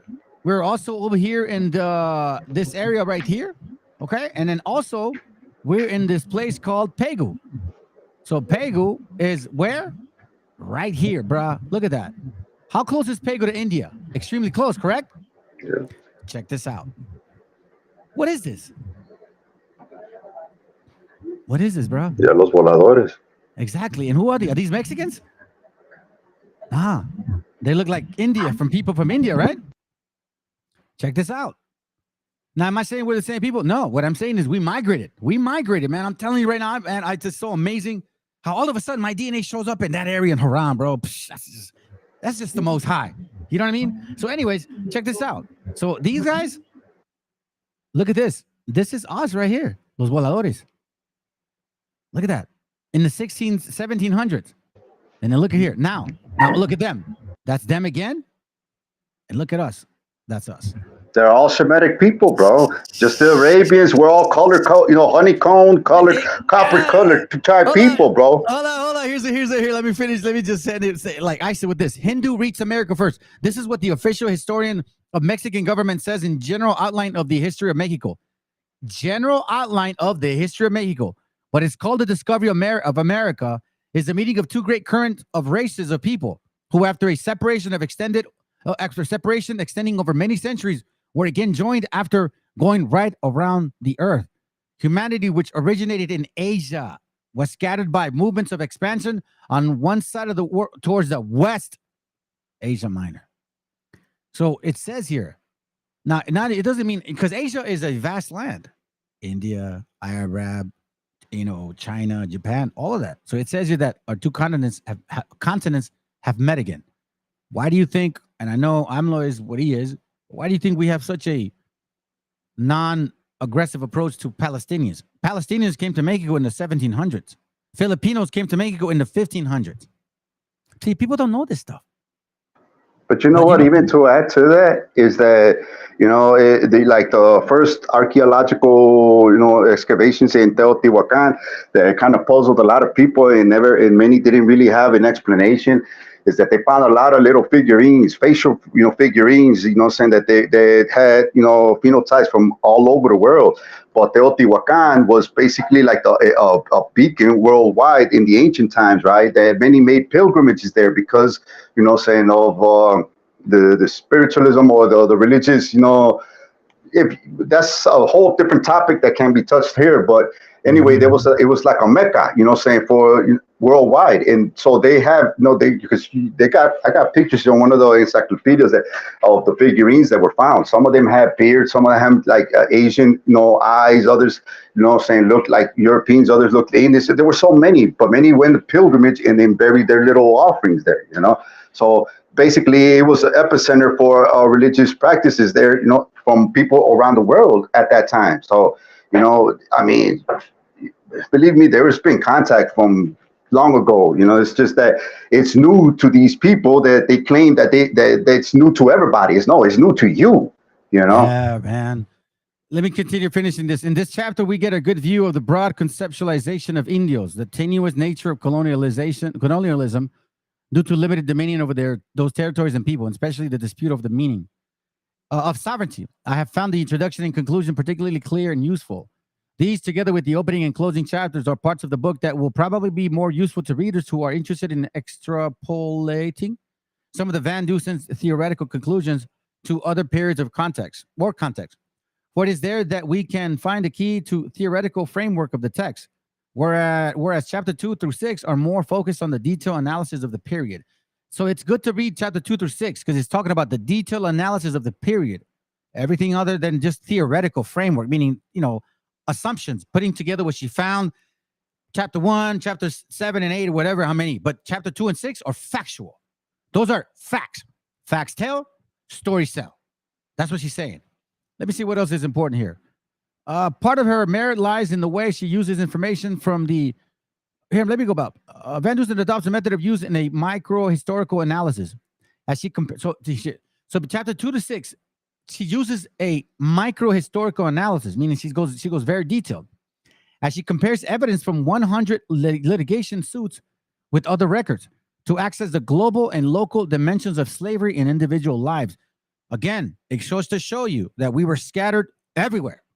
Parts of her merit lies in the way that she uses information from the litigation suits and an outstanding amount of records from local and imperial archives in Spain and Latin America, extracting the narrative fragments in all of them. She also draws on a number of scholars who have studied indigenous slavery. In fact, Van Dusen uses a rich variety of sources, which, apart from the extensive number of archives, includes a thorough bibliography of printed sources that covers the Hispanic world, as well as some colonial and post-colonial theories from the Anglo-speaking world. Now, what this is saying, family, in case you don't know this, that means that when you get this book, she's going to feed you with a lot of freaking sources of where she got this, archives of slavery, right?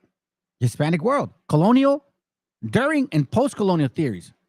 I personally think that the work might have benefited from establishing some relations to the U.S. Native American studies, which would have positively eliminated the definition of Indianness. However, the author's familiarity with the reference on slavery and indigenous is widely ranging on authoritative. Basically saying that she should have included the natives because they think that we're different people.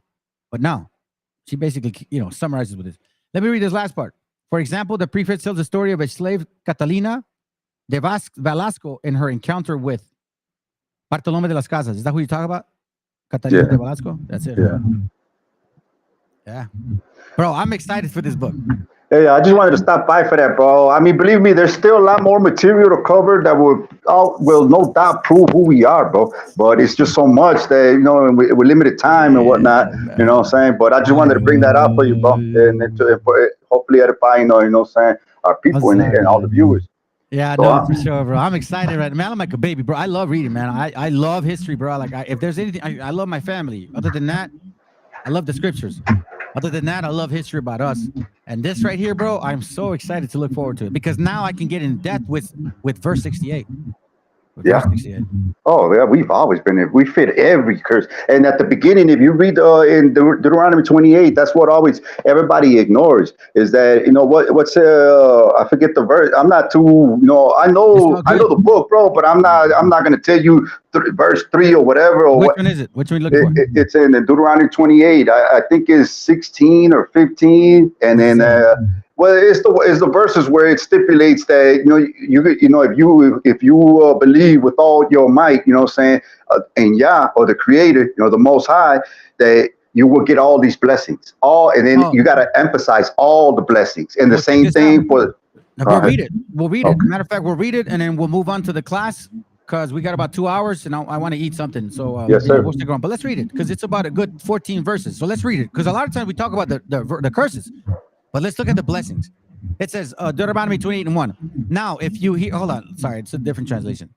Because I'm used to King James. It says, and it shall come to pass, if thou shalt hearken diligently, meaning if you listen and apply yourself daily unto the voice of the Lord thy God, meaning the scriptures, to observe, not only read, not only study, but to do all his commandments, which I command you this day, that the Lord thy God will set thee on high above all nations of the earth.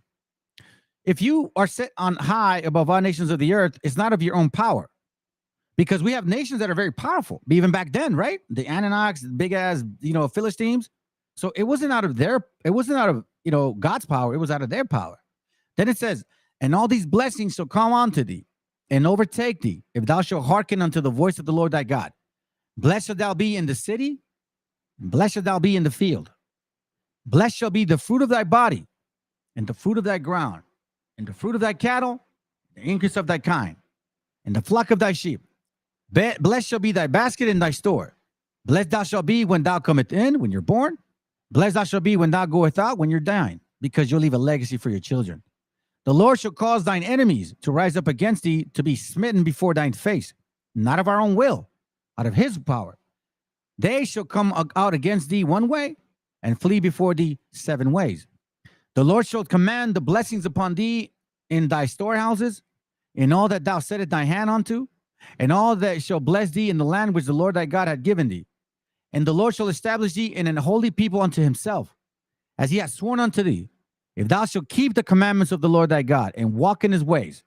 And all the people of the earth shall see that thou art called by the name of the Lord, and shall be afraid of thee, because of the wisdom and the support that we have of him. And the Lord shall make thee plenteous in goods, and the fruit of thy body, and in the fruit of thy cattle, and in the fruit of thy ground, and in the land which the Lord sware unto thy fathers. And the Lord shall open thee his good treasures. You know, that's not always material, bro. That right there is wisdom and understanding of yourself. Being able to govern your spirit, to control your thoughts, to not let yourself get out of character, to have being prudent. The heaven to give you rain on the land in the season. Why? Because if you have a very good mind, when you go to work, it'll see results. When you go plant a vineyard, you'll see the actual fruits thereof because you are sober-minded, you pay attention, your family helps you, and the Most High is behind you. And bless all the work of thy hand, and thou shalt lend unto many nations, and thou shalt not borrow. And the Lord shall make thee the head and not the tail. We're not there. Somos el retrasero de Estados Unidos. And thou shalt be above only, and thou shalt not be beneath. And if thou hearken unto the commandments of the Lord thy God, which I command thee this day, to observe to do all of them. I'm saying to do them. And thou shalt not go aside from any of the words which I command thee this day, to the right hand or to the left, or to go after other gods to serve them. Let me just read this real quick because this is, man, listen, bro, I can't tell. Look, I don't believe in prosperity doctrines. I've never have. But I cannot get over the fact that the Most High has been blessing me consistently. 1 Corinthians 2:9. But as it is written, eyes had not seen, nor ear heard, neither have entered into the heart of man, you Hispanics, the things which God had prepared for them that love him. And what do you mean by loving him? By keeping his commandments. And you'll see the blessings.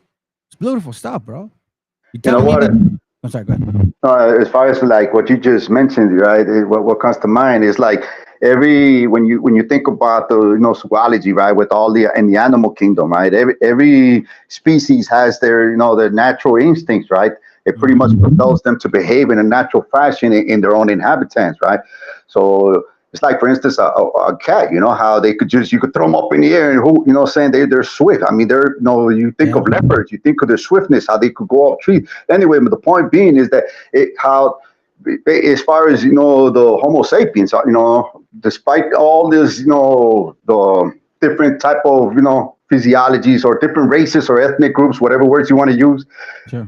Israel, bro, is compelled to be Israel, saying under any circumstances, and we're going to thrive because we are, supposedly, they're going to be the rulers of this, this planet. But that's not the end means of our, we don't, it's like, that's not, my point is that we're going to be Israel even in captivity, bro. It's our instincts, our behavior, our morals, So we may not be on that throne, but everything else around. So, I mean, as far as you succeeding, it's not a bad thing. Yes, we will not be in power as far as that throne or political power is concerned, but everything else, we're always gonna, especially, we're the elect, bro. So how can you not have that spirit to exceed?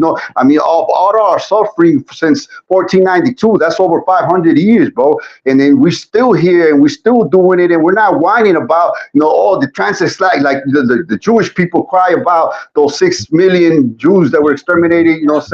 They rest in peace. And we're in the same thing with the Abos and the BHIs, all about the transatlantic slave ship, and you see us crying about our suffering and what we went through. We're just surviving. We're putting in that work. We're not crying about this or that. No, we are the elect, bro. Just with that alone. Hey, boy, I'm gonna have to step off, but you still, I'll keep watching your reruns. Appreciate the time, bro. Yes, sir. Hey, thank you for that book, man. I'm so excited, bro. When sun goes down, I'm gonna order that thing. I'm gonna get on it. Ya está, carnal. Bendiciones. Pues cuídate, güey. Bendiciones. Shalom.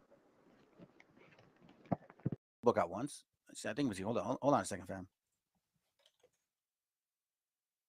Where are you? Right here. This one. I brought this book out several times. Matter of fact, Nate the Snake likes to bring this out, right? He likes to hide shit from you guys. What I like to do, I don't like to do that. I like to bring facts and truth because, you know what I mean? If it's the truth, then it's the truth, man. You know what I mean? It is what it is, fam. Hold on a second. We're going to go to page 296, I believe. It says right here.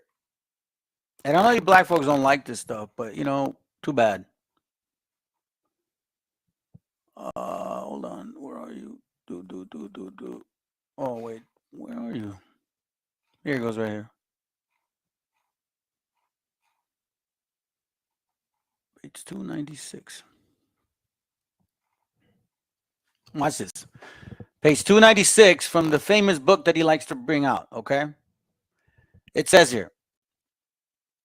Well, hold on. Let me just show you guys what book this is. It's called, this is the book that the damn Canaanite, Nate the Snake, likes to bring out from IUIC. A treaty of physical geography, comparing etiology. He always brings this shit out. Always, all the time, right? And likes to, you know, impress you guys with his vast knowledge. And he brings out this page right here. Like, the black Jews. But it actually saying otherwise, okay? So anyway, that's not my point. The page before, watch what it says. It says here, the rapidity with which color changes is seen in English in the English colonies of North America. You see that the color changing is changing rapidly. It is not 250 years since the very first colonists arrived from Britain, and a much shorter time since the ancestors of most of the present New Englanders crossed the ocean, and yet they have lost the clear complexion of their kindred beyond the waters, and have acquired much of the hue of the southern French and northern Spaniards. So that if a resemblance of each nation were placed side by side, there could be no difficulty whatsoever in distinguishing them by their complexion. Watch this. With respect to intermixture with the Indians, we know, as a matter of fact, that it never took place. What? What Indians? And then it says Aboriginals of America is another instance. Really? Why? Because it favors the Aboriginal talk. That's why. But you see, Nate the Snake won't bring this up either because he don't know how to make this make sense, right? So he hides that. And then, you know, like the bubble-eyed dude, what's his name? The tall dude with big ass eyes. Are you telling me that you don't read the page before, bro? I mean, are you that blind? Or are you just completely like diluted with just, I don't know, man. It's hard to believe that you guys don't pay attention to these things. All over, all across, everywhere. The Bible said, don't trust these guys. All over, all across, the Bible says, you know, cursed is he that trusted in man. Jeremiah 17:5 says, thus say the Lord, cursed be the man that trusted in man. What nation of people has showed us that they have the spirit of Tyre? Here, I'll end with this. These guys have showed us. We are here, man. We the gods of the earth. That's right.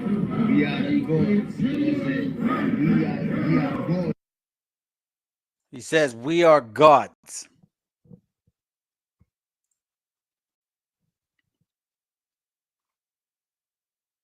We are gods, right?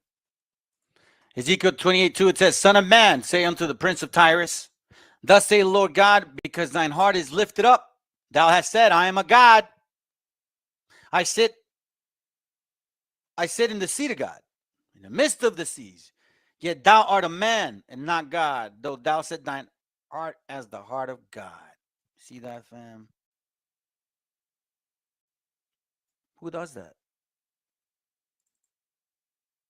We are here, man. We the gods of the earth. That's right. We are the gods. We are gods. Yeah. I'm not saying it, fam. They are. Well, you know, I guess I had some viewers and then somebody just stayed. All praises to you, brother. Some people are emotional. It is what it is. Anyways, that's all I got for y'all today, man. I'm going to end it soon because I want to try to finish the class tomorrow. Man, what can I tell you, man? This is just, sometimes it's a headache.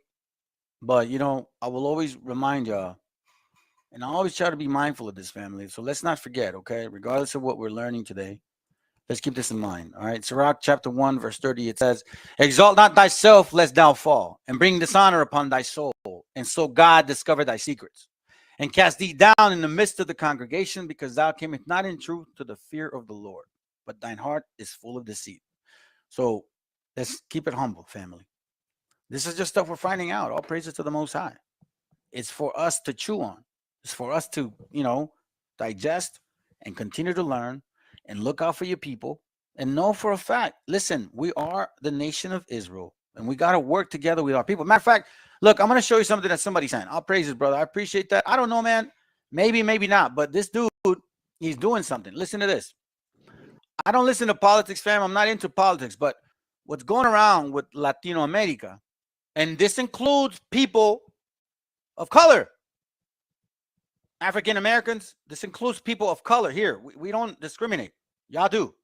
You're so caught up on Wooly, you don't even realize that a good portion of y'all, probably half of you guys, are white. Yeah, for real. You got white parents. Anyways, let's listen in real quick, and then we'll call it a day. All right, watch what's going on. I find it interesting. Hey, thank you, brother, for doing that. By the way, appreciate you bringing that over. Watch this. So I wanted to share with you this meeting that President AMLO from Mexico put together between 4 of the countries in South America, which is Colombia, Argentina, Brazil, and Chile. And his attempt to unify these countries in an effort to combat against inflation. The intent here is to bring these countries together. Most of the countries in South America, from Mexico down to South America, are pretty much divided. I guess you could say, they have their own issues to work out, and they're trying to just, come out of the third world country position, if you will. I guess that's one way of putting it.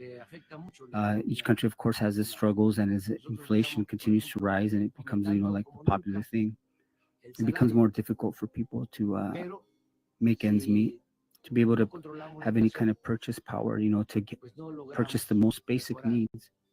So what AMLO's offering here to these countries is for them to all come together and to bring the products that each country produces, or that the countries are able to trade with each other, so that these products are brought at a lower cost to the people. And what this is really after is it's to help. Well, see, what AMLO's trying to do, fam, is trying to make the Latino America and countries work together. And these guys are actually very thankful that they're doing that. Whatever level of politics this may get them to. I mean, I like the fact that there's unity. There's interest in helping each other out. This is, call it a subtle coming together as a nation of people. We have our differences, you know what I'm saying, even within our own family. But in general, fam, I know that we all care for each other very, very much. I know for a fact. Because we do things out of our spirit. We care for our people, even like the vendors in the street. Try to help them out, fam. If y'all see any shit like that, if I was a millionaire, I'd be like, yo, I'd pay for all your court fees, bro. You know what I'm saying? Because enough is enough. And stop having this empathy. These people are not requiring of any, nor do they give a shit about it. Listen, stop complaining, people. Stop asking for reparations. You conquered, you had your chance. Just like the white man had his chance, the black man had his chance. It's over. You're done. You're not getting kingship anymore. The Bible is not your savior. As a matter of fact, the Bible hates Canaan. It hates Esau. But man, did it tell us not to mix with Canaan.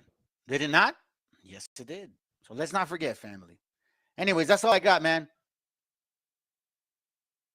Yeah, man. Hey, man. Hey, Brandon's TikTok. Hey, I'm telling you, bro.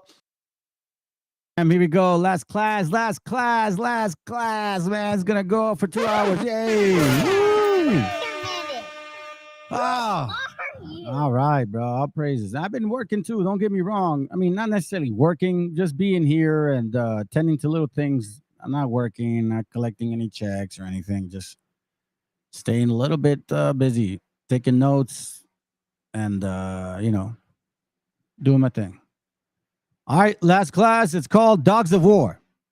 Y'all gonna oh, I appreciate this. What? This is brother right here. Good to have you, bro. Vicky's Town Chronicles. On Monday, I'm gonna use some of your videos, brother. Man, I love 1960s. I love this one right here. I'm gonna give you guys a taste. Right here. A new generation of Mexican Americans created a militant social movement in response to the anger and frustration that had been building for so many years within their community. In California and Texas, they demanded humane treatment in the fields where they labored.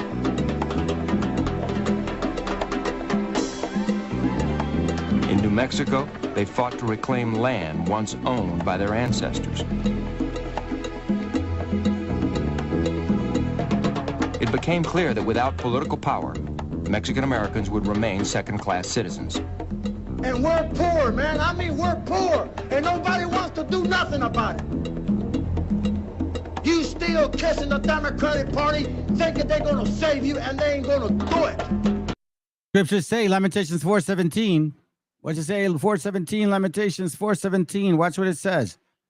As for us, our eyes as yet failed for our vain help. In our watching, we have watched for a nation that could not, will not, and has not saved us. In a small South Texas town, a new political party took shape that threatened to change the political landscape of America. Now, these are Chicano people here. You've never met us. We're not in the dictionary. It's a brand new ball game. You're going to have to relearn all your stereotypes and all you missed. Because you're going to have to read us. We're not in the dictionary. Now, these are landscape of America. And you know, they should have named it RAZA Alerta Party. Rap. Anyways. Now, these are Chicano people here. You've never met us. We're not in the dictionary.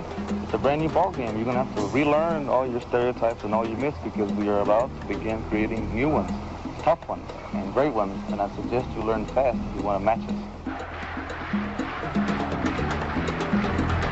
As the nation watched, Chicanos took on the most challenging quest of the Mexican-American civil rights movement. Appreciate you, bro. All right, you guys have a good night. 2 hours from now, it should be done. I'm just going to finish it, put the class, put the song, and then Lord willing, Monday morning, I'll see you guys with this class. I'm going to use some of your material, brother. You keep pushing, man. That's great stuff, bro. Even, you know, we all got a different style. Keep pushing it. All right. Unite, my gente. I love that, bro. Unite. Unite. Let's go.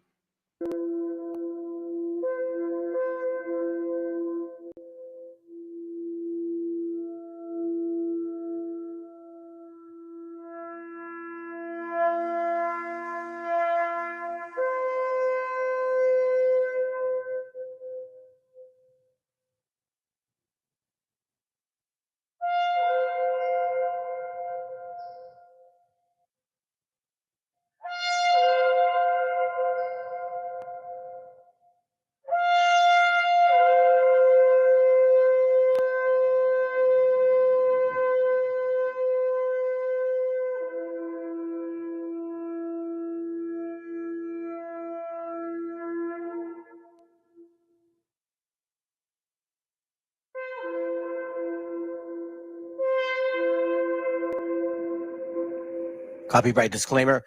This content does not belong to Bible Chronicles or claim this intellectual property. The content provided today has and always will belong to the content owner. Bible Chronicles does not have any affiliation with the owner of this property. As mentioned, Bible Chronicles does not intend to make use of any material for the purpose of harvesting gain. However, Title 17 of United States copyright law states material in use can only be done when it's for theological or general educational purposes, and thus Bible Chronicles believes that this principal material falls under fair use, which honors protection under Section 107 of the same U.S. copyright law.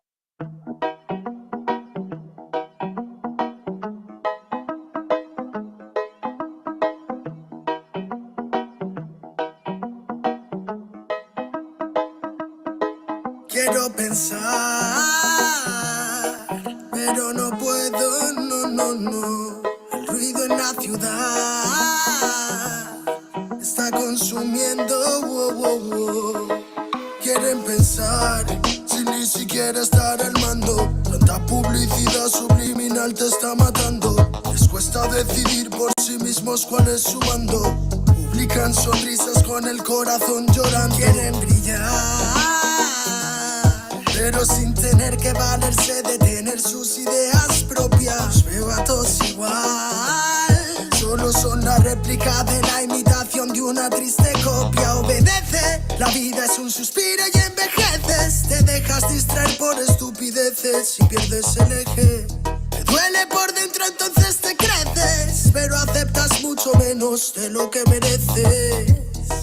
¿Y quién te ha dicho a ti que no puedes pensar sobre lo que le di, sobre cómo actuar? Lucha por ser feliz sin a nadie dañar y solo así podrás brillar. ¿Y quién te ha dicho a ti que no puedes pensar sobre lo que le di, sobre cómo actuar? Lucha por ser feliz sin a nadie dañar y solo así podrás brillar. Conserva tu juicio y tu intuición, más activos que el que lucha por lo suyo y no se rinde. Yo ya sé bien cuál es mi misión, y es contarte que el mal por su propio pie pronto se extingue. No caigas bajo su control, pues por la televisión es normal que mal lo pinten. Tú mantente firme en conexión con la fuente de creación, vivirás siempre de fin de. Dios abre los ojos, dime lo que ves. A tus propios hijos matándose por billetes. Niños por cada 2 por 3. Pa' unos es bendición, con otros por su causa pequen. Y yo que intento ser un ser crístico, voy bendiciendo hasta los diablos. Piensan que es cierto el mensaje típico. Dicen que invento lo del engaño, y mientras lucho contra mis errores, demonios escucho, me ofrecen soluciones. Pero sé que hay un ángel que quiere que mejore. Me dice haz un trabajo interno antes de que lo ignores, antes que otra vez llores y se llenen los mares de pena y de dolores, ya que en mi mente no caben. La paz no va en un sobre, somos algo importante. Nunca te revelaste y por eso no lo sabes. ¿Y quién te ha dicho a ti que no puedes pensar sobre lo que le di, sobre cómo actuar? Lucha por ser feliz sin a nadie dañar y solo así podrás brillar. ¿Y quién te ha dicho a ti que no puedes pensar sobre lo que le di, sobre cómo actuar? Lucha por ser feliz sin a nadie dañar y solo así podrás brillar. Me desperté tan cansado, me sentía mal herido de todo lo que he pasado. No me quita lo aprendido, por dentro me he perdonado, pero casi no me olvido. Me desperté tan cansado, me sentía mal herido de todo lo que he pasado. No me quita lo aprendido, por dentro me he perdonado, pero casi no me olvido, no. Todos repiten lo que dice el referente. Discursos vacíos lejos de ser coherentes. De lo que no sabes será mejor que no inventes. Investigues y no te dejes lavar la mente. ¿Y quién te ha dicho a ti que no puedes pensar sobre lo que le di, sobre cómo actuar?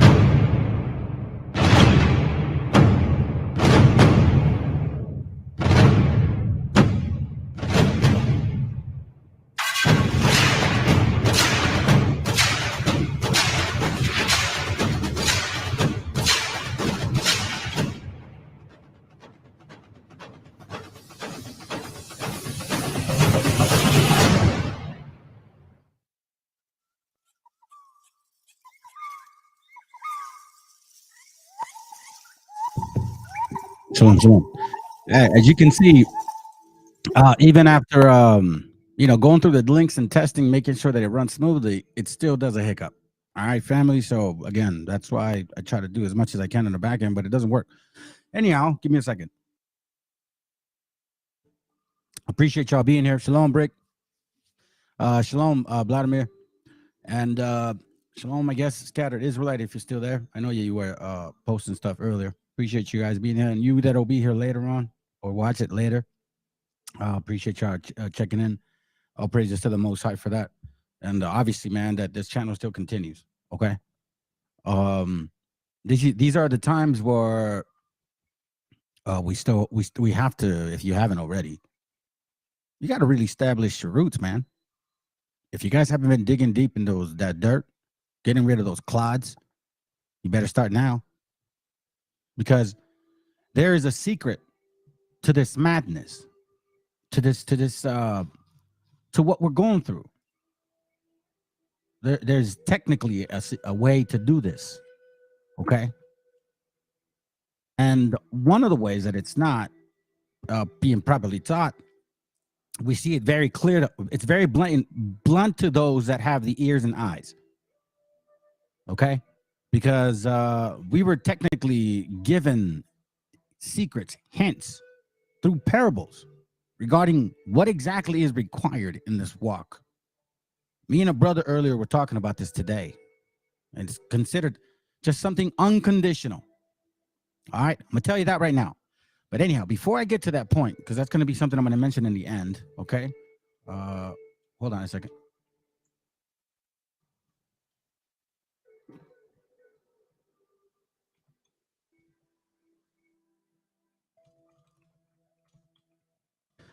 Notes for myself later on.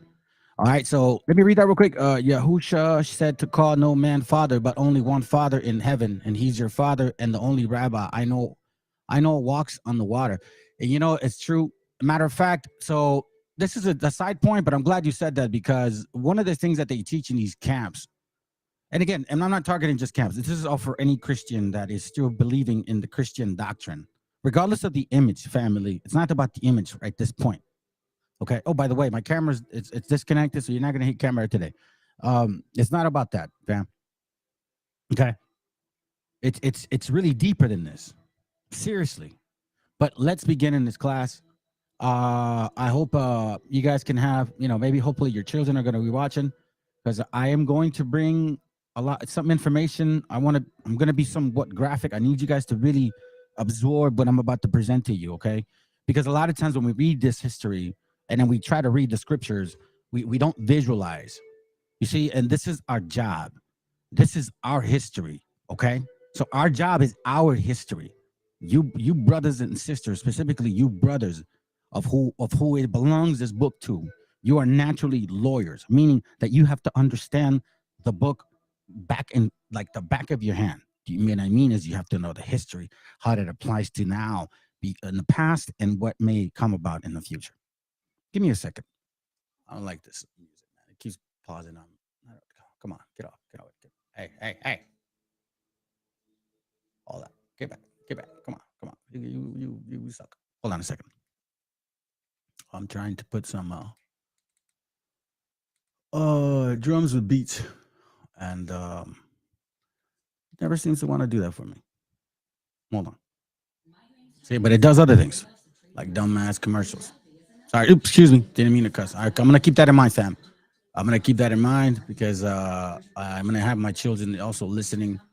Not that I never watch what I say there, but I kind of want the younger generation to start seeing these things. These are not gonna be taught to us in the schools. Okay, they're not gonna bring this to our attention. Never will they bring this to our attention. Hey, shalom, Shah, I believe. All right, so. Let me read something to y'all real quick. Okay, so first of all, as you know, man, I have a lot of material, fam, and I don't say it in a boastful manner. What I mean is sometimes it's difficult for me to like, what should I bring out? What point should I bring? There's a lot of material, lots of books to share with y'all. And the topic today is basically dogs of war, okay? The topic itself should be self-explanatory. So a lot of these books have snippets of information. So I figured, you know what I'm gonna do? What I'm gonna do is I'm gonna start limiting the books that I'm taking out, right? And then just kind of like, because this is gonna be a prolonged process, right? This isn't a race. This is a marathon, fam. So we're going to stick to the point. I'm going to bring up 2 books. Obviously, there's much more material. And I have another book, like actual, like this one. This is like the brief account, right? Not the original book. The original book, you actually can't download it. It downloads certain pages, not the entire book. I have the book, but I didn't want to take pictures of each page. And it's a hassle. So what I'm going to do is I'm going to show you this, and I'm going to show you pictures, okay? So now, this is one of the books. Now, as you know, I always bring up current news, I could say, before I get started. So I want to bring this up because I know that a lot of our brothers that may not be in the understanding of who we are according to the Bible, right? They may not know the understanding of the scriptures. They may not really have a grasp yet, but they are searching. And these brothers obviously are battling with some of these wabos that really believe that they're the people of this land. And I quite frankly I could wrap my mind around you being completely lost, but then when you make up information and then it's sufficient enough to go against it, you better question it. Because in this world, in this society, we are dealt by principalities and powers. Think about this, family. What is available for us to see, right? That is very clear, what nobody blocks it. I got to question it. But it's all those other ones that kind of mention things to you and are like, makes you think, man. You can't always go with the norm. So anyhow, this is interesting that this comes from like the way on top, or the way top, or to the way above. They're bringing out pictures that have been recently brought out regarding our people. Let's just listen in to my point. All right, it's in Spanish, but hey, it is what it is. All right, let's listen in for a little bit. En el siglo VI, pero en lo que es el periodo clásico maya. Sin embargo, Calakmul ya había sido habitado 3 siglos antes de nuestra era. O sea que a esos 1400 hay que sumarle 900. Estaríamos hablando de 2300 años de la existencia de Calakmul. ¿Por qué no pones la pintura de 300 años antes? He's about to show a picture from 2,300 years ago, 300 years prior to the Messiah. Okay, let's go. Cristo, de Calakmul, que son 2,300 años. Esto es de hace 2,300 años. Con la mujer del vestido transparente. Pay attention to the pictures, fam. And you see this this sister over here. Light skin, right? All right, let me let it play. Let's go. Mire, la belleza, el arte. 2,300 años. Regresando. Los europeos que nos traen la civilización, que nos civilizaron, según la historia oficial y occidental y colonizante, 500 años. Oficial y occidental y colonizante, 500 años. Y esto 2,300 años lleva. Esto es un templo que cubrieron con las nuevas, entre comillas, pirámides donde estuviste, que son del siglo VI de nuestra era, está abajo. Yo entré y hay mascarones con estuco y estos murales.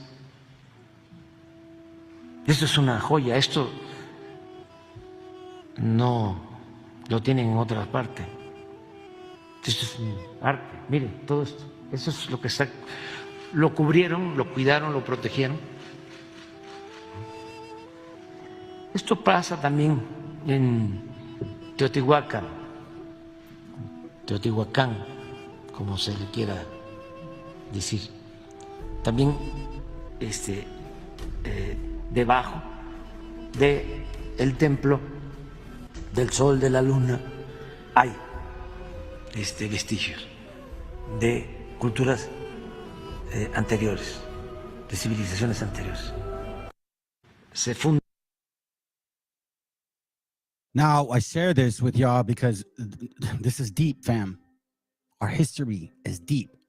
So now, look, what I want to make sure that you guys understand is that unfortunately, when you lose your history and you go back to it, there is a part of the history that's going to be very painful, fam. That is going to want you to have hate, anger, resentment. And I'm going to bring up an important part of at the end of the class that contradicts, that tells us not to be that way. Unlike what we're seeing in these streets. So what I'm trying to do is I'm washing away all of my bad habits as I'm understanding more of the scriptures, because we're ready to hit the street. We're almost ready to hit the streets, fam. That's something that I have in the Most High Spirit and it's putting upon me. But again, there's some things that I still got to wash away that I'm still need to understand. Oh, hey, shalom, Mesh. Hey, by the way, I never got your text, bro. Okay, just giving you a heads up. Let me read that. His previous Secretary of State, which he just let go to run next election, said the same to fool Kennedy, that we had knew the cycle of the earth 1,000 years prior to the Galileo, Europe in dark, man. All praises, bro. And matter of fact, when I was looking for some material, Mexica, I was hoping that you would have reached out, because I was looking for some stuff in Spanish, man. I'm having a hard time finding these materials in Spanish, and I have some names of books that you might be able to help me. But anyways, that's another point. All right. With that all said, so there's a particular part of our history that we have to learn and experience, and it's going to be painful, family, and it's going to hurt. And man, it's called bitter wisdom. Okay. And our people did go through this. All right. This is no joke. Now, why am I, showing you that aspect, right? So I showed you particular things that now AMLO's actually posting, like, hey, listen, we weren't civilized, like y'all say, and all of a sudden, because you guys came, we looked a certain way. No, we were a mixture of color. Just like the brother said earlier, where are you at, Scattered Israelite? The original Hebrews, Jews looked like white people, some tannish skin color, some were dark skin. I mean, I don't know about white people exactly, but I know what you mean in regards to the referencing of color. Okay, where I am a believer on that. I am a true believer on that. All right. So now I'm going to tell you something. This the other day came to me. Somebody was basically calling us, Mongolians, right? And I'm sitting and I'm talking to my wife about it. And I'm quite frankly, I'm going to tell you this, family. I can't sit here and tell you or them, yeah, you're right, they're Mongolians, because they may look a little bit more on the Asian side. Because you want to know something, fam? They were here.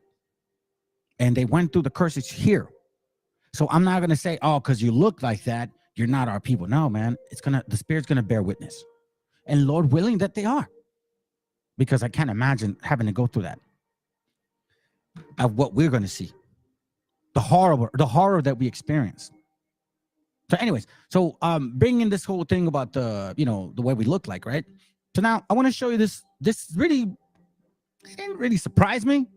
But as you can see, there's an agenda, family. And I'm going to tell you something. Now, I don't know how much trouble I can get for saying this.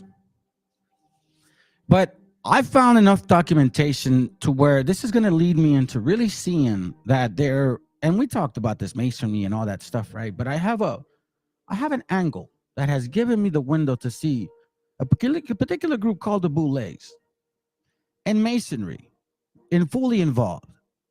So now, I find it interesting. The reason I say that, because look at what these the people in Egypt are dealing with. Now they got to do videos to push back on these particular tribes.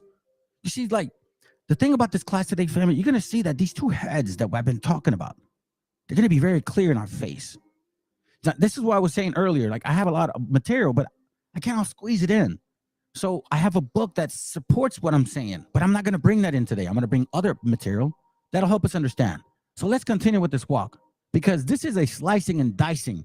This is a systematic destruction of a doctrine. I am going to slowly sever this ignorance. And again, I'm going to do it with love. And y'all know what I mean by that word. With the scriptures. Listen to these guys.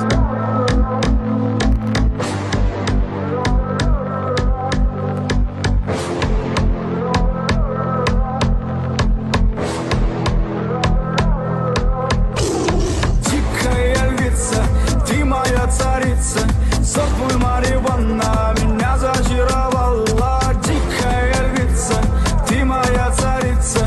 Нужен алкоголь, но же выпьем за любовь. Снова ругать кандалы, на руки мои ты надела кандалы. Где пропадаю, ты ночью гадала, а я друзьями сгораю до тала. Вокала подходит, похоже, с ума. Сумма в карманах у нас немала. Малая смотрит всю ночь на меня. Два виски с колой, детка моя. Из клуба ночью на машине тебе заберу. И не сказав родителям, на море увезу. Мы будем пить вино, потом пойдем смотреть кино. А после отвезу к утру тебя к себе домой.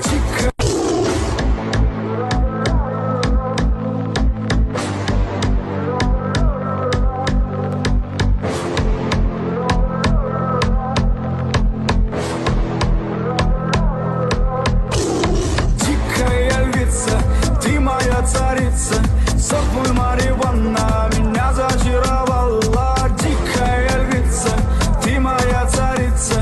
Нужен алкоголь, но же выпьем за любовь. Снова ругать кандалы, на руки мои ты надела кандалы. Где пропадаю, ты ночью гадала, а я друзьями сгораю до тала. Вокала подходит, похоже, с ума. Сумма в карманах у нас немала. Малая смотрит всю ночь на меня. Два виски с колой, детка моя.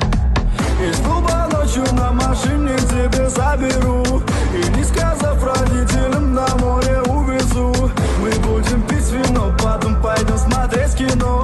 А после отвезу к утру тебя к себе домой.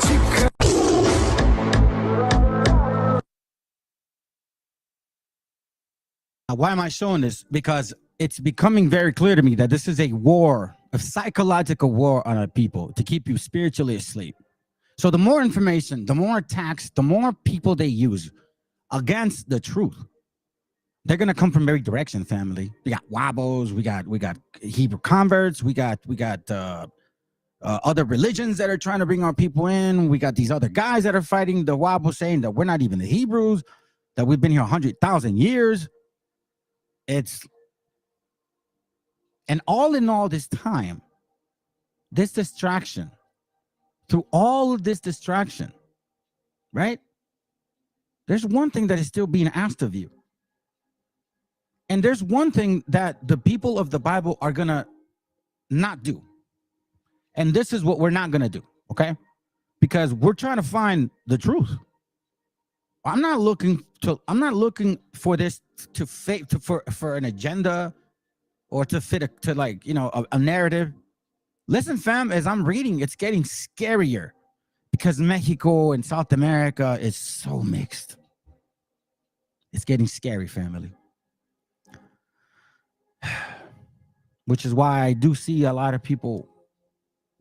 Anyways, I'll leave it like that. But anyways, let's listen to this silliness. I just want to laugh a little bit here. Watch this real quick. I mean, just please, fam, no matter what you do, no matter how desperate you get, just don't do this.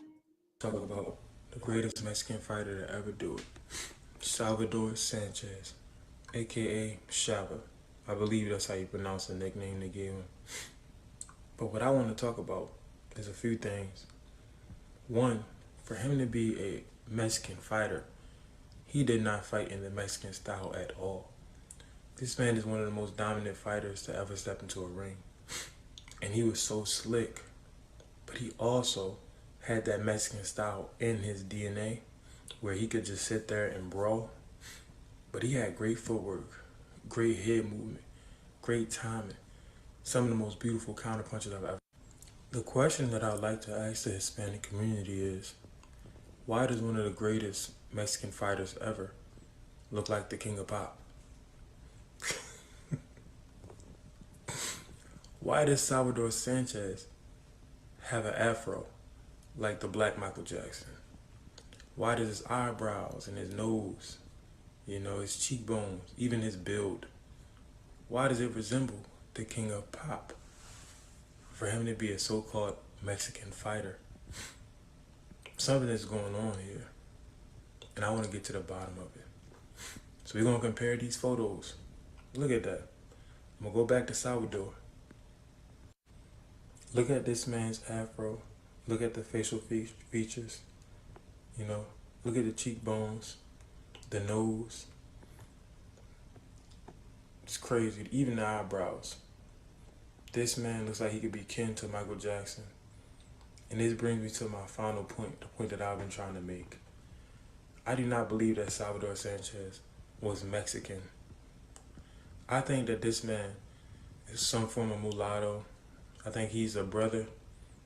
And the black community, we're claiming him, we're taking him back. Because not only do y'all not appreciate him, but y'all don't really deserve him. All your other great champions, like Jesus Chavez, people like that, Canelo, what's the other one? Oh, Marquez. All of them fighting that Mexican style. But this man could do it all. And it's because he was black. He was black. Please, family, don't ever do that. And I look at the messages and they're like, dude, anyhow, it's getting crazy.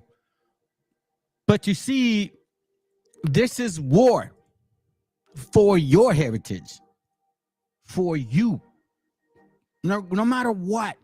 Because listen, family, first of all, I'm thankful. I'm going to be real with y'all. I'm thankful. Hey, shalom, Salome, shalom, Julio. I'm thankful that this is happening. I'm thankful that these heathens did what they did, fam, because if it wasn't for them, we wouldn't be here today where we are in regards to our waking up. We needed them. And it's prophesied, like the scriptures say. So let's get into the class. Scriptures talk about this. Let's go to 1 Kings chapter 14. Remember, past, present, and future. Prophesy against Jeroboam. You guys know who that is regarding the king. All right. So guess what happens here? Let's go to verse 7. It says, go tell Jeroboam. Here, I'll do with this translation because this is the story. It says here, go and tell Jeroboam that this is what the Lord, the God of Israel, says to him. I choose you from among the people and made you the ruler of my people, Israel. I took the kingdom away from David's descendants and gave it to you. But you have not been like my servant David, who was completely loyal to me, obeyed my commands, and did only what I approve of. You have committed far greater sins than those who ruled before you. You have rejected me and have aroused my anger by making idols, metal images to worship. Because of this, I will bring disaster to your dynasty, okay? And I will kill your male descendants, young and old alike. I will get rid of your family. They will be swept away like dung. Listen to this. Any members of your family who die in the city will be eaten by dogs, okay? And who die in open country will be eaten by vultures. The Lord, I the Lord have spoken. I the Lord have spoken. So the reason this is important, yeah, right? For real, like, I'm glad you got what Mexican boxer had the record, the most championship title. You know, he's like, it's funny, man, because I grew up boxing. My uncle, my brothers, anyways, doesn't matter. So I know my history. I really studied like old school boxing.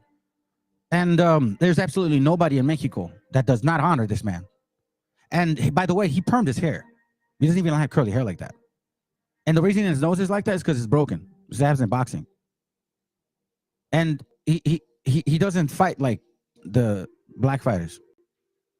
He has a very good footwork. Yeah, he bounces in and out. Who fights kind of like Marquez, kind of like Finito Lopez. But you see, if you don't know boxing, you're just gonna see an afro and you're gonna say that's what he looks like. And this is what I want to make sure that we find out today, fam. Regardless of what they look like, afro, curly hair, blonde hair, it doesn't often matter anymore. Because thank God to them, we are finally starting seeing. Because through history, through this pain, it's gonna bring you back to value your family. to value your brothers and sisters who suffered, because when you see them suffer, you're going to know, damn, you're going to stop looking at them like your enemy. You're going to start loving your brethren. That's what you're going to do. That's why these classes are about. It ain't to put hate on you and say, F the white man, F the black man, let's go hurt. No, man, I'm trying to educate you guys, because the love has to be directed towards us now. Now that you know that our people have been doing this, going through this together, then together we help each other. When you see your brother out there selling ice cream cones, paletero, churros, Doritos, right? Elotes, remember that guy? That's what I want you to see. Because their job was to break that apart from us. Today we're going to read what exactly we went through. Deuteronomy 28 today comes alive. And you guys need to understand. Look, I did this video, and I'm surprised that it's gotten so many views. I never did that, all right? So watch this. Hopefully, I don't think they'll block me, because it's already from like recorded, right? So it's like vetted, whatever, or processed. But I did one that says no one gets left behind. I understand that that's not going to be possible. I understand that, okay? But honestly, yeah, Mexican brawlers are brawlers, or I'm not surprised. Julio, don't doubt it. Hey, but you know what's so funny, bro? Even Julio had an excellent defensive skill. He was in and out of boxer, bro. If you look at Julio for what he is, he was a tremendous boxer. Tremendous boxer. Someone to admire. If you're just in there and you don't know anything about boxing, yeah, it's gonna look like, you know, he just gets in there and punches you and gets punched. Nah, bro, not at all. But anyways, look, I'm gonna leave it this way, fam, because I don't want them to block me. I don't think they will. But I want you to see the visual. All right? Look at how they chased us. Pay attention. Maybe put yourselves in those shoes, fam. You got to see your family, your loved ones, your grandmas, your neighbors, tus vecinos, los abuelos, los señores de las esquinas, los trabajadores in the fields. You got to see your people like your brother, or else we'll never get it. See, pain is the best teacher. And the Father cried by seeing us in pain. But he's like, you are a hard-headed child, okay, Jacob? You're a hard-headed child. So what I'm going to do is I'm going to spank your ass. And it hurts me to see you get hurt. But Lord willing, you come back to me. Just like the two sons, the one that left. Let's go.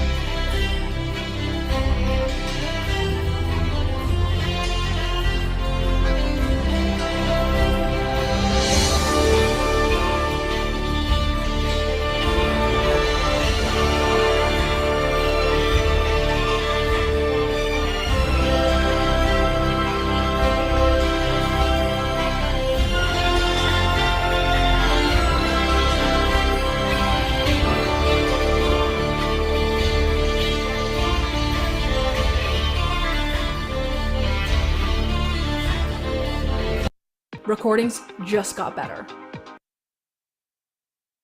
So I want to make sure that you guys understand what that looks like. I had to move it because they were going to block me for some reason, even though it's my video. YouTube, that's my video, which you approved. Y'all are dumb. Stop messing with me, man. Go mess with somebody that actually is confusing you. Maybe that's what you want. But anyways, family, this is what it means by it. Any member of your family will die in the city and die in the city will be eaten by dogs.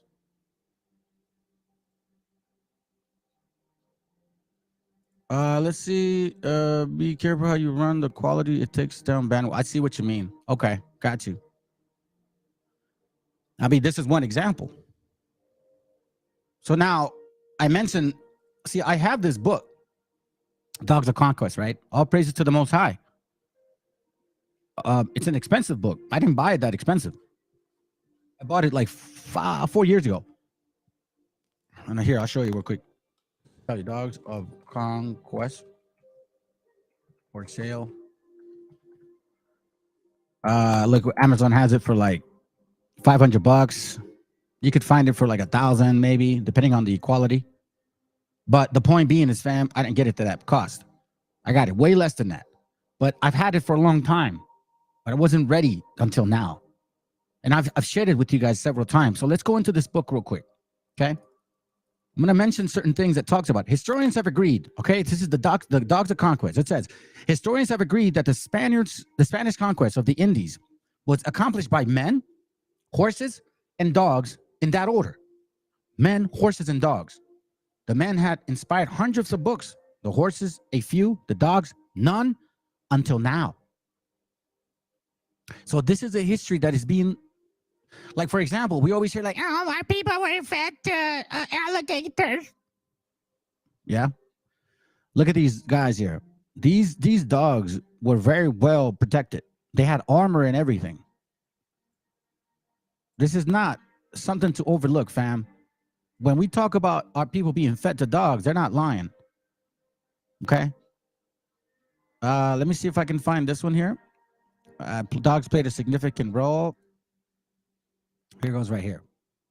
Watch this. We'll start right around here. Page, it's just a preface. And then we'll skip a few. It is possible that the first European dogs brought to the New World were perros castos, or pure-blooded dogs.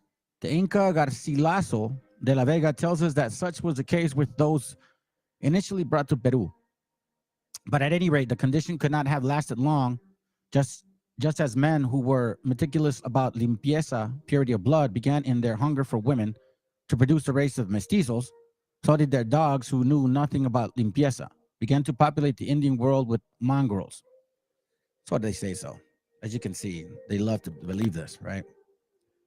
It says here, where is it at? Rich's dogs. So it's going to give you as history that they've been using these dogs for some time, okay? So I'm going to skip all this. I get to this point. All right, here we go. Look, listen to this. This is still the preface, all right?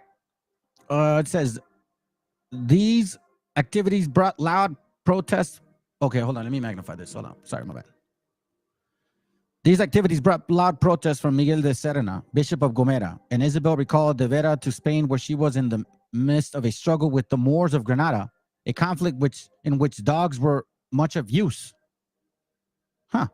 Among the abominations, the dogs devoured the bodies of Moorish children that sometimes were left dead or dying in church steps. A Spanish dog named Mohammed and owned by Diaz Sanchez de Carvajal is said to have fought too valiantly at Granada that he received a horseman's share of the spoils. The use of dogs in the subjugation and dispersal of the Moors was effective training for a number of men who were to employ dogs in the subsequent conquest of the New World. So we see the constant use of dogs. Nothing new under the sun, fam. Right? You see all over this book, it talks about on their first voyage, they were talking about native dogs and how they look like, right? But when you talk about here, let's see where we go at. This attack presents the first occasion where dogs used against natives, okay? This is talking about an attack in 1494. You guys can definitely get access to this. This is from archive.org. Okay. I would really highly suggest to read the book.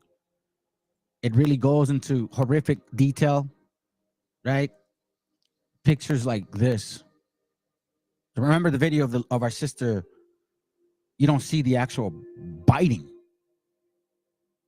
But, I mean, for God's sakes, bro, like, I mean, look.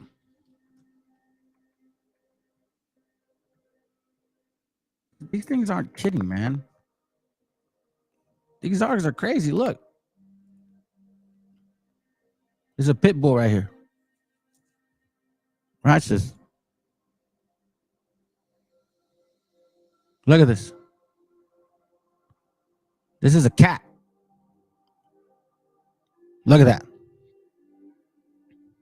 That's a cat, fam. So imagine that being a human being, a native, a trained dog to devour, to eat, to feed. To devour, to eat, to feed. Look at this. So this is a cat, but imagine a person. Imagine a person, family. This is what I need you guys to understand. You see, cats got 9 lives. Like, look at this. This is, and remember, keep in mind that the skin of a human being, okay, is nothing compared to like boars or animals. They're tougher. They got fur on them. Our skin is nothing like that. Come on, man. I could scratch you, cut you with my nails. And Indians hoped to deter the invaders by planting no more maize, but thus left themselves with nothing to eat except yuca. And the Spaniards, too, were soon starving. In the ensuing periods of great hunger, the Christians ate all the animals they could catch, using dogs for the hunt. Then, after eating all the native dogs available, they ungratefully rewarded their own dogs by eating them as well. It's crazy.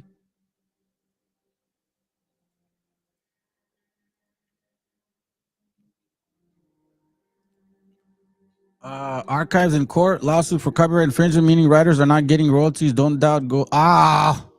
Damn. Well, we better start downloading them. Check it out. The Spanish dogs. You see this picture? I'm just going to let this picture speak for themselves. Look at this. The military, the rifles, the swords, the dogs. Look at our people. They got armor. These dogs got armor. And remember, keep in mind that they are used to tearing the flesh of boars. Hunting game. We don't have the skin for that. We don't have the skin for that, fam. All right. So now when we go to this particular book, The Devastation of the Indies, a brief account, right? Page 43. Let's start here. It says, on those islands, the Spaniards perpetrated the same acts of aggression against the Indians and the wicked deeds described above, adding to them many outstanding cruelties, massacres, and burnings of the people, and executing them by flinging them to fierce dogs, torturing and oppressing the survivors, condemning them to the hard labor of mines, thus erecting them from the earth, despoiling the land of those unfortunate and innocent people.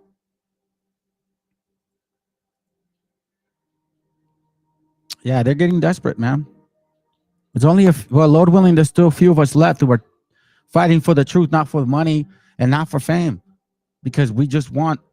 I'll tell you why, man. At the end of the class, y'all gonna know what the point is, because honestly, I appreciate the Most High for what He revealed. He's guiding me, saying, "Yo, you need to correct your teaching, man, and make sure you let them know what they're not supposed to feel."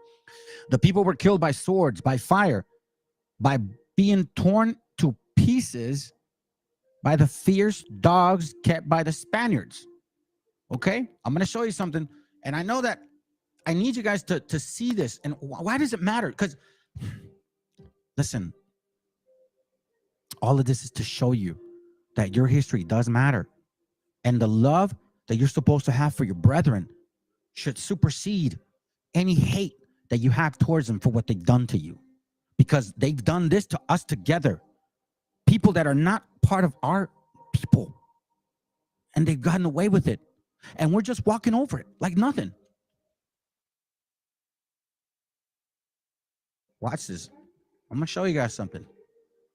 You guys think that this stuff is, is not real? You'll see. You'll see right now. Watch this. I try to show you like examples of look at this. This is from a movie called Amores Perros, right? This is from a movie called Amores Perros, but check it. I seen this in my life, like when I was in Guadalajara. Check it.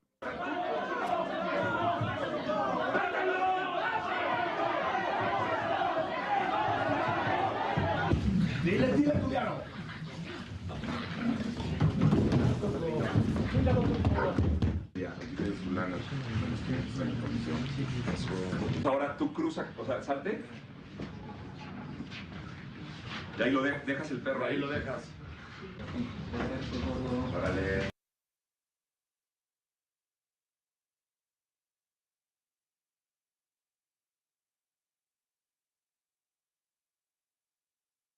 Leanna Lynn relies on. I was looking for one of those scenes, but I guess they don't want to show us the scenes. Because you have to know what it means to be torn by pieces, by the fierce dogs kept by the Spaniards, and by being tortured to death in various ways. So, like, for example, matter of fact, I have a great example. I have a great example, fam.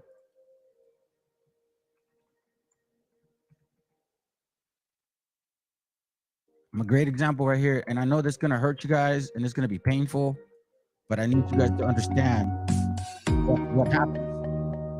This is real stuff, okay?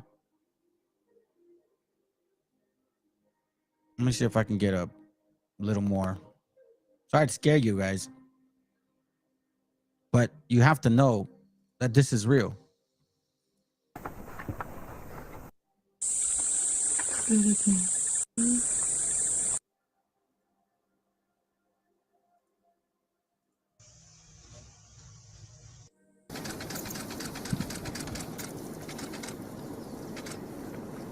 Look at that.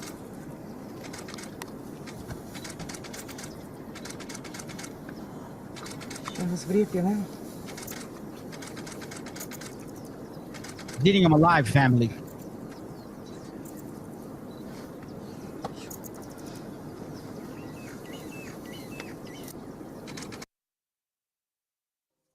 The hyena is ripping the entrails of this animal. Now, I don't know what's keeping him alive, but I know for a fact that this happened to us. The books are showing it. You cannot get around this anymore. When I read material, when I read books, or when I see videos like, oh, poor so-and-so people, they must be the real Jews. But who in the world is ignoring this here? Why is this not important to you guys? Or is this the proper way? When people say, well, for example, family, when people say, hey, yeah, well, we conquered you guys. This is our country now. Really? You're okay with this?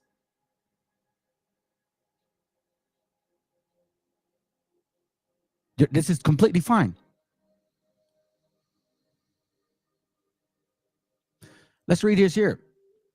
Page 11. They could track down natives, distinguishing their trails from those of Christians, and could uncover their hiding places and ambushes. Furthermore, these dogs could, in the end, slaughter their prey. Las Casas wrote that when the Indians saw themselves being destroyed by such inhumane means, trampled by horses, lanced, slashed by swords, burned alive, and devoured by dogs, they simply agreed to submit to any fate so long as they could avoid eradication.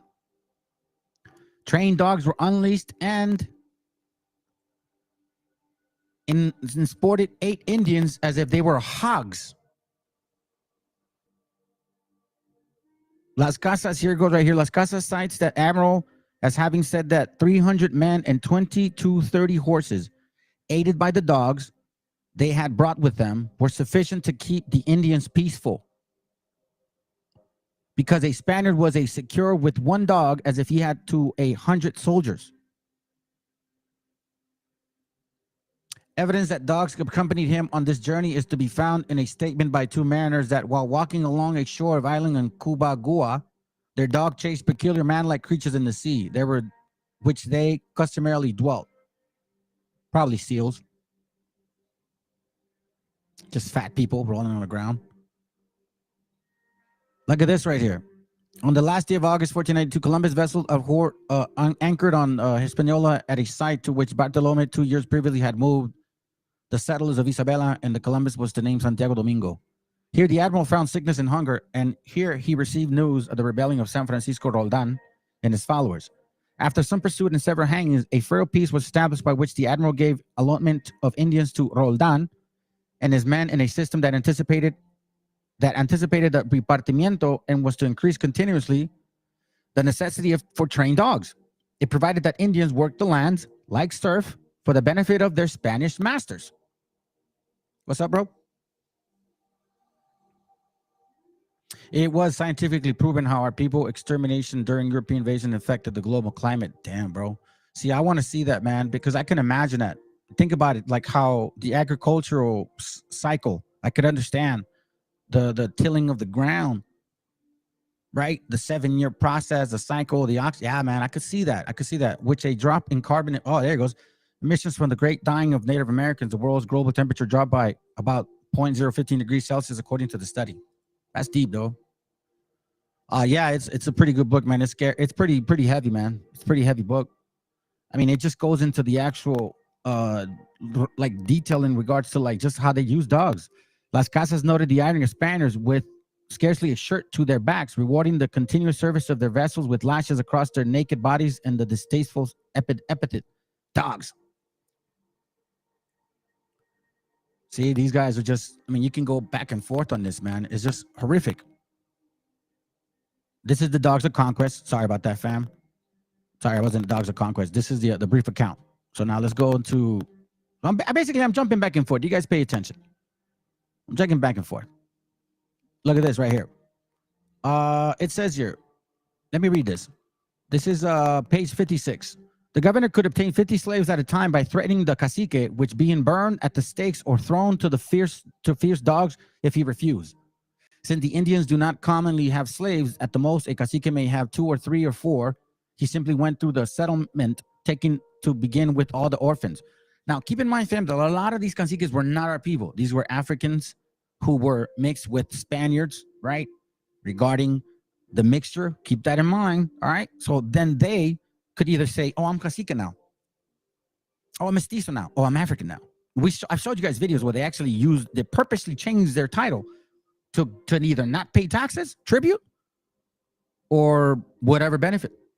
To this day, they're doing it even now. Look at this right here.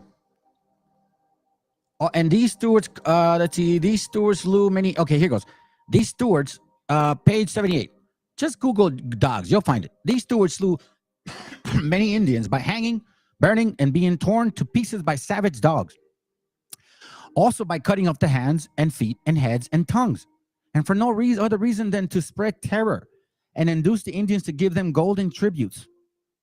And the egregious tyrant well knew that these things would have been given without all those floggings, beatings, and buffetings, and all the cruelties that were practiced every day and every hour. Let's go to Jeremiah 15. All right, watch this real quick, fam. Jeremiah 15, watch what it reads. In verse 3, it says, I, the Lord will not relent. Let me go into the Apocrypha. I just like it. I'm sorry, the King James. Jeremiah 15:3, it says, and I will appoint over them 4 kinds, saith the Lord. The sword to slay, which we know it. The dogs to tear, which we're reading. And the fowls of heaven that would eat the carcasses. And the beasts of the earth to devour and destroy. The beasts of the earth, which ones? Pigs. The beasts of the earth to devour and destroy. Why? Because we never dealt with pigs. Do you realize that when they first released pigs here in America, they decimated all the actual harvesting? Because they're not used to the flavor of this continent. That's a fact. That's funny. I don't think he is, bro. Solomé, I don't think he's black, bro. I don't think he is. But I appreciate you, man. Appreciate you, brothers. It's just, and the reason why, Michelle, is because we got a few people from black Hebrew converts coming here bugging us. But anyways, let's continue the direction. So 4 kinds: dogs, right? Swords, beasts of the earth, and fowls of heaven. And we see this in Leviticus 26. Watch what he says. This is the actual curse that says here. If you keep graven images from you, if you only worship the Most High, this will not happen to you. But if you don't, this is going to happen to you. Leviticus 26, 22, watch what it reads. I will also send wild beasts among you, which will rob you of your children and destroy your cattle and make you few in numbers, and your highways shall be desolate. Now, I'm going to tell you this right now, fam. There's absolutely nobody in this world that can say that we were left few in numbers. Who took our children, sent wild beasts, destroyed our cattle, and decimated us in few numbers, and totally destroyed our construction. You saw AMLO say that they literally destroyed all that, and on top of it, built cathedrals. On top of it, built cathedrals. So there's absolutely nobody else that could say this happened to you. No, I'm sorry, Canaanites, this did not happen to you, because they were not taking your cattle, dummy, because, well, that's clear. And you weren't left few in numbers. And your highways weren't desolate, because if you were a Hebrew, you wouldn't be from Africa.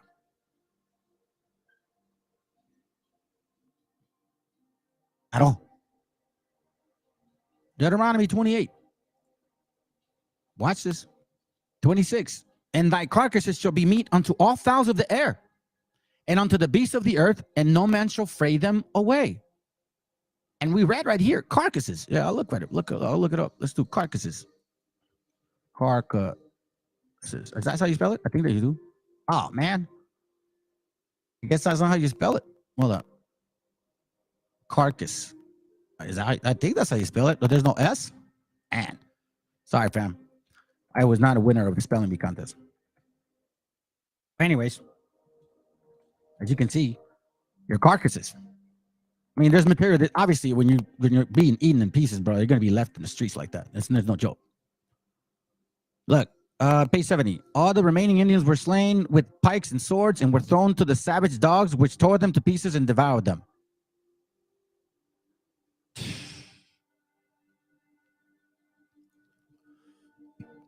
And thy carcasses shall be meat unto all the fowls of the air, and unto the beasts of the earth, and no man shall fray them away.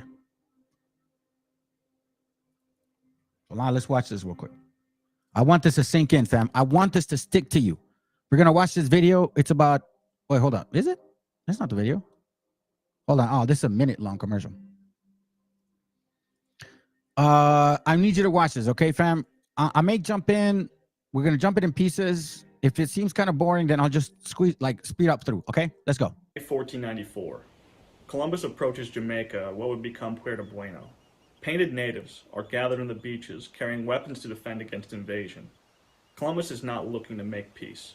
He's looking to show strength and get revenge for the destruction of La Navidad, a Spanish settlement destroyed by natives the previous year.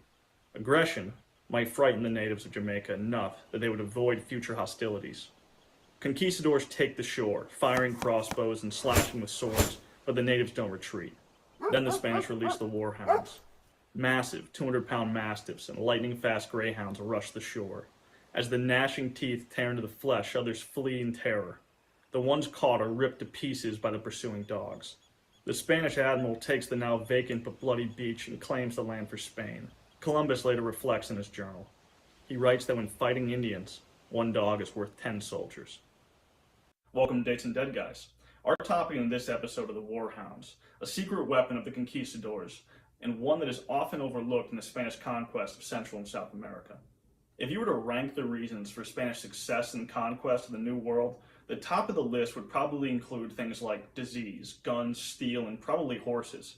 But in the shadows of the history, the tracks of the dog show an ominous presence in the conflict. Cultures throughout world history have used dogs for the purposes of war, and as early as 1260 AD, they were used in Spain. Christopher Columbus, mostly nice guy I hear, brought 20 dogs with him when he returned to the New World in 1493. Most of the dogs used by the Spanish were either mastiffs or greyhounds, and the reasons are obvious. Mastiffs are massive and intimidating, and greyhounds are fast as hell.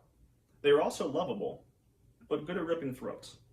The invasion of Jamaica, referenced in the opening, demonstrated to the conquistadors how useful these dogs could be. As decades of conquest rolled on, they would be used more and more, and very famous conquistadors, including Ponce de Leon, Hernan Cortez, Hernando de Soto, and Francisco Pizarro, will all use warhounds. Gonzalo Pizarro, the brother of Francisco, used them too, but unfortunately he eats most of them when his men run out of food on a disastrous expedition in 1541. We read that, okay? So let's skip here real quick. Look what they look like. Vulnerable areas of these dogs were often covered, and spike collars were pretty common. Armor, sometimes, but thick quilted layers were probably the most common thing used to protect them against arrows by the natives. These dogs were very loyal to their owners, but they were vicious in attack. An excellent and serious example comes from a book with a silly title, The Paw Prince of History, written by Stanley Coren. He Write that information down, fam. writes of the 1495 Battle of Viga Real in Haiti, quote, "Native forces, numbering the thousands, advanced upon the small band of Spaniards. Columbus had given control of the dogs to Alonso de Orellana, a small man who combined physical courage with a personality disposed toward violence and rash cruelty. He gathered the dogs in the far right flank and waited until the battle had reached a high level of fury. He then released all 20 mastiffs, shouting, 'Tomalos,' meaning take them or sick them. The angry dogs swept down on the native fighters in a raging phalanx, hurling themselves at the Indians' naked bodies. They grabbed their opponents by their bellies and throats. As the stunned Indians fell to the ground, the dogs disemboweled them and ripped them to pieces. Spinning from one bloody victim to another, the dogs tore through the native ranks. One observer of the battle, Bartholomew de las Casas, reported that in less than 1 hour, each dog had torn apart at least 100 Indians. Family, I want you guys to remember what he just said. In less than 1 hour. Okay? I'm going to show you something pretty soon, but yeah, let's continue. In less than 1 hour, okay? Well, let's go back. I want you to pay attention.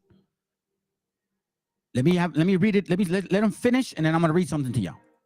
They grabbed their opponents by their bellies and throats. As the stunned Indians fell to the ground, the dogs disemboweled them and ripped them to pieces. Spinning from one bloody victim to another, the dogs tore through the native ranks. One observer of the battle, Bartholomew de las Casas, reported that in less than 1 hour, each dog had torn apart at least 100 Indians. Recognizing that his readers might find this difficult to believe, de las Casas explained that the animals had originally been trained to hunt for wild game. In comparison, they found the skin of their naked human opponents was far easier to tear apart than the hides of deers or boar. Furthermore, the dogs had now developed a taste for human flesh." End quote.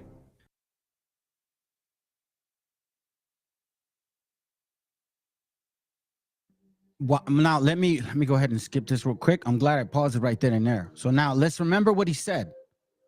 It says here, as dog-stunned Indians fell to the ground, the dogs disemboweled them and ripped them to pieces. Spitting from one bloody victim to another, the dogs tore through the native ranks.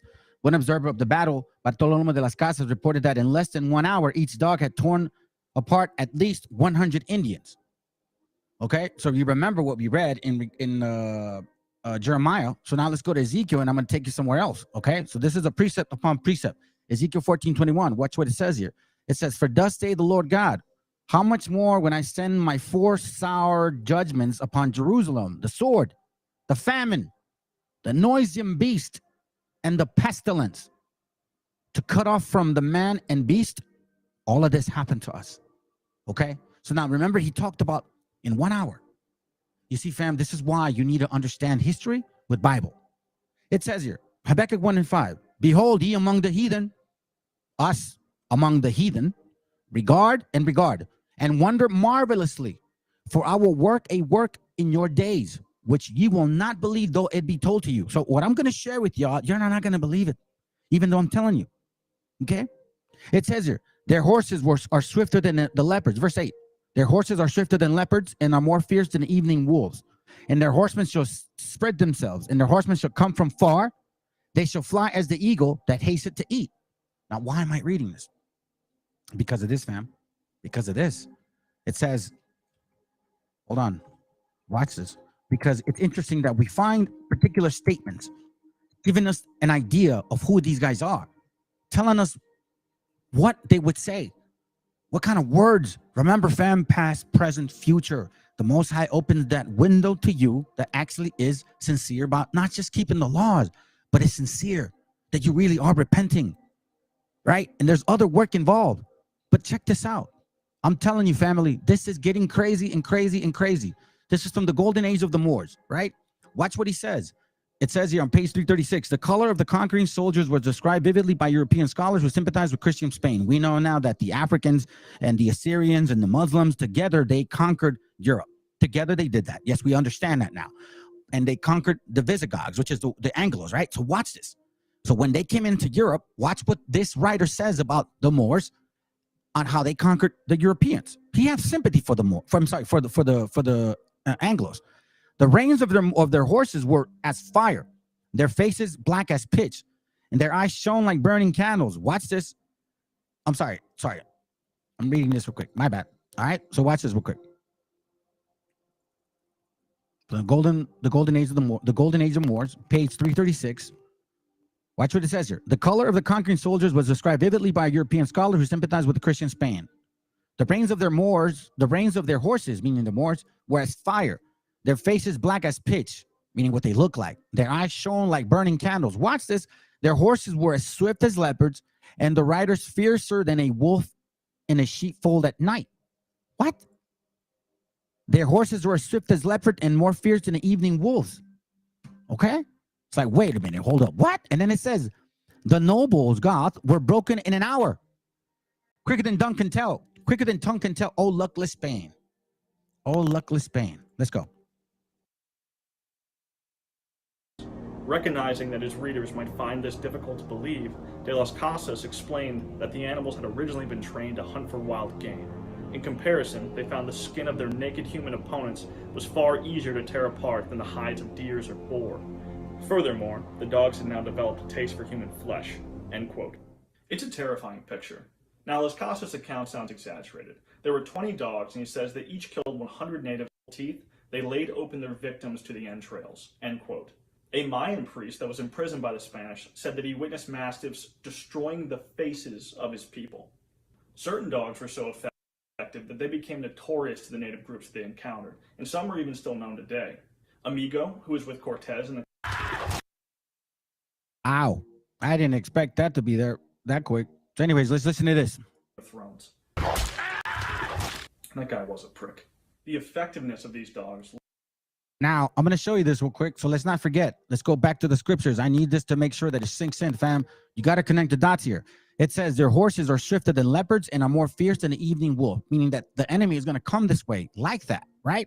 With that particular aura, with horses, fierce like leopards. Their horsemen shall spread themselves, and their horsemen shall come from afar.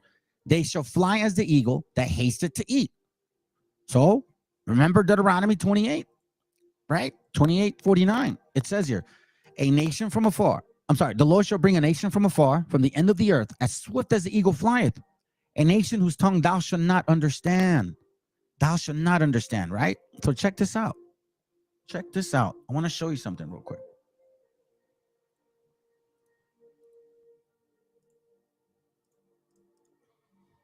What's this? What's this, fam? The two-headed eagle. And we know that scripture talks about the two-headed eagle.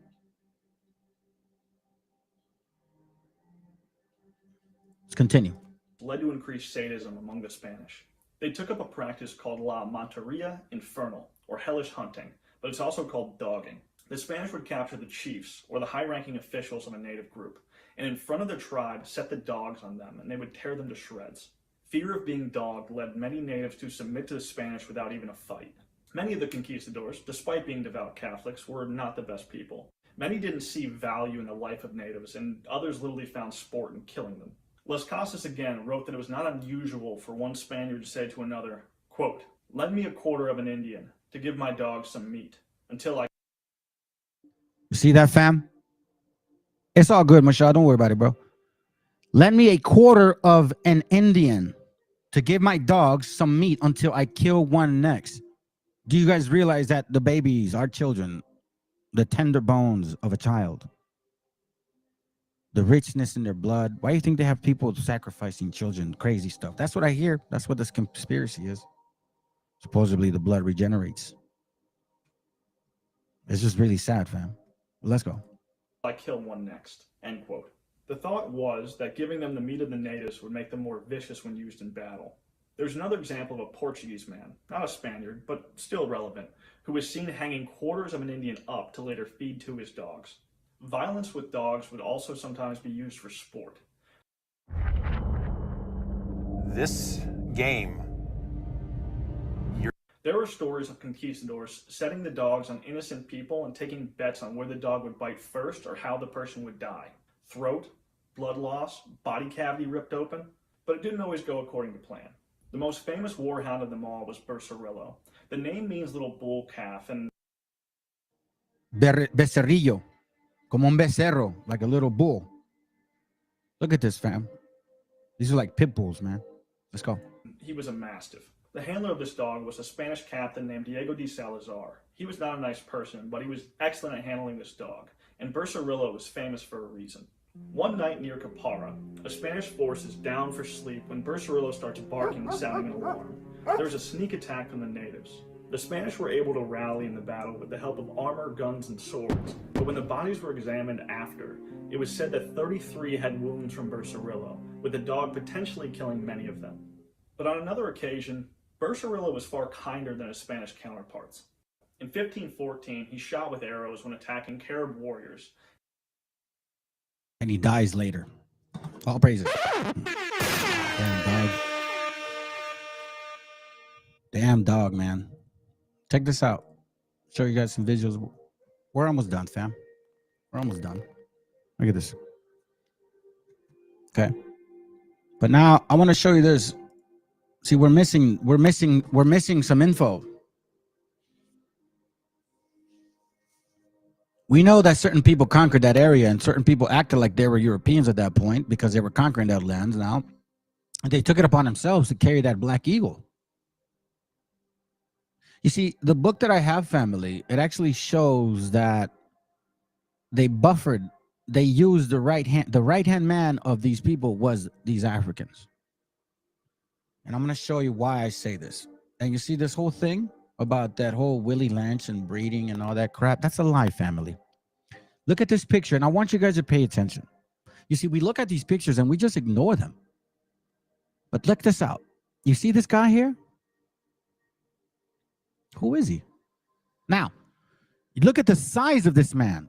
Look at his feet. He's taller than the horse. The horses are as tall as this guy. This guy's shorter than the horse, kind of like that. This dude is bigger than them. His head is bigger than them. He's a big man. Why do you think we have football players this size? This is nothing new under the sun, family. There was no mixing, the breeding to get. No, that's a lie. And that whole caste system, that's a lie too. That's not true. They already looked like that. They already been mixing together for a long time. And then they grabbed several of our sisters. And yes, we do have the heathens within us. But you're going to be squeezed the hell out. These are facts. Who's this guy? Well, I tell you who that guy is. It's the same guys. These two guys use these animals. These two nations were a fierce nation. Verse 50. A nation of fierce countenance, which shall not regard the person of old, nor show favor to the young. If you look at that picture, you can look at this picture. Look, our brothers are like, hey, man, we want to be friends. This guy looks mad. Fierce countenance. That shall not regard the person of old, nor show favor to the young. Do you think that we know now that a lot of these weren't even soldiers? They were just adventurers trying to get a piece of the pie. Which is why they just didn't care anymore. We were nothing to them other than somebody to take the heritage from, because one thing they knew is if we get rid of these fools, this is our promised land. You see, I'm going to tell you something, family. I'm going to tell you something, because the Bible tells us that this would happen to us too. Watch this. Ezekiel 23. It says, 25, and I will set my jealousy against thee, and they shall deal furiously with thee. They shall take away thy nose and thine ears, and thy remnant shall fall by the sword. They shall take thy sons and thy daughters, and thy residue shall be devoured by fire. Check this out. They shall take away thy nose and thine ears. Now imagine, family. These are pliers right here, okay? Now, I remember when I was little, my mom would grab my orejas, or she would grab the side of my hair, right? Side of my hair, right? Boricuas, that's right. She would grab the side of my hair and pull it. Or she would grab my ear and pull it and twist it sometimes. These are pliers. Hands cut off, noses chopped off, ears chopped off, dogs being unleashed. You should die by the sword, by the beast of the field, by pestilence. Look at this. Thrown off of cliffs with our heads chopped, bodies blunted with daggers, hands cut off. You're like, what the hell is going on?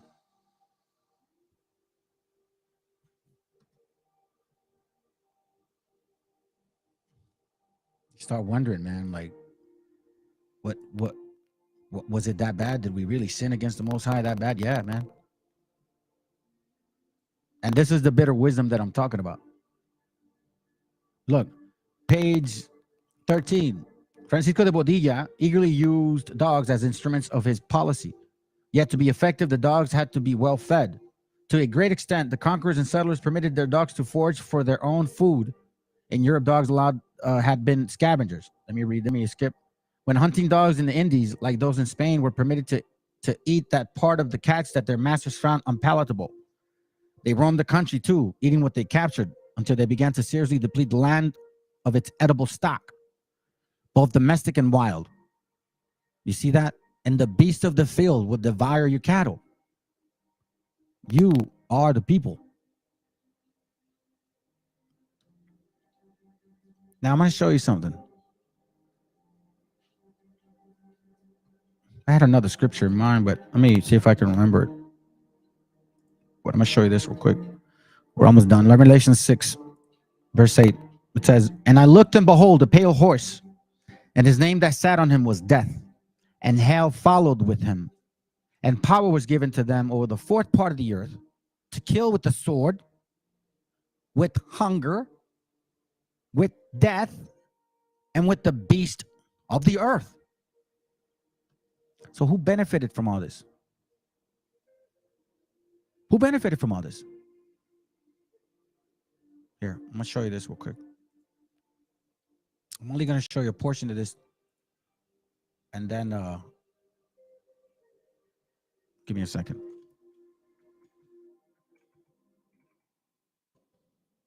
Give me a second, okay?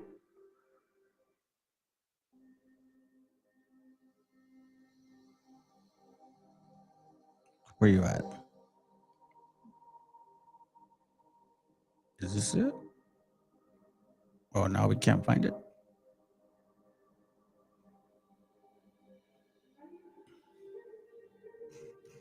I had the book. Give me a second, fam.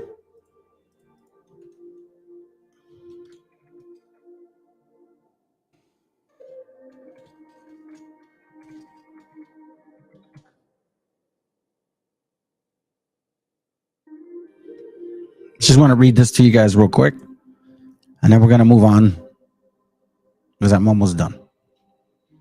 There is one page I want to show you guys,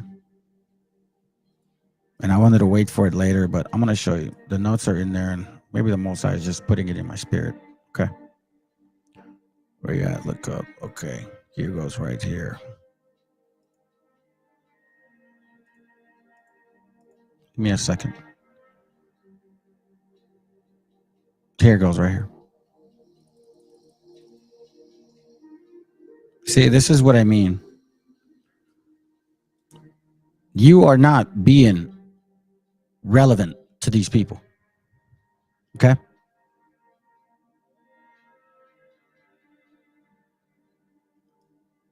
Watch this real quick. It's from the same book that Canaanite brought out, Nate the Snake. I'm just going to read this part in section on page 7. Watch what they say. It is a Jewish merchant. Matter of fact, let me go back here so you could see what goes on. In the black metropolis, they are forming in the core areas of all great American cities. In Harlem and Lawndale, Watts, and in barbecue pits of North Philadelphia.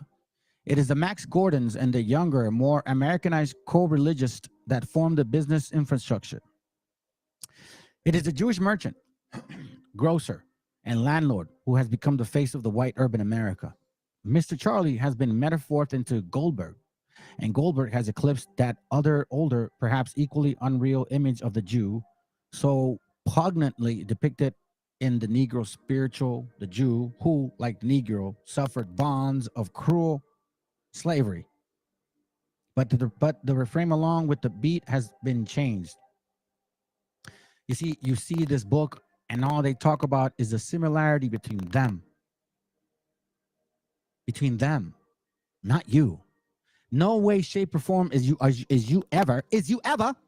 you ever mentioned in this book of your sufferings, of the slaughter. No, that is absolutely not curses of Deuteronomy 28. They're not. That's just manifest destiny. That's the Monroe Doctrine. This is this right here. Mr. President, Vladimir Putin may be a liar and a demagogue, but it is hypocritical for the United States to insist that we, as a nation, do not accept the principle of spheres of influence.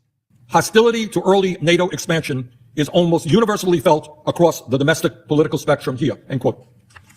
For the last 200 years, our country has operated under the Monroe Doctrine. The last 200 years, you guys have operated under this doctrine. And you know what nation of people I'm talking about? Yeah, you too. Okay? You white and black Europeans. All right? I'm talking to you guys. All right? Let's continue. You're not going to run away from this because I know that, well, there's a party that says, yeah, we did that. What? Oh, well. You got the Donald Trumps. And then you got the wobbles or these converts that say, that's not us. We never did that. BS. We know you did. And this is what's going to be the Great Awakening. And this is what's going to turn everybody against this land. Because they're going to find out that it was 2 people involved. And those 2 people are the only ones that are claiming to be the Jews of the Bible. That's why in Revelation 2:9 and in Revelations it says 2:9 and 3:9, and you wonder why is it together one page after the other and it says something different. That's right. Nowhere to run, bro. Nowhere to run. I'm after you. I'm after y'all. Let's go. Embracing the principle that as the dominant power in the Western Hemisphere, the United States has the right, according to the United States, to intervene against any country that might threaten our alleged interests. That's United States policy. And under this doctrine, the United States has undermined and overthrown at least a dozen countries throughout Latin America, Central America, and the Caribbean. As many might recall, in 1962, we came to the brink of nuclear war with the Soviet Union. Now, why was that? Why did we almost come to the brink of nuclear war with the Soviet Union? Well, we did that in response to the placement of Soviet missiles in Cuba 90 miles from our shore. And the Kennedy administration saw that as an unacceptable threat to national security. We said it is unacceptable for a hostile country to have a significant military presence 90 miles away from our shore. And let us be clear. The Monroe Doctrine is not ancient history. As recently as 2018, Donald Trump's Secretary of State, Rex Tillerson, called the Monroe Doctrine, quote, as relevant today as it was the day it was written, end quote. You see that? As relevant today as it was when it first created. You see this manifest destiny, this sphere of influence. So let's not forget, family, that together these nations, right? Matter of fact, I have this book, right? And I'm going to bring it in my other classes, but it talks about how the first conquistadors, actually, no, I think it shows it here. The first conquistadors were African looking. But as time went on in the 1700s, 1800s, they got lighter. And we forgot what they really looked like. And that's the trickery. And I know that masonry has a lot to do with this. There's 30-degree masons, you boule, mother. Oof, I was about to curse because I know you sneaky bastards. I know what y'all doing. You're the ones that are feeding these wobbles, this BS stories. And you're the one that's giving Curimero all this BS angle. And guess what? We found out where you are, Curimero. Thank you, brother. We'll be there soon. We'll be there soon.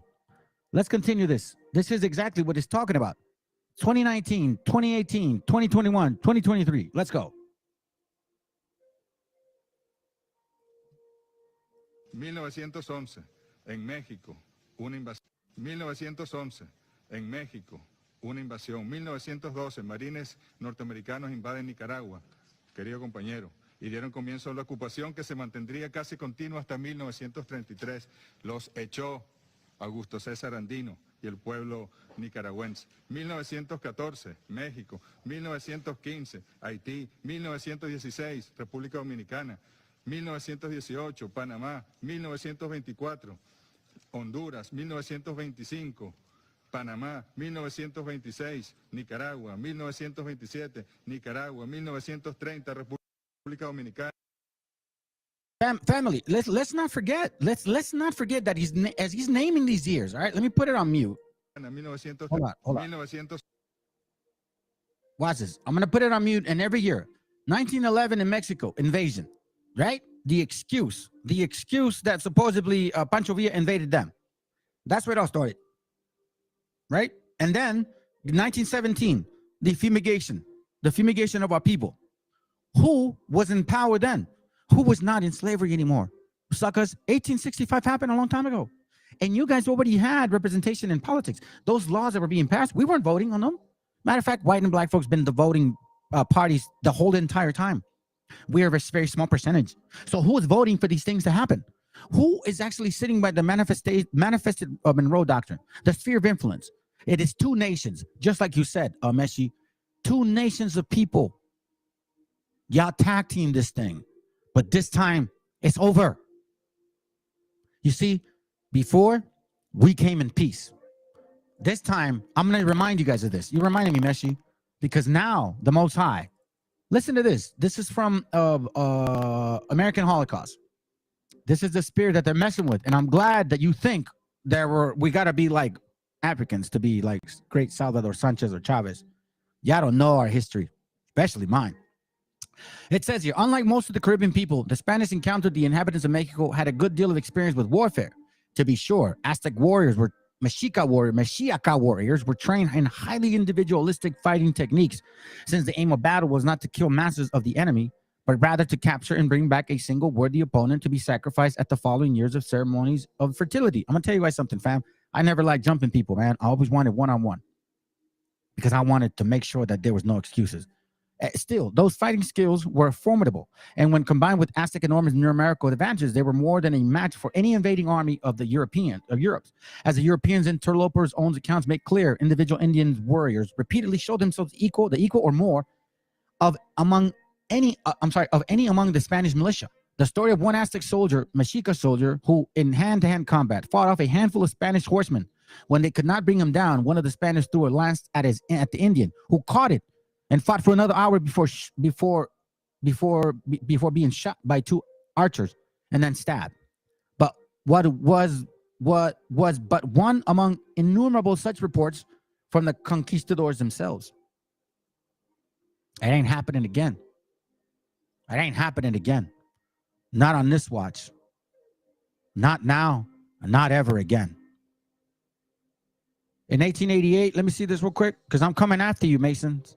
1880, Mexican's War of Independence was Spanish-European separation from Europe monarchy. 1910 revolution was an intermasonic war of Europeans, never to liberate natives from parasites. Matter of fact, that actually has to do with the Ladinos. So I'm going to show that link. Let's go.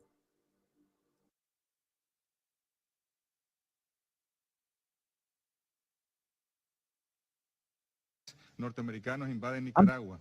I'm just going to y dieron comienzo a la ocupación que se mantendría casi continua hasta 1933.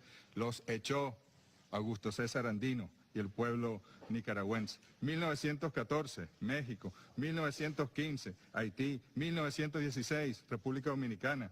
1918, Panamá. 1924, Honduras. 1925, Panamá. 1926, Nicaragua. 1927, Nicaragua. 1930, República Dominicana. 1933, Nicaragua. Nicaragua en el 34, Panamá en el 41.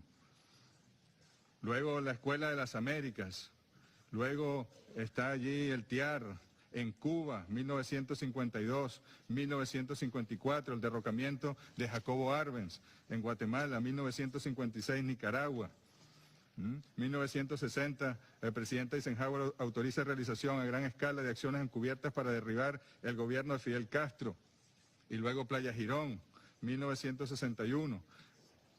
Es decir, aquí podemos seguir. João Goulart en Brasil, 1964, 1965, querido presidente del Consejo de Seguridad. ¿Cuántos murieron en República Dominicana por la invasión, avalada por la Organización de Estados Americanos, para derrocar un gobierno que no les convenía o que no les gustaba ideológicamente, el gobierno del ese gran dominicano y nuestro americano que fue Juan Bosch? La doctrina Monroe. Debería ser Estados Unidos el que esté evaluado y sometido a examen permanente por su permanente irrespeto al derecho internacional e intromisión, injerencia, invasiones detrás de los golpes de Estado. Después vino el golpe en 1973 contra el presidente Salvador Allende, después de Guatemala también. En 2002, en Venezuela, presidente George Bush, golpe de Estado.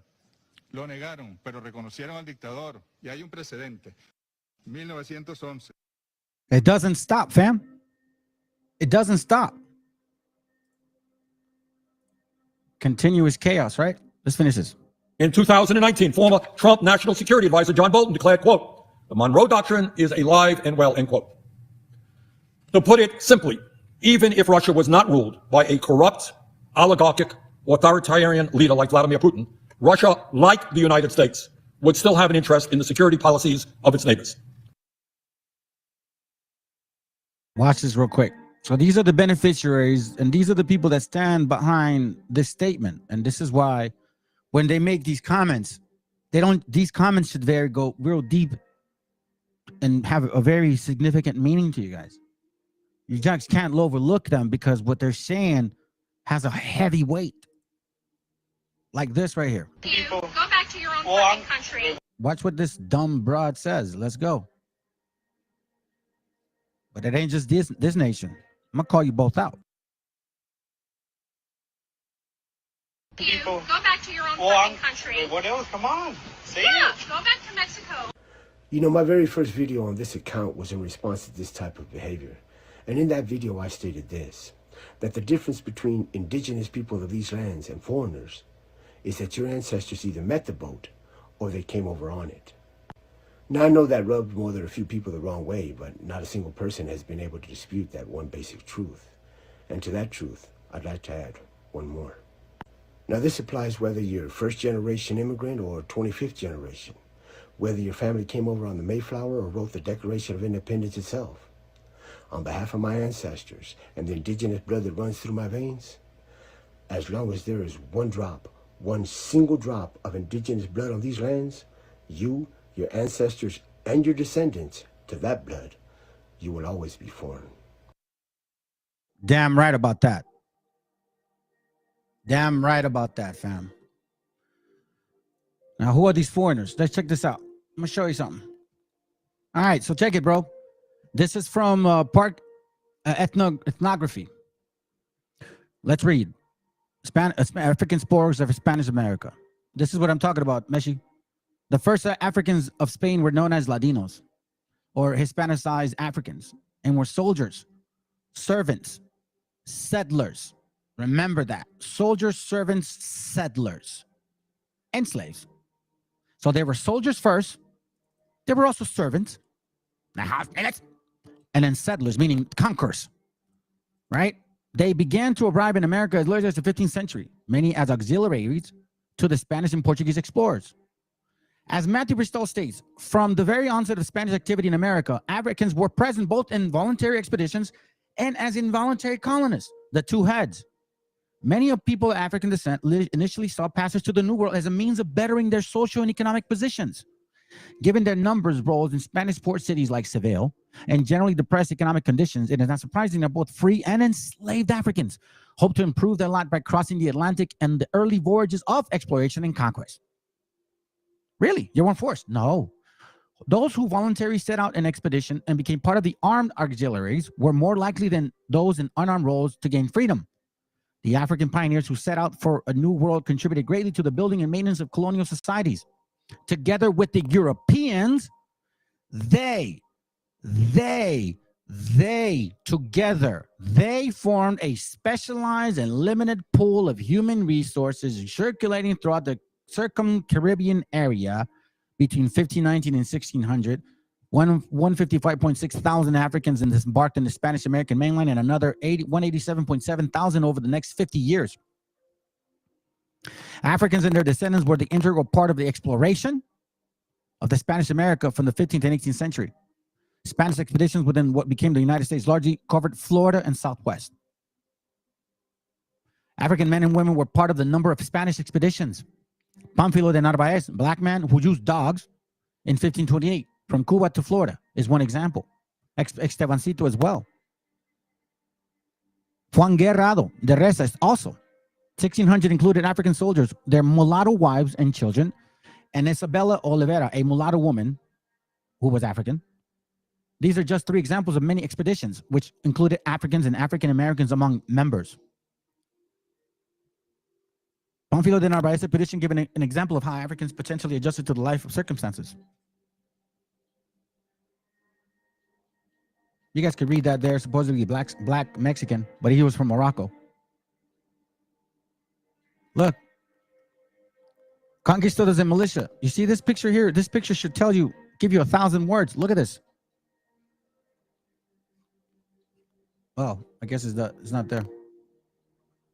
16th century conquistadors of African and Afro-Hispanic American descent, hereafter referred to as black conquistadors, okay, were as much part of the exploration of America as their Spanish counterparts. Wait a minute. Who are you? Many people of African descent use military services as a means of emancipation and inclusion to Spanish society. As the number of expeditions increased, the people within Spanish American began to settle. Black conquistadors figured predominantly in the securing of these lands. They were given encomiendas too. In Chile, porteros. They were either, look, in his lifetime, they were either doorkeepers, criers. You know what criers are?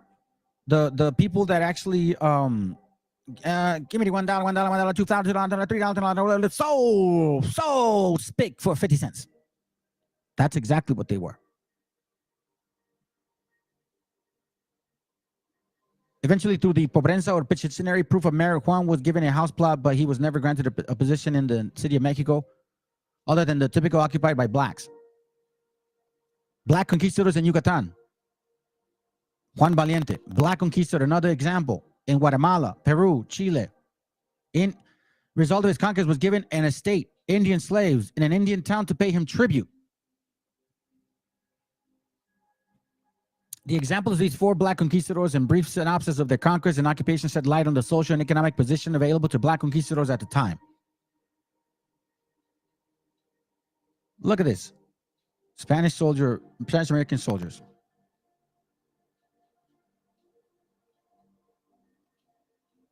Watch this real quick. In the 17th century came to a close, the racial ethnic composition of black conquistadors changed.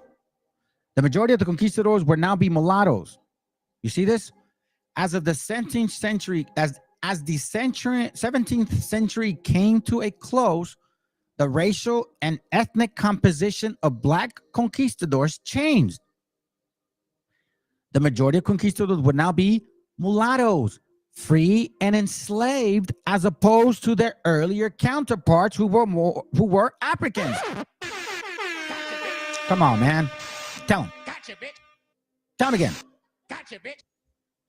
So as you can see, the first ones that were arriving, now I know why. What's the movie called? Let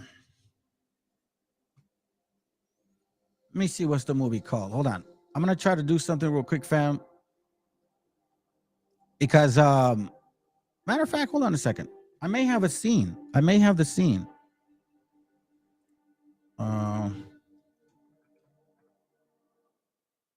Hold on. Let me see. Is that it? No. Let me see if I can pull it up from here. This one. Popular. All right. This is from, what did I post? Give me a second. Even the rain. Okay. Even the rain. All right. Hold on. Even the rain. Even the rain scene. So you got to pay attention to these things, family. Watch this. I'm going to show you this. Okay. So remember, keep in mind what the book is saying. Watch this scene real quick and pay attention to who these guys are. Hold on. Hold on. Let me see. Is it this one? Yeah. Let's check this out. Okay. Watch this.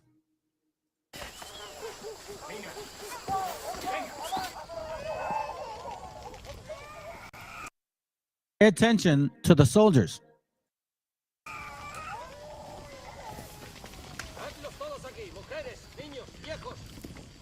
Te bautizaré y obtendrás la gloria y la paz en el cielo, de lo contrario sufrirás un tormento eterno en el infierno. First of all, pay attention to the hair, okay? Their hair is really curly. All right, let's go. En el nombre de Cristo todavía puedes salvar tu alma. Aprender la diferencia entre el cielo y el infierno. Pedirle perdón al Señor. Yo te bautizaré y obtendrás la gloria y la paz eterna en el cielo. De lo contrario sufrirás un tormento eterno. Cristiano, sí. Cachahuaychis infierno, man. ¡Silencio! Esto es lo que os ocurrirá si desafiáis a los cristianos.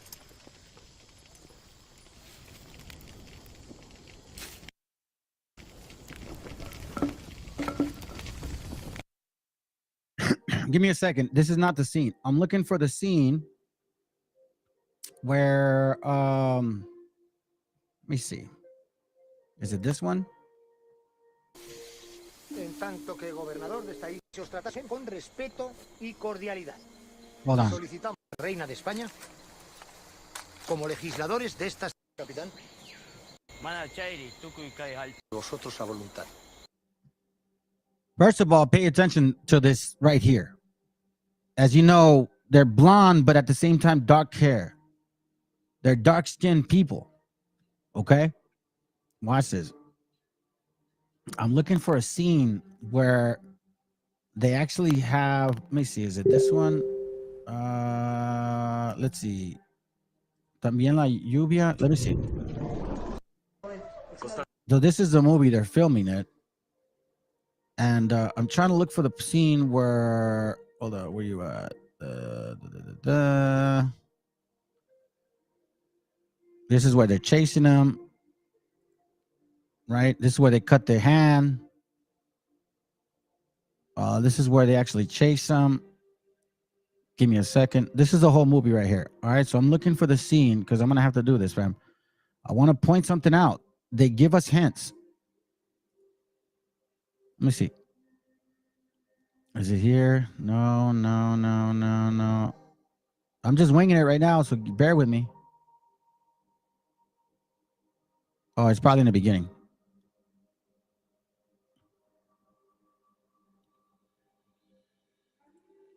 Let me see. All right, it's going to be right there. They're practicing. Okay. They're practicing. It's a good movie. It's a good movie. You know what I mean? So they're practicing right there. I just want to show you the vision, the view of this particular soldier. It's interesting how they depict him. And I wish I would have caught this before, but it's just the Most High. You know, he put it in my spirit to find it now. So I want to show you something.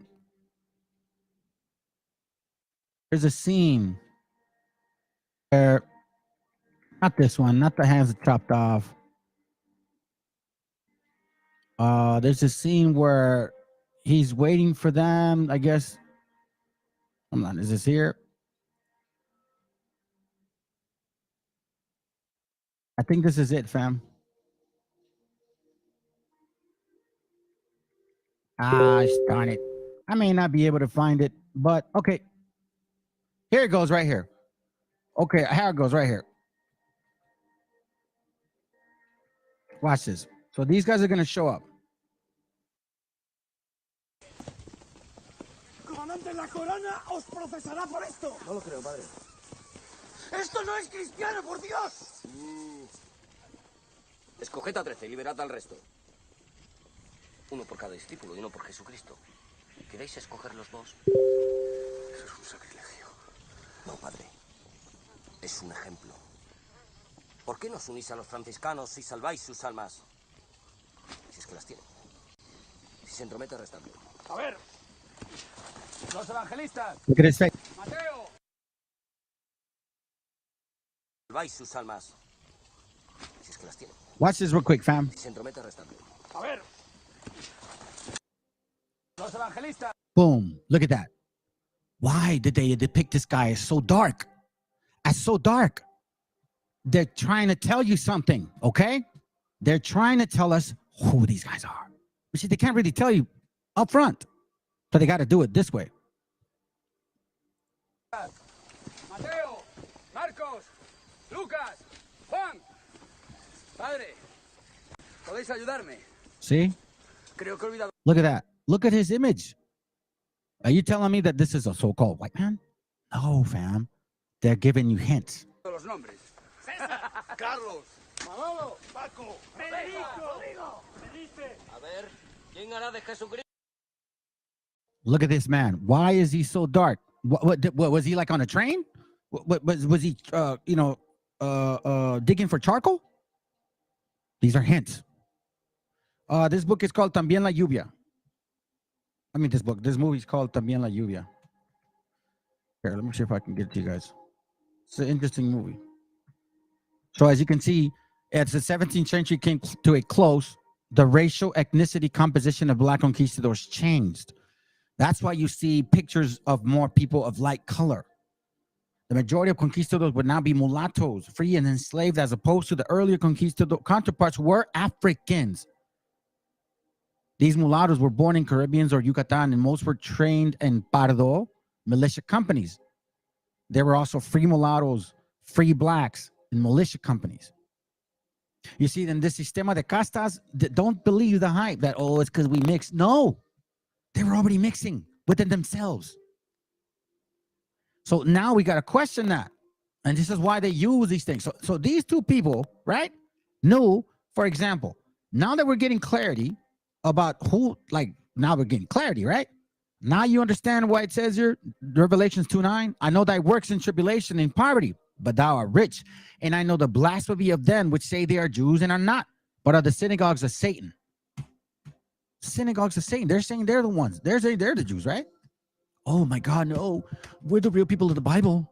Oh, Sephardic Jews are our people too, even though they had a plethora of involvement. Come on, man.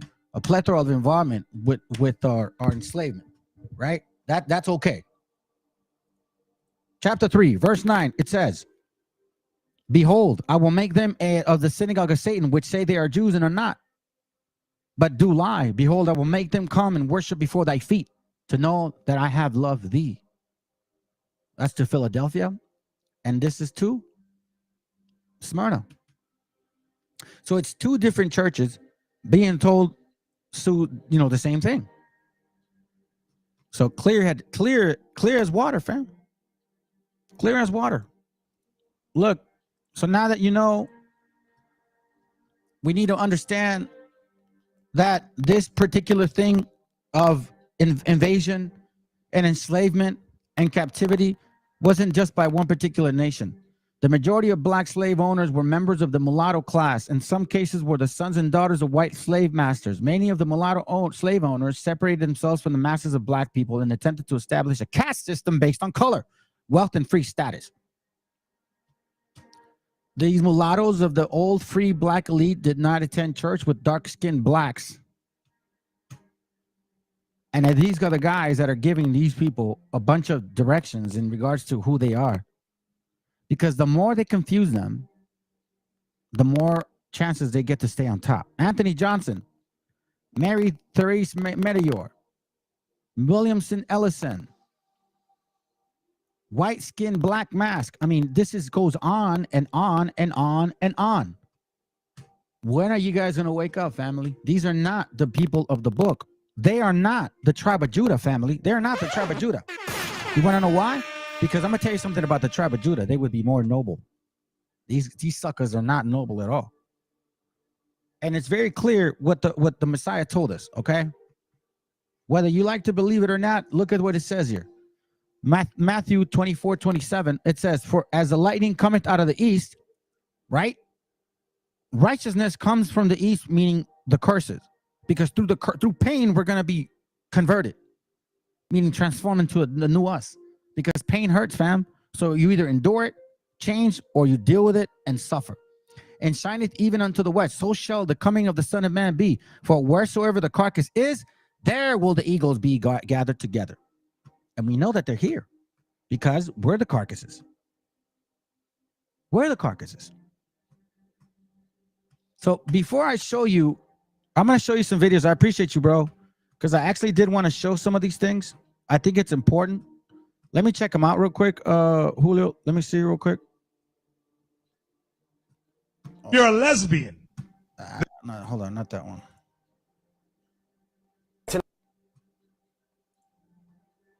Yeah. So now, let me read this real quick. I want you to understand, family, that this is bitter wisdom. And bitter wisdom is going to hurt.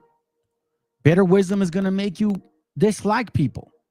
Bitter wisdom is going to make you question. But it's a way to wake up. Okay? So we have to really understand that this is a test. This is a test. So let me see if I can get it. Job 31, verse 15 and 17. It says, hold on. Where are you at? I had her down. Come on, man. Give me a second. This is really making me upset now.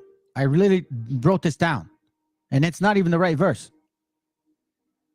Hold on. I lifted up my hands against the pillars of the gate. Germany did the broken line. I could not endure. Confidence, God, and brightness, my hand. What? It rejoiced. Okay, here it goes right here.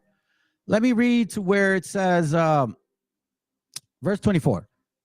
If I had made gold, I'm sorry, Job 31, 24. If I had made gold with hope.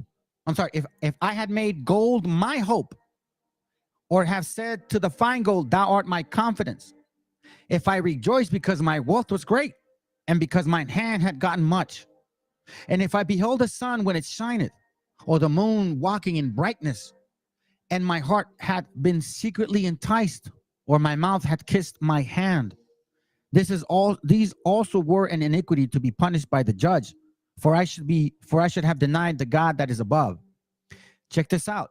If I rejoice at the destruction of him that hateth me, or lift up myself when evil found him, neither have I suffered my mouth to sin by wishing a curse to his soul. This is Job, a perfect man. You know, and it made me really think about this, family. It made me really think about what it means by bitter wisdom. And a brother and I were talking about unconditional. Like, why are you in this? Why are you in it? Like, are you really in it for the Most High, or are you in it for yourself? Because we know that a lot of these converts are in it for themselves. They say they love the Most High. They say they do. But we know that they don't. Here's why. Romans 12, verse 19. Watch what it reads. It says, dearly beloved, avenge not yourselves, but rather give place unto wrath. But for it is written, vengeance is mine, I will be paid, saith the Lord. Vengeance is of the Lord. Now, how do you determine when it's vengeance? When can you act on it and when you can't? Well, first of all, because let's put it this way, okay? I'm going to show you this real quick. I'm almost done. Hold on. And my stuff is really making me upset, fam, because I don't know if it's the battery or this mouse or what. It's really like not letting me move. I don't know, man. It's really bothering me. All right, hold up. It's probably the battery. Anyways, John 8:32, and it reads, and ye shall know the truth, and the truth shall make you free. Like people read that. Yeah, well, you know the truth. Shut up, man. Give me a second. Let me look for it.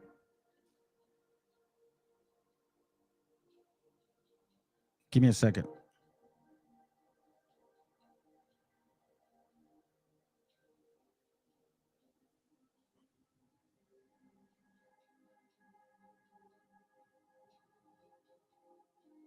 Hold on.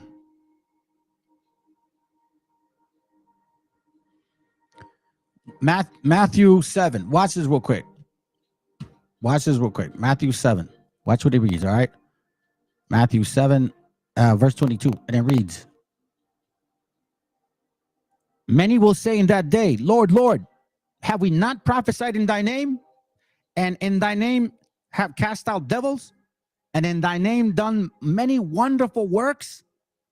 Then will I profess unto them, and then will I profess unto them, I never knew you.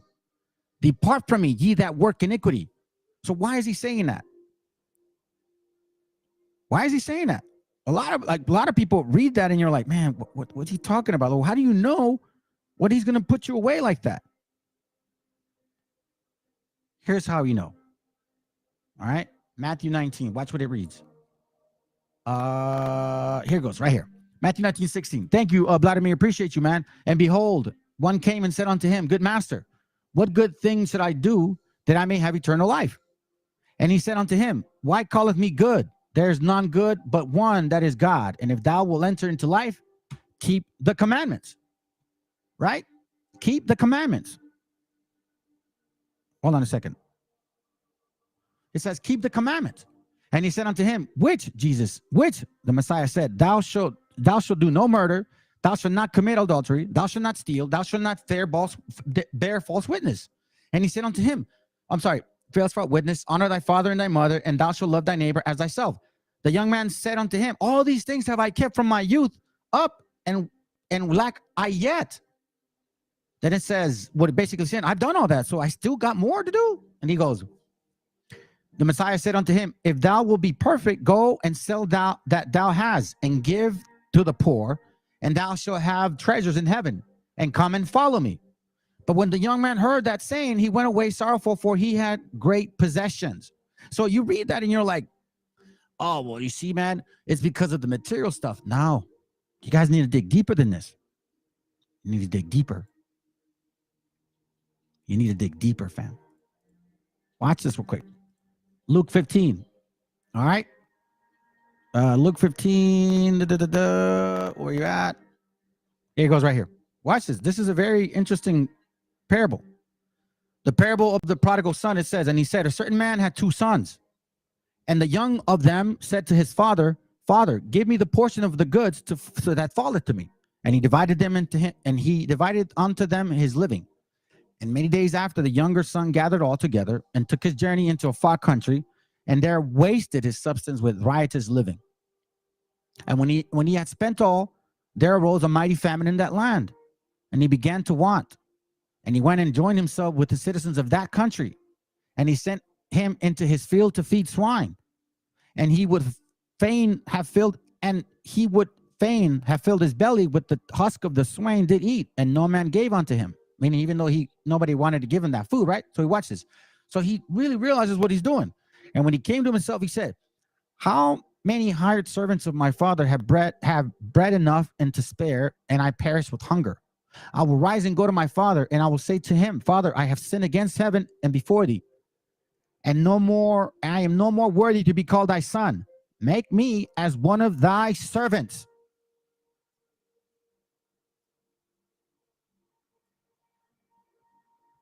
As one of thy servants. You see, family, what it comes down to is that a lot of these people that claim that they know God, or they love God, or they love the Most High, they love them with conditions. You see, if you really look at their doctrine, it says that they're going to judge the nations, they're going to enslave the nations, they're going to have riches, they're going to have the white man and all these heathens under their throat, and they're going to have kingdoms, and they're going to have women and all these things.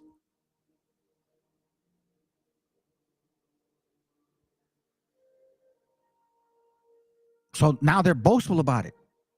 That's the only reason they believe. So let's say, so the only reason you want to repent is because I may give you a kingdom. You see, the young man said, but I've done all that. He said, let go of your golds. But no, I'll be poor. You see, the only reason these people do it is with conditions attached. You see, family, I'll be sincere with you. I don't give a damn about how many women we'll have in heaven, in the new world, or like in the new kingdom, or how much land we're gonna have, or how we're gonna conquer nations, and we're gonna do this. And do you want to know something? The moment I found out that God would forgive me for my sins, that's all I cared about. I didn't care for gold. I didn't care for land. I didn't care for women. I didn't care for prestige or power. I just wanted to do the right thing. And I wanted to stop sinning. That's all I cared about. And you see, with this prodigal son that he's talking about, listen, I don't even deserve to be your son, Father. Just give me a chance to come. Just forgive me, please. And see, this is why the Messiah said, yo, listen, those rich men, like it's easier for a camel to walk through a needle than you, rich man, to make it. Like, seriously. Let me see if I can find it. I think I might have been there. Come on, you see how this is acting stupid on me, family? I really don't like this. Watch. Oh, yeah. Go back to Matthew 19. That's right. Yeah. Hold on. Come on, man. Matthew 19:24. Then it says, well, let's go back. 23. It says, then Jesus said unto his disciples, verily I say unto you, that a rich man shall hardly enter into the kingdom of heaven. And again, I say unto you, it is easier for a camel to go through the eye of a needle than for a rich man to enter into the kingdom of God. Why? Because you want something. You want something back. That the only reason you will repent is if you get a kingdom. Well, how boring is it just to repent? How about we just freaking repent? I don't care for riches, family. What I care about is this that has destroyed us. I'm honestly, I just ask God, please just get rid of these people, man. Just send them back to where they came from. We don't want reparations. We don't want revenges of the Lord. We just want to raise our family right. We just want to serve the Most High in the proper way. So pay attention. Pay attention to pictures. Look at this monster, man. And I don't mean it because it looks fucking, excuse me. Damn, there you go. Sorry about that. I mean, look at him. He's huge. As big as a horse. And then they got dogs? Man, you crazy.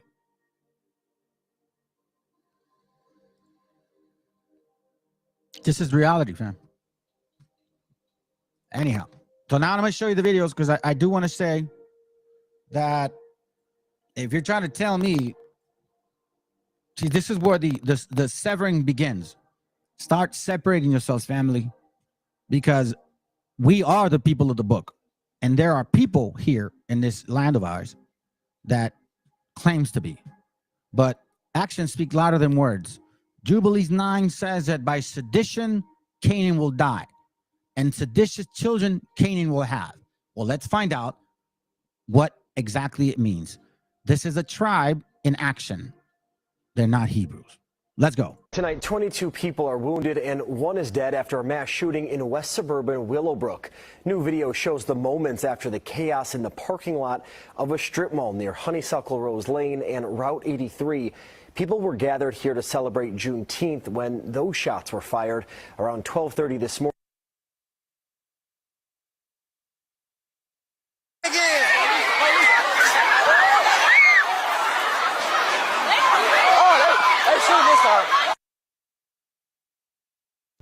Take a look at this. Chicago. Chaos yesterday. Cell phone video showing groups of people jumping on random cars. Several people were shot overnight in Chicago. Young people running wild in the city. There were several videos just like this of kids just going wild. There was also a major brawl at the Chicago White Sox game in the stands. What is going on in Chicago? This is a news story happening today, reported by several news organizations in Chicago. Out of control in Chicago. I'm Dave Bonnie. I'm keeping it real.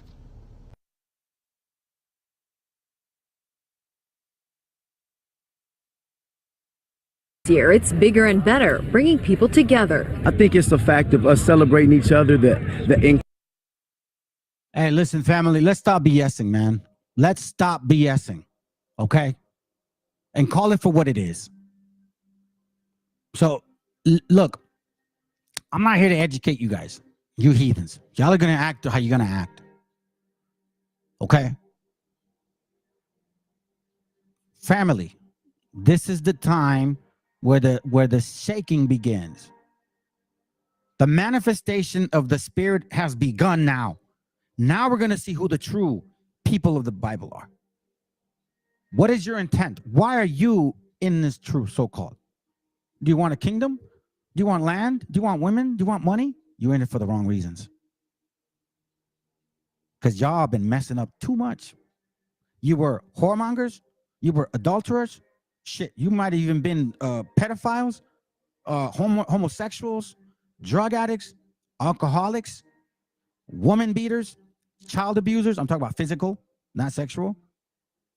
Just reckless, lazy, irresponsible, insulting to your parents, disregarding yourself. How about we just ask for repentance? This is bitter wisdom, family. This hurts, but you know what? This should make you look at your gente in a different light and see that, hey, I can see now we're not like other people. The shaking has begun. It's been for a while, I know, but it's really getting tight now. Let's go. Inclusion and the sheer launch pad that this has become to be, with over 300 businesses on the block. This is the place during the summer where some of these businesses have their record sale day. For the first time this year, the LA City Council declared Juneteenth a permanent paid holiday for city employees. Juneteenth, known as Freedom Day or Emancipation in America, goes back to 1865 when Major General Gordon Granger informed enslaved black people in Texas of their... I'm showing this because we're seeing something totally different. Why the hell y'all got it? That's June 19th. If you were slaves. I mean, you were slave masters. You were traders. You were settlers. I mean, shoot, man, you have black colleges. And then you have folks saying blatantly that Beyonce said that my designers, all of them were black designers. So what if a white man said, all my designers are white designers? He'd sound a racist, right? Okay, let's go.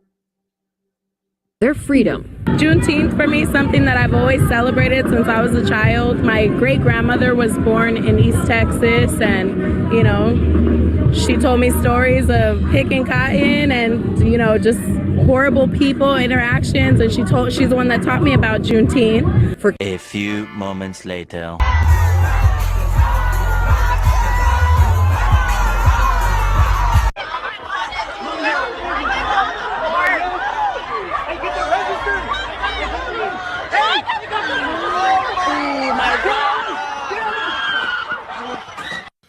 Boy, oh boy, oh boy, oh boy, oh boy. I gotta tell you guys, this story right here about a group of young. So without further ado, roll the clip.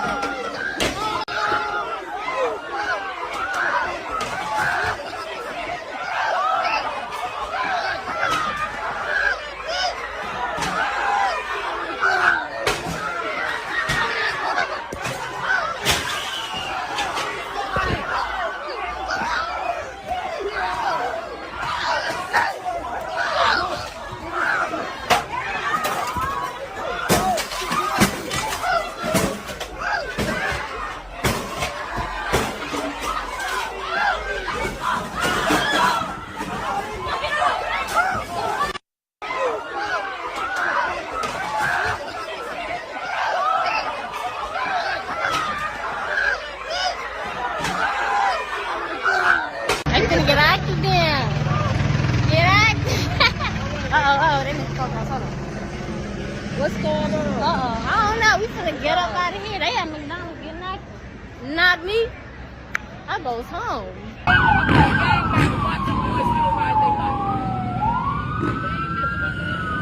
I don't think they coming. All right. Look at him. He's so on here. No cars coming in. Right. I finally made it home from Leimert Park. Thank. Wow. I mean, just wow. I mean, I can't even put. Hey, how come they don't show this on CNN?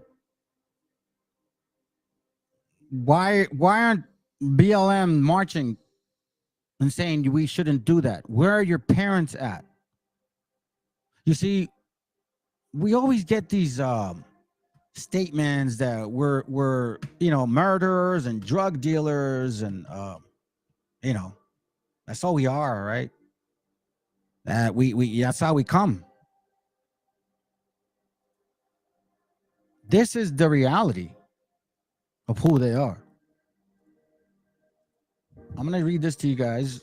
I got another video and then we're gonna call it a day. Give me a second. Where are you at?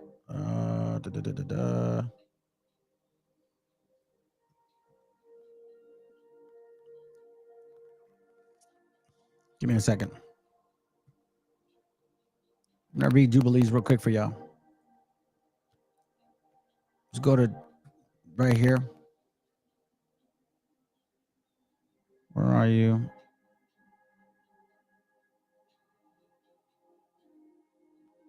Where the hell is it? No, give me a second.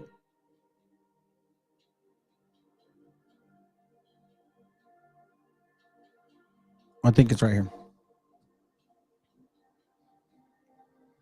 It's showing how the lines were divided, right? Then next. Next. There it goes.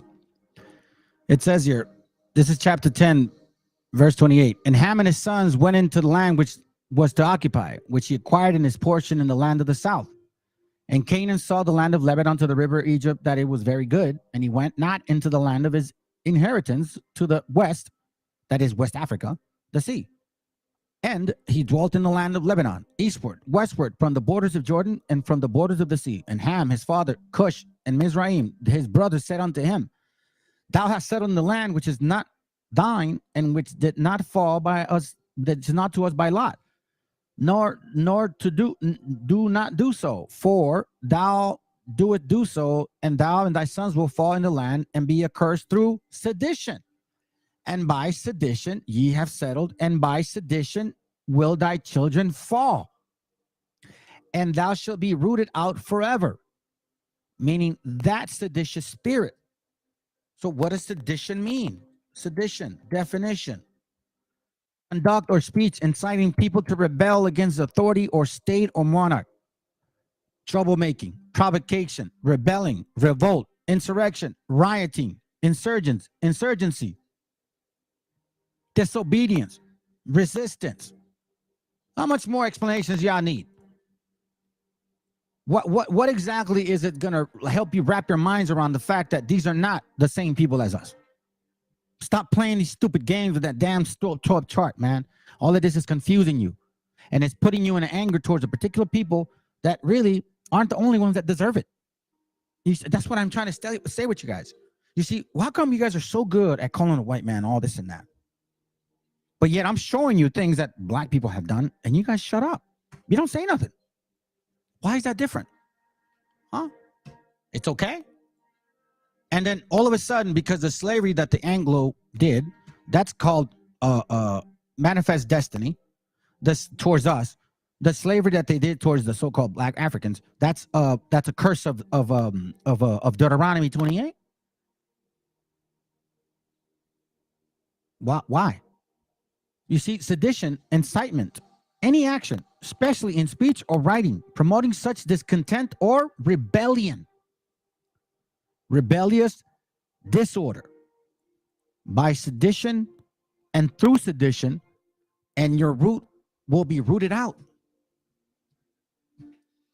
Will be rooted out. Look, I got, listen, now you guys, hey, listen, I'm gonna tell them, hey, babe, mommy, if you have my kids right now watching, please don't show them this.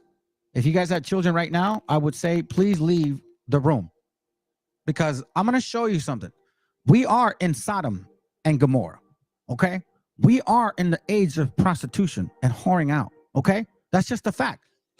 And this nation of people, these two nations that are doing this, they're doing it at the same time. Psychological warfare. They're enticing you. Two people, these two nations are in power of the media and are also the actors of the media. You know who I'm talking about. That book I'm going to bring out, which I showed y'all, there's a lot of in there. There's a lot in there. Listen.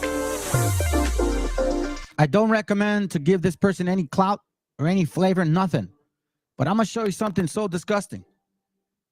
I need you to pay attention to the words here. Okay, so if you guys have children, yeah, man, for sure. If you guys have children, please don't have them listen to this, okay? This is disgusting as it gets.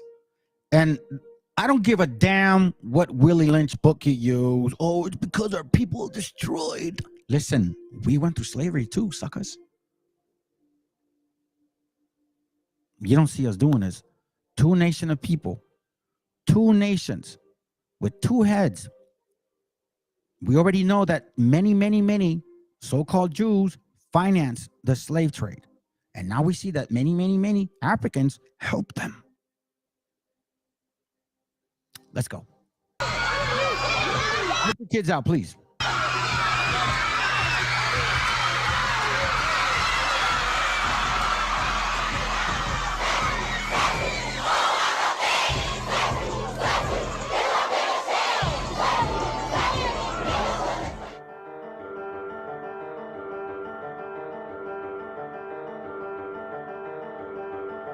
Take heat, fuck these niggas up. Listen to the words.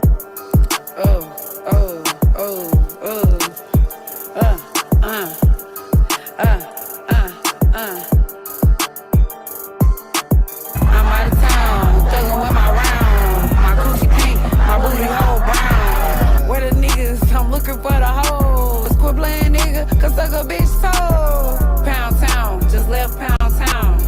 Let my nigga, he just took a bitch down. Yeah, that nigga dick a bitch down. Yeah, that nigga eat me out. Pound town, just left Pound town. Let my nigga, he just took a bitch down. Yeah, that nigga dick a bitch down. Yeah, that nigga eat me out. I'm out here in Miami, looking for the hoochie daddy. Where they at? Where the niggas that get ratchet? Where they at? My son need a new pappy. Too many bitches, where the niggas at? I'm tryna get my coochie scratched. Yeah. I'm tryna get my coochie stretched. Yeah. You know them dreadheads do it the best. Oh yeah. I like a nigga with a check. All my niggas give me neck. You know I'm sexy, I'm the best. I'm the shit, little bitch, I'm that. You know I can't say his name, cause he be cheap. I love you, baby. Yeah. And I'm the reason. Niggas love a bad bitch. Yeah, yeah. What Suki say, nut on my tits. Sexy. Pound town, just left Pound town. Let my nigga, he just took a bitch down. Yeah, that nigga dick a bitch down. Yeah, that nigga eat me out.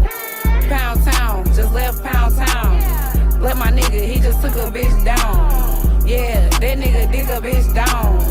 Yeah, that nigga eat me out. They're making this woman famous. Matter of fact, I guess Nicki Minaj jumped in this. Oh, family, man. I'm so thankful that we get a chance to repent, you know. Let me see. What's that? Never mind, bro. But holistically, Africans are exposed by. Yeah, exactly. That's exactly what the whole point is, man. They're exposing themselves by their own actions. Let's go to Hebrews real quick, and then we're gonna finish it. This is my point, fam. So even though we're learning a lot of these things in our history and all that, we still got to work within our spirit. This is a balance, family. This is a balance. Watch this. Hebrews 12:12. Watch what it says. It says, as a matter of fact, I'll read it in a little easier translation. It says, lift up your tired hand then and straighten your trembling knees.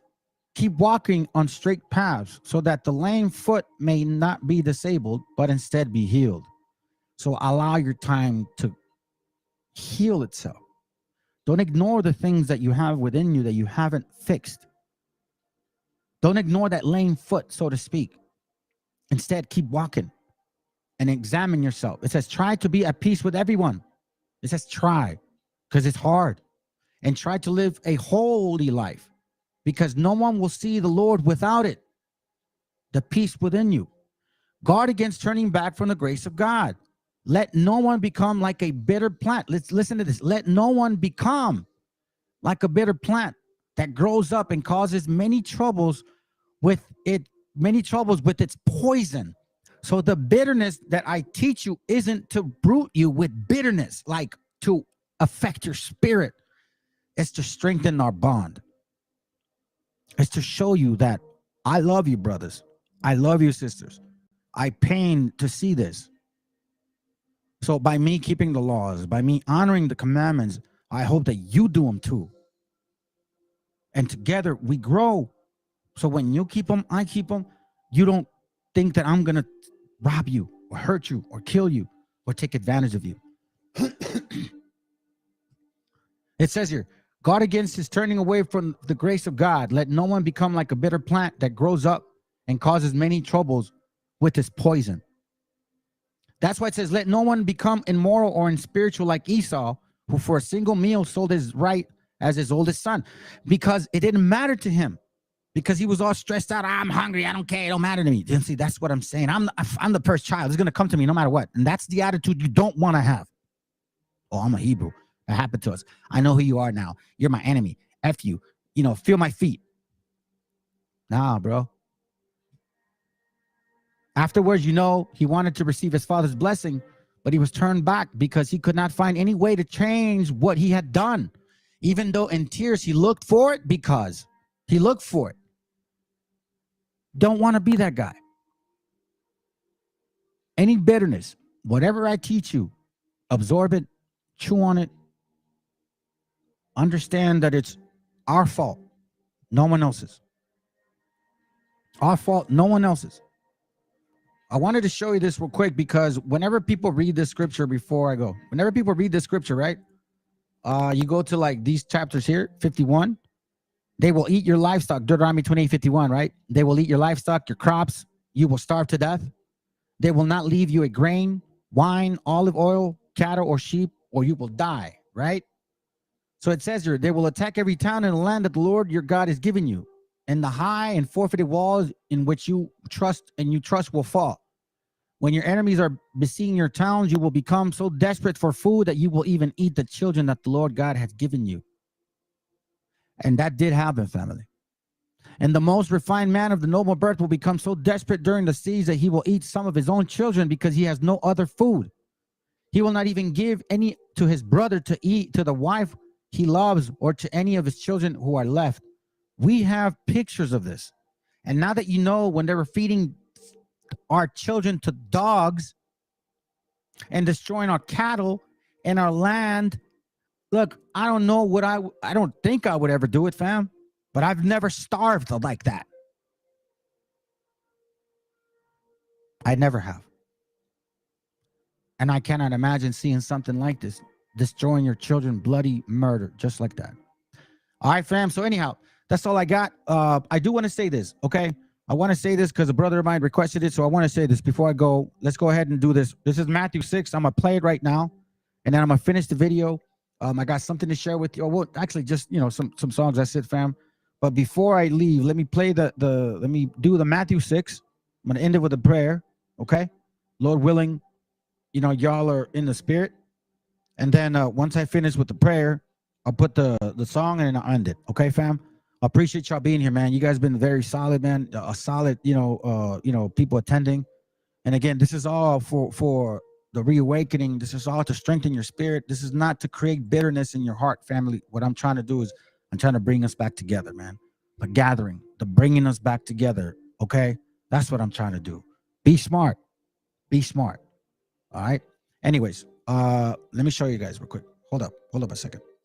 Oh, shoot. All right, hold on. Here it goes. If you can have a piece of quiet. Hold on. All right, ready? This is the book of Matthew, chapter 9. After this manner, therefore, pray ye, Our Father, which art in heaven, hallowed be thy name. Thy kingdom come, thy will be done in earth as it is in heaven. Give us this day our daily bread, and forgive us our debts as we forgive our debtors. And lead us not into temptation, but deliver us from evil. For thine is the kingdom, and the power, and the glory forever. Amen. Isaiah chapter 58 and verse 1. Cry aloud, spare not, lift up thy voice like a trumpet, and show my people their transgressions, and the house of Jacob their sins.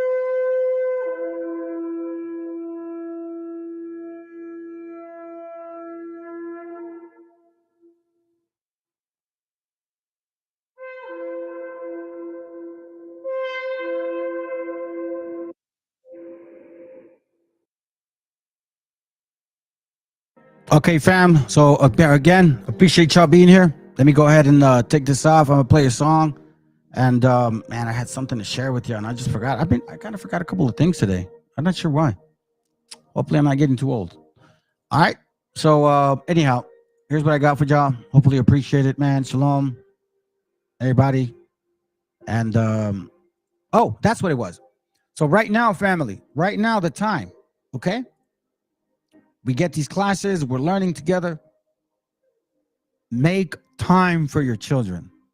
Spend time, quality time with them. Even if it's 10 minutes a day, 15, time it, who cares? Just when you deal with them, like see them. Spend time with your wife or your husband. Like do those things.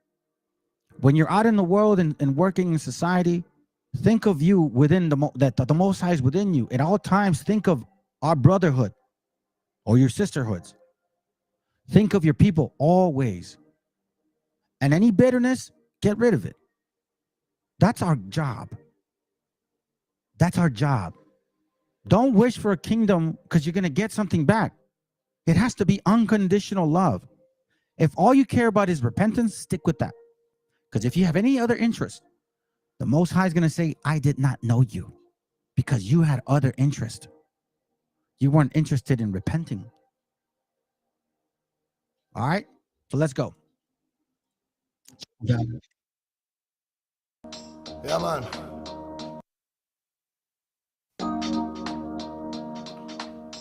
man. Huh. Respect and love from the world, nigga. Show them. You nigga on a microphone. Kan I vara sitta number 15. Rock you in studio. Bomba clap. ¿De qué manera sufre el alma cuando alguien se va? No hay medicina que cure esa larga enfermedad. La vitamina de la vida en esta sociedad es tan divina que por nombre tiene libertad. Libérate de la mentira que está por llegar. Mide tu orgullo antes de empezar a hablar. Cierra la puerta a que no merezca entrar, porque hay mucho que se fue y sueña con regresar. Hablemos en silencio y así no me mentirás. El poder de la palabra muere cuando hablan de más. No me fío de oraciones que se dicen por detrás. Si me miras a los ojos no te mentiré jamás. Que besar por besar es jugar por jugar. Y vivir sin amor es vivir sin amar. Solo queda la fe, solo queda soñar. Ponte de pie, ready para luchar. Some love, I can just smoke and there are some love them. I can just smoke and there are some love. I remember no fire, no burn. Rippy day. Cali with a mama soul, yeah.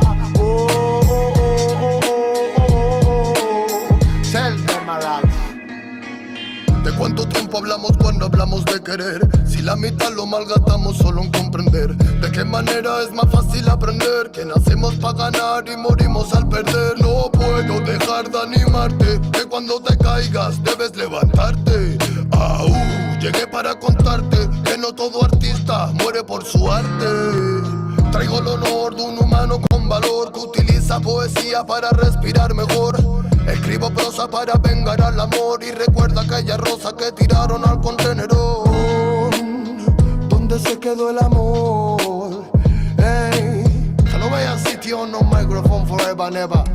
Tell me, roll some love. I can just smoke and the light some love them. I Rastafari my life some love. I remember no fire no burn. Rippy day. Cali with a farmer soul, yeah. Reggae man a farmer warrior day.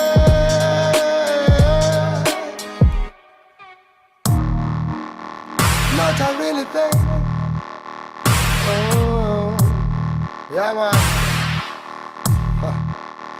Y se piensa que la música es un juego, lo lleva claro, hermano. Desde España, internacional, bombo, clack, you, nego. Yeah, not really easy. No. Pure nigga on a microphone. Hey, tell us what. Tell us anything. Tell if I'm a Rasta feeling on my sin. Hey, more love.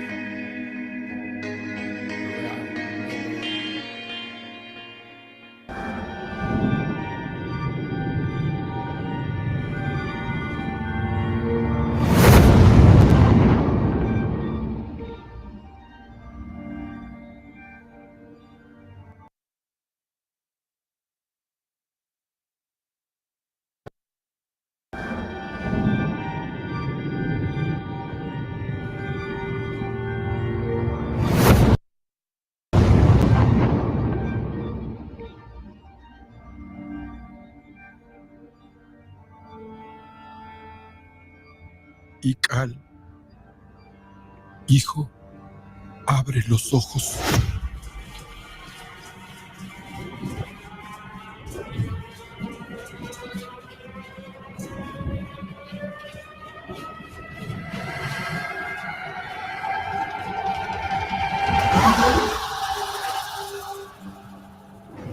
Tu cuerpo se queda con nosotros, pero tu espíritu debe seguir.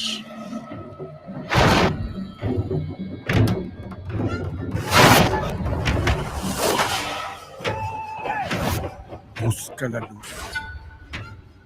Aléjate de las sombras.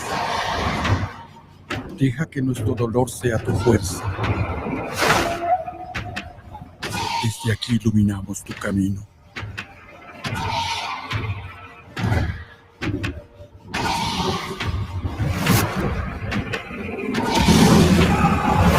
Lucha como nosotros ante esta pena tan grande. Yo soy tú. Tú eres yo.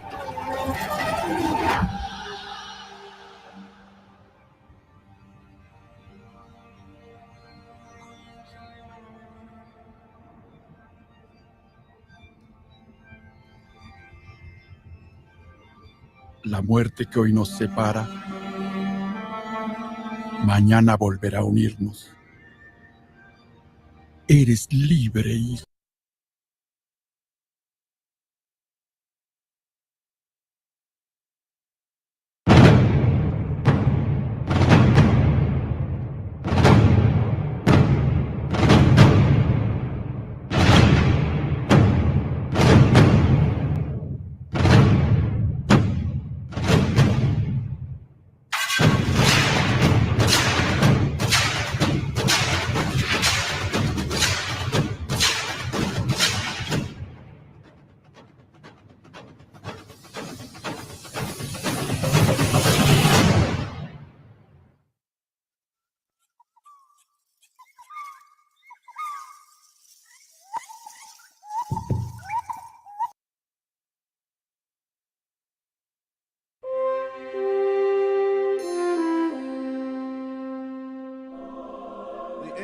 Gabriel was sent from God to a city of Galilee named Every Sunday, in every corner of the world, Virgin betrothed to a man whose people name, gather to hear a story.